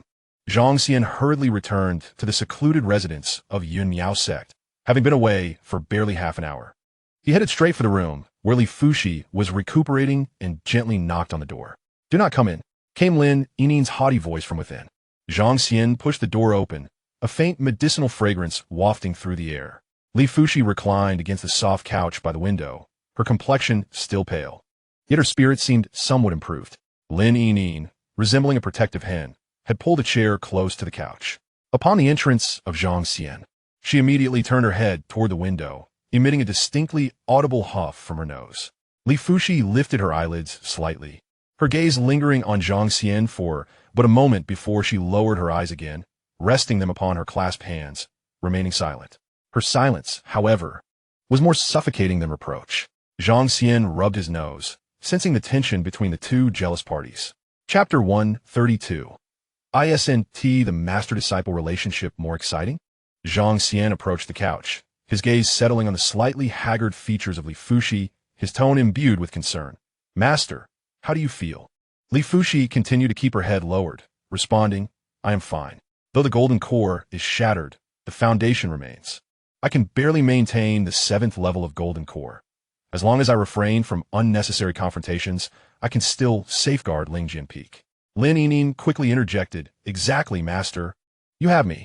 In these past years, I have strived hard.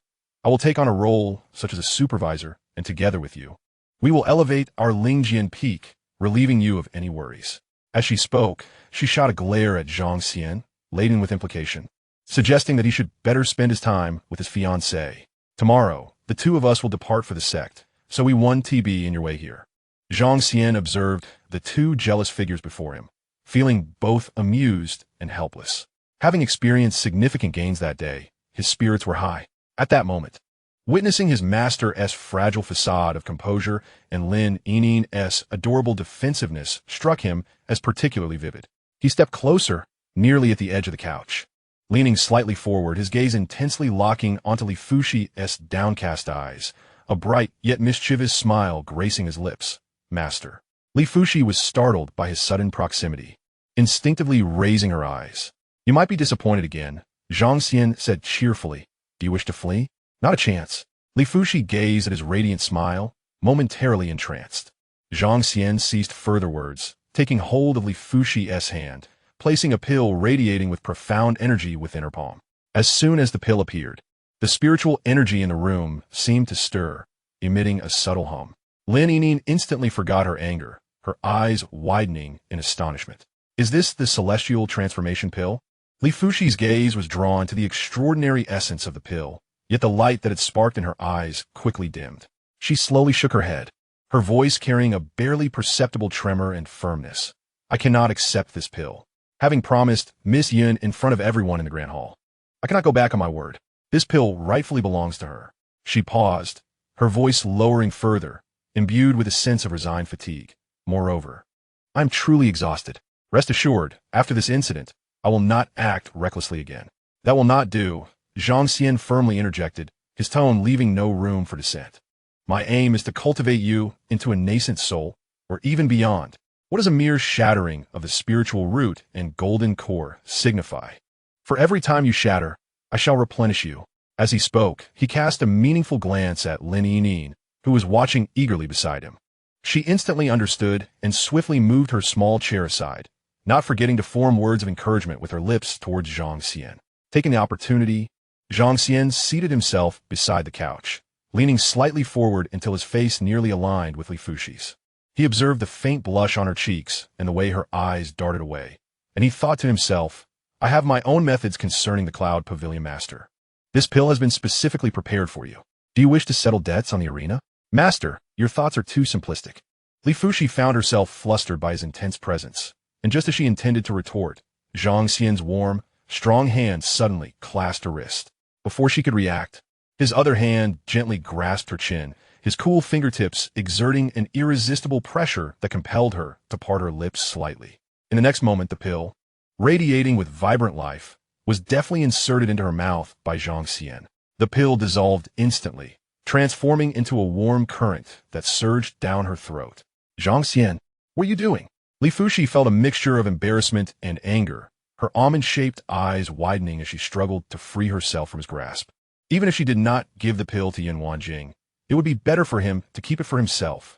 It might completely resolve your issues with the counterfeit pill and elevate you to new heights. However, Zhang Xian held her hand firmly, and suddenly he spoke, his voice deep and clear, imbued with an unprecedented seriousness. "Li Fuxi, be my woman." These words struck Li Fuxi like a thunderclap, shattering her struggles, her embarrassment, and her rationality in an instant. Her cheeks flushed a captivating crimson. "Ding! Your favorability towards Li Fuxi has increased by 5. Current favorability 74. Ding! Successfully gifted the primordial creation pill, triggering a returning 100 primordial creation pills. The primordial creation pill, a pinnacle earth-grade elixir, can heal shattered golden cores and dissipated nascent souls, reverse dire situations, and activate and repair meridians and spiritual roots, among other effects. It is a legendary treasure capable of defying fate and reconstructing one's foundation. What nonsense are you speaking? I am your master," she stammered. This cannot be." Zhang Xian looked at her, flustered and at a loss, and his eyes sparkled with amusement. Magically, he produced several novels, their covers boldly emblazoned with titles such as Deadly, The Lovesick Master Fell for Me, and The Condor Heroes, waving them before her. "Aren't these books you enjoy reading, master? What's wrong? Isn't the master-disciple relationship even more thrilling?"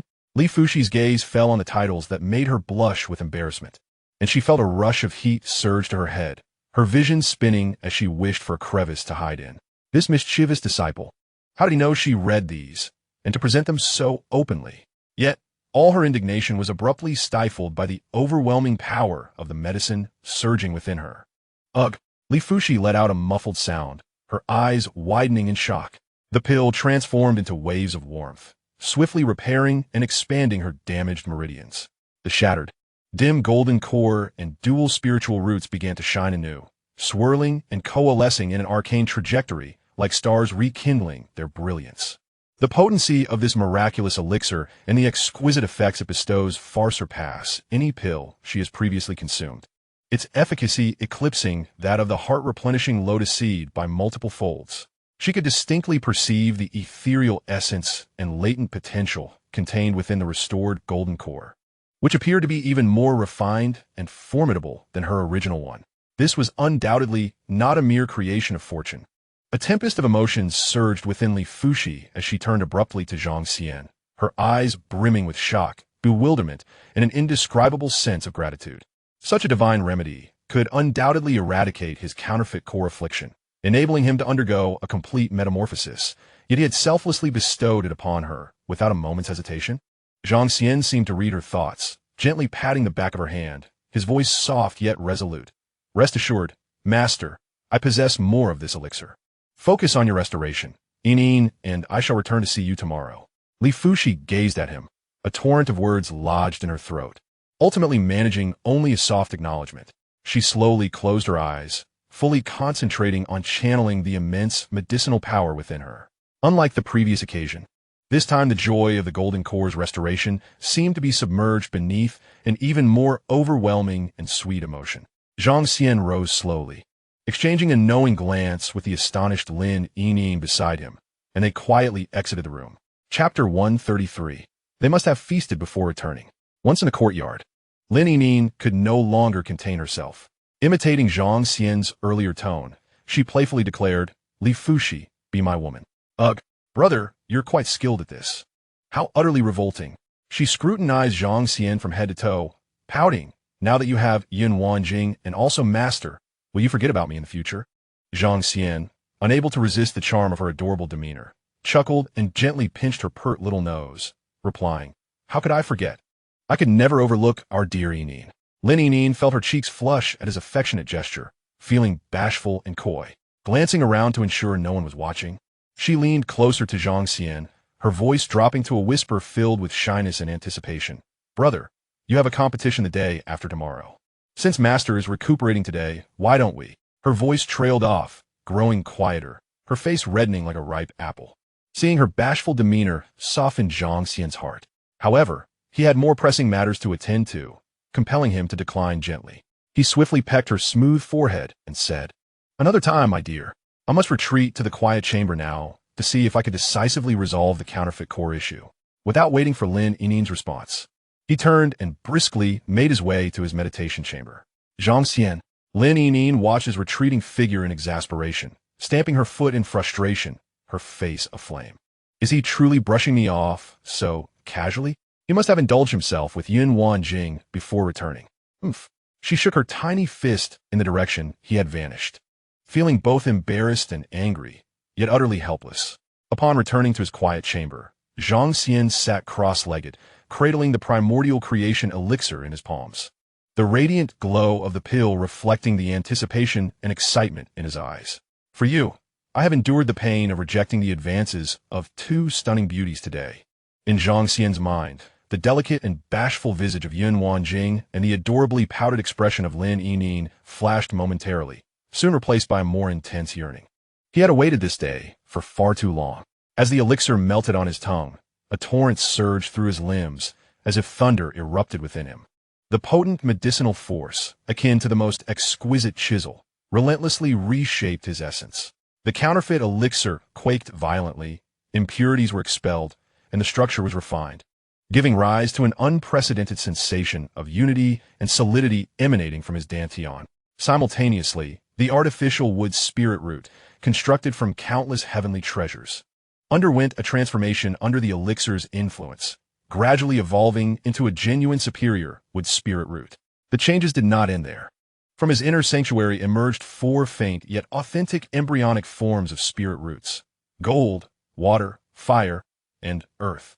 Though they were merely the most rudimentary of spirit roots, this signified that he was no longer a solitary wood spirit root practitioner, but a bona fide wielder of the five elements, commonly referred to as a mixed spirit root practitioner. While the status of a mixed spirit root practitioner is often regarded as the least talented in the realm of cultivation, possessing all five elements yet of the lowest quality, Zhang Xian had already attained a superior wood spirit root liberating himself from the shackles of mediocrity. Moreover, even the lowest quality was a significant improvement over the artificial spirit root he had initially possessed. As Zhang Xian gazed inward at the flawless new golden elixir in his dantian, surrounded by the faint spiritual glow, his eyes grew warm with emotion. Taking a deep breath, he endeavored to draw upon the spiritual energy of heaven and earth. In an instant, strands of pure elemental energy surged into his body with remarkable ease, being seamlessly absorbed by the golden elixir without a hint of obstruction. An unparalleled sense of relief flooded his entire being, as if he had shed an immense burden. With every pore rejoicing, "This is the true spirit root," he murmured, likening the sensation to that of a wild boar, long accustomed to foraging for meager sustenance. Sujendi savoring Infinite grains.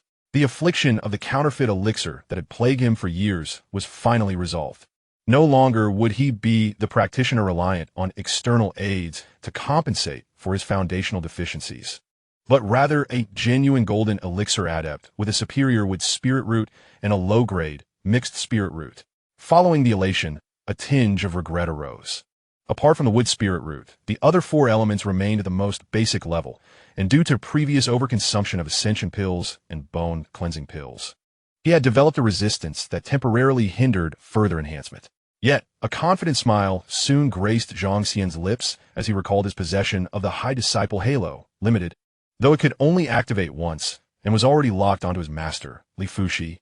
The miraculous aspect of this halo was its ability to allow him to share his master's various abilities, including her spirit root talent and techniques. His master was now a fourth-grade golden elixir adept, endowed with both top-tier gold and water spirit roots. Given sufficient time, he could ascend alongside her. He could even sense that his golden elixir and the gold and water spirit roots were slowly evolving. He needed to ensure his master was well-nourished, ideally aiding her in breaking through to the nascent soul stage, so he too could reap the benefits. Overwhelmed with joy, Zhang Xian felt a newfound clarity of mind, ready to outline his subsequent objectives. First and foremost, the ambition is to seize the championship of the demon-slaying tournament, a promise made to the celestial puppet peak. Following the conclusion of the competition, the quest will lead to the ethereal Punlai Island in search of the young Lady Lele, who is likely in the company of Su Ling and the enigmatic Grand Elder. At present, the Elder's demeanor towards me appears quite favorable, having even bestowed upon me a miraculous elixir capable of defying fate, thus warranting my heartfelt gratitude. Furthermore, the ultimate objective of my vengeance lies with the demon nest. This enmity is irreconcilable and demands retribution. Additionally, Yang Pashao must not be overlooked. Although he has been severely diminished, Zhang Xian is acutely aware of his possession of a system and the authentic, high disciple aura, which endows him with formidable potential. Given the deadly enmity that has arisen, he must not be afforded an opportunity for resurgence. Lastly, I am keenly focused on the progress of my system upgrade, which has now reached 80. I am curious about the transformations that may accompany this enhancement. Presently, the favorability ratings of Lu Qingxian, Li Fuxi, and Yun Wanqing all exceed 70, and it is imperative to cultivate these relationships post-competition. For 2 consecutive days, Zhang Xian dedicated himself to solidifying his realm in solitude, familiarizing himself with newfound powers, and perfecting the synchronization of the 5-element spiritual roots with the puppetry. It was only when the chime signaling the commencement of the finals resonated that he finally emerged from his secluded chamber. In the courtyard, Li Fuxi and Lin Yining awaited him. Li Fuxi's complexion had regained much of its rosy hue, yet her aura was deliberately restrained, appearing somewhat frail and delicate, while Lin Yining stood beside her like a vigilant guardian. Zhang Xian swiftly consulted the system. Li Fuxi, daughter of fortune, 77 points, current favorability, 79. Fortunately, the lost fortune has returned, even surpassing its previous state. Li Fuxi lifted her gaze to meet his, intuitively grasping his thoughts, and softly remarked, "I am well. My injuries have completely healed, even surpassing my former self. Your elixir is indeed a celestial treasure." Her voice carried a hint of concern. "I have suppressed my aura to avoid drawing attention. Your display of wealth and treasures the other day has already attracted envy. Should I suddenly appear healed, it may invite even greater trouble for you." Chapter 134. What majesty shall you unveil? Zhang Xian felt a warmth in his heart, touched by Li Fuxi's attentiveness and concern for his well-being. Lin Yining, who had previously harbored a hint of discontent, suddenly brightened upon sensing the distinct harmony emanating from Zhang Xian, exclaiming, "Brother, your aura seems different." Zhang Xian beamed with confidence, proclaiming, "The affliction of the false elixir has been eradicated. I am now a bona fide golden core cultivator, having ascended to the 4th layer of the golden core stage. And not only do I possess a superior wood spiritual root, but I also bear the other 4 elemental roots." Only a superior wood spiritual root? Lin Yining thought joyfully, though her lips pursed in a display of playful pride. "But I have a heavenly spiritual root." Li Fuxi shook her head, admonishing, "Yining, do not become complacent. Zhang Xian has ascended from the mortal realm through sheer determination, overcoming trials that are beyond your imagination. This resilience is the most precious of all." Lin Yining, realizing the depth of her master's admiration, thought to herself, "Alas, Master has completely succumbed. Now, every aspect of his beloved seems flawless." Zhang Xian chuckled softly, stepping forward to grasp Li Fuxi's cool hand with one hand while pulling Lin Yining closer with the other, eager to showcase his prowess on the martial arts stage today.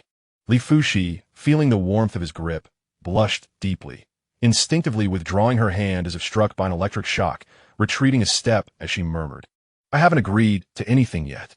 I believe it would be better for us to remain as master and disciple." Her bashful demeanor stirred something within Zhang Xian's heart. Lin Yining, wearing a skeptical expression, remarked, "What exactly do you intend to exhibit? I must warn you, with a master and the Lord of the Cloud Pavilion at your side, you mustn't go around flirting with girls. That dragon Ji is breathtakingly beautiful. You must not entertain any improper thoughts." Zhang Xian sighed, exasperated. "Yining, how could you perceive me in such a manner? Am I truly that kind of person?" "Indeed, you are." Li Fuxi, undeterred by their playful banter, spoke earnestly. "Dragon Ji is a person of integrity, with a clear mind and a resolute heart. I was defeated by her in the past due to my lack of skill. Recently, she intervened to stop Yang Pishao, an equally commendable act. Do not let your disdain for someone like Yang Pishao cloud your judgment of her." Zhang Xian nodded, assuring her, "Do not worry, Master. I am fully aware of my path. Today's battle is solely for the championship." The trio made their way to the bustling martial arts arena. On the final stage, Dragon Ji awaited in serene silence, clad in a robe as white as snow, her beauty transcendent, resembling a celestial being descended to the mortal realm, exuding an aura that commanded distance. Zhang Xian ascended the stage, remaining composed as he accessed the system. Dragon Ji, daughter of fortune, 93 points, current favorability, 0. Her fortune score had increased since their last encounter, reaching a remarkable 93, the highest he had ever witnessed. The profound and harmonious energy radiating from her seemed to blend seamlessly with the essence of the universe, reminiscent of the revered Master Xingji. She was on the cusp of attaining the nascent soul stage. The final match commenced. Without hesitation, Zhang Xian concentrated his thoughts, summoning 4 puppets, each embodying distinct attributes, which materialized instantaneously amidst a swirl of elemental light. Coupled with the rich wood elemental energy emanating from his own being, the 5 elemental forces intertwined, forming an unending formation.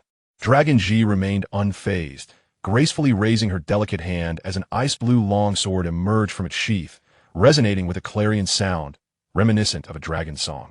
A flash of purple lightning ignited in her eyes, releasing an invisible pressure that enveloped the arena. Without further ado, she unleashed her sword light. There was no grandiose display, only a finely honed purple sword beam that tore through the air, aimed directly at Zhang Xian's face. His pupils constricted. How swift! Zhang Xian retreated rapidly, transforming his longsword into a verdant sword aura to shield his vital points, while the 4 puppets advanced boldly to meet the attack head-on. This time, he intended to confront her openly and honorably. Gasps erupted from the audience in the viewing area. He has grown stronger again.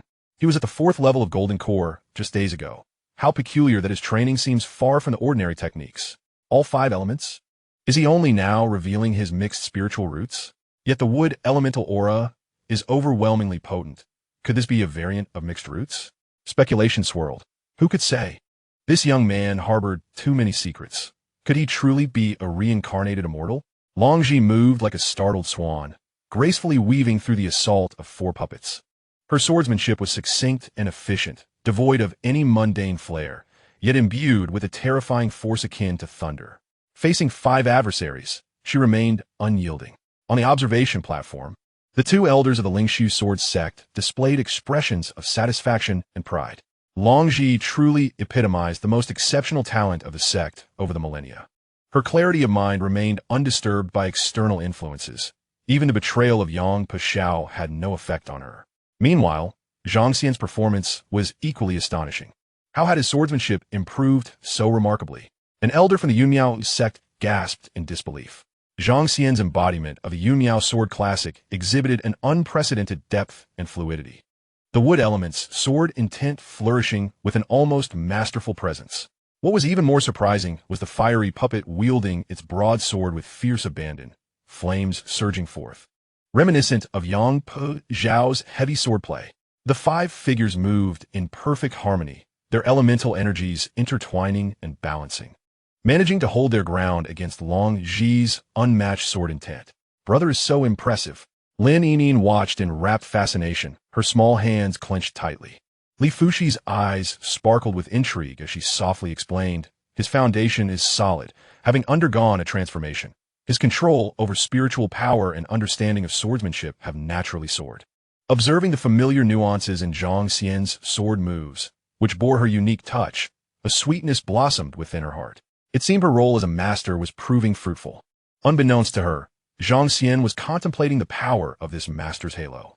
In just a few days, he had comprehended much of the Yunmiao sword classic, and, remarkably, his water and metal spiritual roots had begun aligning towards the mid-grade. As he wielded his sword, his gaze inadvertently flickered towards Li Fushi, their eyes meeting momentarily. Li Fushi's heart skipped a beat, and she hurriedly averted her gaze. Master, look, brother is stealing glances at you. Lin Yinyin teased, nudging her. He's distracted during the match. He deserves to be scolded. Li Fushi's voice trembled, laced with an unrecognized hint of playful reproach, yet the slight curve of her lips betrayed her current mood. On the stage, the battle reached a fever pitch. Zhang Xian grew more adept as the fight progressed, his thoughts subtly shifting as the gold and wood spiritual powers intertwined within his meridians. A light and agile breeze seemed to manifest beneath his feet, rendering his movements more elusive and slightly swifter than before. He reveled internally, realizing that he now possessed all 5 elemental forces with proper integration. He could employ various techniques of his anomalous spiritual roots, albeit requiring gradual exploration and adaptation. Despite the exhilaration of the bout, an odd sentiment lingered in his heart. He felt as though Long Ji was not exerting her full strength. Her formidable sword intent, while capable of suppressing him, always held back, as if she were deliberately restraining something. Chapter 135, transformed into a love-struck mind. On the elevated platform, Xiaxin furrowed his brow slightly and whispered to the elder beside him from the Lingshu sword sect. It seems Long Ji has been suppressing her realm? The elder clasped his hands respectfully, replying, Your Majesty possesses keen insight. She has reached the threshold of half-step nascent soul, her aura harmonious and flawless, holding her power in reserve. Should she unleash her full might, it may provoke the descent of heavenly tribulation. At this moment, she was not fully prepared for the tribulation. Thus she held back, suppressing her power beneath its limits. Upon hearing this, Xiaxuanin's eyes widened in astonishment. Had he already sensed the impending heavenly calamity? It was said that she had only practiced for 2 centuries. Such extraordinary talent was indeed astonishing. As he spoke, he suddenly seemed to sense something, his expression shifting as he abruptly gazed towards the southeastern horizon. A formidable aura was piercing through the defenses of Nandu at an astonishing speed, heading straight for the martial arena. Your Majesty? The elder inquired, puzzled. Someone had forcefully breached the Zhou Tian defensive formation. The visitor approached through the air, clearly a cultivator at the pinnacle of the Golden Core stage. Xiaxuanin's voice turned grave as he immediately issued an order to the General Han Chen, who stood nearby. General Han, swiftly intercept and investigate. Exercise utmost caution. Your subordinate obeys. Han Chen's eyes sparkled with fierce determination as the bloodthirsty aura around him surged, transforming into a crimson streak that tore through the sky. This sudden turn of events alerted some astute spectators, who began to look up in curiosity. The fierce battle on the stage continued unabated. Did you notice? Zhang Xian hasn't taken any pills this time. nor used any Earth-grade talismans. And he didn't even unleash any spiritual treasures. Indeed, he seems entirely different from the brutal maniac we saw before. Could it be that he is showing mercy because of the beauty of Dragon G? Perhaps. I heard this fellow is quite the lecher, with an internal faction in Yun Miao sect dedicated to denouncing him, though to little effect. Seriously? Is that true? He.S. about to marry the head of Yun Chong Pavilion and still isn't satisfied? He wants to lay his hands on Dragon G too? What a beast! The murmurs from the audience echoed faintly. Lin Yining seized the opportunity to stoke the flames of gossip, turning to Li Fuxi. Master, look. The audience has noticed that brother is holding back. He must have feelings for Dragon G. Li Fuxi gently shook her head. It is not that he is holding back. He is using this battle to test the limits of his newfound power. Those external factors are ultimately trivial. At this moment, he is truly showcasing his own brilliance. Lin Yining. Oh no, the previously aloof and proud master has vanished. She has completely fallen in love and has turned into a lovesick fool, seeing brother through rose-colored glasses. Just then, a thunderous roar erupted from the sky, accompanied by a muffled groan of pain. A bloodied figure plummeted from the clouds like a meteor, crashing heavily onto the jade-green surface at the edge of the martial arena, creating a deep crater. Amidst the swirling dust, it was revealed to be General Xianxia, clad in heavy armor. He was spitting blood, his breath weak, clearly gravely injured. The entire arena erupted in an uproar, gasps of shock resonating throughout. Xia Xianin sprang to his feet.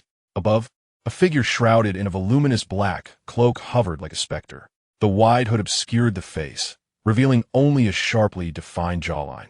In his hand, he casually held the bloodied tip of a broken spear, Xianxia's severed weapon. A suffocating pressure emanated from him, akin to an invisible tide, enveloping the entire martial arena. The sky itself seemed to dim slightly. Xia Xuanin's figure flashed, appearing before the cloaked figure, while his companions, Jiyin, Wangya, Yunhe, and other cultivators, swiftly gathered by his side, their expressions grave, an aura of oppressive power emanating from them. Suppressing his fury, Xia Xuanin's voice, imbued with imperial authority, resonated through the heavens. Which friend dares to intrude upon my south region, injuring my general? What is your purpose? The cloaked figure emitted a low, gravelly laugh, reminiscent of sandpaper scraping against wood. Your Majesty, why should you be agitated? I am also from the south region. I heard that a grand event, the demon-slaying conference, is being held here, and I merely came to witness the spectacle. From the depths of his heart, Xia Xianin felt a tumultuous wave of shock wash over him. When did the south region produce such an unfamiliar nascent soul master? On the arena, Zhang Xian and Long Ji had already ceased their combat. Upon hearing the stranger's words, Zhang Xian's heart leaped in alarm. That gravelly voice was identical to the apparition he had encountered years ago in the small world of the cycle of withering and flourishing. Could he be the mastermind behind the demon's nest? Zhang Xian lifted his gaze towards the enigmatic figure in black, who was now in a standoff with Xia Xianin and his companions. No, something was amiss. A cold shiver ran down his spine. The arena was enveloped by a formation designed to block external sounds, yet he could hear everything clearly.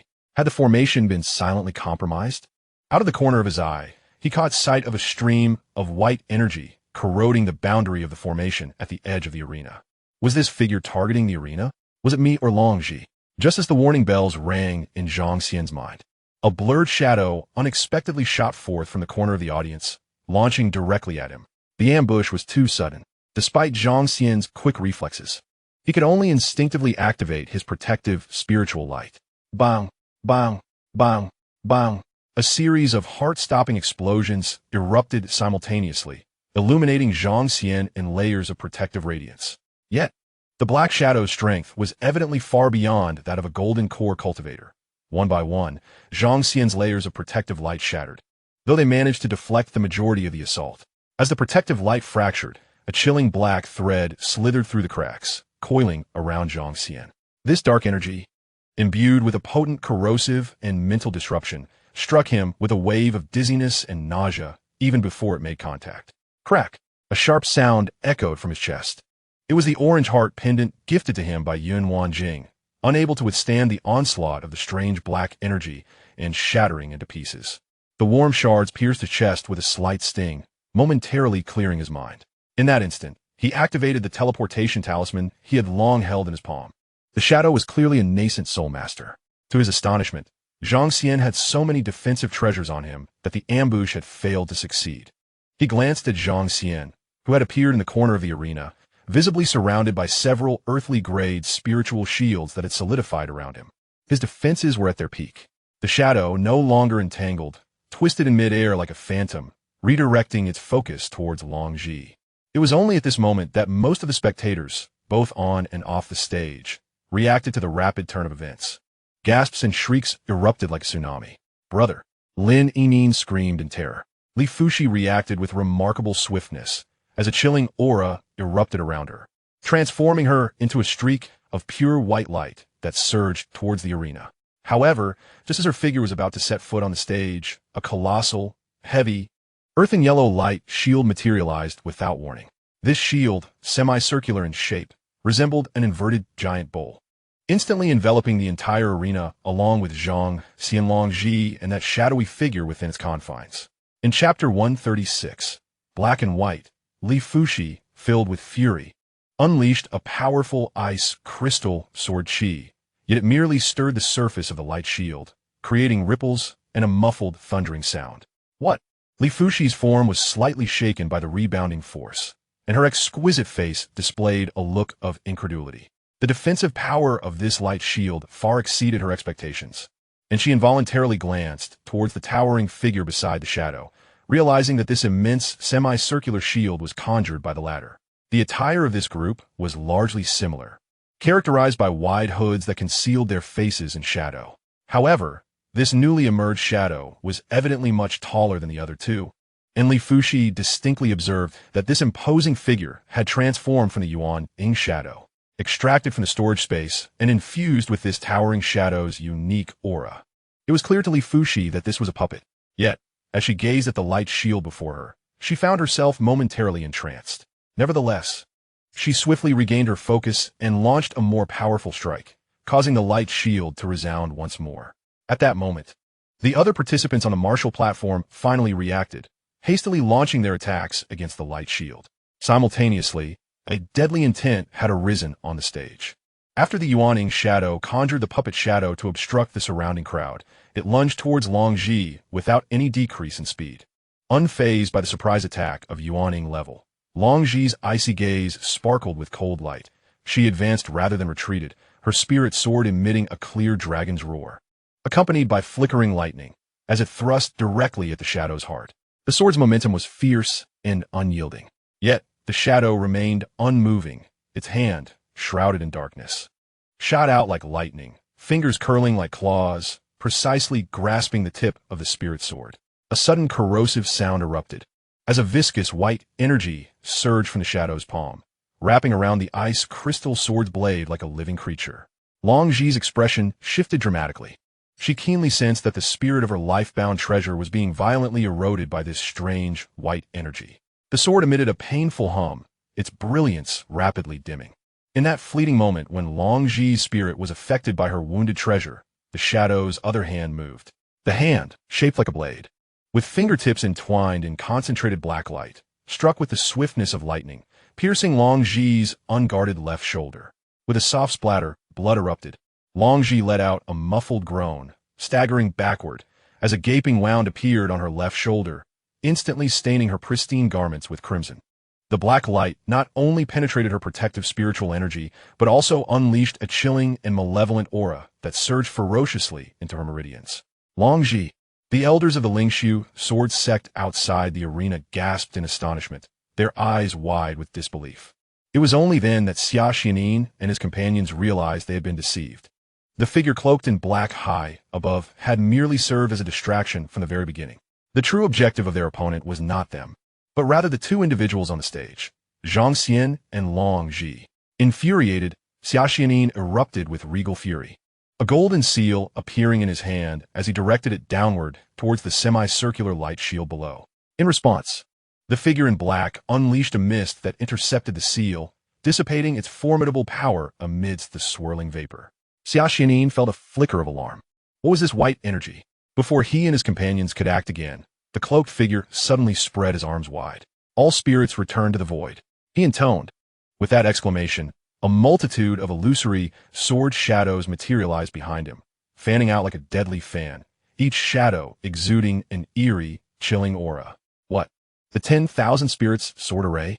exclaimed an elder with white hair from the Lingshu sword sect, recognizing the technique as their sect's ultimate skill. Yet the sinister black aura surrounding the sword shadows filled him with both confusion and dread. His cries were soon drowned out by the terrifying wails of the swords. With a sweeping motion of his arms, the figure in black unleashed the myriad of deathly sword shadows like a torrential downpour, not targeting Xianxia and the others, but rather aiming directly at the terrified multitude of cultivators in the audience below. Despicable. The expressions of Xianxia and the others changed drastically. They could protect themselves from such widespread attacks, but they could not bear to watch as thousands of innocent cultivators were slaughtered. "Save them!" Xianxia bellowed, his jade seal radiating brilliant golden light as it transformed into a golden dragon, lunging toward the rain of swords. Jin dispersed into several avatars while Wang Ya, the real person, activated their own sword barrier, striving with all their might to intercept the deluge of black sword shadows. At that moment, the vigilant Shoheng Jinren, observing the changes on the arena, suddenly realized something and exclaimed, "No, that is not merely a defensive formation. It is a teleportation array. The corners of the light shield are the array's focal points. They are about to initiate the teleportation. Stop them."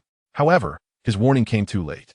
Just as his words fell, the massive ochre light shield enveloping the arena erupted with blinding white light from its four corners. For beams shot skyward, converging at the top of the shield, forming a complex and esoteric rune. The space within the light shield began to twist violently, rippling like the surface of water disturbed by a stone. Li Fu Shi and her companions, witnessing the impending destruction of the shield, realized it was already too late. With urgency etched on her face, she suddenly locked eyes with Zhang Xian through the distorted light screen. His lips moved silently, clearly forming the words, "Wait for me." His gaze was as tranquil as a deep abyss, imprinting itself upon her heart. Then, a deep humming of space resonated throughout the arena, followed by a brief flash of light. As the blinding brilliance faded, the immense ochre light shield dissipated like a fleeting illusion, leaving the arena utterly vacant. Zhang Xian and the two shadowy figures that had launched a surprise attack, along with the enigmatic light shield, vanished without a trace, leaving behind only a few glaring bloodstains on the arena and the residual spatial fluctuations in the air. The figure in the black robe, high above, witnessing his ally's success below, let out a hoarse and triumphant laugh, declaring that the numerous disciples he had lost over the years were merely a matter of reciprocity, a slight retribution at best. With a sneer, he abruptly exploded into a thick, crimson light, disappearing into the horizon at an astonishing speed. Xianxia landed heavily on the deserted arena, his expression grim.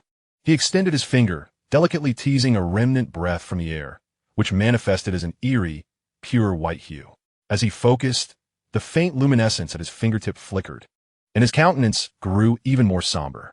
This white energy, he mused in a low voice filled with disbelief, was undoubtedly the essence of life itself, twisted and utilized by them to transform into a bone-corroding poison capable of eroding formations, spells, and even the foundations of spiritual treasures. As he spoke, he grasped another wisp of energy, this one as dark as ink, and even more sinister, filled with pure negativity and darkness, far beyond anything he had previously encountered in any malevolent practices. Was this the true essence of their energy? Chapter 137, A Mere Facade of Performance. Jin interjected, noting that the towering puppet that had appeared last was likely reconstructed from the core fluctuations of the one I had lost in the Demon Nest secret realm, indicating that they possessed experts skilled in the art of puppetry, who had thoroughly transformed it for their own use. Xianxia surveyed the chaotic arena, realizing that their opponent's strength exceeded expectations. The black-robed assailant he had been entangled with was at least on par with him, presumably at the third level of the nascent soul stage. Furthermore, the one who had ambushed Zhang Xian was undoubtedly also at the nascent soul level. Coupled with a puppet at the peak of the golden core stage, this lineup surpassed even the pinnacle sects of the southern region. Meanwhile, the real person of Wang Ya turned to the silent Li Fushi beside him. She stood quietly, her aura calm and restrained, showing no trace of the weakness and fragility she had exhibited just days prior. "How is her injury?" he inquired cautiously. "It is no longer a concern," Li Fushi replied, her voice tranquil. Wang Ya was stirred by a tumult of surprise. This was more than just a recovery. The essence of the 9 transformations of condensed jade had shattered. Yet her current aura was seamlessly refined, even hinting at a state that surpassed her peak before the injury. How had she achieved this? Or rather, how had Zhang Xian accomplished it? Li Fushi's gaze swept across the remnants of the yellowish energy traces at the edge of the arena. After a moment's hesitation, she turned to Wang Ya. Do you not find this light shield familiar? Wang Ya pondered briefly. Indeed, it should be the Xian Huang Jinyupan. Only a master well-versed in the earth-based principles can wield it. It has been ages since anyone from our southern region has exhibited such prowess. I did not expect it to manifest in a puppet. As Li Fushi contemplated this, Lin Yining rushed over, her expression fraught with anxiety and her eyes slightly reddened. Master, my brother has been captured. What should we do? Li Fushi replied softly, Do not worry. Zhang Xian is not necessarily captured. Her voice, though gentle, carried an unusual certainty. As Lin Yining gazed upon her master's remarkably serene expression, the turmoil within her heart subsided somewhat. However, a lingering sense of apprehension remained. But they are malevolent beings. And there are 2 formidable Yuan-ing cultivators. She voiced her concerns. He possesses a life-saving teleportation talisman, Li Fushi calmly analyzed. When that shadowy figure ambushed Long Ji, he clearly had the opportunity to flee alone, yet he refrained from doing so. He must have his own plans. Lin Yining's small face furrowed in worry.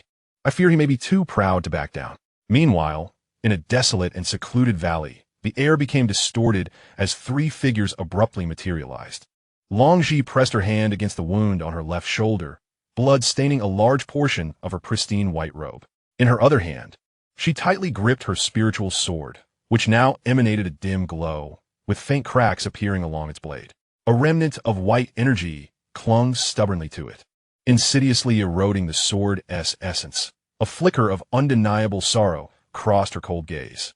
This treasured sword, which had accompanied her for many years, was now severely damaged. Zhang Xian appeared utterly panicked, his body trembling slightly as he stammered, Who are you? The shadowy figure slowly turned, and from the depths of the hooded silhouette came a voice devoid of emotion. You ask knowingly, do you not refer to us as malevolent beings? After going to such lengths to capture us, what is it that you truly seek? Zhang Xian frantically scanned his surroundings. To kill you, the shadowy figure replied succinctly. As his words echoed, a silent, imposing golden core puppet emerged beside him, its hands crashing into the ground. With a resounding hum, a familiar ochre, semicircular shield erupted, enveloping the entire valley and isolating it from the outside world. Wait, don't kill me. We can surrender and join you. I possess numerous valuable spiritual treasures and talismans. Zhang Xian quickly offered, expressing his willingness to switch allegiances. The shadowy figure appraised him with a steady gaze, his tone remaining flat. Not needed. What? Zhang Xian desperately pleaded. At least let me die with some understanding. Who are you? Why do you wish to kill us? Regrettably, I cannot accommodate that request.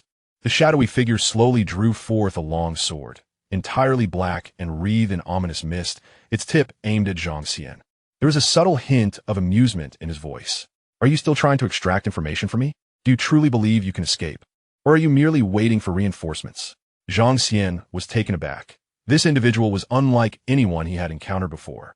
Please, you're a Yuan-ing cultivator with the upper hand. Can't you at least engage in some banter first? His expression stiffened slightly. Do you know me? Have I wronged you in any way? No grievances exist, the shadowy figure replied with indifference. Our only target is the contestants of this final round, nothing more. After a brief pause, he added, Perhaps if you divulge the origins of your endless array of spiritual treasures and those miraculous elixirs, I might grant you a swifter demise. Very well, I will speak. I unearthed a cave of an ancient immortal, filled with treasures beyond measure. Are you truly unwilling to spare my life? Kill me, and my storage space will self-destruct, causing all those treasures to be lost to another realm, wasted in vain. The shadow remained silent for a moment, seemingly weighing its options. Just as Zhang Xian thought the other party was swayed, the shadowy figure suddenly raised a hand and lightly pointed at the void. Heaven and earth prison seal? There was no earth-shattering spectacle, yet the entire valley space seemed to freeze in an instant. The air thickened, becoming dense and heavy, even the flow of spiritual energy sluggish. An invisible shackle bound every inch of space. The shadow spoke softly. I have observed you in several matches. You possess many hidden cards and are full of tricks. Now, This space has been completely isolated and locked down. Even with your teleportation device, you cannot escape. Zhang Xian's pupils contracted, and he exclaimed, "Impossible." "Interesting. Even so, you remain composed. I am eager to witness your methods. You maintain a steady aura and circulating spiritual power, which cannot deceive others." Long Zhi's cold voice cut through, succinctly pointing out Zhang Xian's flaw. A hint of genuine embarrassment crossed Zhang Xian's face. "Ah, so I was merely relying on superficial performance? I stand corrected." Long Zhi ceased further words, and an overwhelming, terrifying aura erupted without reservation. The pressure of a half-step nascent soul swept across the valley, stirring the winds and clouds. Her hair billowing as a dragon-shaped phantom coiled around her. Zhang Xian cast a sidelong glance at her and hurled a violently radiant spirit sword. "That sword of yours is failing. With your cultivation, you should be able to refine and wield it simultaneously." In the face of life and death, Long Zhi no longer hesitated. Without reservation, she accepted the sword, her jade fingers gliding over its blade, a surge of pure, thunderous power instantly enveloping it. She transmitted her thoughts. "White mist erodes spirits, black mist corrupts gods. We must avoid its sharp edge." Zhang Xian nodded. "You focus on the offensive, do not mind me. If the opportunity arises, we shall together destroy that towering puppet." "Understood." Long Zhi responded, the sword's momentum already rising, as a tempest of lightning danced through the sky. Chapter 138. You wouldn't want to miss this. The shadowy figure observed the swift exchange between the two, its hood shifting slightly. "Finished your discussion? Then prepare to die." The figure tore through the air, lunging directly at Long Zhi. Zhang Xian's thoughts stirred, and four puppets of varying attributes materialized instantaneously, forming a battle array to confront the attack. Meanwhile, Long Zhi transformed into a flash of lightning, her sword summoning the might of heaven, an awe-inspiring force. However, the shadowy figure was indeed a nascent soul cultivator. Its movements enigmatic and unpredictable. Pure water-type spiritual energy surged forth, and as the black sword was wielded, it unleashed the renowned sect's ultimate technique, the Yun Miao sword cannon. The sword light cascaded like quicksilver, endlessly flowing, neutralizing Long Zhi's furious, thunderous sword intent and even subtly suppressing it. Zhang Xian held nothing back. As if the earth-grade talismans in his sleeve were limitless, he continuously scattered them. Simultaneously, he swallowed a luminescent recovery pill and shot half a bottle of pills towards Long Zhi. Without a glance, Long Zhi consumed the pill, its essence dissolving instantly, and her spiritual energy surged back to life. The shadowy figure's sword momentum faltered slightly, its voice tinged with surprise. "Is that truly an earth-grade recovery pill? How many treasures do you conceal?" Zhang Xian, unfazed, continued to unleash talismans while attempting to disrupt the opponent. "I still cannot comprehend. Aren't you fond of recruiting talent? Are we not worthy enough? Killing us would be such a waste. I have more treasures behind me. United in strength, we shall unify the southern domain. What a splendid prospect it is." The shadow, somewhat vexed by his words, coldly retorted, "Your Excellency, the Duke of the State, can you still jest in the face of a mortal enemy such as I? Are the ladies beneath the 9 springs aware of your hasty capitulation?" The expression on Zhang Xian's face instantly froze. "Indeed, it is you." Within the desolate valley, the air thickened with murderous intent once more. The towering puppet at the pinnacle of the golden core did not engage in direct confrontation. Instead, it leaned against the shield of the Xian Huangjin Yupan, which shimmered with earthy yellow runes, channeling all its spiritual energy into it, thereby severing any escape route for Zhang Xian and Long Zhi. Confronted with the increasingly ferocious sword techniques of the nascent soul shadow, Long Zhi inhaled deeply, unleashing the surging power of thunder within her. Centered around her, blinding purple lightning erupted violently, transforming into a tempestuous realm of thunder that engulfed most of the valley. The intertwining arcs of electricity, so formidable in their might, forced the nascent soul shadow, her adversary, to retreat several paces, momentarily rendering the battle evenly matched. "Impressive." The voice of the nascent soul shadow carried an unmistakable weight of seriousness and astonishment. "Truly, you are a top prodigy of the Lingshu sword sect. Should you achieve the nascent soul stage, you would indeed be a formidable foe." His gaze swept across the impenetrable light shield, imbued with confidence as he declared, "Yet, despite your overwhelming power at this moment, do you truly believe you can breach my formation? You cannot afford the cost. As soon as his words fell, whoosh, whoosh, whoosh. Without warning, Zhang Xian flung several exquisitely crafted spiritual swords, each radiating brilliance, not aimed at the nascent soul shadow, but rather at the towering puppet that leaned against the shield. The puppet reacted with commendable speed, a halo of earthy light coalescing before it into a small protective barrier. Clang, clang, clang. The spiritual sword struck fiercely against the shield, sending forth dazzling sparks, yet they only penetrated a mere inch, unable to advance further. A sudden, ominous premonition surged within the nascent soul shadow. In the next instant, boom, 3 swords lodged against the light shield erupted violently, unleashing a torrent of chaotic spiritual energy that slammed into the small earthen shield and the puppet, causing brilliance to flicker wildly. Before the shock wave could dissipate, Zhang Xian, undeterred, hurled more spiritual swords, one after another igniting in succession. The entire valley trembled, as clouds of dust and shards of shattered treasures flew tumultuously through the air. The towering black shadow puppet, which sustained the shield, became the primary target, rendered akin to an immobile target, bearing the brunt of the explosive treasures. Even with its formidable golden core physique, it could not withstand such a concentrated barrage of self-destructive artifacts. Its robust form shattered instantaneously, and, as the dust began to settle, the puppet's torso lay in tatters, half of its head blown off, revealing a complex and grotesque internal mechanical structure, making it appear particularly ghastly and tragic.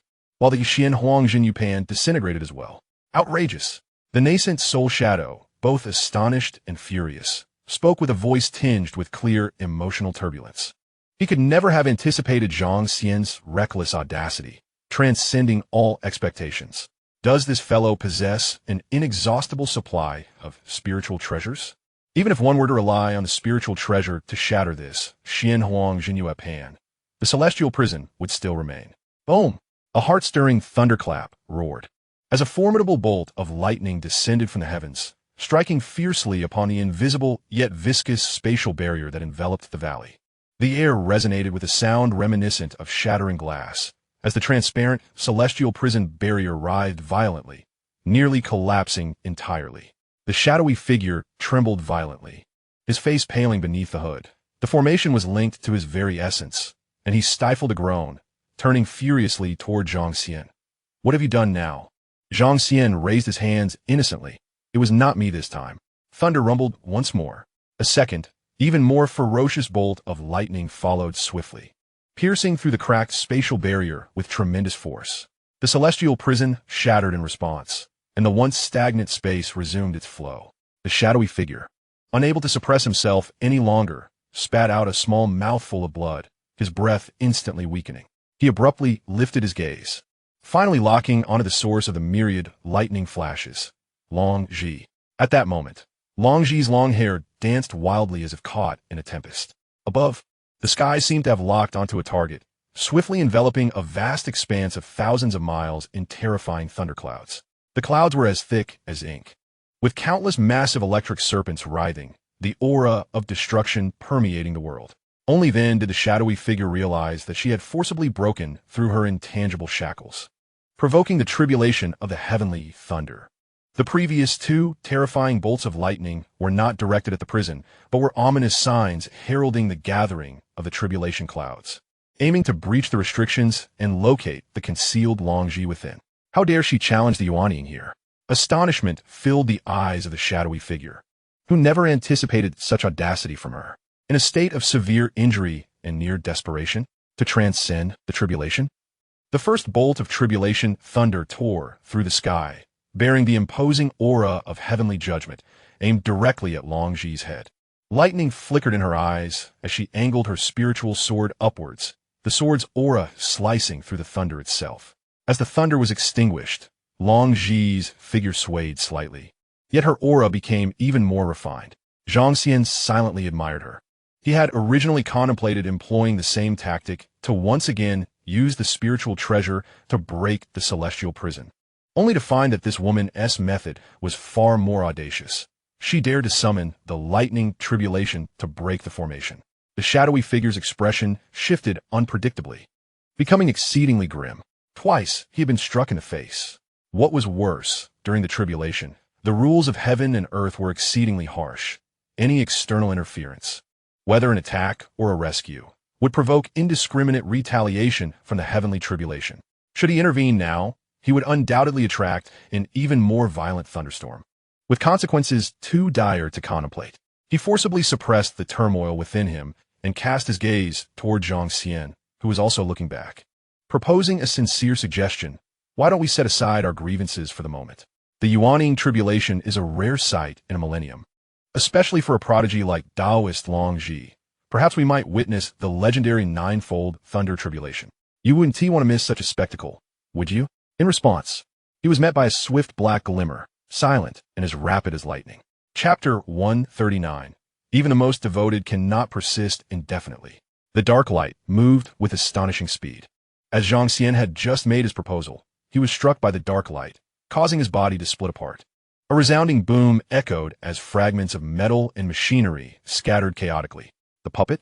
The Yuaning shadow was engulfed in a mix of fury and astonishment. He had been deceived yet again. When had the switch occurred? A vast and overwhelming consciousness instantly unfurled, like an invisible tide sweeping across the entire valley, leaving no corner unexplored. Yet, he could sense not a trace of Zhang Xian's aura. It was as if the man had never existed. Curse be! The shadow's face turned ashen. Was it an advanced breath-concealing technique? Or had some treasure or talisman been employed to facilitate his escape? His gaze returned to the site of the puppet's explosion, where a metal sphere the size of a fist now hovered in the air, its surface adorned with intricate and peculiar runes. This was a core component of a puppet he had never encountered before.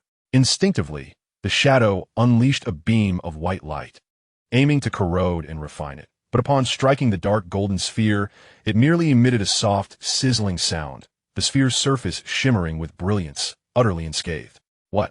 The Yuaning shadow was once again taken aback. His refined, life-source power possessed immense corrosive strength, capable of eroding even spiritual treasures. Yet had no effect on this bizarre puppet core. At that moment, the dark golden sphere seemed to accumulate energy, transforming into a streak of blinding light, soaring towards the sky in an attempt to flee.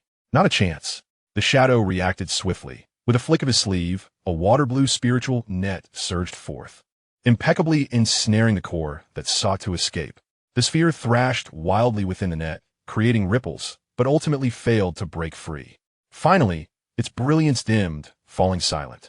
Gazing at the core within the net, a profound curiosity welled up within the shadow, urging him to draw it closer for meticulous examination. Yet, recalling Zhang Xian's relentless treachery, he forcefully suppressed the urge. This individual was despicable. The core likely harbored secrets, and it might detonate at any moment. Approach was ill-advised. He maintained a safe distance, keeping the spiritual net suspended before him, and redirected his attention to Long Ji, her figure flickering amidst the lightning. A surge of immense frustration and unnameable fury erupted within him. As a cultivator of the third level of Yuan-ing, having orchestrated such a deadly trap and enlisted the help of friends to disrupt Xianxia and Jin, what was the outcome? Zhang Xian had slipped away right under his nose, and he had no idea how he had done it. Long Ji continued her tribulation nearby, while he could only watch helplessly, utterly powerless. What a grand farce this was. After confirming once more that his search yielded nothing, the shadow let out a muffled cold snort and took a step back, his figure dissipating into the ether.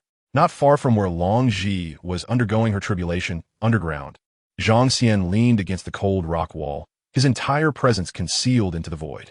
Just 3 feet above him lay solid ground. This was a cavern discreetly excavated by a puppet he had secretly directed during his earlier exchange with the Yuaning shadow. The puppet, with its unique construction, could go undetected as long as it did not utilize spiritual power, allowing it to carve through the earth unnoticed. At this moment, Zhang Xian was affixed with a low-grade breath-concealing talisman, while simultaneously channeling a secret technique known as returning to dust, submerging into abyss. This technique was one of the profound arts he had acquired upon his return, categorized as a mid-tier skill within the realm of cultivation.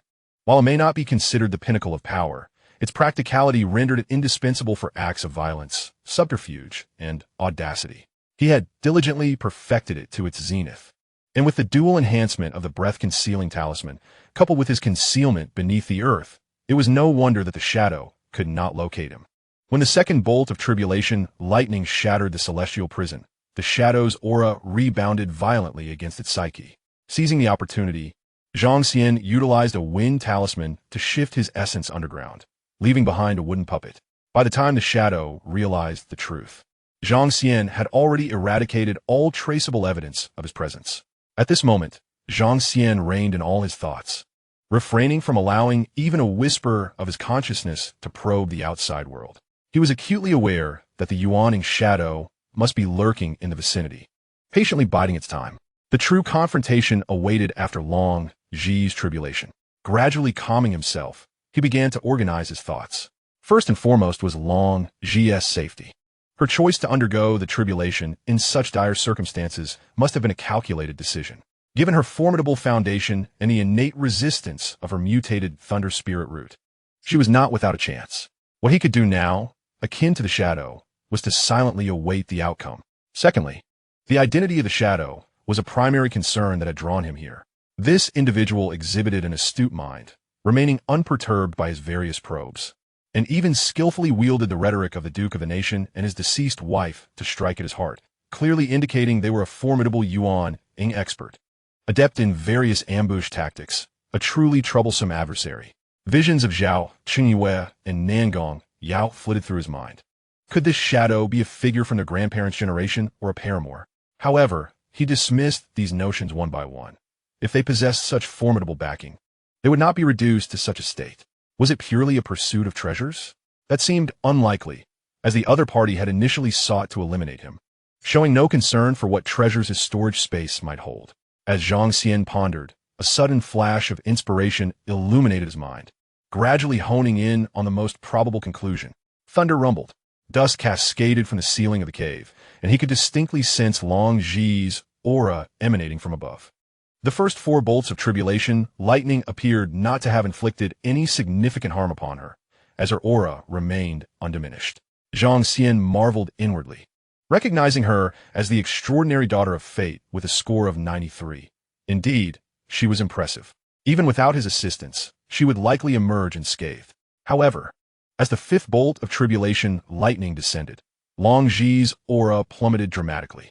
Following the 6th and 7th bolts, her presence had grown exceedingly faint, akin to a candle flame on the verge of extinguishing, flickering and intermittent. Cursing inwardly, he lamented the folly of tempting fate. Fortunately, Zhang Xian was not far from Long Zhi, still within the system's tracking range. He immediately checked her status. Long Zhi, daughter of fate with a score of 93, current affinity level 2. Seeing that her fortune remained intact, Zhang Xian felt a slight relief. As long as she was alive, her 93 points of extraordinary fortune might just conjure a miracle. Yet, an affinity level of merely 2 points? Zhang Xian found himself at a loss for words. He had bestowed upon her a grade 2 elixir and a spirit sword, and yet it was worth only 2 points. How utterly cold-hearted! He felt an inexplicable sympathy for that old acquaintance, who had pursued her for almost a century without so much as a response. Even the most devoted suitor could not persist under such circumstances. Just as he lamented this, the 8th thunder tribulation descended upon them. With a tremendous roar, Long Zhi's essence dissipated entirely. This is bad. Zhang Xian's heart sank. Could she have perished? Just as he was about to check the system again, a faint yet resolute energy erupted from above, rising with astonishing speed. The elixir. Zhang Xian instantly comprehended that she had consumed the grade 2 recovery elixir, along with her other hidden cards. She was determined to face the final heavenly tribulation in her optimal state, fully prepared to confront the formidable Yuan-ing adversary that undoubtedly lurked in the shadows. Crack! An unprecedentedly terrifying sound erupted, as if the very earth were on the verge of being overturned. The final, 9th thunder tribulation had arrived. Within the valley, it had transformed into a pure sea of thunder, and Long Zhi was bathed within it, her essence tumultuously swirling and gradually evolving. Suddenly, an overwhelming vitality surged forth. She had successfully attained the Yuan-ing.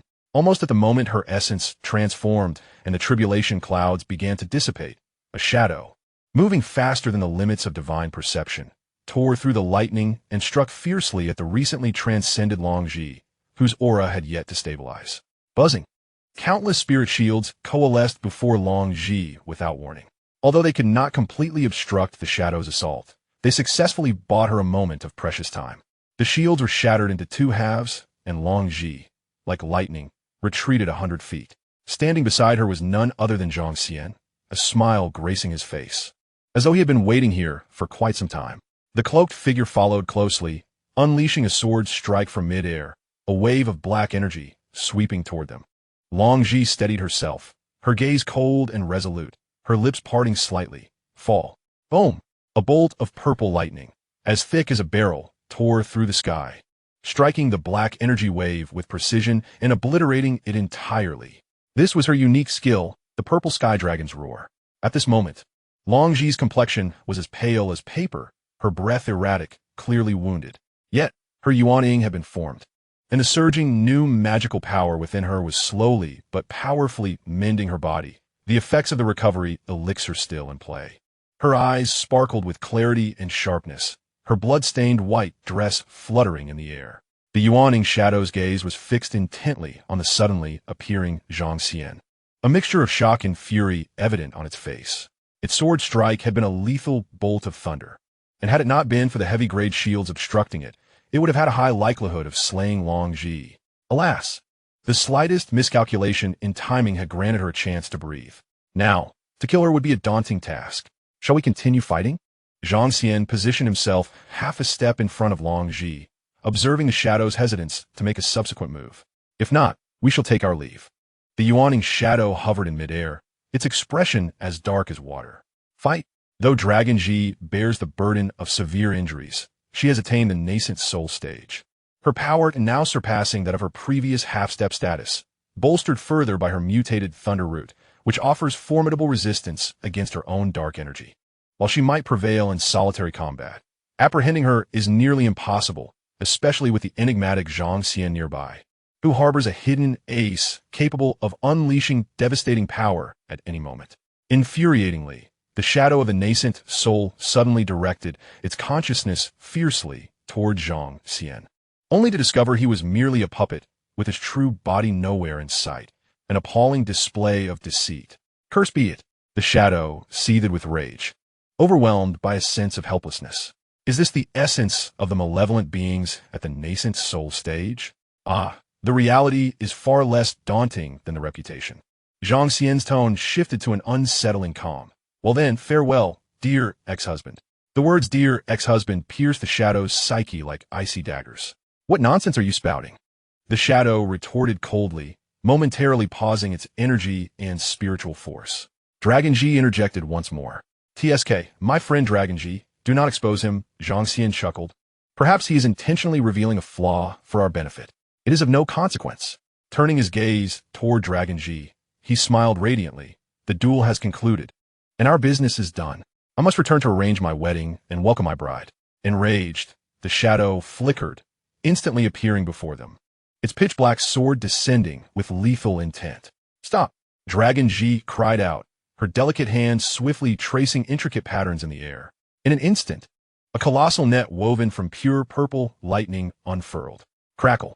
The inky sword light violently collided with the electric web, the ferocious might of the thunder clashing with the dark energy, producing a piercing sound of annihilation as the net trembled fiercely, yet remained unbroken. Seizing the fleeting opportunity granted by the lightning, Zhang Xian called out to Dragon Ji, I must take my leave, dear friend. I would appreciate your escort.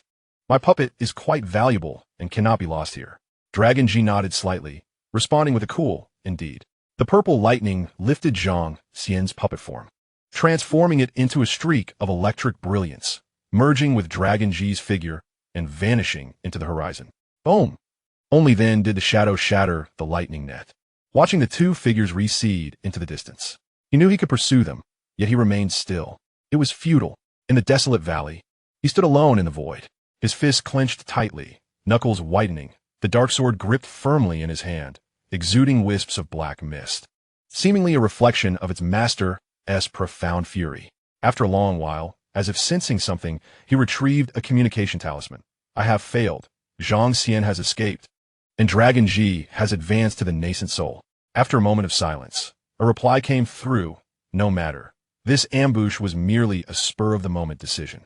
Let's lie low for a while, refining the black and white essence.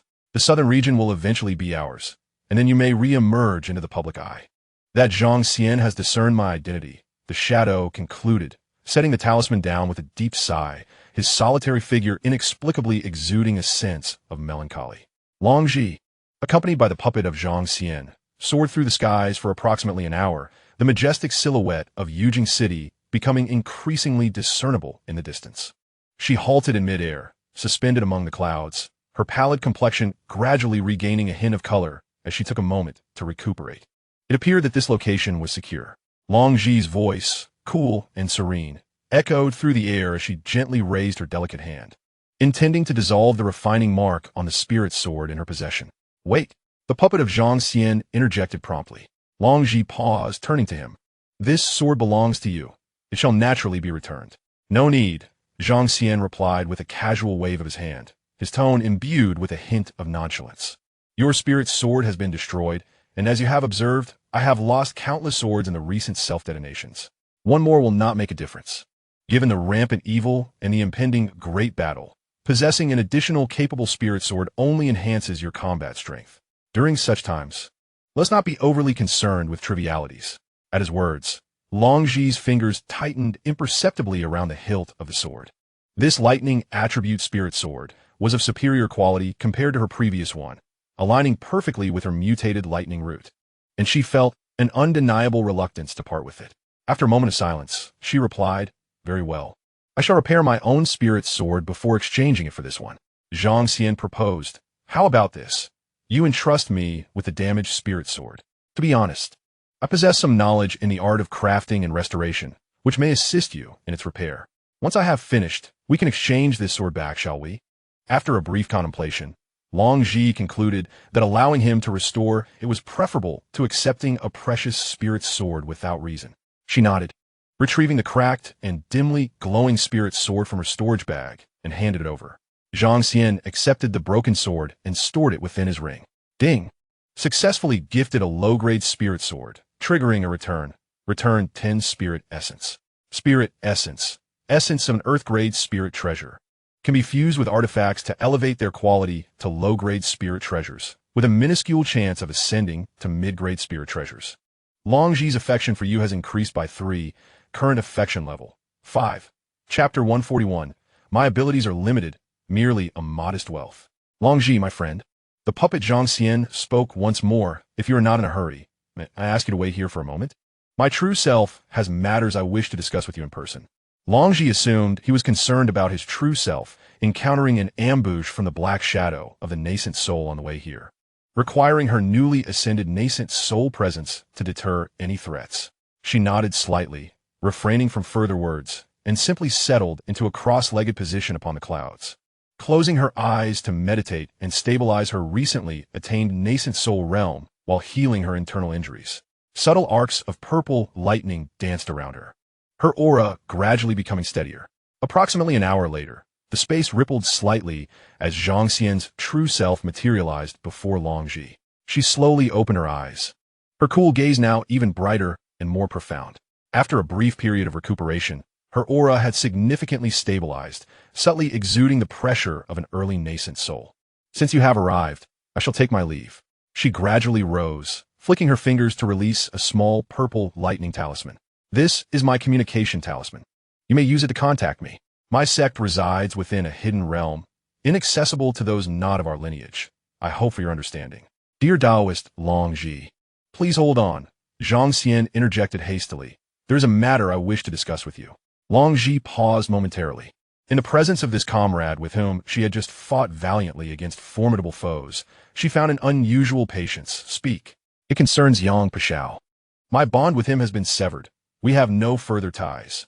Moreover, his defection from our sect cannot be tolerated by the Lingshu Sword sect. Your grievances with him are of no concern to me. Zhang Xian continued. As for the identity of the nascent soul shadow we encountered earlier, I hope you will keep this matter discreet. Long Ji cast him a sidelong glance and replied coolly, I have no interest in such matters. Besides, these are merely your conjectures, unsubstantiated and inappropriate discussions regarding a senior who has been missing for 2 centuries. She placed particular emphasis on the word missing, indicating that she too had come to a conclusion. Zhang Xian nodded and produced a luminous white jade ring, offering it to her. Thanks to you, I have preserved my life. This is a defensive spirit treasure, a gift for your protection. Long Zhi's gaze fell upon the ring, which exuded a pure and restrained spiritual essence, faintly emanating an extraordinary aura. Instinctively, she took half a step back, her delicate brow furrowing. There's no need.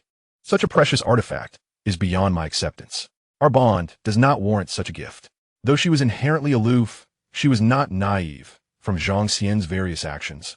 She could discern that even without her, he would have found a means of escape. Having been admired for her beauty since childhood, she was accustomed to flattery from countless suitors. Coupled with her awareness of Zhang Xian's less than reputable romantic rumors, she instinctively felt a twinge of aversion. Ding! Long Zhi's affinity for you has increased by 2. Current affinity, 3. Zhang Xian felt a wave of exasperation wash over him. Do you truly think I wish to gift you this? It is merely a return for the system. Must you be so wary of my intentions? This ring was the singular middle-grade spirit treasure he had painstakingly refined from several hundred precious spirit essence drops, a rarity akin to a miracle in his past life. In the southern region, all spirit treasures were classified as low-grade, with no distinctions among them, simply referred to as spirit treasures. This middle-grade treasure far surpassed any known spirit treasures in the southern region. Regrettably, after acquiring it, Zhang Xian found himself unable to refine it. Even Li Fuxi, at the 7th level of Golden Core, could not do so. Among the women of fortune he knew, only Long Zhi, a newly ascended nascent soul-bearer of immense fortune, stood as a viable candidate.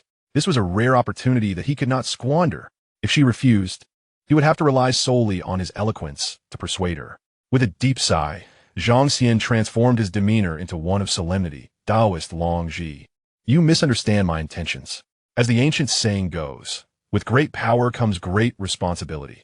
The forces of evil are rampant, and their influence is growing. The nascent soul shadow and its accomplices already comprise 2 nascent souls. I fear this is merely the tip of the iceberg. My cultivation is limited, my abilities modest. I possess only a modest fortune. My duty is to exhaust all my resources to arm righteous pillars such as yourself. Not only you, but all the cultivators in the southern region who are willing to vanquish demons and eradicate evil shall receive my generous support. Your responsibility is even more formidable, as you must on the spiritual treasures I provide, bravely confront the foes and eliminate the demonic layers, restoring the southern region to its former glory. Zhang Xian's fervor grew with each word, his unwavering gaze and increasingly resonant tone lending credence to his conviction.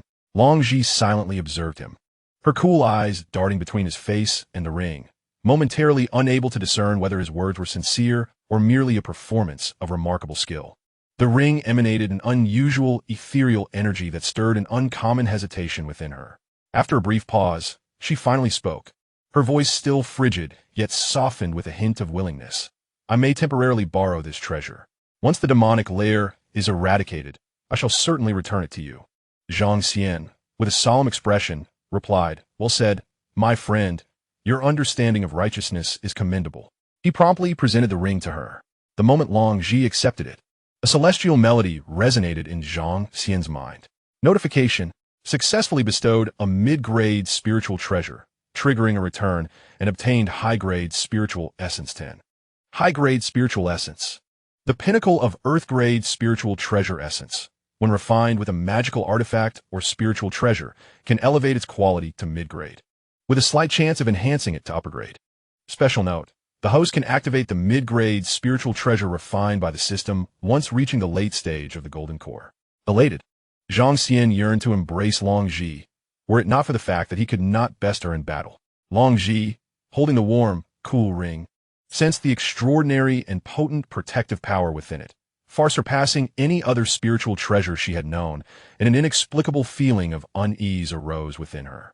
She realized she had gained an immense advantage. Observing Zhang Xian's righteous demeanor, she quietly retrieved a pouch of spirit stones from her storage bag and extended it to him. Consider these as collateral. Her voice was soft, tinged with a hint of guilt. Zhang Xian accepted it, his consciousness instinctively scanning its contents, and a subtle twitch appeared at the corner of his mouth. Most of the stones were mid-grade and low-grade. Indeed, the sword cultivator was rather impoverished. You are too kind, he replied with an unperturbed smile. despite his internal musings. "Then I thank you, and I shall take my leave."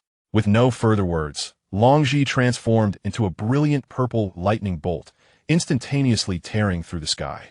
Zhang Xian turned and entered Yujing City. By his custom, he purchased a luxurious residence equipped with a large defensive formation in the most prosperous area of the city. Upon entering the estate, he deliberately placed 2 puppets as door guardians, given that his enemies had become formidable nascent soul experts.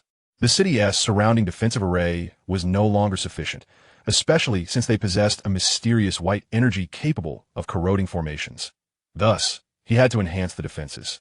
Once inside, he activated the defensive formation, layers of luminous barriers rising in succession. He immediately utilized the high-grade spiritual essence to refine a mid-grade spiritual treasure, attempting to undergo the process of alchemy.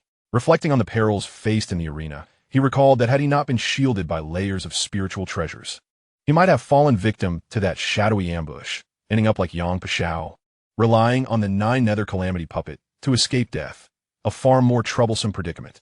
As anticipated, the refinement of the mid-grade spiritual treasure ended in failure, due to insufficient cultivation level. However, Zhang Xian remained unperturbed. After all, he was now accompanied by a promising disciple. As long as he nourished Li Fuxi well, the attainment of the late golden core stage was merely a matter of time. After assuring everyone of their safety, Zhang Xian began contemplating the next leg of his journey. It was imperative that his cultivation progress did not stagnate. Although he possessed numerous means to safeguard himself, he still lacked the strength to confront nascent soul cultivators directly, let alone to threaten their very lives. His forthcoming destination was a choice between Penglai Island and the headquarters of Yunshang Pavilion. The identity of the mysterious shadow was likely that of Xianzhou, the husband of Yun Wanqing, who had been missing for over 2 centuries. The hatred stemming from the betrayal of a wife, compounded by his descent into demonic practices and the exploitation of the lifespans of mortals from the great Liang kingdom through the cycle of decay and rebirth, constituted a deep-seated enmity with no room for reconciliation. Yet, since Xianzhou had opted to conceal his identity, as long as Zhang Xian did not actively unveil the truth or exacerbate the conflict, he should refrain from taking action against Yun Wanqing. In contrast, it had been over 200 years since he had seen Lele. He yearned to share the news of his resurrection with her directly. Furthermore, the enigmatic Supreme Elder seemed to hold him in favorable regard, making it worthwhile to meet. Confronted with the imminent threat of a nascent soul-level adversary, both Su Ling and the Supreme Elder were pivotal forces in navigating through the impending crisis. With this resolution in mind, Zhang Xian resolved to first journey to Penglai. However, he could not entirely shake off his concerns for Yun Wanqing. He made a special visit to the branch of Yunshang Pavilion in Yujing and sought out the steward in charge. The steward, clearly well-informed, recognized the affluent prospective son-in-law at first glance and greeted him with an enthusiasm bordering on obsequiousness. "Please convey a few items to Pavilion Master Yun Wanqing for me," Zhang Xian stated, producing 2 exquisite jade boxes. One contained a low-grade spiritual tool, the void-breaking shuttle, while the other housed a replacement puppet, the 9 nether calamity puppet. "Certainly, I will personally deliver them to the young lady," the steward exclaimed, accepting the boxes with utmost care. Observing the steward's respectful demeanor, Zhang Xian's thoughts shifted to the impending battle. He waved his hand again, and a myriad of spiritual light enveloped the hall, instantly filling the floor with a mountain of shimmering items. Several superior-grade spiritual treasures, hundreds of vials containing various elixirs, and a collection of high-quality magical artifacts. Additionally, Zhang Xian gestured toward the pile. As the demonic forces grow rampant, it is essential for everyone to enhance their strength. I will contact Commander Yinchi shortly. I would appreciate it if you could distribute these to the guards and reliable core members of the branch. The steward gazed in awe at the mountain of treasures before him, his eyes widening in disbelief. What had he just witnessed? Spiritual treasures, no less, meant for the disciples below. The steward nearly bowed in reverence, struck by Zhang Xian's opulence. No wonder he dared to disregard the esteemed Baoqing workshop of Zhongzhou. Having concluded matters concerning Yun Wanqing, Zhang Xian wasted no time and made his way directly to the large teleportation array in Yujing City. After paying a considerable sum of spirit stones, a wave of spatial distortion enveloped him, and his figure vanished amidst the radiance. Tizhao, by the shores of the South Sea, stepping out from the teleportation array, a refreshing sea breeze enveloped Zhang Xian. He summoned his flying boat. which transformed into a stream of light, racing towards the legendary, ethereal Penglai Island. Along the way, he sent a message to Su Ling. Elder Su, I have set forth for Penglai and expect to arrive in 2 days. Soon, a reply came, consisting of a single word, come. 2 days later, deep within the South China Sea, the flying boat broke through the clouds, revealing an endless expanse of azure ocean below. Gazing into the distance, the outlines of numerous islands gradually emerged at the horizon, shrouded in mist, resembling a celestial paradise. This was Penglai. Zhang Xian's spirit lifted, and he urged the flying boat to accelerate. However, despite flying for considerable time, the island's outlines seemed no closer, still lingering at the far edge of the sky. A slight furrow appeared on Zhang Xian's brow as he realized he had likely encountered a protective formation akin to a mirage. Just as he was about to message Su Ling again, the swirling fog ahead suddenly surged, revealing 2 young disciples of Penglai. The duo, one male and one female, hovered in midair and greeted Zhang Xian with a respectful bow, their voices calm, yet imbued with reverence. Is this the esteemed Zhang Xianren of Yimiao sect? The term Xianren elicited a surge of delight within Zhang Xian. He had finally received such an honorable title. He nodded in affirmation. Indeed, it is Zhang. One of the disciples stepped aside to lead the way. Xianren, please follow me. The 2 disciples guided Zhang Xian, who politely retracted his flying boat and followed closely behind. They did not head directly toward the island, but instead dove towards the sea below, just as they were about to touch the water. The sea parted as if by an unseen hand, revealing a profound passage leading straight to the ocean floor. Astonished, Zhang Xian marveled at the underwater dragon palace. At the end of the passage, an awe-inspiring complex of palaces constructed from immense corals and jade emerged, radiating a soft glow that illuminated the deep-sea world. Surrounding the palaces were colossal sea creatures gliding majestically, patrolling the area. The 2 disciples led Zhang Xian to the entrance of the main hall, before bowing and taking their leave. Inside the hall, a spacious expanse awaited him, where a young man clad in a green Taoist robe stood with his hands clasped behind his back. The youth possessed a handsome countenance and a calm demeanor, exuding an aura as profound as the ocean, clearly at the half-step Yuaning realm. To Zhang Xian's surprise, this young man emanated an exceptionally potent and unusual energy, reminiscent of Long Ji before breakthrough. Upon seeing Zhang Xian, the young man revealed a gentle smile and clasped his hands. So, you are the esteemed Zhang Xianren of Yimiao sect? I am Qin Yuan, the vice-headmaster of Penglai Immortal Sect. The title of vice-headmaster stirred intrigue within Zhang Xian, as it was equivalent to that of Wang Ya. He promptly returned the courtesy. Zhang Xian pays his respects to vice-headmaster Qin. Simultaneously, he pondered in astonishment how he had never heard of such an individual. Furthermore, the disciples he had encountered along the way were predominantly at the Golden Core stage. Penglai was far too low-key. Its overall strength likely exceeded external perceptions. Qin Yuan spoke directly, lacking the customary pleasantries of external cultivators. Elder Su has informed me of your visit. However, she is currently occupied with urgent matters and is unable to attend. If the esteemed one does not mind, I shall arrange for a refined chamber for you to rest for a few days. Although Zhang Xian harbored some doubts, the courteous demeanor of the other party, coupled with the fact that the deputy sect leader himself was in attendance, rendered him hesitant to voice his concerns. And he could only nod in acquiescence. I appreciate your kindness, deputy sect leader. Consequently, Zhang Xian was escorted by a disciple to an exquisite courtyard by the sea. The courtyard faced the ocean, offering a broad vista and an exceptional environment. Please rest here, esteemed one. Should you require anything, feel free to send a message. The disciple stated, leaving behind a communication talisman before taking his leave. Standing in the courtyard, with the sea breeze caressing his face and gazing at the picturesque scenery before him, Zhang Xian felt somewhat at a loss. He attempted to send a message to Su Ling inquiring about the situation, only to receive a succinct reply. Wait. Chapter 143. Are you exchanging tokens of affection? For 3 consecutive days, apart from a disciple who regularly delivered spiritual fruits and clear spring water, no one else disturbed Zhang Xian. He reclined in a lounge chair within the courtyard, gazing at the azure sea and sky, listening to the rhythmic sound of the waves, and momentarily experienced an illusion of being on vacation. During this time, Zhang Xian sent several messages to Su Ling, all of which met with silence. He tried to reach out to the deputy sect leader Qin Yuan, who merely responded evasively. Elder Su is currently at a crucial stage of closed-door cultivation and will require a few more days. Please rest assured and await further news. Doubts began to gnaw at Zhang Xian.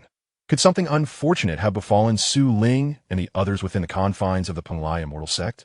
However, upon further reflection, he realized that he was presently deep within the heart of Penglai. If they truly wished him harm, he would have already been dealt with long ago.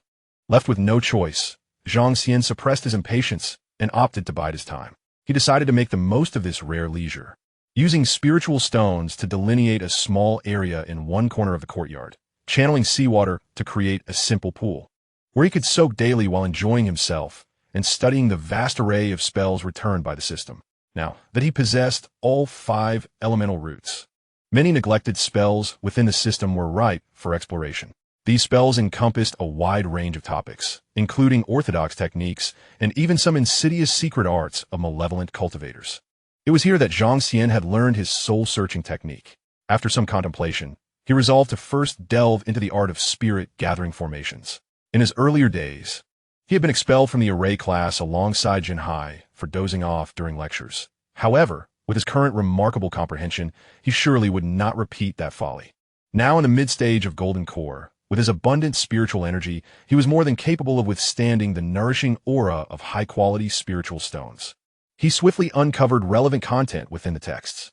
Commonly seen spirit-gathering formations in the market typically employed 5 elemental focal points. Yet Zhang Xian discovered diagrams depicting formations with 18, 36, and even a fearsome 64 focal points. This implied that activating such formations would necessitate the consumption of a corresponding number of high-quality spiritual stones. 64 focal points? Zhang Xian's eyes sparkled. This was tailor-made for him. Though he feared it might be too extravagant, he immediately became engrossed, commencing his attempts at deduction. Half a month later, while Zhang Xian was immersed in the deduction of the 36 focal point spirit-gathering formation, a subtle ripple suddenly manifested before him. He promptly lifted his gaze. The space shimmered like water waves, and a figure gracefully emerged from within. A figure approached, a woman of graceful stature and breathtaking beauty, seemingly embodying the purest essence of the heavens and earth. She possessed cascading white hair, and her gentle, clear eyes radiated warmth. Clad in an elegant garment of azure and white, she exuded an ethereal charm, reminiscent of a celestial maiden descending from the night sky. Beep. Detected a fate rating of 89 for the woman, Su Yunmiao. Beep. Su Yunmiao's affinity for you is 10. Binding successful. Zhang Xian was taken aback, instantly discerning the identity of the newcomer. He rose and bowed respectfully, introducing himself, disciple Zhang Xian, paying respects to the esteemed elder. Sunontai Yunoes Natse Setled on Xianxia. A flicker of uncontainable surprise passing through her clear eyes. She distinctly recalled Su Ling's description from months prior, a mere 3rd level of false alchemy, with a fragile foundation yet possessing great treasures and numerous enigmas. However, the individual before her displayed all 5 elemental roots, with the wood element's aura most potent, followed by water and metal, clearly at the pinnacle of the 4th level of golden elixir. How little time had passed. Such a pace of cultivation was unprecedented, even to her, observing the high-grade spirit stones that Zhang Xian casually manipulated on the ground, along with the uniquely dense spiritual energy of the pool enriched by the dragon's salivic jade liquid. Su Yunmiao understood. It was no wonder that the Tian Kai Peak valued him so highly. This young man's financial resources and potential for growth were indeed astonishing. There is no need for excessive formalities. Su Yunmiao's voice was soothing and melodious, imbued with a calming aura. Zhang Xian was inwardly astonished. Su Yunmiao. Yunmiao sect. This name was no mere coincidence. This elder was likely the founding master of the Yunmiao sect, a revelation that left him in profound shock, unaware of his thoughts. Su Yunmiao continued. Su Ling and I have been in seclusion recently to attend to certain matters and are unable to attend to you in person. This form is but a manifestation of spiritual energy, a mere illusion, sent to meet you. An illusion? Zhang Xian pondered silently. The aura emanating from her was dense and profound, with an unyielding pressure that remained concealed, rendering it impossible to discern its illusory nature. Her cultivation was unfathomably deep. May I inquire as to the purpose of your search for Elder Su? Su Yimiao asked. Regaining his composure, Zhang Xian succinctly recounted the events of the Demon Dispelling Conference. including the ambush by the black shadow of a nascent soul during Long Zhi's tribulation, concluding with a hint of regret. Alas, I was unable to secure the title of champion at the conference. I am already aware of this matter. Su Yunmiao nodded slightly. Do you have any conjectures regarding the identity of that nascent soul shadow? Faced with her clear and seemingly all-seeing gaze, Zhang Xian replied candidly. I suspect he is likely the missing Xianzhou, who vanished 200 years ago. During our confrontation, I attempted to deceive him with my words, and his spirit indeed faltered for a moment. Though I cannot be entirely certain, the suspicion remains substantial. A glimmer of intrigue sparked in Su Yunmiao's eyes as she nodded. If he sought your demise, it would be quite reasonable. Yet, having been missing for so many years, he has suddenly re-emerged as a nascent soul? She continued. In your encounter, did you retain any traces of his power? Indeed, Zhang Xian had prepared for this moment, promptly producing a transparent glass vial containing swirling tendrils of black mist, followed by a dimly glowing spirit sword. Su Yunmiao's gaze first fell upon the damaged sword, and she regarded Zhang Xian with a meaningful glance. The thunder-chanting sword of a Lingshu sword sect? Did you not give it to Long Zhi? How could it end up in your possession? Zhang Xian was momentarily speechless. Well, this is a long story. Long Zhi's sword was damaged during battle, so I gifted her a new one. In return, she pledged this broken sword. Pledged? Su Yunmiao's lips curled into a slight smirk. Are you two exchanging tokens of affection? Zhang Xian felt utterly at a loss for words. This elder, despite their advanced age, seemed to possess an insatiable curiosity for gossip. Please, do not jest with me, elder. With a soft laugh, Su Yunmiao ceased her teasing. She extended her delicate fingers and, with a subtle gesture, summoned a wisp of black energy from the glass vial. The dark vapor, sensing the presence of the living, swiftly coiled around her fingertip and vanished into her skin. Seemingly unperturbed, Su Yunmiao contemplated for a moment. This negative energy was likely a manifestation of desire. Desire? Zhang Xian's interest peaked instantly. It is not the kind of carnal desire you are envisioning, Su Yunmiao clarified. This manifestation amplifies the most intense obsessions and cravings within a being's heart. Those of weak will are easily led astray, succumbing to madness and becoming slaves to their desires. You suspect that Xianzhou is that enigmatic nascent soul? The likelihood is quite high. I have heard of him. His greatest obsession is undoubtedly the healing of his innately deficient daughter. He may well attempt to exploit those tainted sources of white life essence to achieve his aim. However, these sources are fraught with the grievances and obsessions of countless victims. To forcefully utilize them would not only fail to save anyone, but would also result in being consumed by the negative emotions contained within. His desperate desire to save his daughter is his greatest vulnerability, leaving him open to the encroachment of this desire. Zhang Xian astutely caught the crux of her words. Encroachment? Are you implying that this desire is not a demon born of his own making, but rather an external force? Chapter 144. The Calamity of the Seven Emotions. A glimmer of approval flashed in Su Yunmiao's eyes as she nodded. Indeed, the demons born from one's own heart are ultimately constrained by the consciousness of the body. However, this desire is of a caliber far beyond that of the practitioners of the southern region. Once it infiltrates the mind, it occupies the host, rendering them a mere puppet. Then where does this desire originate? Naturally, it stems from the heart demons of others, Su Yunmiao replied gravely. Are you familiar with the concept of severing the path? Zhang Xian was taken aback. Severing the path? I've only heard of it in novels, akin to severing the three corpses. The essence is similar, Su Yunmiao explained. When a practitioner reaches a bottleneck in their cultivation, trapped within their mental state and unable to attain enlightenment to break through, there exists a method called severing the path. This involves cutting away one's own seven emotions: greed, anger, ignorance, hatred, love, aversion, and desire. The severed emotions transform into formless yet potent heart demons. The desire you encountered is one such emotion. As for which great being severed this emotion and why it ended up in the southern region, I cannot say. Zhang Xian listened dumbfounded. Goodness, does that mean there are seven such entities? The thought alone sends chills down my spine. If one desire is so troublesome, what calamity might seven bring upon the southern region? Su Yunmiao seemed to perceive his concerns, and her tone returned to a state of calm. However, I have pressing matters to attend to with Su Ling, and therefore cannot leave Penglai for the next few years. The turmoil in the southern domain must be faced by you all.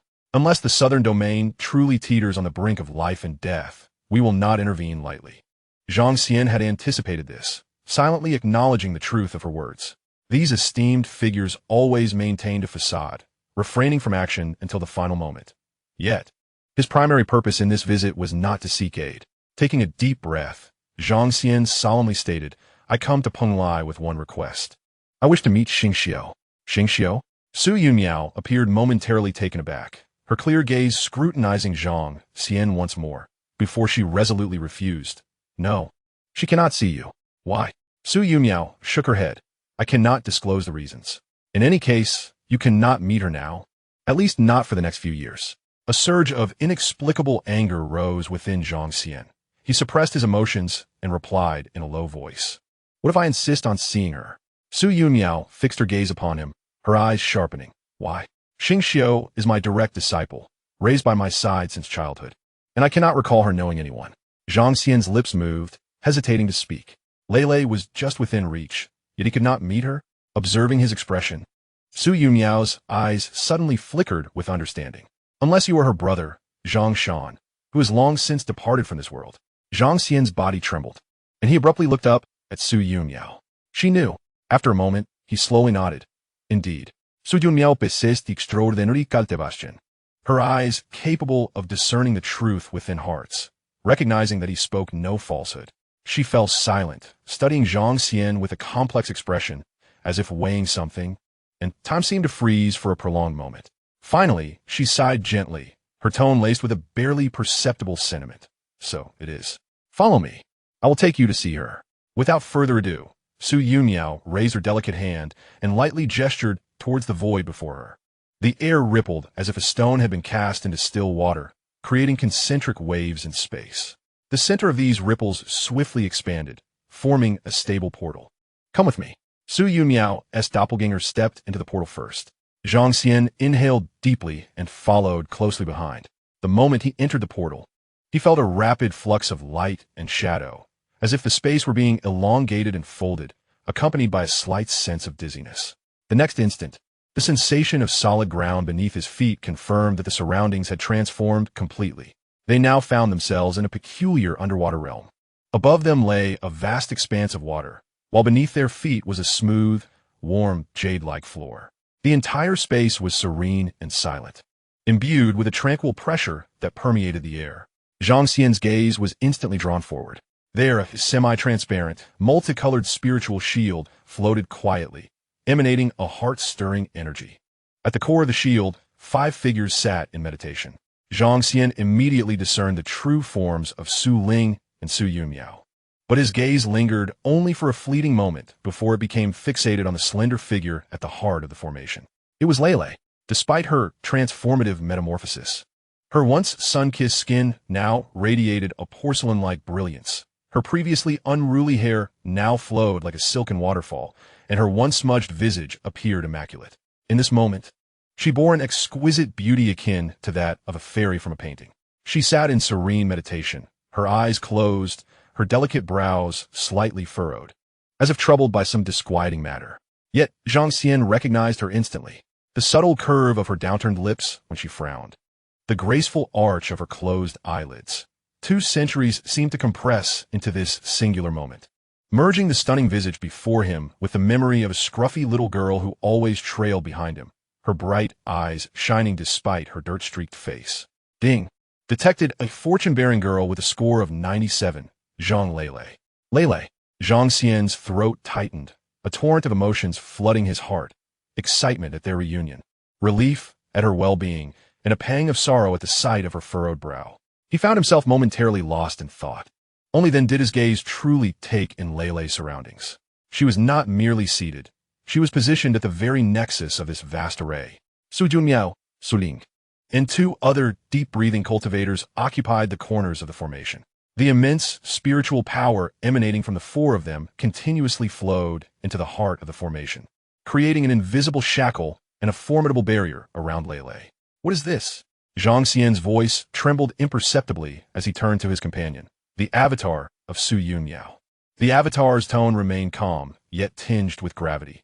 "This is the 4 Symbols' true seal, a premier confinement formation constructed by 4 nascent soul cultivators. Lei is at the center, simultaneously serving as the core being suppressed. A formation that requires 4 nascent soul masters to maintain. Zhang Xian's heart sank, a chill creeping over him. He suppressed the tumult of his emotions and pressed on. What is the purpose of this formation? The avatar of Su Yunmiao paused for a moment, her gaze resting on the frowning girl within the array, and slowly replied. To suppress the source of the obsession that is merging within her. Obsession? Zhang Xian's pupils constricted in shock, nearly losing his voice. Why is it her? He abruptly turned to the avatar of Su Yunmiao, confusion and suppressed anger evident in his eyes. How could the Lele he had lost for so many years become a vessel for such a terrifying malevolence? Chapter 145, A Final Pluck of Wool Before Departing. The avatar of Su Yunmiao sighed softly, the sound seemingly transcending millennia, laden with endless weariness and resignation. She gestured toward an elderly man with white hair and a youthful countenance. Though marked by a hint of decay, that man is the grand elder of the Penglai immortal sect, Qin Mian. He was the first to discover the traces of the 7 emotions' malevolence. To prevent this evil from wreaking havoc upon the world, he chose to feed the demon with his own essence, forcibly merging its source within himself, and has suppressed it ever since. However, the lifespan of Elder Qin is nearing its end. His time is almost up. Once he perishes and his path ceases, the malevolent thoughts will be unshackled, inevitably granting dominance over his remnants. At that moment, a top-tier practitioner, controlled by these wicked thoughts, will emerge in the southern domain, capable of annihilation with a mere gesture. Zhang Xian instinctively cast his gaze towards Su Yunmiao's true form, his eyes brimming with inquiry, as if to say, why are you not among the others present? Su Yunmiao's avatar seemed to perceive his thoughts, calmly elucidating. Su Ling is but a vessel, incapable of harboring the emotions of the 7 sentiments. She gestured towards a stern-faced, middle-aged man, the current headmaster of Penglai, who had once attempted to assume Qin Mian's burden by merging with the malevolent thoughts, only to nearly succumb to madness, suffering severe damage to his spirit, which he has yet to fully recover from. Ultimately, her gaze returned to her own form. As for me, I have long since suppressed another of the 7 sentiments, the sentiment of love. Dividing my focus is already at its limit. My cultivation is somewhat inferior to that of Taoist Qin Mian, and I cannot simultaneously suppress 2 sources of wicked thoughts as he does. The other sentiment, the sentiment of obsession, must be managed by Lele. Lele, having perfected the 9-turn condensed jade scripture, possesses a clear heart and, across the entire southern domain, stands as the unparalleled choice to suppress the sentiment of obsession. Upon learning this news, she resolutely accepted the responsibility. Zhang Xian felt as though an invisible hand had tightened around his heart. He gazed at the figure at the center of the formation, furrowed brow and all, and asked in a hoarse voice, what if she fails? The sentiment of obsession would gradually consume her innate consciousness, usurping her corporeal form. She would cease to be Xianxia, no longer Lele, but rather a calamity imbued with her memories. Zhang Xian felt a heavy constriction in his chest, nearly gasping for breath. How long will this process take? It is uncertain. The sentiment of obsession has resided within Qin Mian's consciousness for nearly a millennium, rendering it exceedingly powerful. Su Yunmiao's avatar shook her head, suggesting it could be 10 years, 50 years, or perhaps even longer. During this time, her spirit would be entirely enmeshed in the illusions constructed by the sentiment of obsession, unable to perceive the external world in any measure. Meanwhile, the 4 of us must constantly maintain the 4 symbols' true sovereignty, nurturing her innate consciousness with our own spiritual energy, while simultaneously suppressing the encroachment of the sentiment of obsession. As her consciousness refines and strengthens through this resistance, we will gradually ease our suppression of the sentiment of obsession. Only when her true heart is sufficiently robust to suppress or even refine this source of wicked thought by her own means shall she emerge from her confinement. Zhang Xian fell into silence. He gazed at the figure so near, yet seemingly separated by infinite time and space, knowing full well he held no right to cast blame. Lele bore the weight of a responsibility that concerned the safety of the entire southern domain and beyond. Yet, why must it be her? After a long pause, he inhaled deeply, flipping his palm to reveal a celestial-hued transmission talisman, the Earth-grade teleportation talisman known as Void Weaver. He lightly tapped it, as if starlight cascaded beneath his feet. Elder Su, Zhang Xian's voice carried an unprecedented gravity. Should Lele exhibit any abnormalities, regardless of where I may be, please ensure that you contact me without delay. I will arrive instantly. A flicker of undeniable astonishment flashed through Su Yunmiao's avatar. She naturally recognized that this was an exceptionally precious terrestrial-grade teleportation flower. The fact that Zhang Xian had unhesitatingly established a valuable teleportation point within this forbidden area deeply moved her. Through the vibrant spiritual barrier, Zhang Xian gazed intently at Lele in the formation, his eyes reflecting a complex array of emotions: pain, concern, and reluctance, culminating in a silent sigh. He stared for an eternity, as if wishing to etch her image into the depths of his soul. Finally, he withdrew his gaze, his expression returning to tranquility as he addressed Su Yunmiao's avatar. Elder Su, let us return. The avatar of Su Yunmiao nodded, her fingertip gesturing toward the void, ripples spreading forth as their figures vanished. Upon returning to the courtyard by the beach, Zhang Xian composed himself and retrieved an exquisite jade box from the system space. Elder Su, he said, offering the jade box, I promise to repay the guardian of the Xi'an monitoring station in double for the elixir you gifted me. You provided me with one, and today I present you with two in gratitude for your kindness, which has aided me immensely. Su Yunmiao gently opened the jade box. Feeling the overwhelming potency of the elixirs emanating from within, her pupils contracting in astonishment. The primordial creation pill? Even with her composure and knowledge, she could not help but exclaim, her clear eyes sparkling with disbelief. She fixated on the two pills, her voice trembling slightly. You possess such a legendary elixir? Zhang Xian felt a shiver run through him. Indeed, the founder of their sect was well-versed and could name the pill with ease. He nodded affirmatively, precisely. Su Yunmiao took a deep breath, forcibly suppressing her astonishment, and regarded Zhang Xian intently, as if seeking to see through him. Finally, she solemnly accepted the jade box, stating, in this instance, I owe you a favor. Once Lele completes her seclusion, I will personally safeguard her and assist her in consuming one of these pills. Notification. Successfully gifted Ketu primordial krisishanpias. Triggering a return. Returning Kitsas primordial krisishanpias. Primordial creation pill. A pinnacle terrestrial grade elixir capable of healing shattered golden cores and dissipated nascent souls, reversing catastrophic situations while also activating and repairing meridians and spiritual roots. A legendary treasure that defies fate and reshapes one's foundational path. Su Yunmiao's fondness for you increased by 5, current fondness level, 15. Excellent, a splendid beginning. Before departing, Zhang Xian resolved to seize another opportunity. He produced a silken pouch containing a radiant mid-grade spiritual treasure and several jars of abundant Qing Qiao spiritual tea. These are tokens of respect from the younger generation, a modest gift for our first meeting. Please accept them. He paused, his tone imbued with a subtle hint of affection and the confidence of wealth. As for Lele, you need not worry. Once she emerges from her seclusion, I will naturally provide her with the finest attire. Su Yunmiao was momentarily taken aback, staring at the mid-grade spiritual treasure and the evidently top-tier spiritual tea. Hearing Zhang Xian's grand declarations about outfitting her, even her transcendent mindset was shaken by his financial prowess. This fellow was an insufferable paragon of wealth. No, I must not be intimidated by him. What would become of my esteemed status as the Grand Elder? Su Yunmiao cleared her throat a few times, feigning composure as she accepted the spiritual treasure and the spiritual tea. Ding! Your affinity with Su Yunmiao has increased by 3, current affinity, 18. It seemed Zhang Xian had not noticed her demeanor and instead inquired. So, in this conflict with the evil forces of the southern domain, neither Peng Lai nor you and Elder Su Ling can intervene? Su Yunmiao's expression shifted to one of solemnity as she nodded. Indeed. The obsession and love suppressed by Elder Qin Mian have lingered for over a millennium, posing dangers and threats that far exceed the mere desire of the southern domain, which has only existed for a few hundred years. This is the sword of Damocles hanging over the entire realm of cultivation. It is fitting that the desire be entrusted to you to address. It serves as a trial for your new generation. Chapter 146. I have heard you possess numerous beautiful confidants. Upon hearing Su Yunmiao's words, Zhang Xian immediately understood. After a brief moment of hesitation, he ventured with a hint of curiosity and caution. May I inquire, Grand Elder, what is your current realm?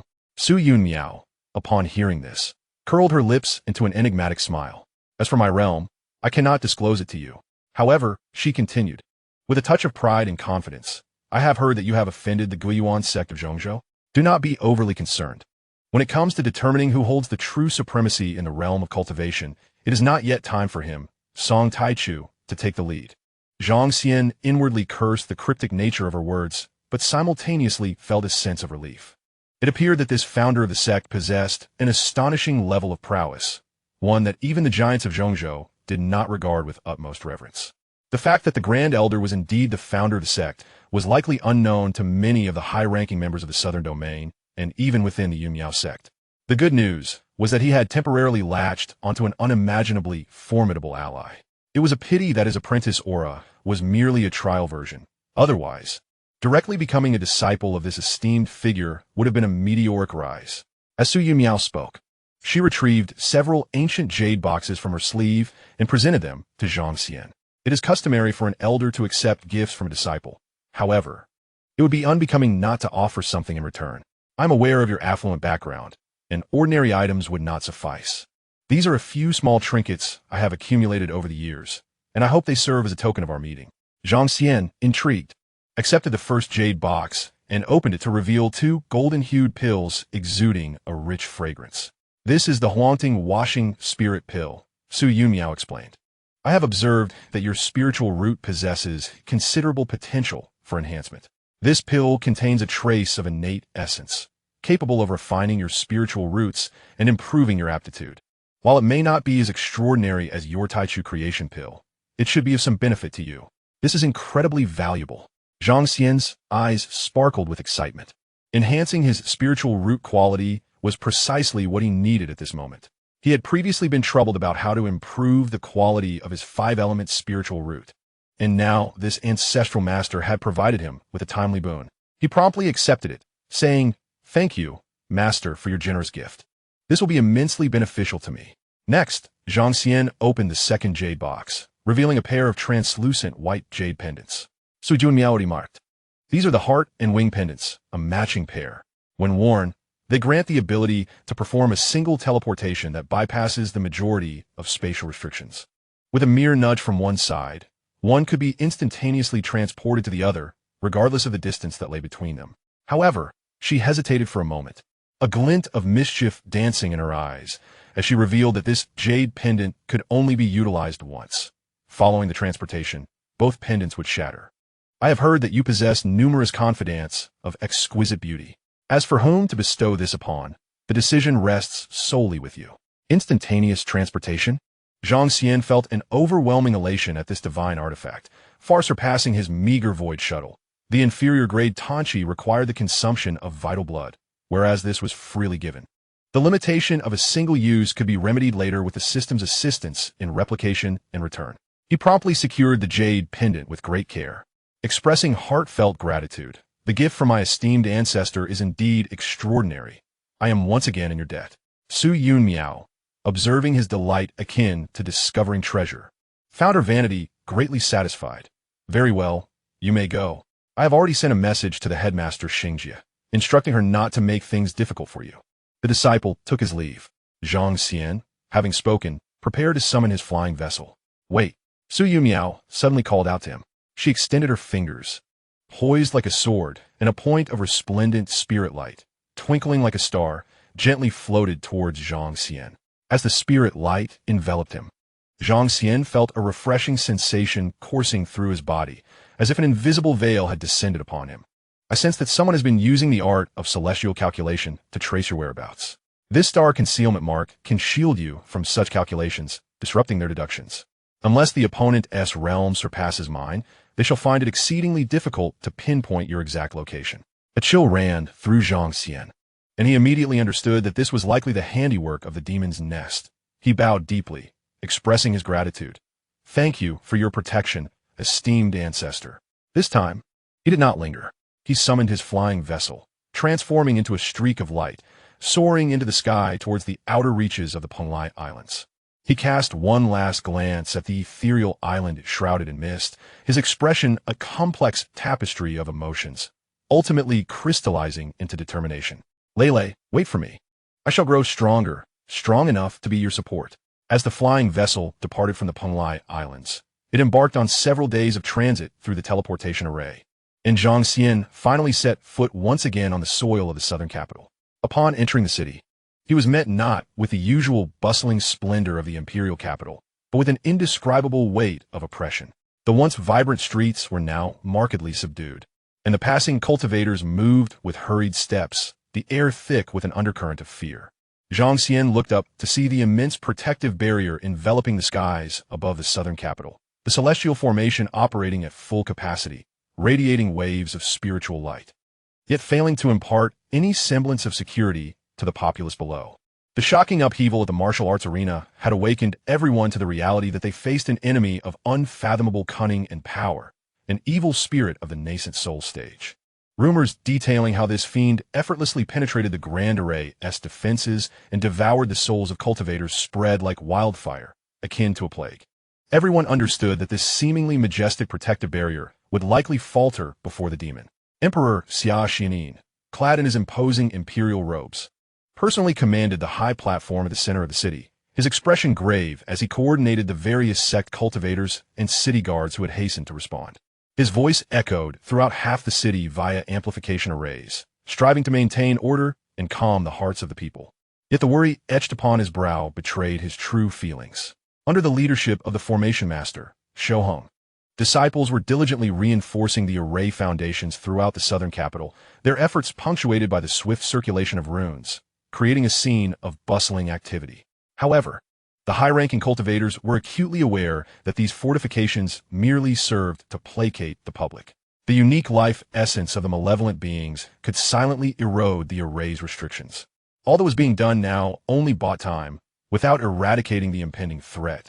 Zhang Xian furrowed his brow as he navigated through this atmosphere of trepidation, hastening his steps directly to the Yunyao sect's estate in the imperial city. Upon pushing open the door, he was greeted by two familiar figures. Zhang Xian, brother. It was Lin Yining and Li Fushi.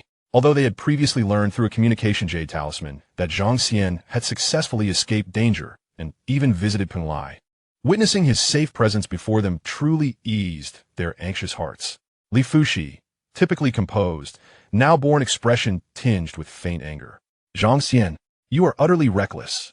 Do you comprehend the peril you faced? That was a nascent soul, a pinnacle existence in the entire southern region and indeed across the cultivation world. How could you dare to venture forth alone, placing yourself in such jeopardy? If you ever do so again. Her voice grew increasingly fervent, her chest rising and falling slightly, her beautiful eyes wide with a blend of concern and fear. Seeing her in such a state warmed Zhang Xian's heart, prompting him to offer a warm smile. Yes, master, you're right. I was indeed rash. It shall not happen again. Chapter 147. Brother, are you preparing to bestow your favor upon another? Lin Yining nodded in agreement, her small face etched with worry. Yes, brother, even though you are fortunate and resilient. You must consider me and Master as well. In these days, Master has been so troubled that she cannot concentrate on her cultivation, even facing reprimand from the sect leader. What? That old woman came and dared to scold Master. Zhang Xian had never held a favorable view of the Yunyao sect's leader. Li Fushi hastily waved her hand. It was merely a trivial matter. Given the current might of the malevolent forces, the emperor has issued an urgent decree, and many ancestral figures from the major sects have emerged from seclusion, gathering in the southern capital, with the sect leader personally arriving. The situation is dire, hence her sternness. She paused, her gaze probing Zhang Xian's. During your visit to Penglai, did you encounter Elder Su and the Grand Elder? Zhang Xian nodded. Indeed, I did receive some information, and I shall report it to Master in detail shortly. He shifted his attention to Lin Yining. Yining, please come inside with me. I have something for you. Lin Yining hesitated briefly, her cheeks swiftly tinged with a rosy hue. She cast a quick glance at Master before lowering her head and following Zhang Xian into his room. As soon as the door closed, Lin Yining lifted her large, watery eyes. Brother, this isn't quite proper. It's still daytime, and Master is waiting outside. Her gaze flickered, embodying a blend of shyness and anticipation. Zhang Xian playfully tapped her forehead with a soft sound. Ouch! Lin Yining covered her head, pouting in discontent. Why do you always hit me? All day long, my thoughts are in disarray. Zhang Xian feigned seriousness. I ask you, have you been diligently cultivating these days? How much has your cultivation advanced? You remain at the 3rd level of the golden core. Look at me. I am already at the 4th level and soon to reach the 5th. You possess the legendary heavenly spiritual root. Have you grown complacent again? He deliberately made a disdainful face. Lin Yining's small mouth formed an O shape on the verge of tears. Woo, brother, you are such a scoundrel. I sacrificed my cultivation of the 9 transformations of nurturing jade for you, and my level even regressed by 2 tiers. Just as I began to recover, instead of feeling compassion, criticized my slow progress. As she spoke, her large eyes blinked, tears welling up instantly. I initially held back on my efforts, considering your average aptitude, fearing it might hurt your pride. But now, you have become formidable, pursued the most beautiful woman in the southern domain. Even the formidable master could not escape your grasp. And now you start nitpicking at me. Are you looking for an excuse to cast me aside? Zhang Xian felt a twitch at his eyelid upon hearing her logic. Overwhelmed by her reasoning, he sighed in resignation. All right, I was merely concerned for you. I am now a primary target of the demonic forces. I fear for your safety and wish for you to become stronger for self-protection. Instantly, Lin Yining's frown vanished, replaced by a radiant smile as she leaped forward to embrace Zhang Xian's arm tightly, exclaiming, with you protecting me, I am unafraid. Zhang Xian, bemused by her swift change of demeanor, affectionately ruffled her hair, then retrieved the heart-linked twin wings pendant, gently placing one in her palm. Keep this safe and wear it all times. In case of danger, activate it, and you will instantly return to my side. Curiously, Lin Yining picked up the jade pendant, feeling its warmth. She sensed the love and protection it contained, her heart ablaze with sweetness. It seems I am the most important person in my brother's heart. With joy, she rose on her tiptoes and swiftly planted a kiss on Zhang Xian's cheek. Ding! Successfully gifted the heart-linked twin wings pendant, triggering a return. Returning 100 heart-linked twin wings pendants. The heart-linked twin wings pendant is a rare treasure of Earth grade, a one-time use item that allows instantaneous teleportation to the other party, disregarding most restrictions and distances. Coupled as one, a thought away from you. Zhang Xian chuckled and opened his mouth. Lin Yining obediently accepted the morsel he offered, a haunting, cleansing spirit pill, swallowing it whole. However, the room fell into a profound silence. Moments passed, yet Lin Yining showed no reaction, not even a flicker of spiritual energy. Likewise, the anticipated system notification from Zhang Xian did not sound. Zhang Xian, he suddenly realized, oh no, what a waste. Yining already possesses a top-tier heavenly spiritual root. The haunting, cleansing spirit pill is ineffective for her. He had hoped she might break through her limits or develop additional elemental roots, but nothing happened, wasting a precious treasure. Fortunately, Zhang Xian had prepared for contingencies and had reserves. Gazing into Lin Yining's innocent, large eyes, Zhang Xian chose to feign nonchalance, dismissing the moment as inconsequential. He retrieved a handful of glimmering talismans and spirit stones, presenting them to her with the words, take these as a precautionary measure. Lin Yining's face lit up with joy as she unceremoniously accepted all of them into her storage ring. Meanwhile, the melodious sound of a return notification echoed in Zhang Xian's mind, somewhat alleviating the sting of his earlier expenditures. All right, Yining, let us venture outside. Is this how you bestow your favor so quickly upon me? Lin Yining blinked her eyes, teasingly asking, are you preparing to grace the next one? With Master being so close by, Zhang Xian was taken aback by her sudden and audacious remarks, nearly gasping for breath as he pretended to be ready to scold her. Lin Yining giggled, playfully pushing open the door and scampering back to her own room. After slightly regaining his composure, Zhang Xian exited the room, steadied his thoughts, and gently rapped on Li Fuxi's door. Come in, came her calm voice from within.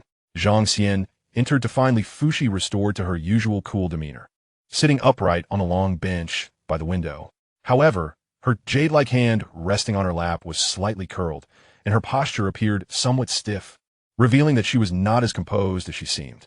Seeing his master in such a serious state, Zhang Xian felt a mischievous urge rising within him. He stepped closer, a look of deep affection adorning his face, his voice deliberately lowered to a resonant tone. Fuxi. At the overly intimate address, Li Fuxi shivered, a visible flush creeping onto her fair skin as goosebumps sprouted. She instinctively shifted to the side, stammering in a light reprimand. Who permitted you such audacity? Yet, upon meeting Zhang Xian's fervent gaze, her words faltered. Overwhelmed by embarrassment, she quickly averted her eyes and coughed discreetly. Did you meet the Grand Elder in Penglai? Did she convey any instructions to you? Zhang Xian suppressed a chuckle, maintaining a serious facade as he settled beside her. Indeed, the Grand Elder is quite amiable and holds me in high regard, stating that my talents are exceptional and my future boundless, thus placing great hopes in me. Li Fuxi forced herself to remain composed, casting him a sidelong glance that clearly conveyed her skepticism. I would be surprised if that were true. Do not spin such tall tales. The Grand Elder is a figure of great stature. How could she ever speak so to you? Then how could she bestow upon me the precious Dao transformation elixir? Zhang Xian retorted, producing a pair of heart and wing pendants. Ignoring Li Fuxi's slight backward lean as if to avoid him, he firmly grasped her left hand and solemnly placed one of the pendants in her warm palm. Master, this pendant is for you. Zhang Xian adeptly reiterated the functions of the heart and wing pendant, while Li Fuxi gazed down at the intricately carved mandarin duck pendant in her hand, feeling a profound warmth fill her heart. Indeed, Zhang Xian cared for her above all else. How delightful. Ding. Successfully gifted heart and wing pendant. Li Fuxi's affection for you has increased by 3. Current affection level, 81. Upon witnessing this, Zhang Xian smiled gently and produced a Huangting Shilling Dan, exclaiming, and there is this. What is this?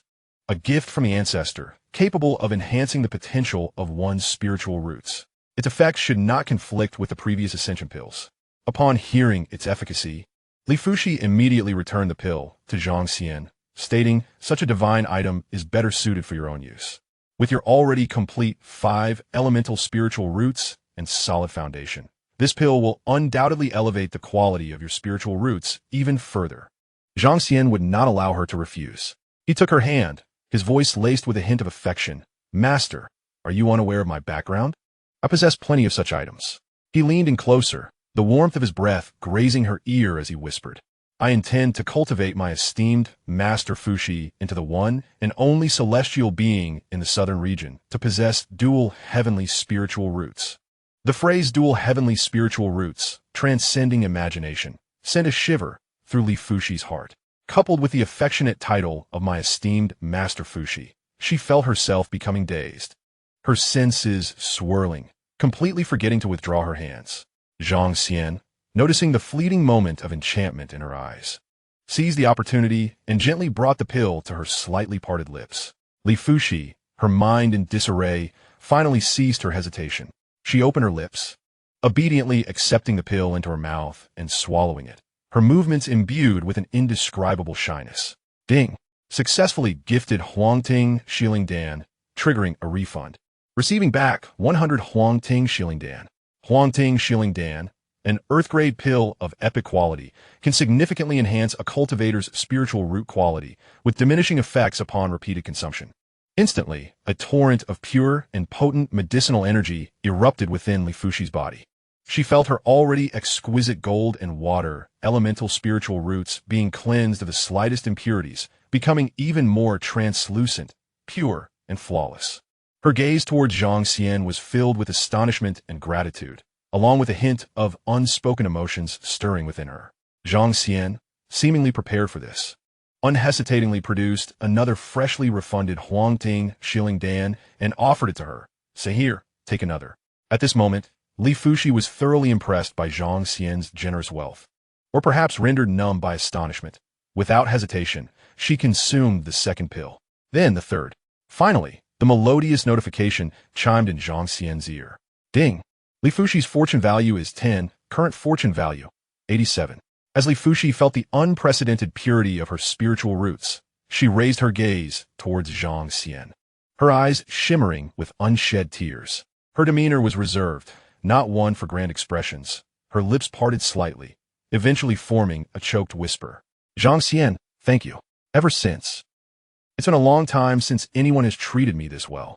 As her voice trailed off, nearly inaudible, the solitude and fragility she had long concealed began to quietly manifest. With tears in her eyes, her gaze glistening, and her lips slightly parted, she conveyed her grievances and gratitude.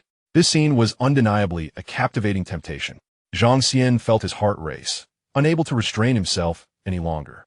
He suddenly stepped forward, and amid gasps of surprise, one hand encircled Li Fuxi's slender waist while the other, without a hint of hesitation, lifted her delicate chin. He bent down and kissed her fiercely. Li Fuxi's beautiful eyes widened in shock, her mind blank.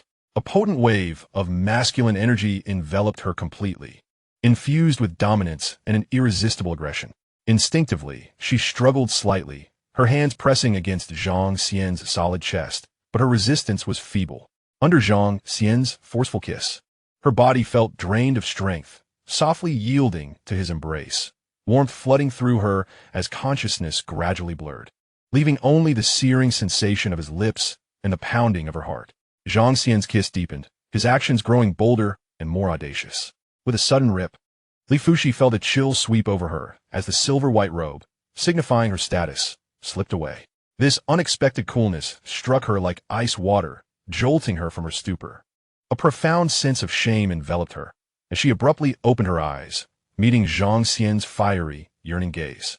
Desperately, she pushed against him, her voice trembling. No. Zhang Xian, I'm not ready, stop. Yet at that moment, Zhang Xian was already committed, impervious to her pleas. This struggle, a dance of reluctance and allure, only served to fuel his desire further. With a powerful embrace, he swept her off her feet in a classic princess carry and strode toward the nearby fragrant couch. His eyes ablaze with fervor. Li Fuxi, startled by his forceful actions, paled in fear, tears welling in her eyes. Zhang Xian, you scoundrel, put me down.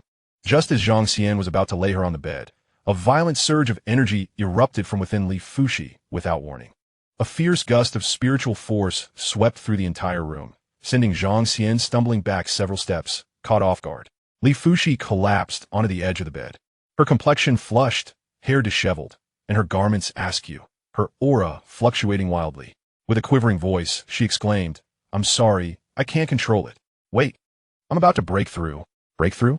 Zhang Xian's mind was still reeling when he perceived the rapid ascent of her energy. Suddenly, understanding dawned upon him.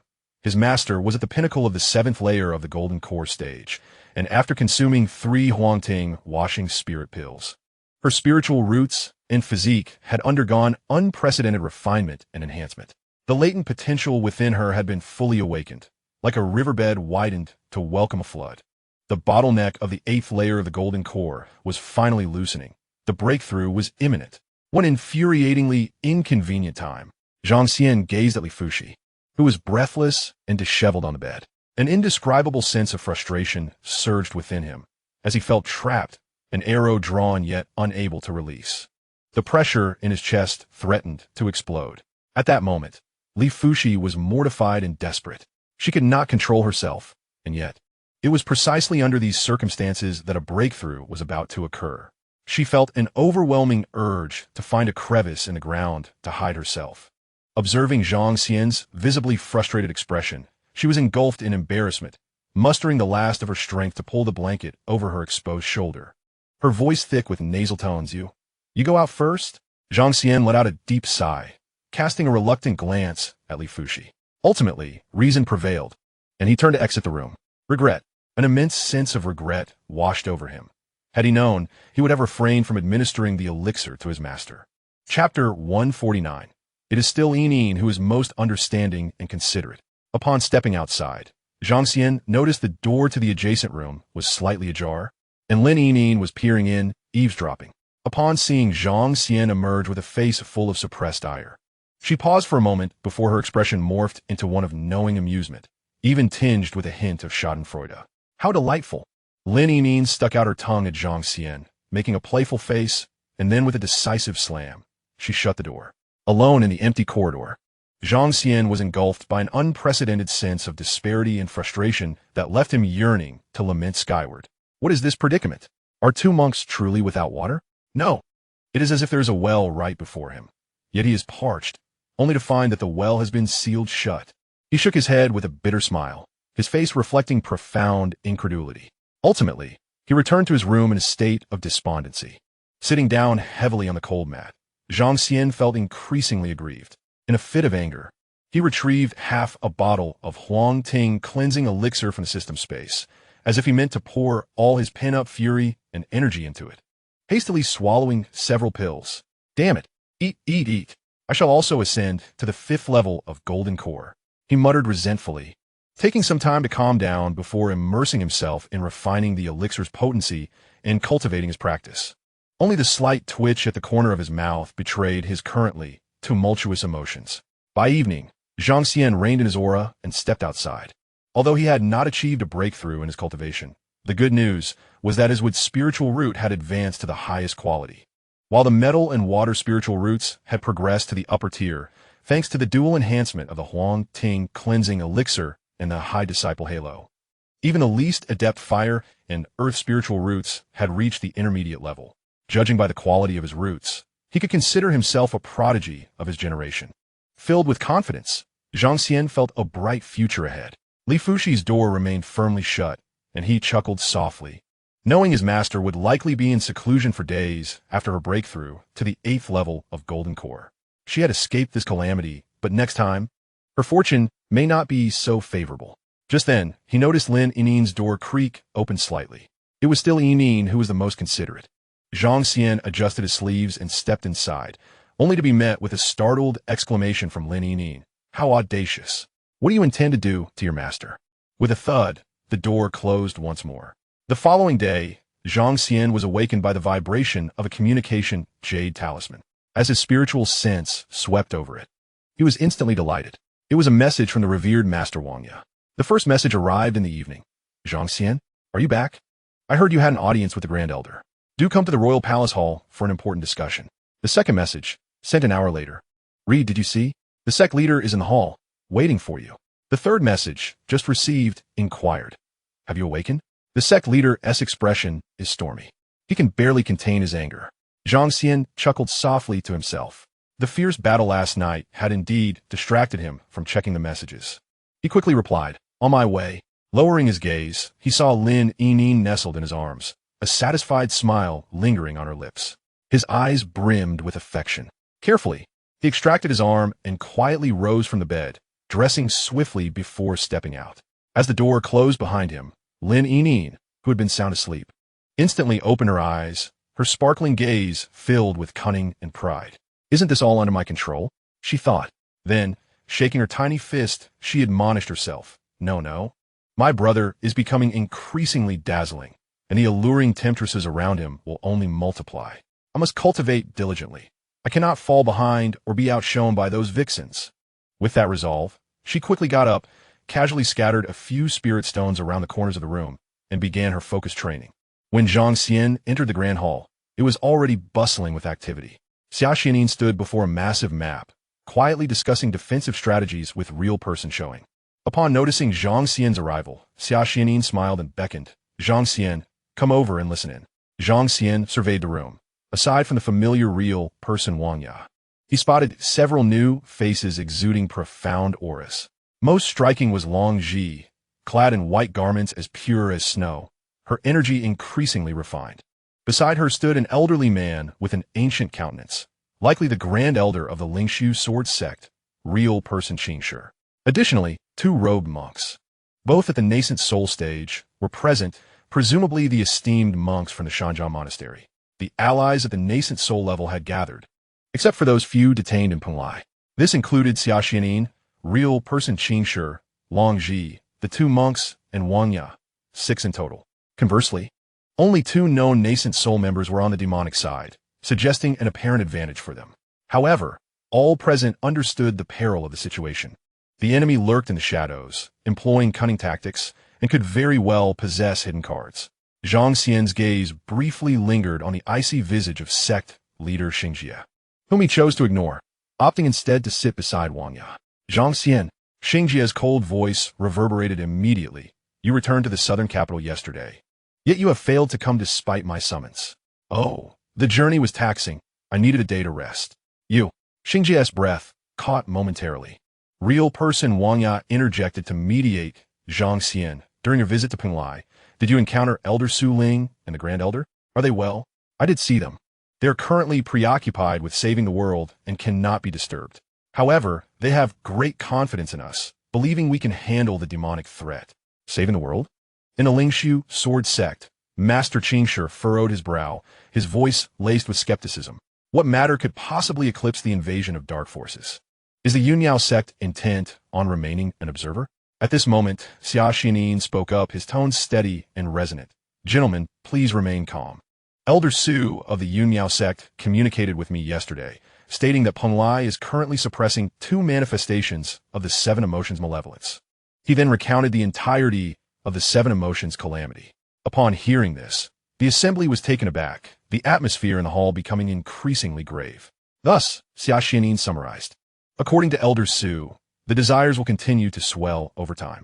I have faced that shadow of the nascent soul. Its cultivation is unfathomable, on par with mine. Another, as speculated by Taoist Long Ji, is likely at the 2nd tier of the nascent soul. Should we allow it to mature unchecked? And should they harness the primal forces of life to break through to the mid-nascent soul stage, the southern domain would find itself defenseless. Beside them, the still injured General Han Yichen could not contain his fury, exclaiming, "The most despicable of all is the Baoqing workshop."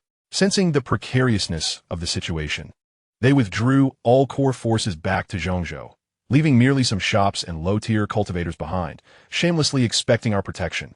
After Han Yichen vented his frustration, Xianxia shook his head in resignation. Alas, the remaining cultivators of the Baoqing workshop are ultimately our southern domain citizens. Moreover, news from Zhongzhou suggests a similar malevolence at play, leading to chaos there as well. The Guiyuan sect has explicitly declined to offer assistance. He shifted his focus, noting that the Tianyuan Alliance has agreed to dispatch a nascent soul divination master to aid us. The Tianyuan Alliance, like the Guiyuan sect, is one of the 2 premier forces in Zhongzhou.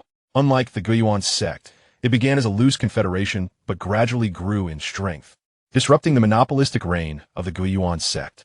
An elderly monk from the Shanshan monastery clasped his hands and uttered, "Ba." The assistance of the Tianyuan Alliance is indeed a boon for the southern domain. Upon hearing of the Emperor's son, who is also a rising star in the Tianyuan Alliance, he inquired further. At the mention of his son, Xiaoxuanin's face broke into a proud smile. "Indeed, my son, Xiaoxuan, has fortuitously ranked among the top 10 outstanding youths of Zhongzhou and will personally accompany the master here." Zhang Xian, listening nearby, could not help but twitch his mouth at the mention of the top 10 outstanding youths. Master Qingshi stroked his beard and remarked, "This is excellent. If we can discover the location of the demon's lair, I shall personally sever it with a single stroke, eliminating any future threats." At that moment, Master Xianxia suddenly launched an attack, directing her ire at Zhang Xian. "Zhang Xian, did you not claim to hail from a minor secret realm? Now that the southern domain is on the brink of peril, does your family or sect intend to remain idle? What is wrong with this old woman, always targeting me?" Zhang Xian felt a surge of anger. He had heard of her being discarded by a scoundrel in her youth, which had made her particularly bitter after failing to break through to the nascent soul for centuries. He retorted without reservation, "Master, what offense have I committed against you that you incessantly seek to provoke me? Is it truly my family's elders that concern you so deeply? Preposterous." Master Xingji fumed. "It is you who endangers the sect. You have misled Lin Yinin and deceived Li Fushi, resulting in her foundations being shattered. I know not what malevolent arts you have employed to beguile others. While the ancestors may tolerate you, I cannot. Do you still dare to mention my master?" Zhang Xian abruptly rose to his feet. Master Jin made a slight movement, and a gentle force pressed Zhang Xian back into his seat. "This pertains to the internal affairs of the Yunmiao sect. We shall discuss it after the meeting." Xiaoxianin promptly sought to smooth things over, uttering some platitudes about facing a common enemy and standing together. Zhang Xian suppressed his fury. Had it not been for the presence of others from the Yunmiao sect, he would have already lost his temper. A leader on the verge of the Yuan Ying stage no longer intimidated him in the slightest. His gaze swept across the assembly, finally resting upon Long Ji, who was observing him thoughtfully. Suddenly, he recalled the earlier boast of arming the righteous experts. "Your Majesty," Zhang Xian declared with a resonant voice, "in this time of peril, I am willing to personally sponsor a batch of equipment and supplies. I would appreciate it if we could discuss this in detail in the study shortly." Xiaoxianin assumed it to be youthful exuberance, a mere attempt to gain some prestige, and responded nonchalantly, "Very well." Once the meeting concluded, Xiaoxianin indeed called Zhang Xian aside. "Young friend Zhang Xian, let us proceed to the study to discuss what you mentioned earlier."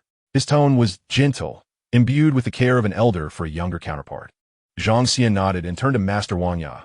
"Master Wang Ya, I would be grateful if you could witness this as well to prevent any accusations of my inaction." Master Wang Ya sighed with a wry smile.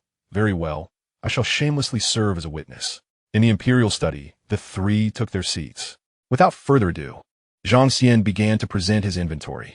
With a wave of his hand, an array of jade boxes of various sizes materialized, neatly arranged upon the floor of the study. At first, Xianxia wore a smile, but as the boxes multiplied, his expression gradually turned serious. The first box contained an abundance of superior magical artifacts, swords, spears, and halberds, all glimmering with spiritual light. The second box was overflowing with an assortment of talismans, ranging from earth, fire, wind, water, to thunder, all of considerable grade. The third box revealed hundreds of clearly labeled elixirs, including foundational pills and those for returning to the golden core. As the fourth and fifth boxes, 10 in total, displayed a rich aura of superior spiritual stones, Xiaoxuanin's breath became noticeably heavier. And did not end there. Next came several special jade boxes. Upon opening, the fragrance of transformation elixirs filled the study. The potency of various ascension herbs stirred the spiritual energy. Alongside dozens of inferior spiritual treasures quietly resting within. Both Xia Xianin and Master Wangya were utterly stupefied. Their eyes widened, mouths slightly agape, as though witnessing something unfathomable. Observing their stunned expressions, Zhang Xian felt a surge of satisfaction. His capabilities were limited, and he could only provide some strategic materials to express his goodwill. Are all these for us? Xiaoxuanin's voice trembled as he pointed at the spiritual treasures and inferior materials, feeling as though he were dreaming. These are even more abundant than the royal treasury. Indeed, Zhang Xian replied with a broad smile. As for the distribution, that is for your majesty to decide. I have but one request. Please keep the origins of these inferior materials and spiritual treasures confidential and do not disclose my identity. Xia Xianin took a deep breath and nodded solemnly. I understand. Possessing such treasures can indeed invite trouble. Zhang Xian pondered for a moment before retrieving 2 exquisite brocade boxes from his robe, presenting them to Xia Xianin and real person Wangya. You two have shouldered the burden of leadership, exerting every effort and enduring hardships. Please accept this modest token of appreciation, colloquially known as the Zhang family grand gift, as a gesture of my respect. What kind of nonsense is this grand gift?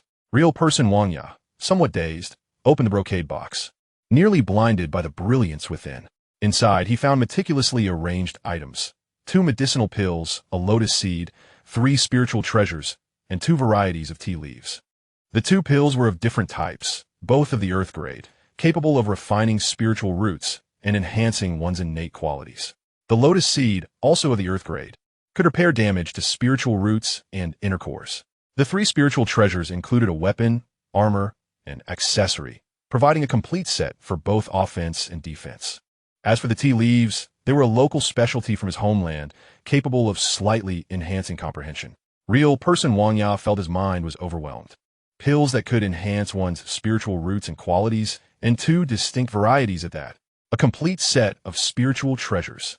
After spending hundreds of years in the Yunmiao sect without acquiring even a single treasure, he now received 3 in one go, and the tea leaves, which he nonchalantly referred to as a local specialty. He finally understood why Li Fushi's cultivation had progressed so rapidly. It wasn't merely training. She was practically feasting on heavenly materials and earthly treasures. Xia Xianin was equally moved, his gaze fixed on the alluring fragrance of the ascension pill within the brocade box. Years prior, he had exhausted the national treasury in a desperate bid to acquire one from Yang Pashao, a pursuit that had left him with lingering regrets. Now, this coveted pill lay quietly in Zhang Xian's casually presented grand gift, as if it were the most ordinary of items. He suddenly felt a peculiar sensation, as if the emperor of the southern domain appeared before Zhang Xian as nothing more than a beggar who had never seen the world. Chapter 151. With spiritual stones in place, all is possible. When Xia Xianin received a message from Su Yunmiao yesterday, she had specifically urged him to look after Zhang Xian. Initially, he had assumed it was merely a matter of mentoring a junior, but now he recognized the deeper significance. Zhang Xian was truly a remarkable figure. His wealth likely surpassed half of the southern domain's territory. Of course, I must ask you both to keep this matter confidential. Otherwise, everyone will come seeking grand gifts from me, and no matter how affluent I may be, I won't have enough to give. Xia Xianin and Wangya exchanged glances, affirming their silence with utmost seriousness. Real person Wangya, recovering from his astonishment, excitedly caressed the spiritual treasures within the brocade box. Gazing at Zhang Xian with fervent eyes, Zhang Xian, Are you in need of a partner? I have a junior sister, Wang Yu, whom you have met. She is gentle, virtuous, and exceptionally talented. Zhang Xian rolled his eyes. Master Wang Ya, spare me your matchmaking. I recall you once sent a message to the Cloud Pavilion Master, claiming I was lecherous, reporting me behind my back. Real person Wang Ya's face flushed with embarrassment, and he stammered. Ahem, it was all a misunderstanding. Let bygones be bygones. Xianxia patted Wang Ya on the shoulder, half-jokingly stating, I suddenly find myself envious of that old fellow Yun He. Alas, I have no daughter, only a worthless son. Upon mentioning Yun Wanqing, Zhang Xian's expression turned serious. By the way, there is a matter of importance that I wish to discuss with both of you. Seeing Zhang Xian's grave demeanor, the two immediately sobered, their smiles fading. I have formed a conjecture regarding the identity of that shadowy figure of Yuanying. Zhang Xian said solemnly. Who? The two inquired in unison. Xianzhou. What? The real man of Forgotten Cliff gasped, his complexion draining of color. Impossible. Zhang Xian calmly articulated his analysis. The shadow's response to the former brother's address, its nuanced attitude towards Yun Wanqing, the similarities in its techniques to those of Xianzhou, and the characteristic that desire might possess the individual with the deepest obsessions. Upon completing Zhang Xian's analysis, the study fell into a profound silence. Xiaxianin and the real man of Forgotten Cliff wore grave expressions, unable to speak for some time. Xiaxianin slowly began, if that is the case. Although he possesses Xianzhou's memories, he is, in truth, controlled by desire, having become a puppet of malevolence? That would be a valid interpretation. Zhang Xian nodded. The real man of Forgotten Cliff sighed deeply, his face etched with concern. Who else is aware of this matter? Aside from the two of you, I have only informed the Grand Elder. Longji was present at the time, but she promised me she would keep it confidential. The real man of Forgotten Cliff hesitated. What about Yun Wanqing? Zhang Xian's gaze was resolute. I shall not inform her until irrefutable evidence emerges. Doing so would only exacerbate her suffering. If possible, I intend to conceal the truth from her while addressing desire. The real man of Forgotten Cliff remained silent for a moment before agreeing. I concur. But will desire fundamentally alter one's thoughts? If it truly is Xianzhou, he may not harm Yun Wanqing and her daughter yet. Zhang Xian interjected. As a precaution, I plan to visit Yinchang Pavilion after this meeting to bring them to South City. Together, they will pose a deterrent to the adversary. Bring them to South City?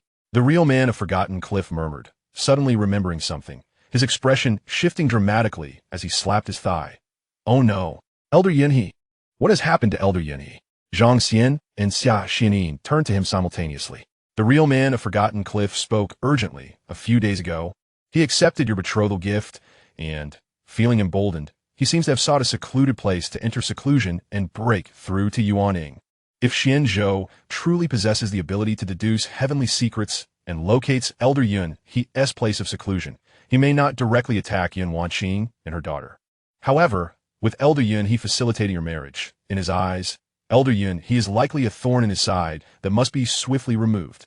Moreover, as Elder Yunhe is on the verge of breaking through to Yuanying, he represents a threat that must be quashed in its infancy for the malevolent forces. To dare target one's own father-in-law? Zhang Xian's voice turned cold. Where is Elder Yunhe's place of seclusion? If I knew, it would not be a secret place anymore. In any case, it is definitely near their headquarters in Yinchang City. You may inquire with the pavilion master of Yun. The real man of Forgotten Cliff replied. I will go immediately. Zhang Xian rose decisively. Be sure to take care, Xiaxianin urged, recognizing that he must personally oversee matters in South City and could not accompany him. Your Majesty need not worry. I may lack other skills, but my means of self-preservation are unparalleled. Otherwise, I wouldn't dare to flaunt such wealth, Zhang Xian said, bowing respectfully to the two before setting off. The real man of Forgotten Cliff added, take Jian Jianxi with you. She has Yuanying abilities now, and her numerous avatars will prove advantageous to you. Zhang Xian contemplated for a moment and nodded in agreement. Half an hour later, a flying vessel soared into the sky. Zhang Xian and Jian stood at the bow of the ship, the fierce winds shielded by a protective barrier, while the mountains and rivers beneath them retreated at an astonishing pace. The several large teleportation arrays near the southern capital had nearly collapsed. Jian's cool voice echoed. The demon nest operates with extreme precision, deliberately targeting the core nodes of the formations. Destruction is far easier than construction, especially now that they possess that corrosive white energy. The southern domain had enjoyed prolonged peace, In the face of such pervasive destruction, their response was severely lacking. Zhang Xian furrowed his brow. He had just contacted Yun Wanqing through a communication talisman and learned that the old pavilion master of Yunhe was still in their city preparing for the tribulation, which eased his heart slightly. He vaguely mentioned that the Yuan Ing level evil spirits might specifically target high-level cultivators for elimination, particularly those on the verge of a breakthrough. Gazing at the swiftly passing clouds, Zhang Xian inquired, "By the way, I previously mentioned the idea of remaking the flying vessel. How is that progressing?"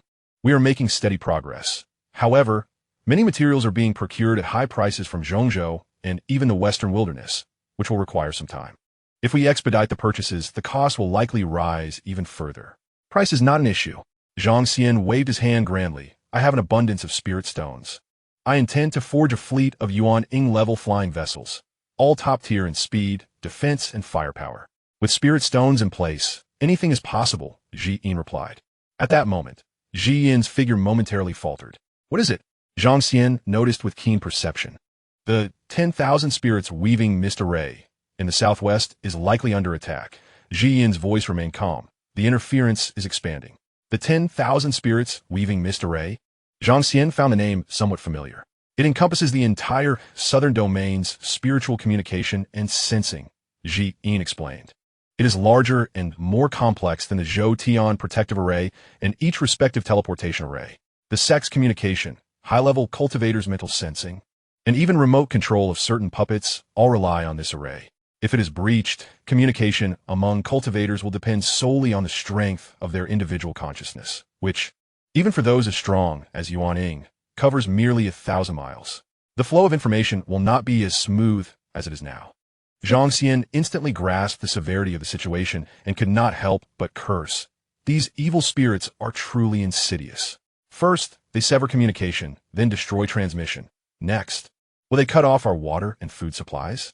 They aim to isolate and encircle us, catching us like turtles in a jar. After venting his frustration, he realized his gaffe. Comparing himself to a turtle seemed somewhat inappropriate. The foundation of the array is profound, with numerous nodes. They cannot completely destroy it in a short time, Xian added. However, localized paralysis, particularly the disruption of communication in critical areas, is sufficient to cause tremendous chaos. Zhang Xian's expression turned grave. Localized paralysis can be deadly. A step behind in intelligence may spell the difference between life and death. Chapter 152. This young master is not short of money. 5 days later, the city of Yunxiang came into view. The initial impression of Yunxiang City was one of utmost opulence and extravagance, with enormous stone walls adorned with colossal cloud insignias that sparkled in the sunlight. Unlike the other cultivation cities in the southern region, this entire city is the domain of the Cloud Garment Pavilion. Rather than merely a city, it is more accurately described as an immense production and transportation hub. The flying vessel gracefully descended at the designated airstrip. As Zhang Xian stepped out of the cabin, he was greeted by the waiting Yunqi. "Brother Zhang." Yunqi approached swiftly, adorned with a sincere smile, though a hint of astonishment lingered in his eyes. He scrutinized Zhang Xian from head to toe, silently astounded. The Zhang Xian before him not only resolved the issue of the counterfeit elixirs, but also experienced a remarkable surge in cultivation. Now firmly established in the mid-stage of the Golden Core realm, on par with himself. Furthermore, his aura was profound and solid, far surpassing that of an ordinary Golden Core cultivator. A myriad of emotions surged within Yunqi. When they first met years ago, Zhang Xian was merely a fledgling cultivator with modest resources. Now he stood as a figure capable of stirring the winds and clouds of the southern region, even on the verge of becoming his new uncle by marriage. The vicissitudes of life truly resemble a dream. Zhang Xian exchanged pleasantries before following Yunqi into a luxurious carriage exclusive to the Cloud Garment Pavilion, heading directly to the main courtyard of the pavilion situated at the heart of the city. Upon arriving at the grand vermilion gates of the main courtyard, Zhang Xian's gaze was drawn to a graceful silhouette standing at the entrance. Yun Wanqing. Today, she wore an elegant moon-white long gown, her hair loosely styled and adorned with a simple white jade hairpin, with a few strands cascading down her neck, accentuating her snow-like complexion and picturesque features. She stood there quietly, a gentle smile gracing her lips, her eyes like tranquil waters, gazing at him as though awaiting the return of her beloved husband. "You have arrived." Her voice was soft and melodious. Their eyes met, and Xian timely addressed Yunqi Commander Yun, regarding the procurement list from earlier. There are a few details that require your confirmation. Xianxia understood and immediately led Zhi Yin away to a side chamber. In the elegant inner courtyard study, only Zhang Xian and Yun Wanqing remained. Yun Wanqing personally poured a cup of spiritual tea for Zhang Xian. He lifted the cup, admiring her flower-like beauty, and inquired, "Where is Zhen girl? She has taken the divine elixir you provided and is still in slumber." Yun Wanqing's smile deepened, her eyes filled with tenderness and gratitude. "However, she is now completely free of concerns. My father has examined her condition, and her spirit is slowly reintegrating. This process may take approximately 3 months." Having resolved her daughter's affliction, she felt a great weight lifted from her shoulders, radiating vitality, her demeanor more gentle and enchanting than ever. Zhang Xian set down his teacup and spoke earnestly. "I hurried here primarily out of concern for the potential danger the demons pose to Elder Yun. They seem to possess special methods to lock onto their targets, particularly those like Elder Yun, who are on the verge of breaking through to the nascent soul stage. Over in the southern capital, Taoist Longji has already faced a surprise attack." Upon hearing this, Yun Wanqing stifled a light laugh. "Zhang Xian, everyone says you are charming and adept at pleasing women. Yet, why is it that when it comes to me, you only speak of battles and worries?" Her voice carried a hint of playful reproach. "Could you not say that you came here specifically to see me?" Zhang Xian was momentarily taken aback by her sudden flirtation, his breath catching as he gazed into her enchanting visage, mere inches away. He silently mused. "What a predicament! Even I, a seasoned veteran of many years, nearly lost my composure. This unrivaled beauty of the southern region is even more alluring than that little girl Lin Yinin." He steadied himself. "I am a forthright individual, genuinely concerned for your well-being, and thus I came to see you. Now that the apex warriors of the southern region are gathered in the southern capital, it is relatively safe. I wish to escort you, along with Zhen and the esteemed elder, to the southern capital. Business matters can be set aside for the time being. After all, I have deliberately elongated my tone. This young lord is not lacking in wealth." Yun Wanqing was amused by his playful declaration, feeling a warmth swell within her, and nodded, saying, "I have discussed it with my father, and once he is prepared, we shall accompany you to the southern capital." "That would be splendid." Zhang Xian breathed a sigh of relief. He then produced 2 meticulously prepared Zhang family gift packs and a pair of heart and wing pendants. When he introduced the function of the jade pendants, Yun Wanqing's beautiful eyes indeed sparkled. She delicately fastened the pendant to her waist, caressing it with her slender fingers. Utterly enamored. "You're truly kind to me." She lifted her gaze, her eyes brimming with affection. Zhang Xian, observing the subtle connection between the pendant at her waist and the one he held, felt a stirring in his heart, half jokingly and half seriously remarked, "In truth, I seem to have profited being able to marry the most beautiful woman in the southern region. Compared to you, these external possessions are trivial." Yun Wanqing meticulously arranged the tassels of the pendant and, almost casually, inquired, "By the way, you have encountered that malevolent entity. What exactly is their origin?" Zhang Xian maintained a composed demeanor, briefly recounting the origins of the 7 emotions, evil thoughts, and their inherent traits and dangers, while deliberately omitting crucial information regarding the identity of the suspended vessel. Upon hearing this, Yun Wanqing frowned slightly and sighed. The transformation of the 7 emotions into demons is indeed a terrifying adversary I have never encountered before. The southern region is likely to face a cataclysm. As soldiers come forth to meet the enemy, Zhang Xian chuckled lightly. "Should they dare to come, I shall employ the method of self-detonation of spiritual treasures to turn the heavens upside down. Let us see who can outlast whom." Yun Wanqing was amused by his ostentatious demeanor and teased, "With such an arrogant attitude, are you not afraid of drawing the attention of evil beings who may target you specifically? They have already targeted me. Alas, they failed. It is now widely rumored that Zhang Xian is invincible beneath the nascent soul realm.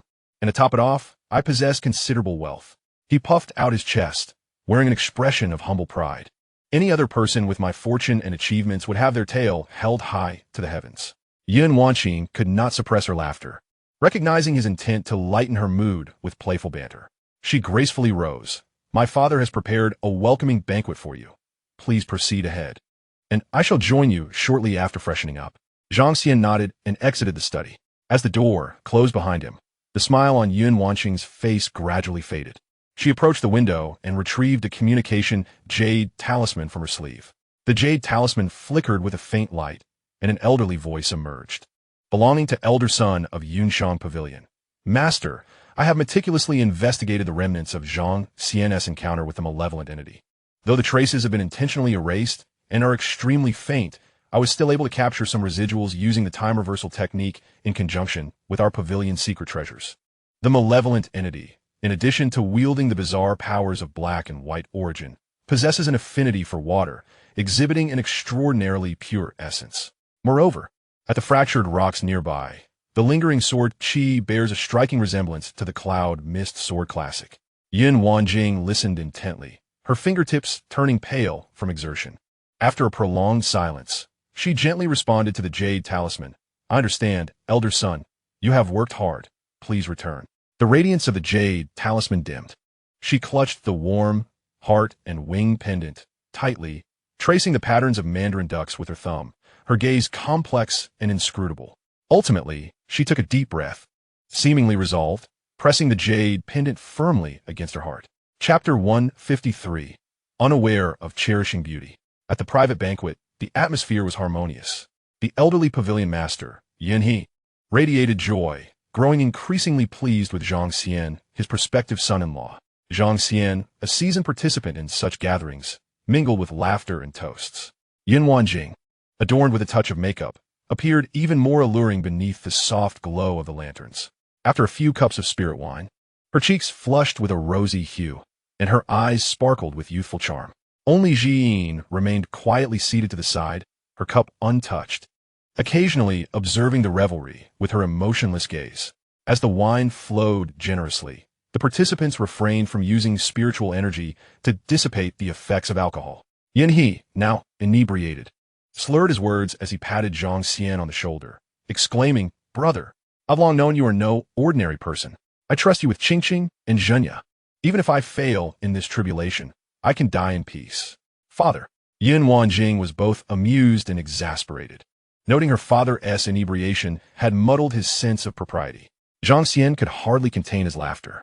Yin Shi promptly rose to support the drunken elder, assisting him upstairs to rest. As the gathering dispersed, Yin Wanjing led Zhang Xian to her elegant chamber, where she typically managed pavilion affairs. The air was filled with a subtle fragrance, and outside the window, the vibrant lights of the night sparkled. She personally poured a bowl of detoxifying soup for Zhang Xian and handed it to him.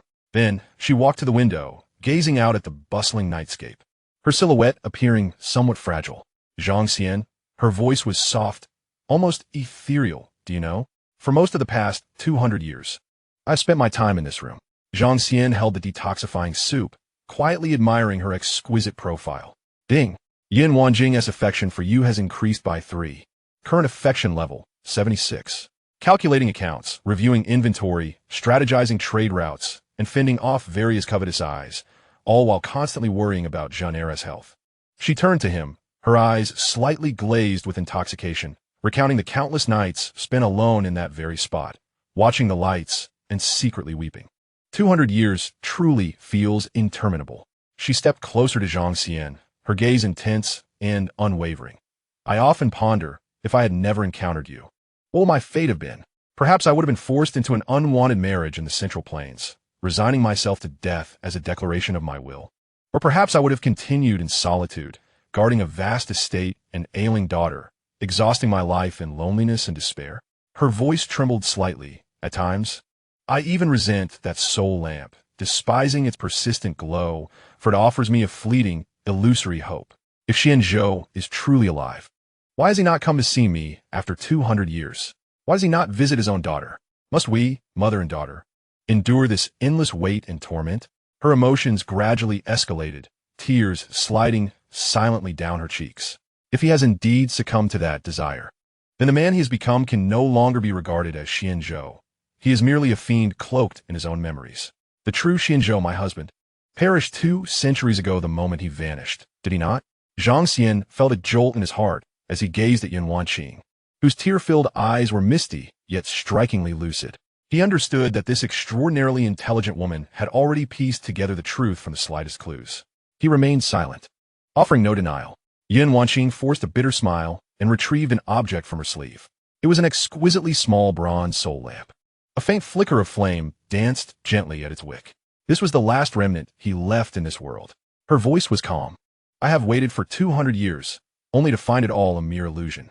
Now, it holds no significance. As her words fell, her delicate hand brushed lightly over the lamp. With a soft sound, the flame was extinguished in an instant. The bronze lamp emitted a faint cracking noise, transforming into a handful of ashes that dissipated like smoke. At the moment the soul lamp was utterly obliterated, all the lights in the elegant room extinguished simultaneously, plunging the space into darkness. In the depths of that darkness, only Yun Wanqing's eyes shone brilliantly. She gazed in Zhang Xian's direction, her voice resolute. Severing ties with the past, Zhang Xian, from this day forth, my heart and soul are solely bound to you. In the darkness, a subtle fragrance lingered. Zhang Xian, captivated by the brightness of her gaze, felt not a trace of hesitation. He stepped forward decisively, calling out gently, Wanqing. With an irresistible warmth and fervor, he reached out, pulling her into his embrace. Yun Wanqing emitted a barely audible gasp, and at Zhang Xian's feet, the spirit of wood awakened, causing the unique blossoms of the wood spirit to bloom, their petals cascading like waves, gently enveloping and lifting her. Soon, the floral rain, like an opulent veil, completely shrouded their figures, creating a secret space rich with fragrance that belonged solely to them. The petals swayed, and the subtle aroma intensified. The surging petals rose and fell with the fervor of tumultuous waves, then swayed gently like a breeze caressing a lake's surface, silently narrating their entwined affections. The following day, with the sun high in the sky, Zhang Xian descended the stairs, feeling invigorated, his steps light. Upon entering the second-floor parlor, he found Yun Qi and Ji Yin seated across from each other by the tea table, deep in discussion. Upon hearing his footsteps, both lifted their heads simultaneously, their gazes fixed upon him. Zhang Xian paused briefly, quickly donning a nonchalant smile. Ah, you are all here? Last night, I engaged in an in-depth discussion with the esteemed leader Yun in the elegant room regarding the direction of our future collaboration. Our plans have expanded significantly, and we have finalized many details. It has truly been a fruitful endeavor. Yunqi's hand, holding a teacup, froze mid-air, his gaze scanning Zhang Xian's face with an odd expression, before glancing at the blazing sun outside the window. With a twitch at the corner of his mouth, he said, Well, Zhang, there's something you might not be aware of. 6 months ago, my aunt entrusted me with the complete management of all operations at Yunshan Pavilion. Zhang Xian, maintaining a poker face, withdrew his gaze, replying, Ah, indeed, I am aware. Managing a business is quite exhausting. If you are tired, perhaps you should take a rest and not impede our serious discussion. Zhang Xian's face flushed with embarrassment as he forced a dry laugh and continued down the stairs. Behind him, Yunqi's eyes followed his retreating figure, unable to resist a glance at the blinding sunlight outside. A tumult of emotions surged within him, culminating in a silent roar. Damn it, he is truly a beast. It is already midday on the second day. This old lecher has no sense of tenderness whatsoever. Chapter 154. Has her admirer developed hostility towards me? In Yunshang City, outside the main courtyard, Zhang Xian stepped out, gazing into the distance. Before him lay rows of meticulously arranged workshops, the roar of immense furnaces resonating, with rows of alchemy chambers neatly aligned. On the streets, there were practitioners directing operations alongside mechanical puppets. Zhang Xian was filled with profound reflections. This vast and intricate industrial chain was built upon the hard work of countless practitioners and the accumulated efforts of several generations of Yunshan Pavilion. Fortunately, I possess a system. It is time to utilize the resources at my disposal to cultivate the great Liang Kingdom. With the threat of evil looming, every additional strength is welcome. Now that I have an abundance of spiritual stones, I should cultivate a force that belongs solely to me. As his thoughts drifted, an inexplicable flutter suddenly coursed through his brow. A faint but distinct sensation of unease brushed past his heart, fleeting yet alarming enough to rouse Zhang Xian's alertness. Frowning slightly, he instinctively surveyed his surroundings. The sun shone brightly, clouds drifted gently, and Yunshang City continued to operate in an orderly manner, showing no signs of abnormality. His divine sense swept repeatedly, failing to detect any suspicious auras or energy fluctuations. Zhang Xian caressed a piece of auxiliary spiritual treasure at his chest, which functioned similarly to the heart of rock, capable of faintly sensing hostility. Could it be that after my encounter with Yun Wanqing, her admirer has developed animosity towards me?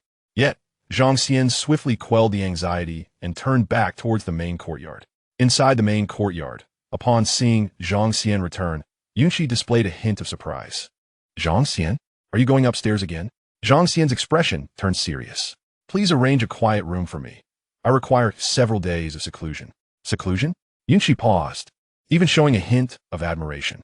He had assumed that after Zhang Xian's deep conversation with his aunt the previous night, he would linger with her today, but unexpectedly, he turned around to enter seclusion for cultivation.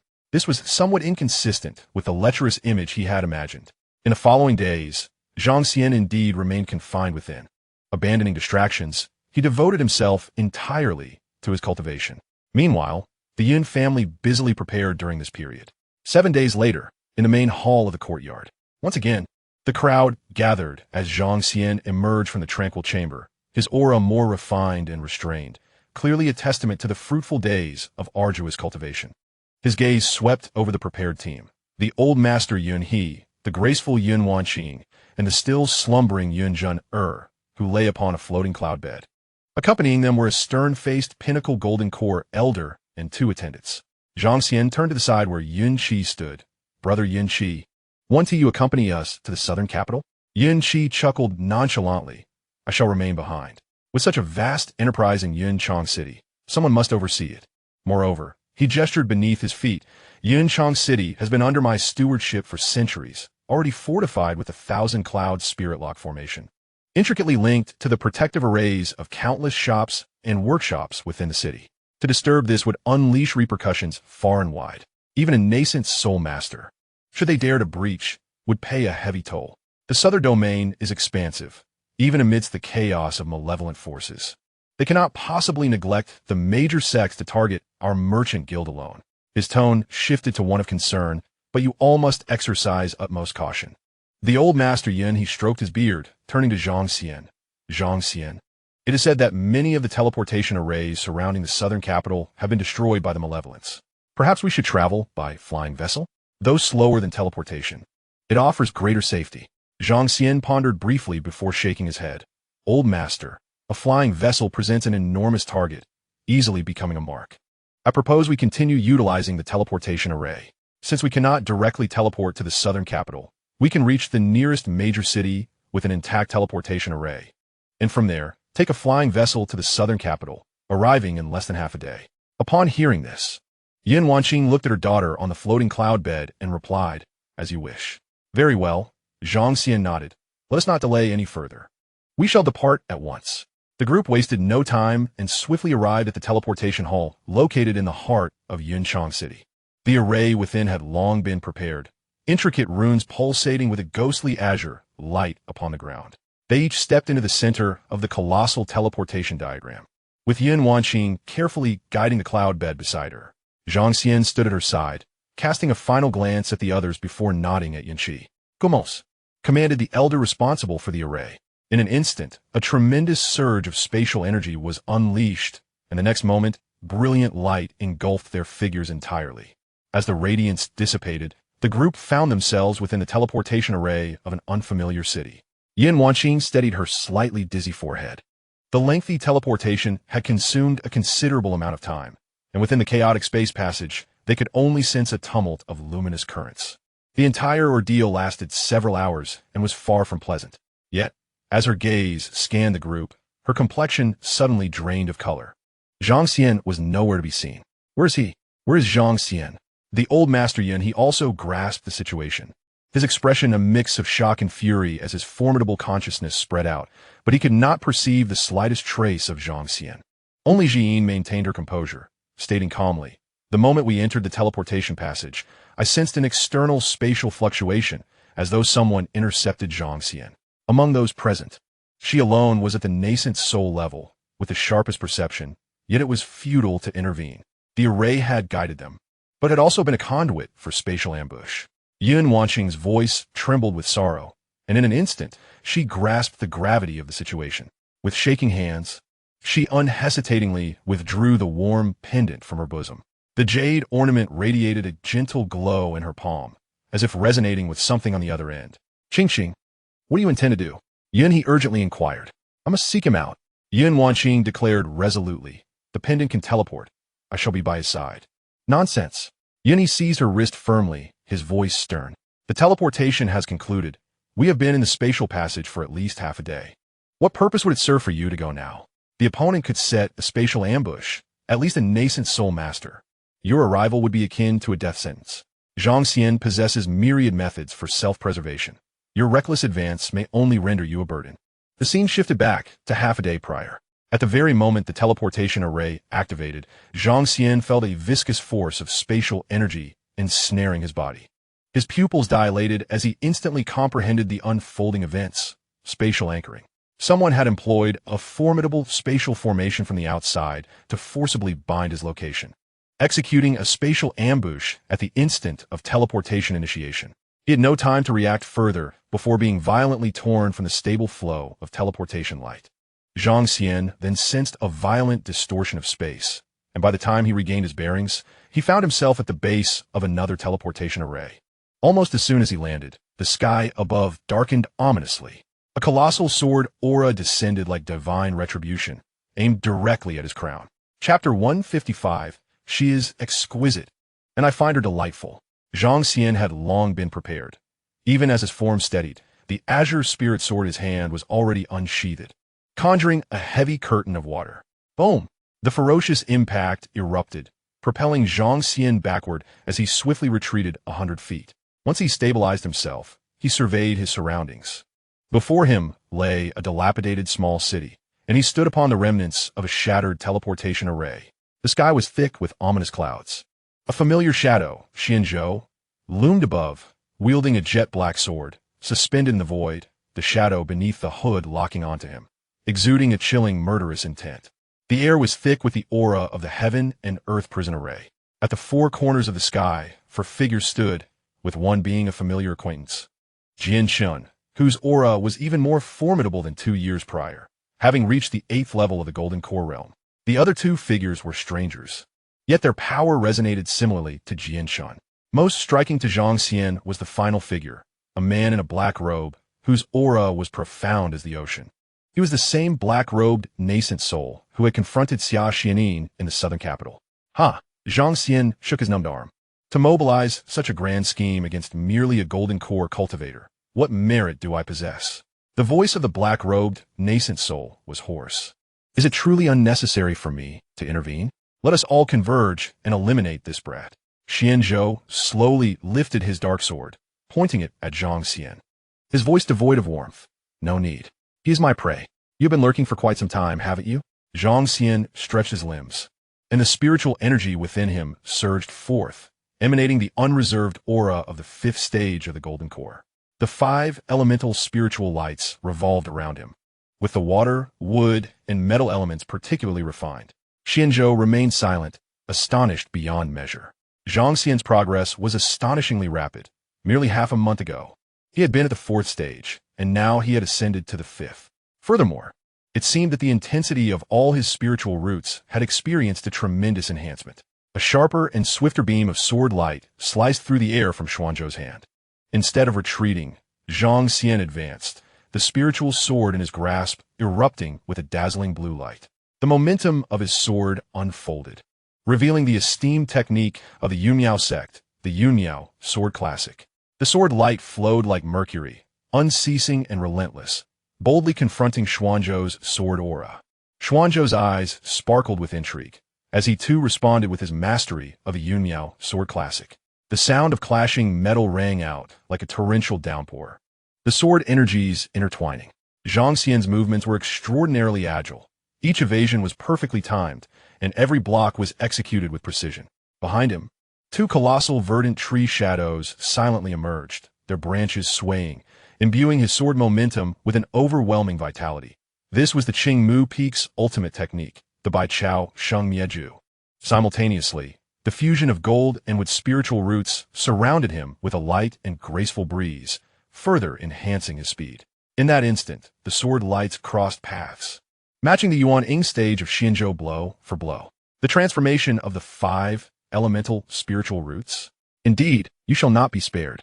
Xuanzhou's eyes glinted with a murderous intent, and his sword momentum suddenly turned ferocious, the pressure of the Yuan Ying stage crashing down like a tidal wave. Just as the two engaged in fierce combat, the moment Zhang Xian was completely enveloped by the sword light, an unexpected turn occurred. The black-robed Yuan Ying, who had been observing coldly, suddenly made his move, vanishing like a specter from his original position. In the next moment, he appeared behind Zhang Xian, thrusting his sword directly at his back. Yet, Zhang Xian was quicker. At the very instant the sword was about to touch his body, a violent and searing black flame erupted within him. The flame surged, enveloping him entirely, embodying Yang Pezhao's top-tier Earth-grade technique, Shadow Flame. The instantaneous speed boost from Shadow Flame, combined with the impetus of the wind spiritual root and a wind talisman ignited from his palm, resulted in a triply layered acceleration. Whoosh!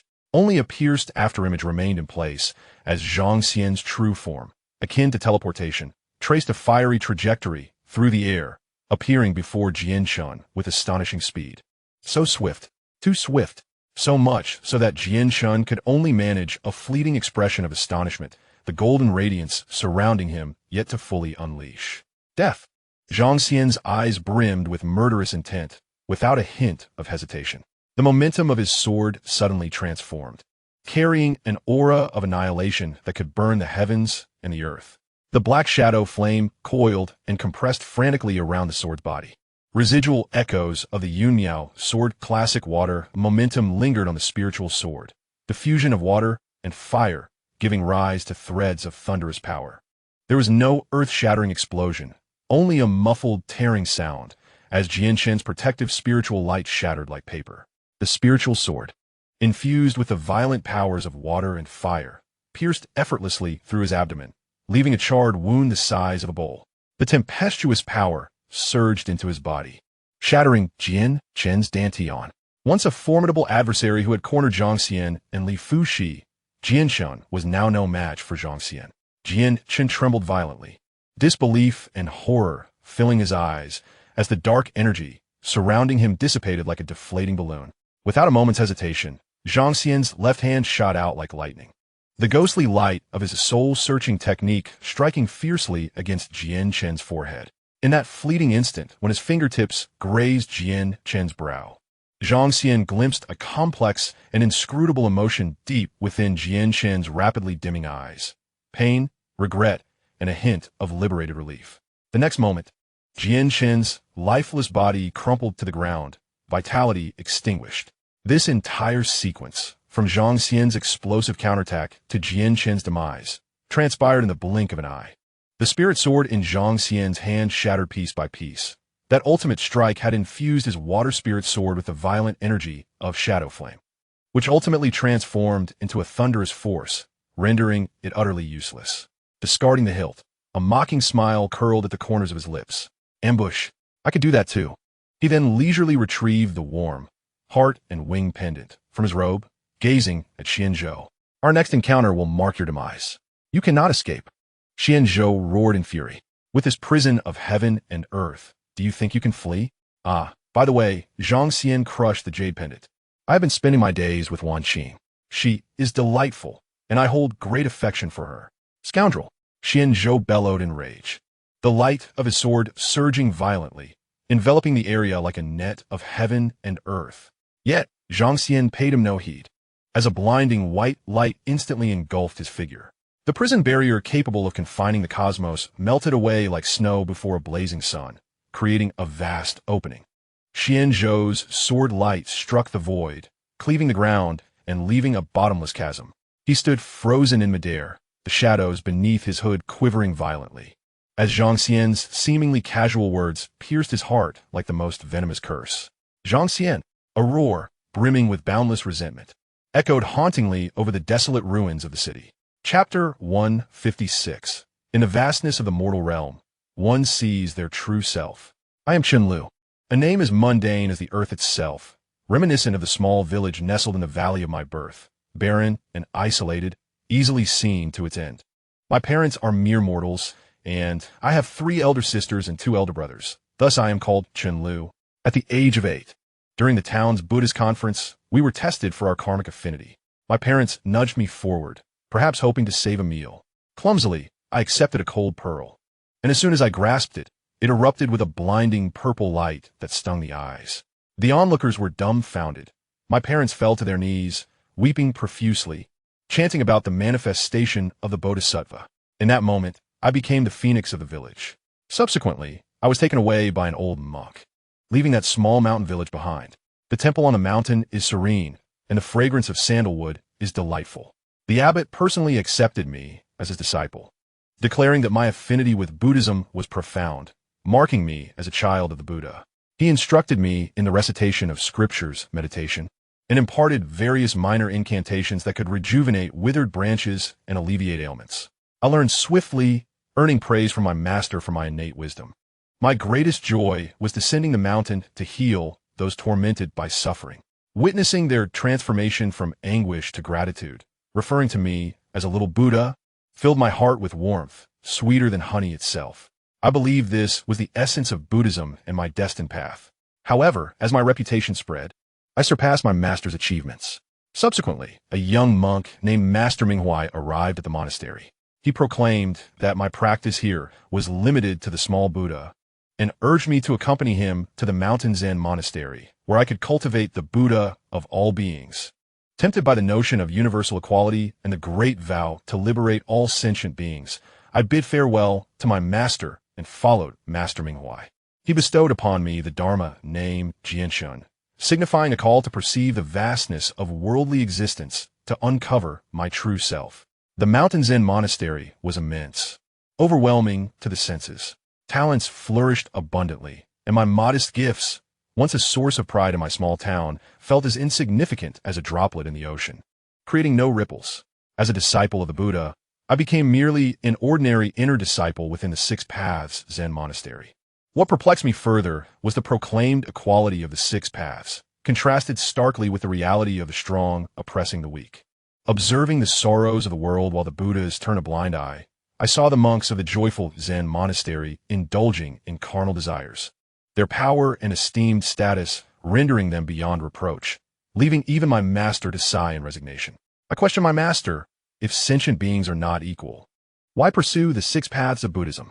He replied that it is not the attainment of equality that prompts the pursuit of the six paths, but rather the practice of the six paths that can bring about the realization of equality among all beings. This is the grand aspiration.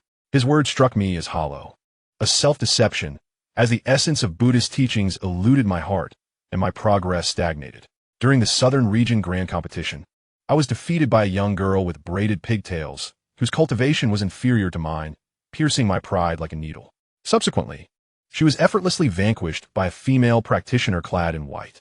In that moment, all my arrogance shattered.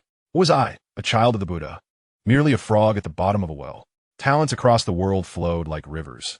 I, Chen Lu, was just an ordinary practitioner, nothing more. Desiring to grow stronger, I understood that only through true strength could I realize the equality of all beings. I began to recklessly venture into secret realms in search of breakthroughs. However, during my third expedition, I, along with a few fellow practitioners, found ourselves trapped in a dire predicament with resources depleted. Someone targeted a female practitioner from the Yumyao sect, claiming she practiced the furnace technique and sought to forcefully engage in dual cultivation. I vehemently opposed this notion. The precepts of Buddhism cannot be so easily violated. Eventually, conflict erupted, and the female practitioner and I united to eliminate that scoundrel. It was my first experience of taking a life. My hands trembled, my heart quaked. Yet I reassured myself that I was in the right. Yet, amidst this internal strife, we remained trapped. Half a month passed, and our final bit of elixir was exhausted. Despair washed over me like a cold tide, slowly engulfing my spirit. I did not wish to perish. The female practitioner was in a more grievous state, hanging by a thread. A terrifying thought slithered into my mind like a venomous serpent. If I combined the joyful Zen method with her furnace technique, could I not break through and survive? I had secretly studied that method, though I held it in disdain. However, at this juncture of life and death, I found myself desperate. Once this thought ignited, it could not be extinguished. Unbeknownst to me, a chill, dark aura had already stealthily entwined itself around my soul. As my inner self waged a tumultuous battle, racked with anguish, that female cultivator seemed to sense my disarray and took the initiative to strike against me. The excruciating pain jolted me awake, prompting a primal instinct to retaliate, and I brought her crashing to the ground. Gazing into her eyes, filled with terror and despair, a frenzied voice roared within my mind. She is merciless. Do not blame me for my ruthlessness. If you do not slay her, she will surely kill you. In that moment, my reason shattered entirely. I lunged at her, seizing her essence and taking her life in one swift motion. I survived and even transcended to a higher realm. Yet, I could not return to the mountain Zen temple, for I was tainted with an indelible corruption. Once I had committed the act, it became a compulsion. I, like a possessed soul, concocted various excuses to lure other female cultivators into the depths of the secret realm, where they vanished. My cultivation ascended rapidly, yet after each success, a soul-rending agony surged from the depths of my being, akin to being consumed by purgatorial flames. I recognized this as retribution, as karmic retribution. Yet the exhilarating rush of power ensnared me, rendering me unable to escape its grasp. Until one fateful day, a figure cloaked entirely in black approached me. He introduced himself as the Black Sovereign.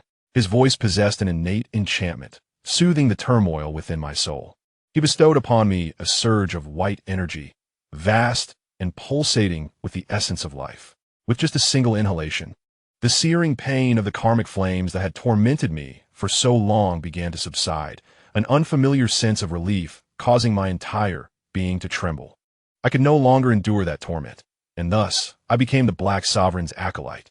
Later, the Black Sovereign revealed to me that this white energy was the very essence of life, derived from the forcibly extracted lifespans of countless mortals. Upon learning the truth, I wrestled with my conscience, feeling a pang of guilt. However, the agony of the karmic flames was too excruciating. I chose numbness instead. I transitioned from passive absorption to actively seeking out this energy. The dark aura aided my growth, while the white energy alleviated my suffering. A perfect cycle. Whenever I felt the inner turmoil, I would inhale a breath of dark energy. It was so simple. Eventually, I encountered the White Sovereign, aware of my past in Buddhism. He would occasionally seek me out for conversation, yearning for enlightenment. What a jest! How could I, mired in my own quagmire, offer guidance to others? From mere fragments of our discussions, I discerned his identity, a sorrowful father, desperate to save his daughter, whose soul was fractured. He had discovered the essence of life and entertained sinister thoughts. Yet, he understood that this life essence, steeped in resentment, could not truly save anyone. He attempted to extract the resentment through various means, all to no avail. He believed that by gaining strength, he could find a solution. Unlike me, he was simply deceiving himself. He was more pitiable than I, too ashamed to face his wife and daughter, unable to rescue even himself, let alone his child. We were both wretched souls, sunk in despair. The Black Sovereign often proclaimed that our hiding was due to the overpowering fists of the world. Once we grew stronger, we would stand in the sunlight. I believed him, becoming entranced by this illusory power. Chapter 157. In the realm of illusion, existence abounds. In enlightenment, the void prevails. One fateful day, I found myself ensnared by a wretched lad named Zhang Xian. I was grievously wounded, the excruciating pain momentarily jolting me into awareness. Gazing at my bloodied and sin-stained hands, I felt the tumultuous black and white energies churning within me, and abruptly realized that I was no longer the compassionate little monk Chun Lu, nor the confused and struggling monk Jianshun. I had transformed into a thoroughly malevolent entity. Bewilderingly, I remained oblivious to this truth, yet this moment of clarity was fleeting. Darker forces surged forth, and I succumbed once more.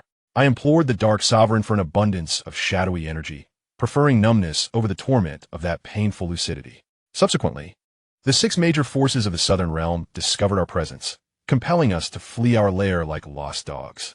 Before our departure, we exacted a fierce vengeance, slaying several of their formidable masters. The Dark Sovereign summoned a puppet master from the Central Plains, transforming the fallen bodies into our instruments. In due course, the Dark and White Sovereigns joined forces to ambush the Demon Extermination Conference. Once again, I heard the name Zhang Xian. He had grown immensely powerful and intended to wed Yun Wanjing. The White Sovereign, no, Xianzhou, must have been driven to madness. Ah, how pitiable. After 2 centuries of hiding like a rat in the sewers, what did he possess aside from the realm attained through blood and sin? He must be tormented by regret. just as I am.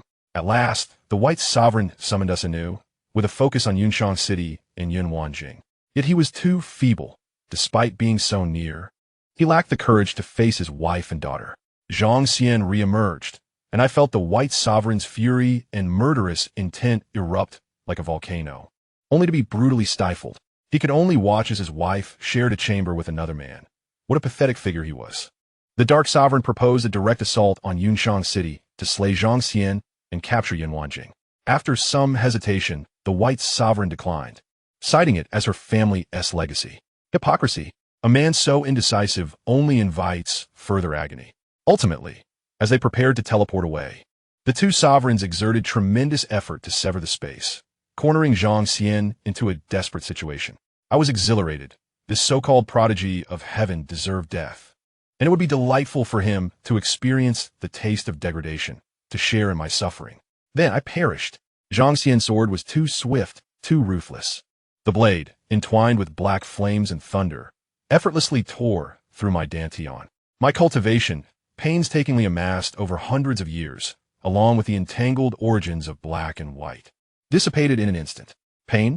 No, at that moment, an unprecedented clarity enveloped me, akin to a murky pond being cleansed by torrential rain, revealing the long-forgotten pristine bottom. What did I behold? I saw the 8-year-old Chun Lu, clutching the purple orb, bewildered yet joyous. I beheld the pious little novice reciting scriptures in the mountain temple. I witnessed the grateful tears of the common folk below the mountain. I recalled the trembling hands after my first kill, the despairing gaze of a female cultivator in the secret realm. I saw the contorted faces of countless mortals as their lifespans were siphoned away, the beguiling smile of the Dark Sovereign and the hidden despair of the White Sovereign. Over the years, what have I accomplished? Regret engulfs me like a tempestuous wave, drowning me in its depths. The agony surpasses that of being consumed by flames. I was wrong, profoundly mistaken. A single misstep led to a cascade of errors. From the moment I first broke my vows, I embarked on an irreversible path of despair. All notions of power and equality are mere excuses, shrouds for my descent into oblivion. I yearn for repentance, yet the shattered essence of my being and the fleeting nature of life render me voiceless. Then, a formidable force invaded my consciousness. The soul extraction technique, wielded by Zhang Xian, aimed to siphon away my memories. That shameless scoundrel, Zhang Xian, has been deceiving me all along. He had mastered this technique long before, fooling everyone at the Muling sect. Yet, I harbor no animosity toward him now. As the torment of my soul being torn asunder enveloped me, I experienced an unexpected sense of liberation. Take it all away. Strip me of this filthy, distorted, sin-laden existence. Let the world behold. Let the Buddha witness. Let the heavens recognize. This is my legacy. Chun Lu, no, my penance as Jianshun. I summoned the last vestiges of my consciousness, ceasing my resistance, and willingly directed all my memories, all my pain, all my regret toward the soul extraction force, akin to an offering in atonement. This was the sole act of redemption within my grasp.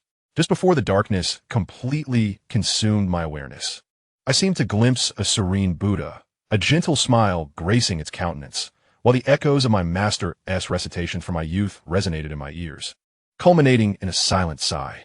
In the realm of confusion, the three realms exist. Upon enlightenment, the void reveals the stark contrast of black and white, and through the breaking of the cocoon, the true form emerges. In the southern capital, within the secluded quarters of the Yun Yao sect, Lin Yining sat cross-legged on a mat, surrounded by a haze of spiritual energy, her lips pouting in dissatisfaction. That stinky brother, sneaking off to Yunxiang City to find that Yun Wanqing again. It's been days, and he still hasn't returned. He must be enchanted by that vixen. As she grumbled, the heart and winged pair pendant against her chest suddenly radiated an intense heat. Lin Yining paused, instinctively looking down. Crack! A sharp, clear sound of shattering broke the air as the smooth white jade pendant before her began to fissure. Subsequently, the fractured pendant erupted with a blinding light. Thud! A heavy thump echoed from the center of the brilliance. The white light appeared swiftly, only to dissipate just as quickly. As the radiance faded, Lin Yining beheld a familiar figure sprawled awkwardly on the floor before her, enveloped in wisps of faint smoke, his clothing charred and torn, as if he had just escaped from a conflagration. Brother, Lin Yining cried out, panic-stricken. What happened to you? Zhang Xian struggled to lift his head.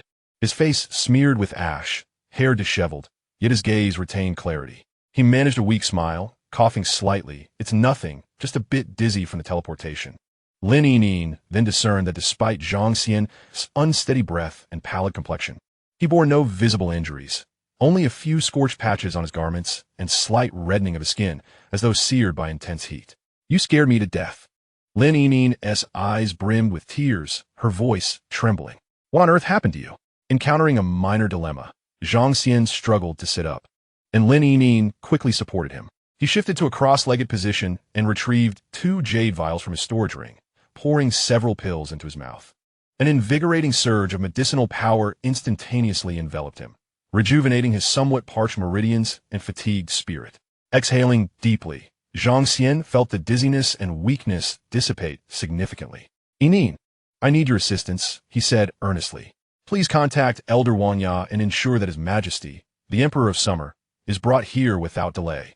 I possess critically important intelligence that must be conveyed immediately. Understood. I shall attend to it right away. Lin Yining responded without hesitation and promptly exited the room. The 10,000 spirits weaving mist array in the southern capital had been compromised and was currently undergoing urgent repairs. Thus, the communication jade talismans were temporarily unusable, leaving them with no choice but to rely on swift legs. Chapter 158. Fearing they might discover your true identity within the confines of the chamber, Zhang Xian began to calm his mind and focus on recuperation. The medicinal power coursed through his body, mending the aftereffects of forcibly activating Shadow Flame. Attempting to channel his spiritual energy, he was immediately met with a sharp, needle-like pain. Alas, it seems I'm still overexerting myself. It's likely I won't be able to engage in combat for at least a month, he lamented inwardly. Before long, the door to the quiet room swung open, and Xianxia alongside real person Wanya entered briskly, followed closely by Lin Yining. Zhang Xian, Xianxia exclaimed, taking in Zhang Xian's disheveled appearance and pallid complexion, his brow furrowing with concern. Are your injuries severe? Real person Wanya added with genuine care. Yining mentioned you had urgent matters to discuss. Your Majesty, Elder Wanya. I am fine. I merely need to rest a moment. Zhang Xian waved his hand dismissively, assuring them of his well-being, and then turned to Lin Yining, inquiring, Where's my master? Lin Yining replied, Master has been in seclusion since the day you departed. Zhang Xian understood. Suspecting that Li Fuxi had gained new insights after upgrading to dual celestial roots, and refrained from pressing further. He then succinctly recounted the ambush he faced at the teleportation array in Yunshang City, detailing the attack by the evil entities. Both Xianxia and real person Wanya listened with grave expressions. What a reckless gamble, Xianxia remarked solemnly. Knowing that malevolent forces may be lurking nearby, you still dare to use the teleportation array to bait them. I'm aware of the risks. My concern was that taking a flying vessel would inadvertently implicate Yun He and Yun Wanqing. They are targeting me, and this was the only viable strategy, Zhang Xian explained. Real person Wang Ya sighed. You fool. If what you say is true, they are likely still en route through the teleportation array and haven't yet landed. Zhang Xian nodded, his demeanor suddenly turning exceedingly serious. Your Majesty, Elder Wang Ya, I summoned you both for a matter of great significance. I have obtained the precise location of the demon nest. What? Both exclaimed in unison, disbelief flashing in their eyes. Subsequently, Zhang Xian organized the key information extracted from Jinshin's memories and began to narrate the details in a detached manner. The malevolent forces have relocated their lair to a concealed realm, now governed by 3 formidable beings of the nascent soul stage.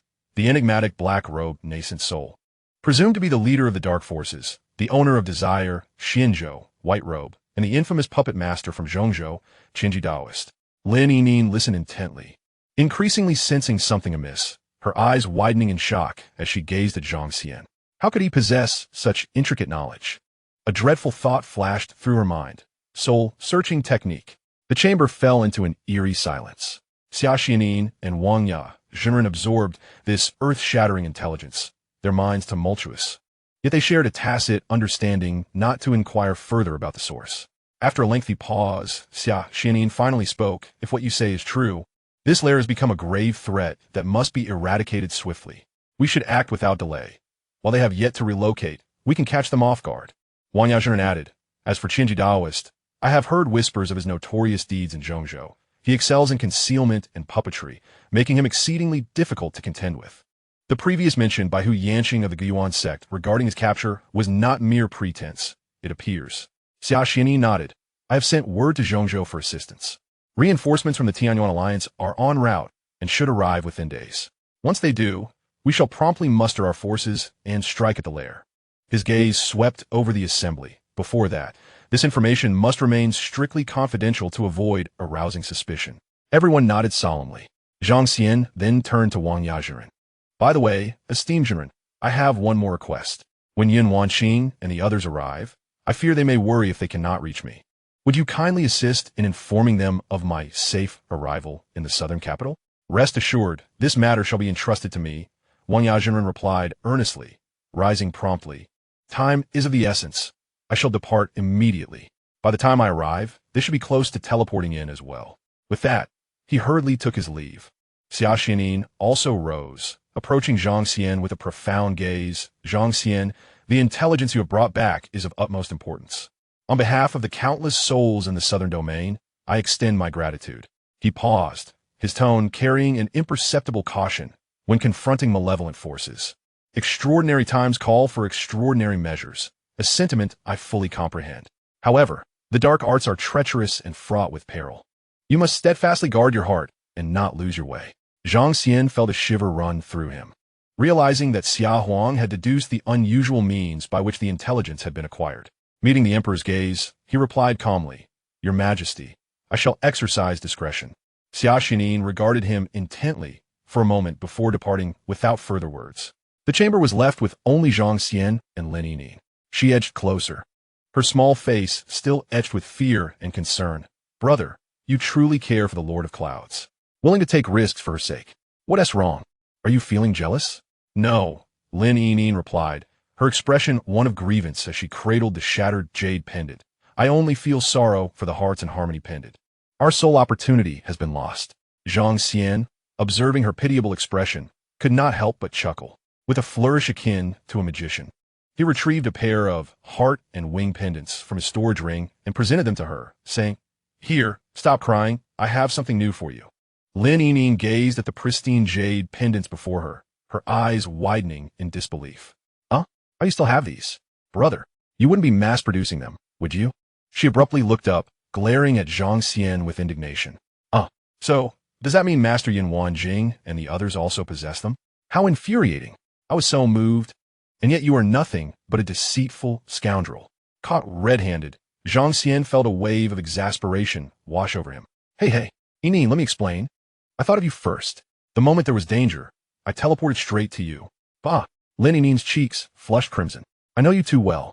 You simply didn't want Master and the others to discover that you still had stock of these pendants, fearing they would see through your true nature. How despicable. You think I'm easy to bully. With that, she lunged at him, feigning to pinch him. Yining, spare me. Meanwhile, Yin Wanjing was about to activate the heart and wing pendants when a figure materialized from a void. No need to worry. Zhang Xian is safe, he declared. Yin Wanjing turned sharply, eyes wide with concern. Really? The figure, Wang Ya, observed the tears shimmering in her eyes and her distressed demeanor. And he sighed silently before stating seriously, He has safely arrived in the southern capital ahead of us. He sustained only minor injuries and is recuperating.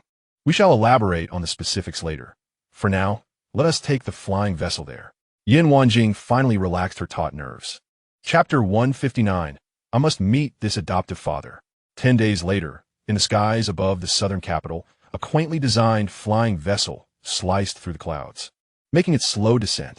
At the bow stood a young man clad in dark attire, his striking features reminiscent of a sword's edge. He was none other than Xia Qingyan, the son of the Summer Emperor.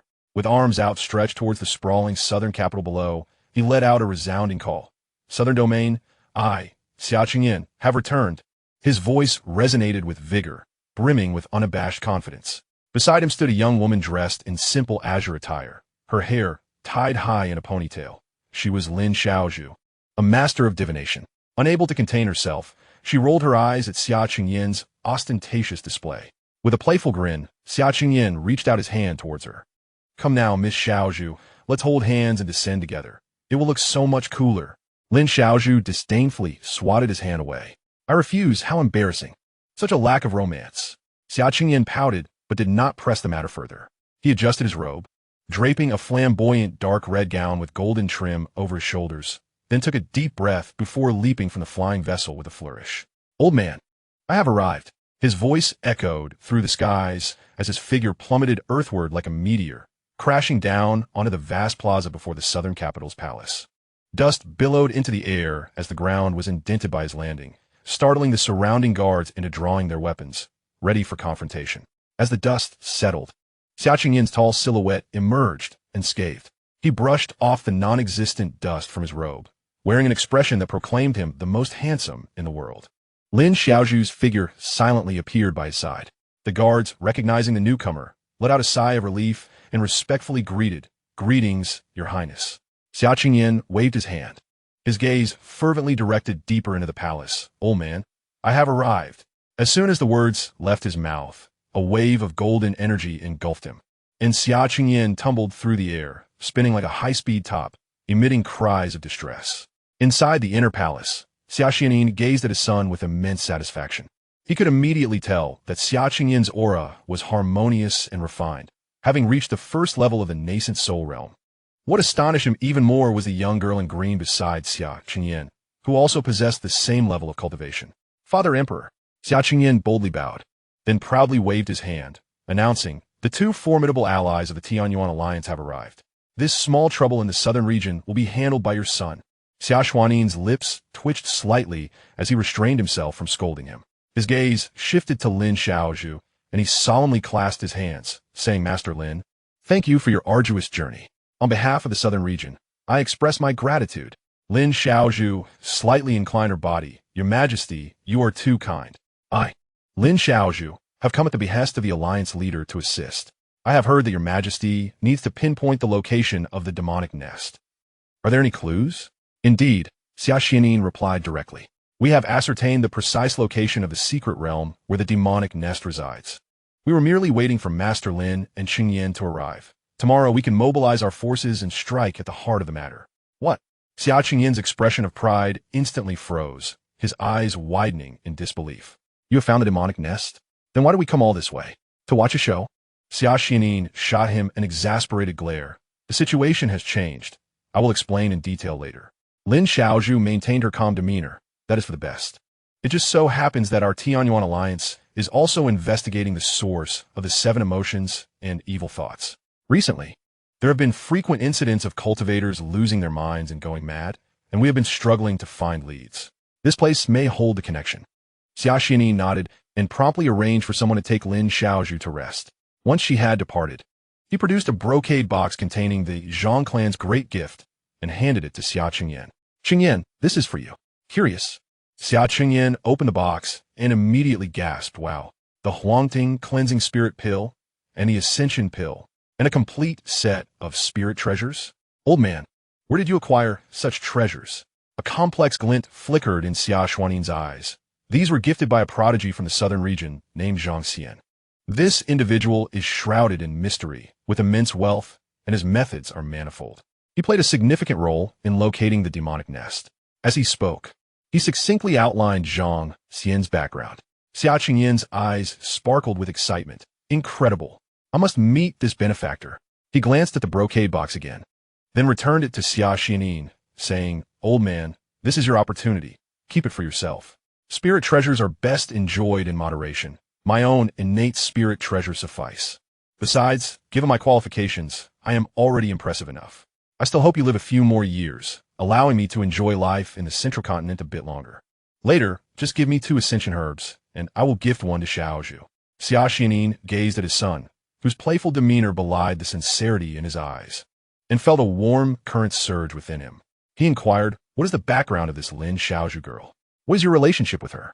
Xiaoqingyan immediately puffed out his chest with pride, declaring, "She is the niece of the president of the Tianyuan Alliance, the illustrious Lin Jianshan, and one of the top 10 outstanding youths of the Central Plains, on par with me. She likes me. She's my little shadow." Xiaoxianin raised an eyebrow. "Speak honestly." Xiaoqingyan's shoulders slumped.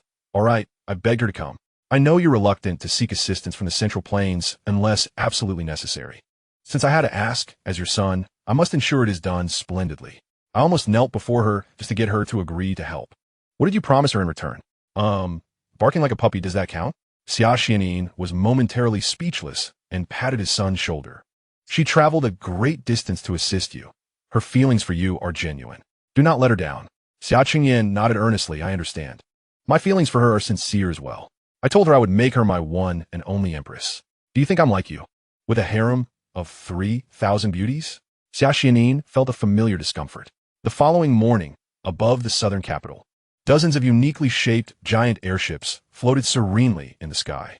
As Xianxia and Lin Xiaozhu stepped onto the flagship airship alongside the Emperor Xianxia, with an air of flamboyance, stood against the wind.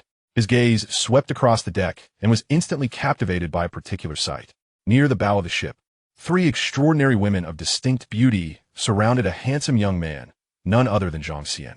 Beside him, Yin Wanjing, clad in an elegant long dress, exuded a gentle demeanor as she whispered something to Zhang Xian, her eyes brimming with concern. Li Fuxi, in a simple white robe, stood quietly by Zhang Xian's side, radiating a chill like the moon. Lin Yinyin, on the other hand, was much more vivacious, chattering animatedly with an excited yet subtly nervous expression on her face. Xiaoqingyan's eyes sparkled. He nudged his father, Xiaoxian, and whispered, Father, that must be the mysterious prodigy you mentioned, Zhang Xian. Xiaoxian cast him a glance. So? How do you know? Xiaoqingyan grinned with pride. Isn't it obvious? With so many beauties surrounding him, how could he not stand out? You said he's a prodigy. How could a prodigy not attract women? It's a perfect match. No sooner had he spoken than Lin Xiaozhu's voice chimed in from behind. What is the matter? Are you envious? Xiaoqingyan jolted, promptly donning an extremely serious expression, and replied, Envious? How could that be? Women only slow down my sword-drawing speed. He paused, quickly glancing at Lin Xiaozhu, his tone softening. Of course, you are the only exception. A subtle smile tugged at the corners of Lin Xiaozhu's lips as she chuckled softly. Xiaoxian watched his son's antics and could only lament inwardly. This brat is truly bringing shame to the royal family. Xiaoxian then led Xiaoqingyan and Lin Xiaozhu forward, introducing them to the gathered crowd. As the crowd engaged in polite exchanges, they showered praise upon the 2 exceptional nascent soul prodigies returning from the Central Plains, extolling their virtues with phrases such as dragon-esque grace and phoenix-esque demeanor, surpassing the blue, and expressing optimistic expectations for their futures. Xiaoqingyan and Lin Xiaozhu reciprocated courteously, maintaining their composure.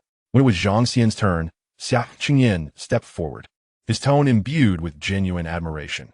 This must be the esteemed brother Zhang Xian, who has caused the Baoqing workshop some trouble and given the Yuan sect a headache. I have long admired your reputation.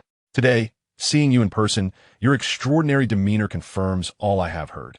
I am Xiaoqingyan, a pleasure to meet you. Brother Xia, you flatter me, Zhang Xian replied with a respectful gesture, secretly astonished. Xiaoqingyan appeared to be merely 200 years old, yet his aura was refined and harmonious. Already at the nascent soul stage, a prodigy indeed, cultivated in the Central Plains. At that moment, a system prompt echoed in Zhang Xian's mind. Ding. Discovered a woman of 73 points of fortune, Lin Xiaozhu. Ding. Lin Xiaozhu's affection for you is one, binding successful. Xiaoqingyan's smile broadened as he scanned the 3 lovely ladies beside Zhang Xian. Brother Zhang is indeed fortunate. These 3 must surely be your sisters-in-law. Ah, to enjoy such blessings, how enviable. Zhang Xian thought to himself. This prince is quite familiar and unreserved. Li Fuxi furrowed her brows slightly, her cool voice resonating. I am Li Fuxi, Zhang Xian's master. Her tone was unadorned, yet carried an undeniable authority. Xiaoqingyan's smile faltered, and he quickly clasped his hands. So, it is the esteemed real person, Li. I beg your pardon. Yet internally, he marveled. Do spare me. Just now, the way you looked at Zhang Xian was rather intimate. Brother Zhang seems quite the charmer, even winning over his master. Not to mention that renowned leader of the Yunshang Pavilion, a true paragon for our generation. Shortly thereafter, dozens of flying vessels took to the skies, breaking through the air. Within the flagship-esque cabin, Xiaoxian gathered the core leaders of various sects, including Zhang Xian, Xiaoqingyan, and Lin Xiaozhu. Xiaoxuan's gaze swept over the assembly, his voice grave. Ladies and gentlemen, at this juncture, I shall no longer conceal the truth. This journey is not a mere routine inspection or sweep, but a direct assault on the heart of darkness to eradicate the demon's nest. At these words, aside from a few core members privy to the details. The rest were taken aback. However, astonishment was swiftly replaced by fervor and a sense of battle readiness. The location of the demon's nest had been pinpointed. Xianxia gestured towards a corner of the suspended star map of the southern domain, indicating a desolate small secret realm to the north. According to reliable intelligence, the core of the demon's nest consisted of 3 nascent soul fiends, the Central Plains puppet master, Chenji Daoist, and the 2 nascent souls that had appeared at the Demon Extermination Conference, known as He Zun and Bai Zun. Among them, Chenji Daoist was particularly adept at crafting corpse puppets, posing a significant threat. Furthermore, the nest likely harbored numerous minions tainted by malevolent thoughts and crafted puppets. Previously, to avoid alarming the enemy, this information had remained unspoken. I hope you all can forgive this discretion. He paused, his voice resonant and powerful. This battle concerns the survival of the southern domain. I implore everyone to unite and strive together to vanquish the demons. The atmosphere in the cabin surged with fervent excitement. After the meeting concluded, Zhang Xian was the first to knock on Yun Wanqing's cabin door. When the door opened, Yun Wanqing's eyes lit up with delight as she saw him. How have you been recovering these past few days? All is well, he replied. Zhang Xian stepped into the chamber and gazed at the gentlewoman before him, softly saying, in truth, you need not have come. Elder Yun, sensing the impending tribulation, has already gone to prepare for his breakthrough. The demon nest is fraught with peril, and one cannot guarantee that it harbors no other traps. Wanqing shook her head and walked to the window, gazing at the swiftly passing sea of clouds. My father is undergoing his tribulation, protected by the 2 masters from the Mountain Zen Temple. My presence would be of little consequence. She turned, her eyes resolute as they locked onto Zhang Xian's, a hint of tender smile gracing her lips. Moreover, do you find me unwelcome? I am, after all, at the 8th level of the Golden Core. And with the spiritual treasure you bestowed upon me, I now bear the supreme fire spiritual root. My combat capability is not to be underestimated. Why is it that your master may venture forth, yet I cannot? Zhang Xian observed the unwavering strength in her clear gaze, and his heart began to fathom her resolve.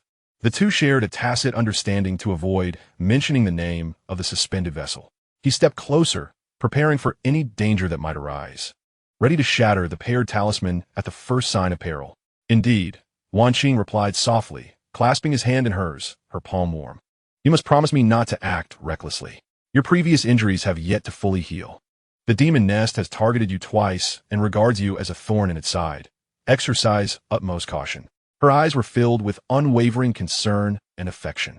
Zhang Xian, unable to resist the allure of her delicate visage, leaned down and pressed a kiss upon her smooth forehead.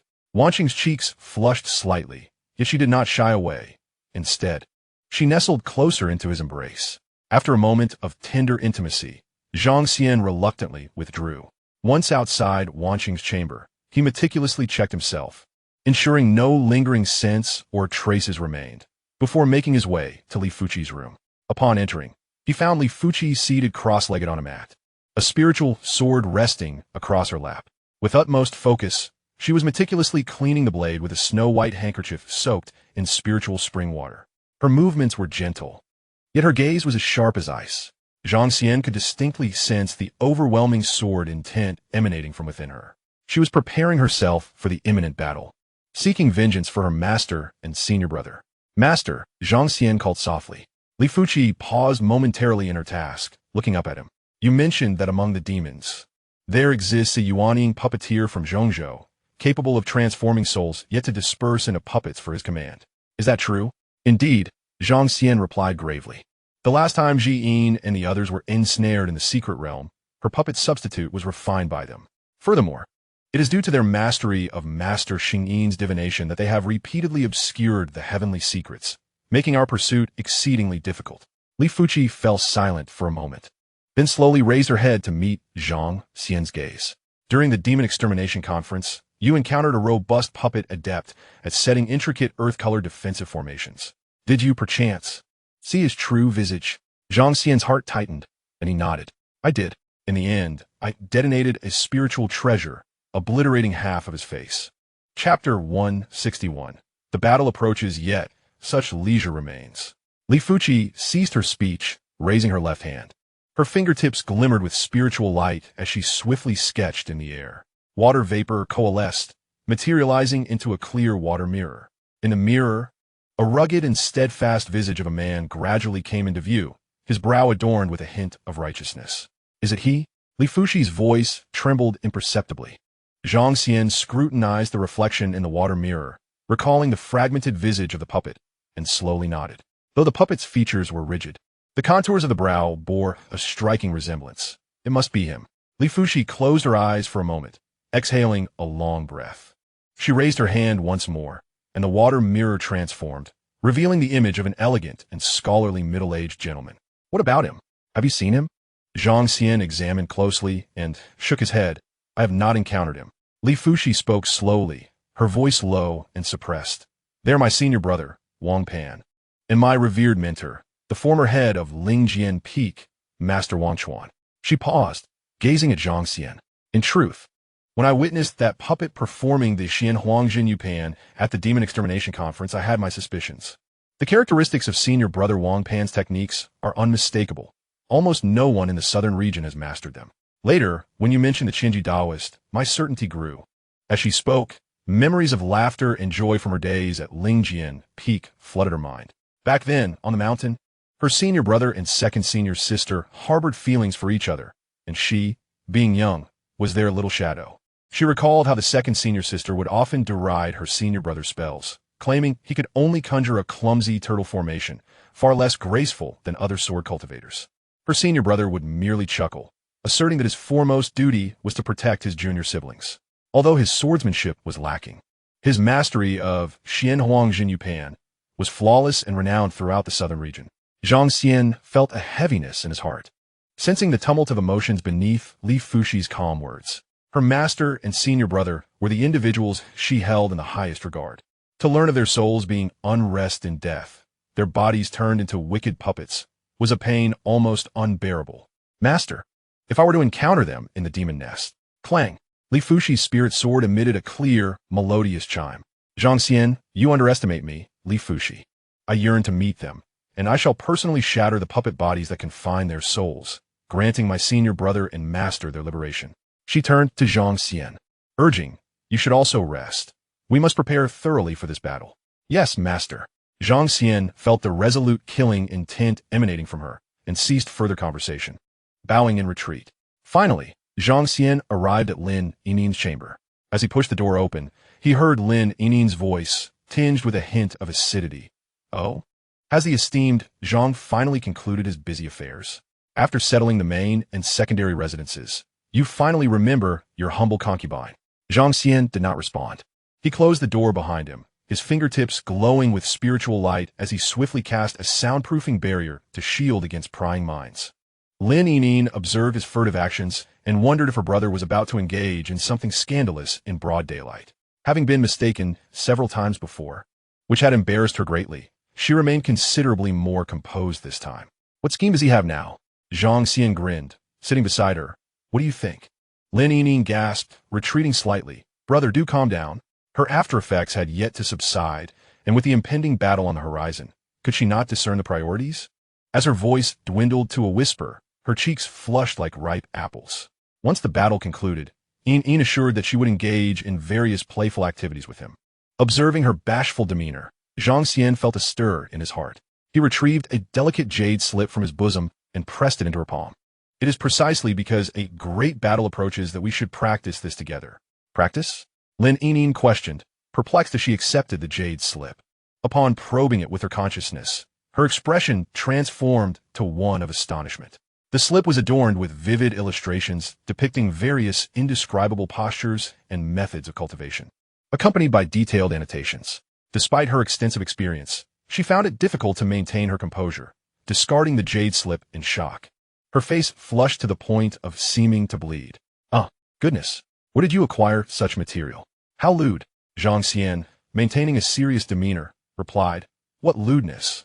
This is the authentic Buddhist heart method, joyful Zen, of which I have comprehended the annotations myself. It is a superior technique for mutual enhancement of cultivation. Lin Yinin, her face contorted in distress, asked, must we truly learn this? I have heard that the furnace cauldron method is merely a means for one party to supplement another. A lesser practice. She feared Zhang Xian wished for her to become a furnace cauldron, and her heart grew heavy with indignation, tears welling in her eyes. Despite the discomfort, she forced herself to reach for the jade slip. Observing her state, Zhang Xian quickly understood her misunderstanding and hurried to clarify. Silly girl, where are your thoughts wandering? This is not the furnace cauldron method. This is a legitimate dual cultivation secret technique, emphasizing mutual benefit. If it were the furnace cauldron method, the Shanzhen Institute would have been besieged by righteous forces long ago. Set aside your distractions and examine the method outlined within. Does it not advocate for the merging of energies, a complementary growth? Really? Lin Yinyin regarded him with skepticism. Suppressing her embarrassment, she scrutinized the descriptions and illustrations within the jade slip. With her innate spiritual roots and exceptional understanding, she quickly discerned the brilliance of joyful Zen. Indeed, as Zhang Xian had stated, the essence of the technique lay in the equilibrium of yin and yang, promoting collective advancement rather than unilateral exploitation. You have a conscience, she exclaimed, cradling the jade slip. Though her cheeks remained rosy, her gaze turned earnest as she began to study it closely. As they immersed themselves in the practice, their internal spiritual energies began to flow in harmony, guided by the jade slip's teachings. A peculiar warmth circulated between them, subtly raising the temperature of the room and suffusing the air with an air of intimate allure. Meanwhile, in another chamber, Xianxia felt a growing unease after a brief stay. He slipped outside Lin Xiaozhu's door, only to find a do not disturb sign hanging, leaving him disheartened. Sighing, he aimlessly paced the corridor until a sudden thought struck him. Of course, I shall seek Zhang Xian's counsel to learn how he manages to attract so many beautiful women. With renewed enthusiasm, he hurried to Zhang Xian's chamber and knocked on the door, but received no response. Not here, Xianxia sighed, pondering that Zhang Xian may be attending to one of his many admirers. After waiting for another 2 hours and knocking again, he was met with silence once more. Quite steadfast indeed. He felt a twinge of envy as his gaze inadvertently swept over the entrance of Lin Yinin's cabin. With keen perception, he detected an exceedingly faint yet undeniably present fluctuation of a restriction outside that door. So it is here. A fleeting image of Lin Yinin, a youthful maiden, flashed in Xiaoqing's mind. One of Brother Zhang's harem members, yet regrettably too vivacious. She pales in comparison to my little Zhu, who possesses true grace. Over the next 3 days, Xiaoqing would stealthily wander near Lin Yinin's cabin, experiencing the ever-present aura of the restriction, his heart brimming with awe and admiration. TSK. With the impending battle, there remains such leisure. Brother Zhang is indeed a remarkable figure. On the afternoon of the 3rd day, Xiaoqing strolled over once more, observing the steadfast restriction, finally unable to suppress a burgeoning existential doubt. This is rather absurd, isn't it? Just as his worldview teetered on the brink of shattering and reconstruction. Click! The door to Lin Yinin's cabin swung open. Zhang Xian emerged, his complexion radiant, exuding vitality as if rejuvenated by a spiritual spring, casting aside any lingering fatigue brought on by shadow flame. His gaze immediately fell upon Xiaoqing, who appeared somewhat dazed in the corridor, and he greeted him with an exuberant smile. Ah, Brother Xia, what a coincidence. Xiaoqing snapped back to reality. His eyes upon Zhang Xian, now filled with reverence akin to gazing upon a lofty mountain. He adopted an exceedingly respectful demeanor, clasping his hands together. Ah, Brother Zhang, what a delightful coincidence. This humble junior happens to have some perplexities in cultivation and wishes to seek your guidance, if you happen to have a moment to spare. Zhang Xian was momentarily taken aback by Xiaoqing's self-reference as junior. Here stood a prodigious nascent soul cultivator returned from Zhongzhou, the prince of the great Xia dynasty, of unparalleled status, yet now humbly referring to himself as junior. He could not help but wonder what scheme this prince was concocting. Politely, he invited Xiaoqing into the cabin. Once seated, Xiaoqing graciously expressed his gratitude to Zhang Xian, primarily for the generous gifts of spirit stones and rare treasures.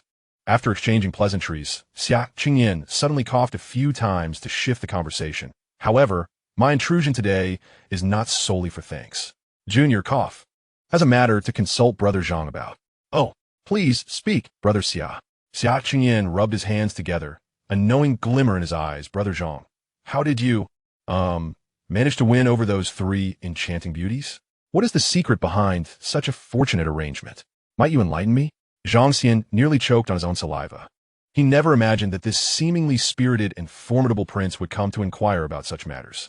His lips twitched slightly as he regarded Xianxia's eager expression, and after a moment of contemplation, he uttered two words: sincerity. Xianxia's expression froze in anticipation. Brother Zhang, is that it? Is there more? Zhang Xian stroked his chin thoughtfully, his demeanor earnest. Wealth. Or rather, spirit stones and treasures. Wealth? Is it truly that simple? My husband, after all, is the ruler of a nation. I lack neither spirit stones nor treasures, and I possess several VIP cards from the prominent markets of the central region. Moreover, I genuinely care for her, as I have shown kindness solely to her. Zhang Xian gazed at him, shaking his head with a knowing look. No, you do not. Huh? Xianxia was taken aback. Zhang Xian leisurely elucidated. That young lady, Lin Xiaozhu, is the niece of the esteemed president of the Tianyuan Alliance, Lin Jianshan. Is she not? In terms of family background, she is hardly inferior to you. In terms of cultivation level, she is not weaker than you either. What you possess, she may very well have, and perhaps even more. Under such circumstances of equal standing, your wealth may not hold the same allure for her. Xianxia pondered this thoughtfully. Zhang Xian continued. When one cannot establish a clear economic advantage, one must invest more genuine affection. He regarded Xianxia with a teasing glint in his eye. However, it seems that Miss Lin has quite a fondness for you. What are you so anxious about? Xianxia, caught off guard by the insight, felt a hint of embarrassment. Brother Zhang, you have keen perception.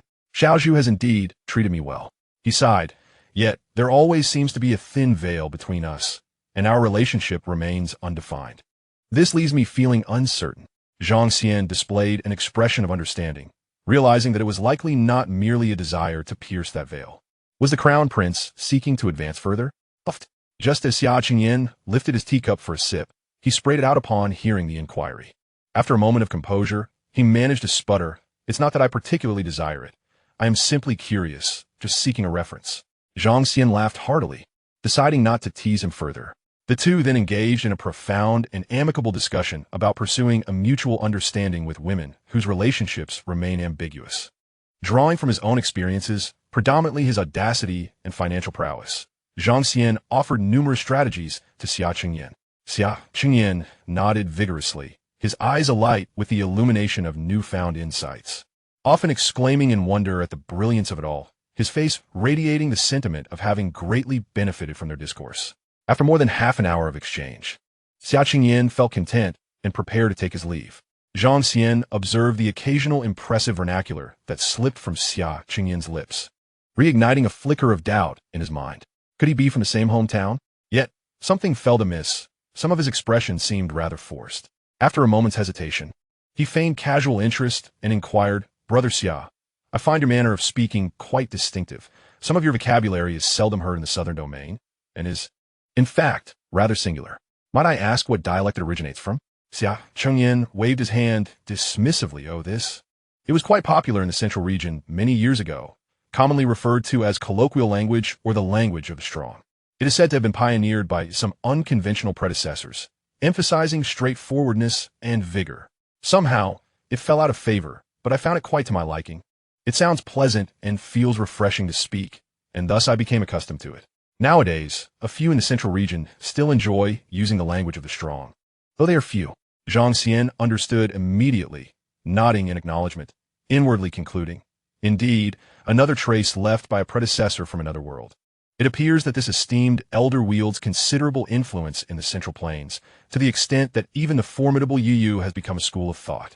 Reflecting on the meteoric rise of his system upgrade progress following his confrontation with Yang Pashao, Zhang Xian realized the necessity of exercising utmost caution.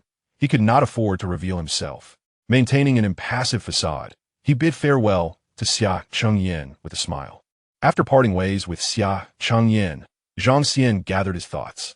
Calculating the time, he recalled that he and Lin Yin had spent 3 days comprehending the joyful Zen method, with merely 1 day remaining before they would reach the fabled demon nest.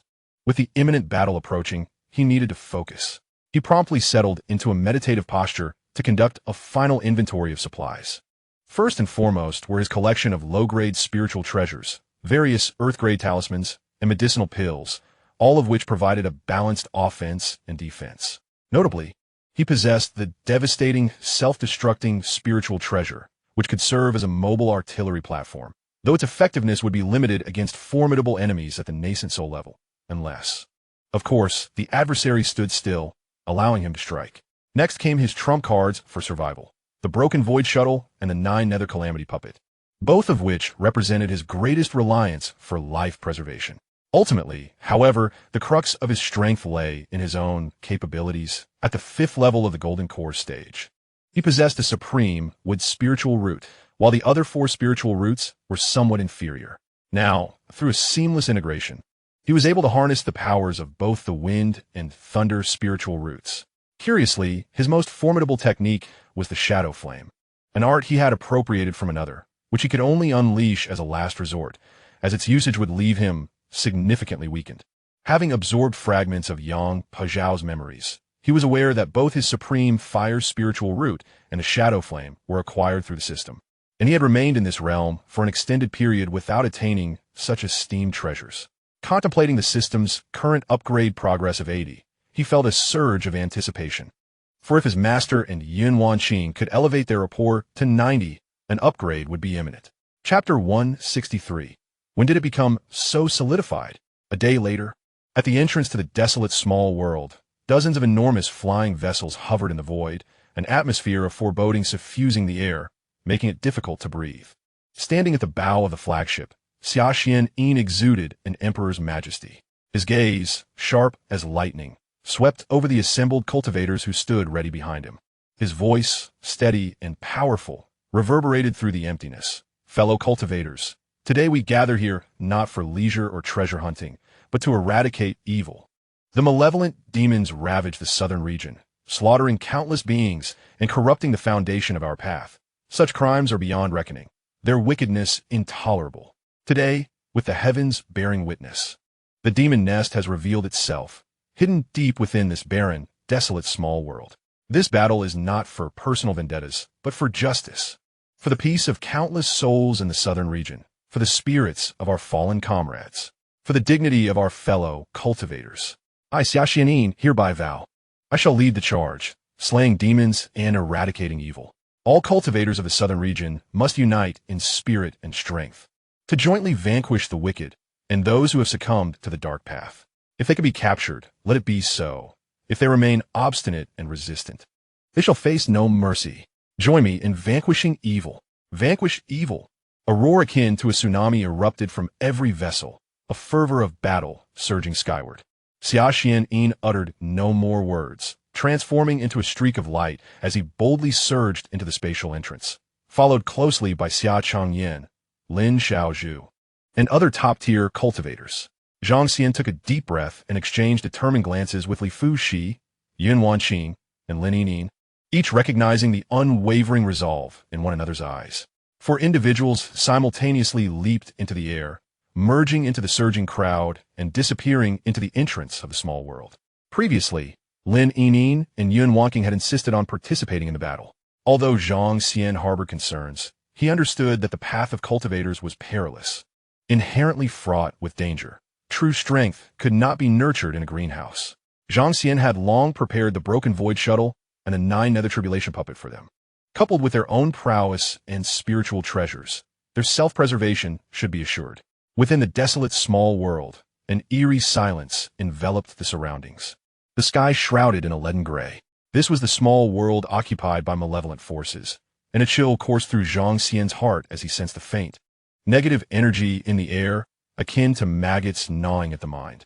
As soon as they landed, each person employed their means, some wielding swords, others riding clouds, or utilizing magical artifacts, transforming into streaks of light, racing toward the depths where the demonic energy was most concentrated. Xianxia stood shoulder to shoulder with Lin Xiaozhu. With a graceful wave of her delicate hand, a massive 8 trigrams array appeared from thin air, hovering beneath them and emanating a soft yet profound glow. Eldest brother and sister-in-law, over here. Xianxia enthusiastically waved to Zhang Xian, as Lin Xiaozhu's array moved swiftly and steadily. Zhang Xian smilat, und razarbali imbiting li fuki, iun banking. Lin Yining and the silent elder a peak golden core cultivator who had been guarding Yin Wanking, to step onto the array. The space within the array was ample, comfortably accommodating several individuals. The women exchanged glances, puzzled. When did Xianxia become so close to Zhang Xian to address him in such an intimate manner? Yet, they tacitly refrained from inquiring further. Once everyone steadied themselves, Lin Xiaozhu formed a hand seal, causing the array's light to swirl, its speed dramatically increasing as it trailed closely behind the flying carriage of the Summer Emperor. In flight, Lin Xiaozhu suddenly spoke. This battle is fraught with unknown dangers. Allow me to first divine a fortune to glimpse our fate. As she spoke, she produced a divination tube inscribed with intricate runes. With a delicate touch, she activated the tube while murmuring incantations. The tube spun rapidly, emitting a humming sound. Moments later, with a sharp sound, a jade slip leapt from the tube. Xianxia leaned in to take a look, and upon seeing the words upper middle inscribed on the slip, burst into laughter. A good omen. I told you. With our combined strength, we will sweep through the demon's lair in no time. However, Lin Xiaozhu furrowed her brows slightly and shook her head. The energy is chaotic. This divination may not be reliable. After pondering for a moment, she continued, let me check the fortune of my dojo again. As she spoke, she formed another hand seal, and the tube spun once more, producing another jade slip, this time inscribed with upper. A faint smile graced Lin Xiaozhu's lips. Indeed, Jojo's fate has been solidified as middle through my locking technique, yet this reading indicates an upper outcome, suggesting that the celestial mechanisms here have been disturbed and obscured by formidable forces, making accurate divination difficult. Our opponents are already prepared. Curious, Lin Yinyin inquired, Miss Lin, what is Jojo? Lin Xiaozhu responded with a kind smile. It is a little fox I adopted in my early years, quite perceptive. I have locked its fate. If I discern any deviations in its fortune, it implies that the surrounding celestial mechanisms are in disarray, rendering the divination results unreliable. Lin Yinyin nodded, seemingly understanding. At that moment, Xia Qingyan exchanged glances with Xia Xianin ahead, who imperceptibly nodded. Xia Xuanin's authoritative voice resonated throughout the entire group. Everyone remained vigilant, as his words echoed.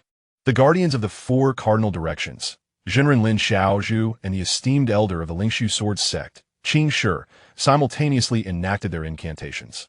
Four resplendent, golden beams of light surged skyward from their positions, converging in the heavens to form a vast, mirror-like golden barrier, upon which luminous runes danced. Dazzling like an artificial sun, the four symbols dispelled malevolence, illuminating hearts with purity. Zhenren's voice boomed across the realm. In an instant, warm and gentle radiance cascaded from the golden barrier, enveloping the entire team. Zhang Xian felt a refreshing sensation penetrating his spirit platform, his consciousness becoming remarkably clear and transparent. As though cleansed, the oppressive atmosphere that had previously lingered was considerably alleviated. Alas, beneath this holy light, however, the team was suddenly pierced by chilling screams and frantic howls. Dozens of cultivators were struck by a shadowy affliction, their eyes turning dark, their faces contorted, emanating tendrils of black mist. Some wailed in anguish, clutching their heads, while others erupted violently, brandishing their artifacts and attacking their comrades in a frenzy.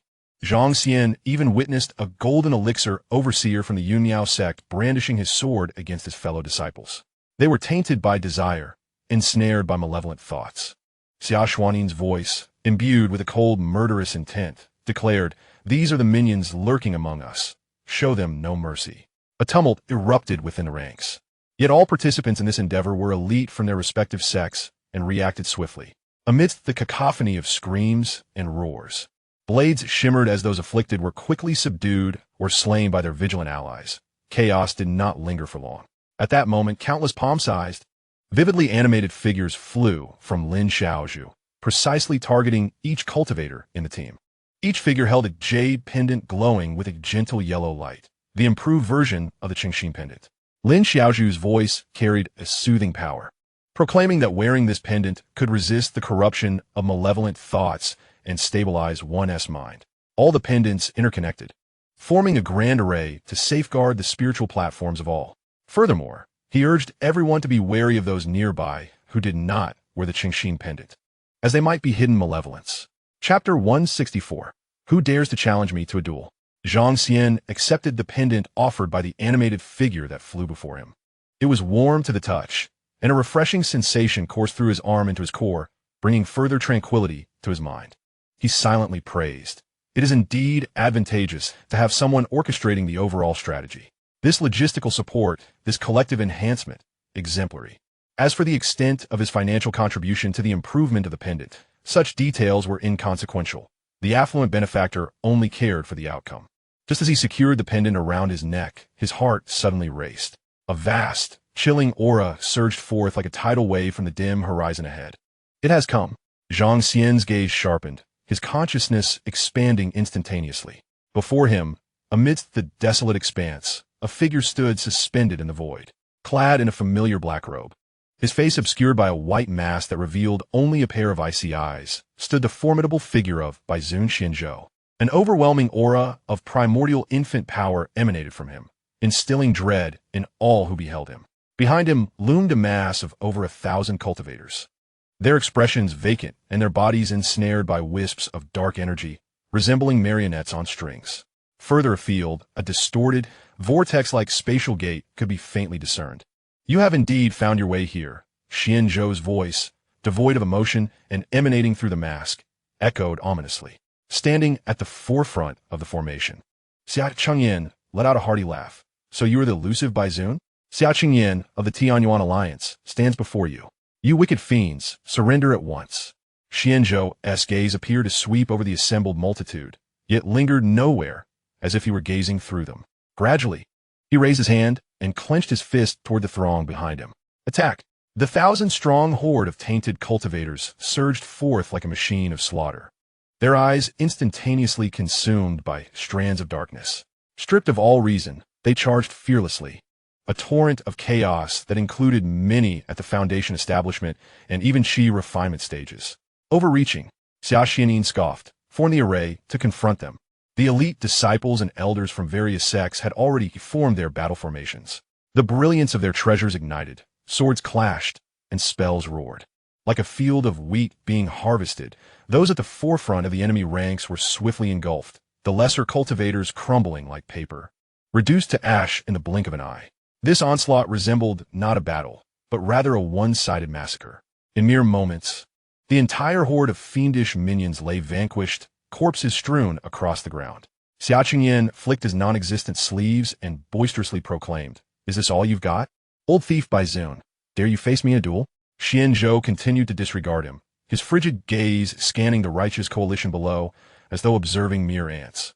He spoke with a serene detachment, just a bunch of inconsequential pawns, conveniently suited for the task of clearing my path. They are not even worthy of a single character of magic. Slowly, he turned to face the vast vortex gate, his voice penetrating the void, resonating clearly in the ears of all present. Baizun awaits you in the demon nest. As his words faded, he stepped into the twisted vortex, his figure vanishing in an instant. The crowd halted before the luminous vortex, Wang Yi gazing intently at the familiar pale whirlpool, its edges shimmering with faint elemental light. "This is the secret realm. The demon nest lies before us," he intoned gravely. A cautious cultivator voiced his concerns. "We must tread with utmost care. Will it not, as last time, evade us once we enter, leaving us trapped in this desolate abyss?" His apprehensions were not unfounded. The lessons of the previous encounter were fresh in their minds. The fiends were cunning, and spatial traps were treacherous.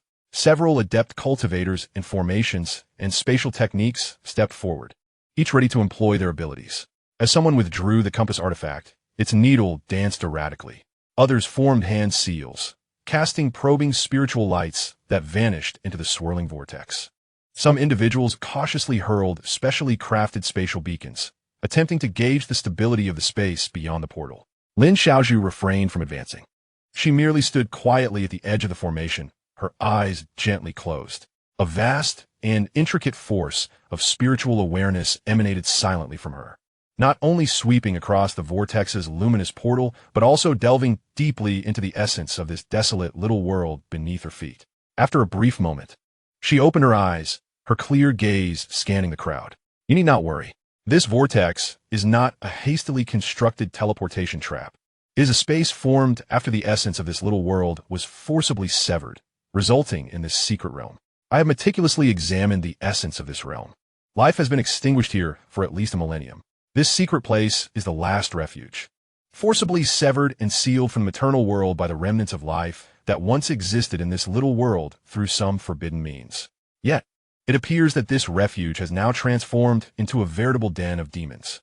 Xianxia interjected, regardless of whether the realm beyond harbors dragon pits or tiger dens, or is filled with phantoms and spirits. The demon's nest lies before us, and evil dwells within. We, as cultivators, fear not a battle. His gaze was fierce as he stepped forward, his dark dragon robe billowing amidst the chaotic spatial currents, boldly plunging into the vortex's radiant portal. The others followed closely behind Xianxia, streaming through the distorted spatial whirlpool. After a brief moment of disorientation, a similarly lifeless aura enveloped them. Upon landing, Xianxia's spiritual awareness spread out, and his expression darkened instantly. There was not a single living soul in sight. Xianxia lowered himself to examine the parched and cracked earth beneath his feet. Although he had never set foot in this place before, he had clearly heard Ji Air mention it years ago. It seemed no different from an ordinary mortal realm. Yet what lay before them was a scene utterly devoid of life. The group proceeded in silence and soon reached the heart of this secret realm, a vast, once thriving metropolis. However, what greeted their eyes was a sight so horrifying it was suffocating. The city walls lay in ruin, streets empty. Wherever one looked, skeletal remains littered the ground. These bones, in various postures, some curled in corners, others sprawled at street sides, and some even frozen in the act of walking or conversing, seemed as if time had come to a standstill at some moment. Countless skeletal remains covered their field of vision, glimmering a ghastly white under the dim light of the sky. Lin Yinyin, still a young girl at heart, could not help but cover her mouth in shock at the sight. Zhang Xian's expression turned grave through the postures of these bones. He seemed to glimpse the scenes of yesteryear. One moment, the city might have been bustling with life, and the next, an invisible death swept through like a plague, robbing everyone of their vitality. There was no struggle, no resistance, only silent obliteration. It is the culmination of the cycle of withering and flourishing span. Lin Xiaozhu's voice trembled slightly. At the moment the formation was activated, it extracted the life essence of all beings in this place. They did not even have time to react. Within mere moments, all life here was extinguished, reduced to mere bones. She took a deep breath, observing the extent of the skeleton's weathering, which indicated that it had been approximately 2 years. 2 years ago, a chilling glimmer flashed in Xianxia's eyes, coinciding closely with the moment we uncovered traces of the demon nest. In their desperate attempt to conceal their whereabouts, they did not hesitate to annihilate all living beings within the secret realm.